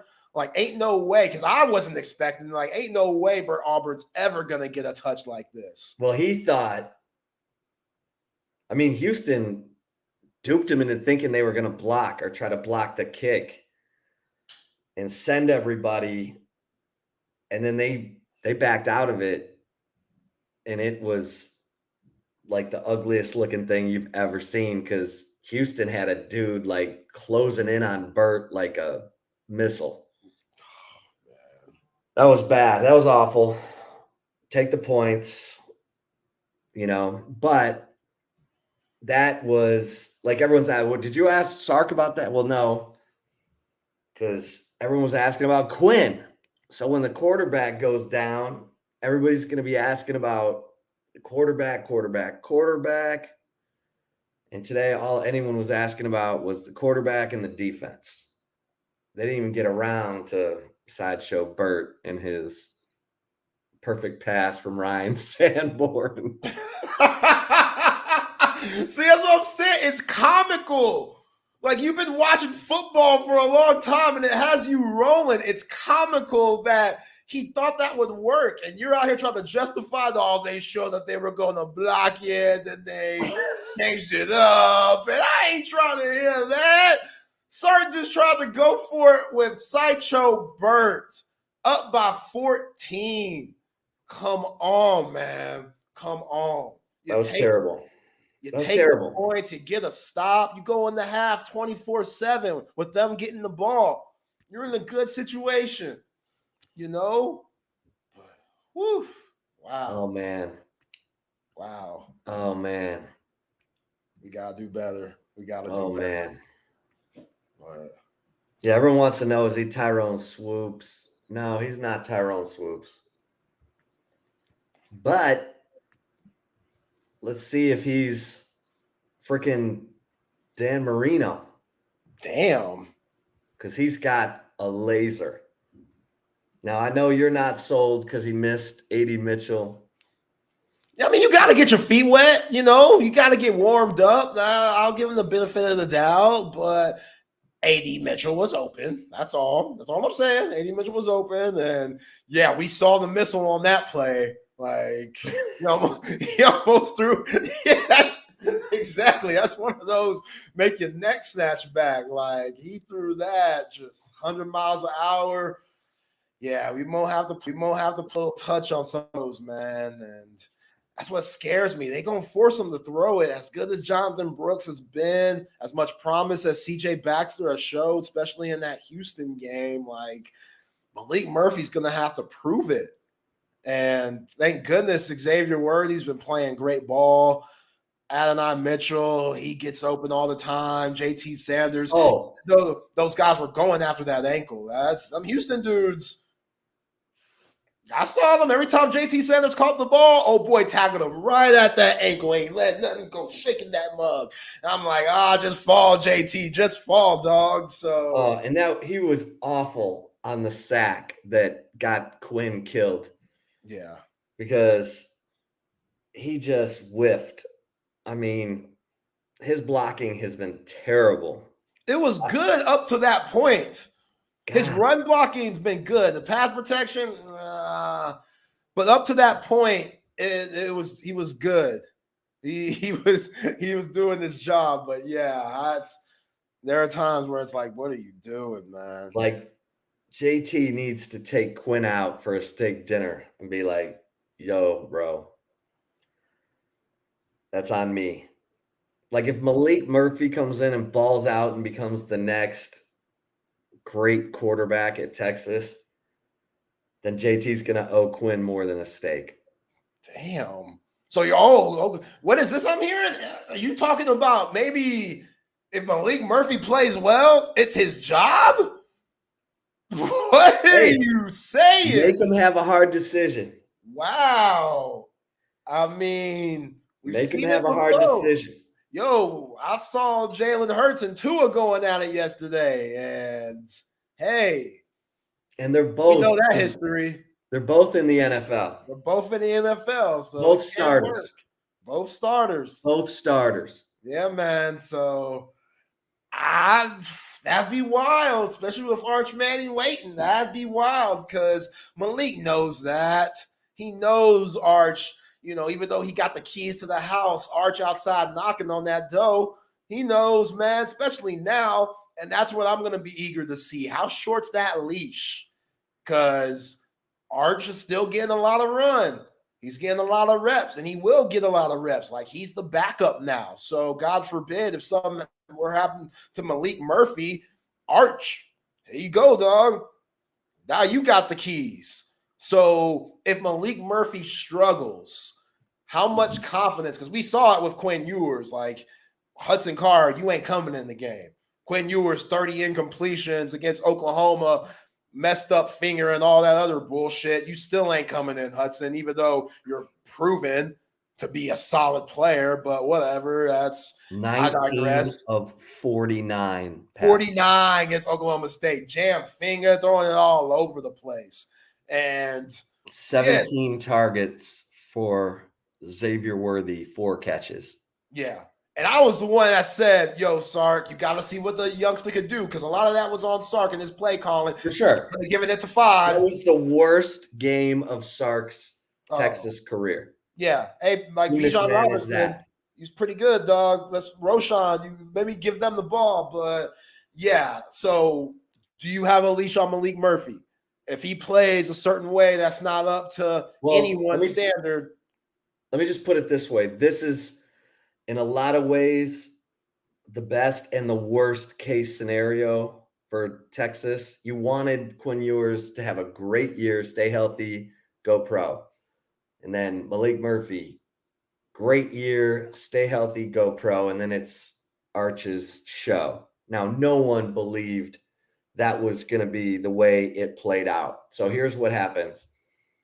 If Malik or Arch comes in and looks sharp, crisp, guys have juice, the defense, everything's going up, and he's killing people, like throwing for 6, I don't even want to say this. Throwing for 5 touchdowns a game, like Casey Thompson did 3 times in 2021. Jeez. If he's slicing and dicing people, either Malik or Arch, in a way that Quinn wasn't, Sark's in a bind. Yeah. Yeah. Because he's going to piss off somebody and someone's hitting the portal. Yeah. Unless these guys are all such great friends that they're having the time of their lives and they're all banking in NIL money and they're willing to stick around because they think Texas can win a championship. Now, how often do we see that? Jalen Hurts went to Oklahoma. Yeah, that's right. I'm saying, like, these guys are alpha males too. I wouldn't expect anyone to stick around. Malik Murphy walked out of the shower bare naked. Yeah, wait, hold up. You know, are we just throwing it out there that he was bare naked? Bare naked. Oh, man. Telling people, don't be touching my auxiliary. I'm playing the music. Yeah, see, now that's a different story, because beforehand, when you were saying it was like, nah, this dude don't take no shit. Now the dude's naked. You got it. That's what I'm doing. Oh, you got it. All right, bro. All right, yeah. I'm leaving anyway. I got my AirPods in. I got my own music. I'll be fine. I'm walking out of here. Ain't nobody trying to see a dude walk out butt-ass naked, glistening and shit. Nah, that ain't the wave. That ain't the move. So, yeah. That's a different story now that you tell that. Mid-shower, David Benda said. They're naked. Malik Murphy runs. Shit. Yeah. See, you see what my guy Jose says in the comment section, which I feel you, Jose. You make a great point. He says, I don't know why people doubt Sark on QBs. He coached countless NFL guys, including again a career college backup drafted at Matt Castle. Jose, I'm going to tell you this. Who are those head coaches? Pete Carroll, Nick Saban, if you don't think those guys had a little bit to do with those guys' success, you're crazy, man. You're crazy. I'm not saying Sark don't have a good eye. I'm not saying that. It's just a lot easier to focus on all those guys that I know you're thinking of right now, the Linerts and Castles and, et cetera, Mac Carson Jones. Palmer. Yeah, Carson Palmer. But Pete Carroll going to the Hall of Fame. Nick Saban going to the Hall of Fame. They make life a lot easier for those quarterbacks, including Steve Sarkisian. Now, Sark's the man. He is that guy. And he don't got enough skins on the wall for us to have complete confidence in this type of situation. You dig? So I hear you, Jose. You make great points. And hopefully the positive of those points could be put to Malik Murphy's success and the rest of the QBs in that room. But the question mark of Sark being the man, who was his quarterbacks at Washington, or what his big-time quarterback when he was the head coach of Southern Cal? Was it Plummer? Locker? No. Locker. Okay, cool. Where he at? I'm just asking where he at. He got first-round money from Tennessee. He got some money. Hey, okay. Sark will get you drafted. Yeah, that's it. Yeah, that's all you do. He'll get you drafted. But Daryl G says Malik was just letting his nuts hang. That's what, you got it, Malik. You got it, bro. And now he's like, if Malik balls out, Ewers goes pro or transfers to OU with his girlfriend, and Arch sits another year. Oh man, see. Now the girlfriend coming back. I call me Persay Hilton. Persay Hilton called it. That's Daryl. Now the girlfriend coming back. That's toxic. She a Sooner. That's toxic, man. Hey, that's toxic. Baker followed his girlfriend to OU. Oh man. Hey, everybody calm down. Let's focus on BYU. Actually, let's focus on AV consultations because we got to get to the chip shot and the right call. We're just rolling here today. We're already up against our last half hour. AV consultations, man, get the big screen so that you feel like you're at the game. If you don't have a big screen big enough to make you feel like you're on the sideline at the game, you're not doing it right. And don't go to the store. Are you kidding me? Don't go to the box store getting big screens. Tom and his crew will bring everything to you. All you have to do is call 255-8678. 255-8678. And Tom, from the free consultation to installation, Tom and his crew bring everything to you. Big screen, new lighting, surveillance, electronic shades, audio, visual consultations. avconsultations.com. And don't forget about Brain Vault. I went and got fitted for my Brain Vault mouth guard. There you go. And look, cheerleaders, they're wearing mouth guards on their bottom teeth so they still look pretty. But if you got a cheerleader, if you got volleyball, you got soccer, and you're the team mom or you're the coach, get a group fitting. Go to brainvault.com. This is a mouth guard that is patented and proven to reduce the effects of concussion. And there's no one doing it better than Dr. Greg Eckert, Dr. Ueckert. If you need a dental cleaning, go to dreckert.com. And if you need a Brain Vault mouth guard like Bijan Robinson wears, then go to brainvault.com. Get a group fitting set up for your team. Make sure that you're taking care of that brain because concussion is a brain injury. Zay, for the chip shot today,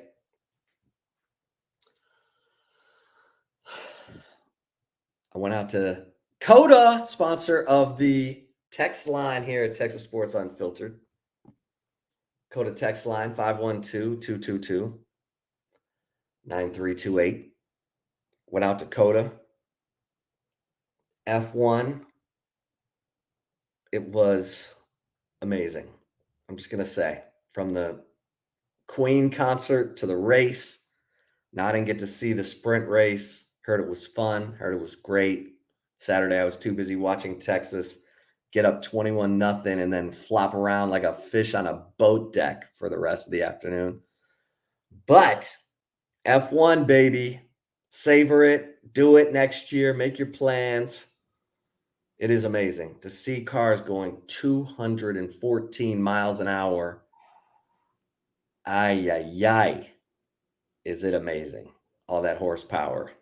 Now, what's not amazing is seeing Max Verstappen win every bleeping race. My man Lewis Hamilton was coming for him, man. He was coming for him. And they gave him 2 crap pit stops. 3.6 seconds and 3.4 seconds. And others are getting out in 2 seconds. Come Dude, on, man. You know how much time it takes to make up 1.4 seconds on a track when cars are going 200 miles an hour? Like 6 laps. That ain't good, man. The only brother there. Come on, that ain't good luck. Oh, man. Brother White. And he can drive. He's a 7-time world champion. Yo, he's a legend. Legend. And I mean, the ladies love Lewis Hamilton. You know what I'm saying? Yeah. And they should. You know, he's a pimp. He's a pimp behind the wheel. He dated Rihanna, for God's sake. Word? Oh, yeah. Did he really? Oh, yeah. Wow. Lewis dates whoever he wants. Yeah, you date Rihanna. You're in a different category. You're an F1 driver. You set one foot in Europe, ladies are just throwing their panties at you. Oh, yeah. Like in the United States, my wife met Danny Ricciardo this weekend. I didn't think she was coming home. Like she went to some party that that one of her son's friends knew about, and next thing, I'm at home. Damn. I'm covering. You didn't get the invite? She didn't send you the address or nothing? I was covering the football game, so I'm getting pictures of her with Danny Ricciardo. I'm like, oh God, that's her hall pass. Like, what is happening here? Is she coming home? Yeah. Am I still married? Damn. Danny Ricciardo. Ladies love Danny Ricciardo. He hadn't won a race in about 100 years, but he's See, look at you roasting. What you hating for? But he's Australian. He haven't won a race. I don't know how long, but oh my gosh. I'm just saying, she had the F1 weekend of her life. She had the F1 weekend of her life. She met her dream guy. Yeah. Oh, she's saying, I was home by 11:45. Look at this. See? There you go. There you go. Good woman right there. Loyal. Love you, honey. Faithful. Glad you came home. There you go. Nothing to worry about. Ike's laughing his ass off. It was funny. That was funny. All right. Zay, I think it's time for the right call with my man Zay Collier. Oh, man. Yeah, before we get to this terrific story, I got to tell y'all about Covert BK, the Covert Auto Group, family-owned auto dealerships that have served the greater Austin area for over 100 years. The Covert Auto Group team has been committed to providing customers with high quality selection of new and pre-owned vehicles. So get what you want. It's almost Christmas time. Get that car for Christmas so you can have it for the summer vacation or Christmas vacation. I know y'all taking trips around here and y'all got them cars with the check engine lights on and stuff. Not at Covert BK. They will hook you up, and they have 7 amazing brands to do so: Buick, GMC, Cadillac, Chrysler, Dodge, Jeep, and Ram. Covert Bee Cave has it all. Go to covertbcave.com for all the latest specials and inventory. Nobody beats a Covert deal. Not now, not ever. All right, Chip, the right call, man. So I don't know what's more embarrassing: not scoring and getting absolutely obliterated by your rival 49-0, or posting Hitler on the Jumbotron, Michigan State Spartans at Michigan or Spartan Stadium. Yes, Hitler. They were doing a little game where an unnamed employee who is placed on leave now for obvious reasons put up a photo of Hitler on the Jumbotron and reference his birthplace because they were doing a pregame quiz. So with other celebrities, they put up Hitler like that was okay. Like, where is Hitler from? And I guess people around the stadium guessed it, and yeah, they had fun with that. But yes, Michigan State did this? Michigan State did this and got beat by 49 to Michigan. 49-0. Didn't score. Their coach just got the boot because he's an absolute pervert. And now they're doing this. Like, they are the laughing stock of college football right now with what they're doing. I've never seen anything like this before. Like, who else did they have? You put R. Kelly up there? Huh? Like, I mean, Bill Cosby. Like, Harvey Weinstein. Yeah, Bill Cosby. Just some of the worst people that you could imagine. And yeah. Jeffrey Dahmer. Right? Just why such a throwback too? Like, that's Hitler's a long time ago. Obviously, we don't forget, but we're playing hometown. We're playing hometown with Adolf Hitler. That's tough. Where's Taylor Swift from? Where's Adolf Hitler from? Where's Jay-Z from? Where's Adolf Hitler from? What are we doing? Like, someone, oh my God. I bet someone was like, I hate this place. I hate it. I'm putting Adolf Hitler on the scoreboard and I'm getting fired and I don't care. Yo, that is a suicide attempt. Like, you gotta be saying F this because just that's the a presence burn all of bridges mind, move. that is a foul move. Right now, if we find out that it was a Michigan person that That's maybe even hacked the funnier. system, that'd be terrific. They hacked in. I'd love that. I'd respect that. That's what college football and college sports is all about. Any way to embarrass the rival program. I'm with that 100%. But if it's a Michigan State employee, like, yeah, that dude, he needs to be checked out. Somebody needs to get him some, or her, who can't discriminate here, give that person some help because they need some help. They're not thinking straight. Something's seriously going on, you know, in that person's head to think that this is okay. Because, wow, like, I thought it was a joke. I thought it was, when I first saw it, I thought it was from like a Michigan account or something like that. Nope, it's real. Michigan State out here acting crazy. And again, you want to be as buttoned up as possible. Like Mel Briggs, oh boy, like, come on now. He was wilding. He just embarrassed the whole program. We don't need no problems. And sure enough, like, whew, Tom Izzo better have a good year. Tom Izzo better have a good year. Tom Izzo better have a good year.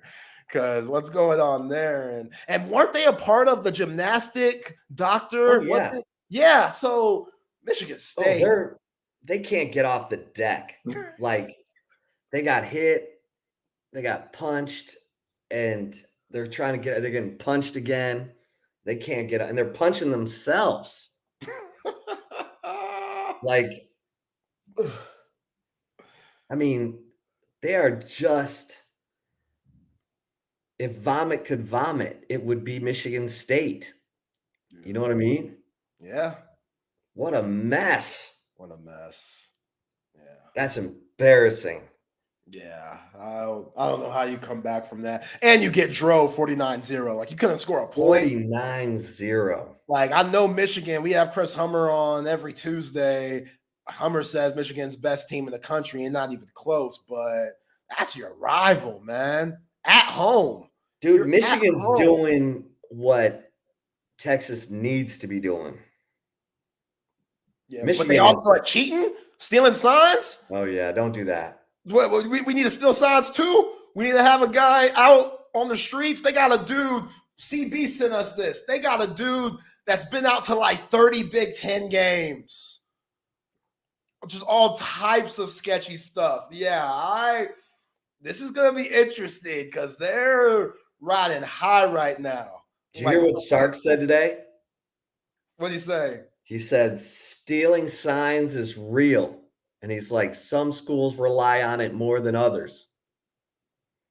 He's like, that's why we got, and I told you, he changed all of his signs in the offseason because he's convinced TCU stole their signs last year. Yeah. Yeah, this is according to Pete Demel. This is what he posted on Twitter. Good looking out, CB. This is why you're the best. He said it to all of us.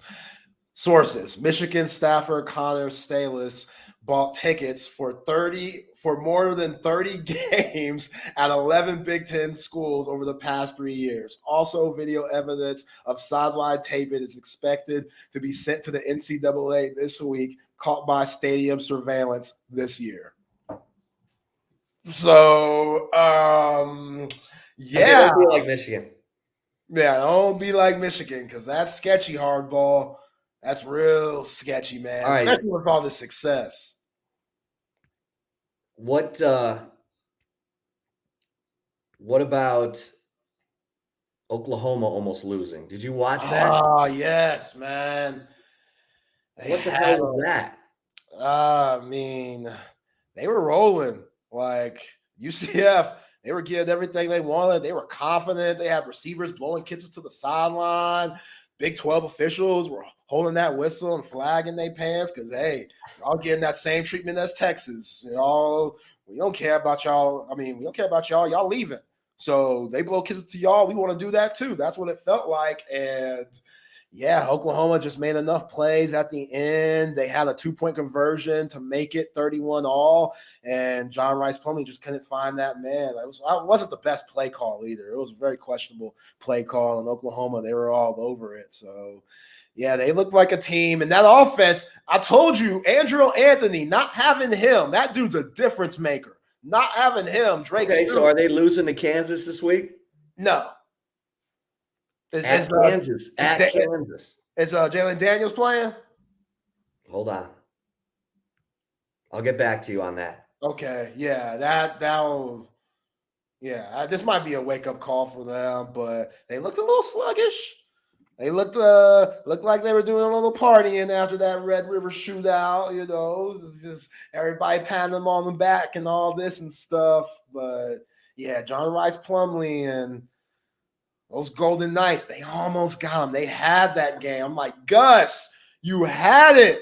You're right there. Like Gus and Dana Holgerson, they probably calling each other up this weekend. Like, bro, we had it. We had Texas and OU, both schools going to the SEC on the ropes and just couldn't get it done. But that's college football, man. Seeing Washington barely beating Arizona State. Like Arizona State at the bottom of the Pac-12. Like Washington, Michael Penix, everybody trying to give him the Heisman already. 3 turnovers. Like, it was a weird week in college football, man. And it makes this Texas loss, win, even though it was a little disappointing, it kind of, it makes it not hurt as bad when you see the rest of college football struggling a little bit. BYU at Texas. Texas goes up to number 7. Yeah. With a win that Brian Robinson called disappointing. How about Mac Brown going down? Ooh. Virginia? Gotcha, Mac. Like, you couldn't be happier for a program. They had actual dudes killed on their team. Yeah. One of the guys playing for Virginia was one of the people who got shot in that mass killing. But Mac Brown, undefeated at home, taking on 1-5 Virginia and losing. That's what I'm saying. You just never know. All these transfers and stuff coming in, these coaches getting better and better. That's why, Sark, I don't know why you shocked that they're throwing stuff at you that they didn't show on film against another team that doesn't necessarily have the same scheme that y'all do offensively. Like, nothing should shock you at this point. And I know you have limited time during the week due to just 24 hours in the day and the rules that the NCAA gives you, but you got to prepare for everything. You cannot be caught off guard. You know, you got to go back to maybe 3 games ago or maybe 2 seasons ago to where you might see the defense that you're currently facing, something that was familiar that you saw 3 years ago. They was like, oh, I remember seeing this against so-and-so, maybe back in my Alabama days. Okay, what did y'all do in that game? Apply that. Like that's what coaching is all about. Like that's why you get paid millions for 4 months, basically. Well, there's more to that, obviously recruiting and stuff and getting a team together. But as far as on-field play, it's about 4 months, dog. You're getting paid millions. So yeah, the preparation, tune it up a little bit, tighten up a little bit, button up a little bit. All those things, because y'all made Houston look like they're going to be a New Year's Six Bowl team, something like that's just unacceptable. How about this? How about this? That Washington-Arizona State game, like, there was some horrible pick six in this game. Like Arizona State. Oh, yeah, they were down 7-6. No, they were leading 7-6. And I'm going to screw this up. I already am screwing it up. And so it's 4th and 3. It's 4th and 3 at the Washington 12. They're leading 7-6 Arizona State. Kick the field goal. Instead, they go for it, throw an interception, returned for a touchdown. Washington goes up 12-7 and wins the game 15-7. I mean, go up, kick the field goal, go up 10-6. Yeah, that's just fear in that Washington offense. Like, you fear that you have to put up as many points as possible, and even if 3 is the right move, these guys are like, we gotta have 6. Who knows how many chances we're gonna get in this situation in the red zone? We gotta put up 6/7. Just to stick around with this Washington offense because they could go off. And that wasn't the case. Like, that Washington offense, as high-powered as they were, they could not move the ball against the Sun Devils. And that's crazy. Like, Michael Penix, you would think that's just another game to boost your resume as far as going to New York and potentially winning the Heisman. And to only put 15 points on that team and to have your defense be a big part of that with that pick 6 that you just talked about, oh, man. Again, that just makes this Texas win like, woo, like, wipe that sweat off the brow. You got past Houston, and at the end of the day, as much as we've been talking about them in a negative way, you're 6-1 with all the injuries that you got. Quarterback could be a doomsayer. I mean, they're 6-1. You know, you heard Jalen Ford talking Trevondre Sweat about it after the game, like, hey, T Sweat, we would have lost this game a couple of years ago, right? T Sweat, like, hell yeah. You know, so those we were a bunch of bleeps back then. Now we some dogs. Yeah, they know, but yeah, Jaron Thompson he needs to hit up Tom McKay. Because you know all that when he talked about having that film room that he got before the season, you remember that? He in his dorm, he's got that real nice studio setup, and he brings all the secondary guys over and they watch film and stuff. Something wrong with them cables. Something wrong with that setup. Maybe it ain't HD, or maybe the screen's a little fuzzy. Something ain't right because I don't see it on the field, Jaron.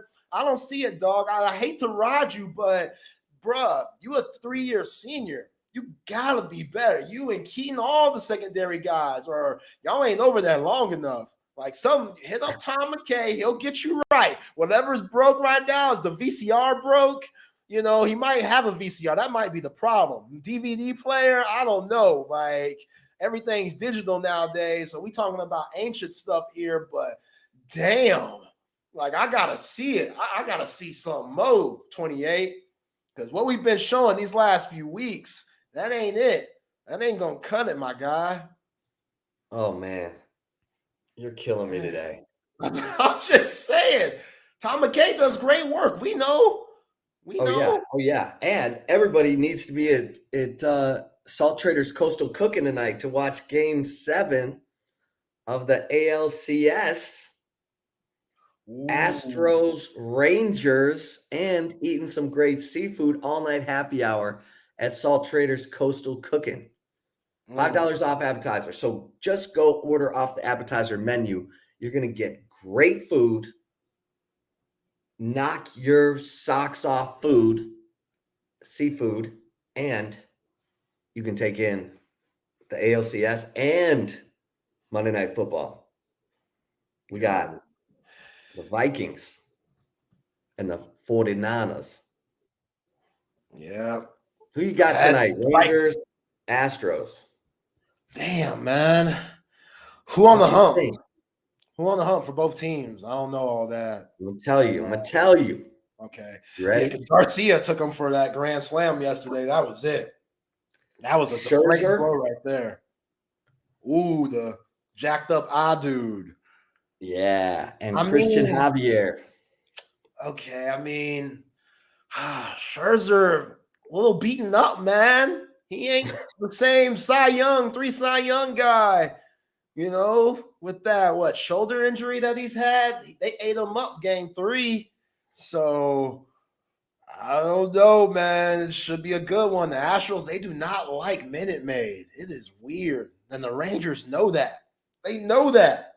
And baseball's such a psyche game. Like, if that plays a part, then I don't care what kind of toothpicks Dusty Baker has out today. They ain't moving on to the World Series if they bring that energy in the Game 7 tonight. But best 2 words in sports, Game 7. Christian Javier was money. He was good. He's been money, actually, all through these playoffs. But his last time out in Arlington, he went 5 2/3, gave up 2 runs on 3 hits. Had 3 strikeouts. Astros won 8-5. Yeah. So Javier and Scherzer, the last time he pitched, he got run. Yeah, they let his ass up. So see, man, this is what we wanted with this series. You know, this Lone Star Showdown. Like, we felt like it had a chance to go 7, and it definitely is. But we got 2 minutes left. You think I'm going to let you get off the hook? Detroit Lions. What happened, bruh? Hey, man. They ran into a hot. We got 1 minute left. You thought I was going to let you off the hook. You thought we were going to squeak by. We're like, yes, they ain't going to get about me on the Lions. Wrong. Lamar. What did Lance Taylor say? Yeah, he called that. He said that was his biggest bet of the weekend. Yeah.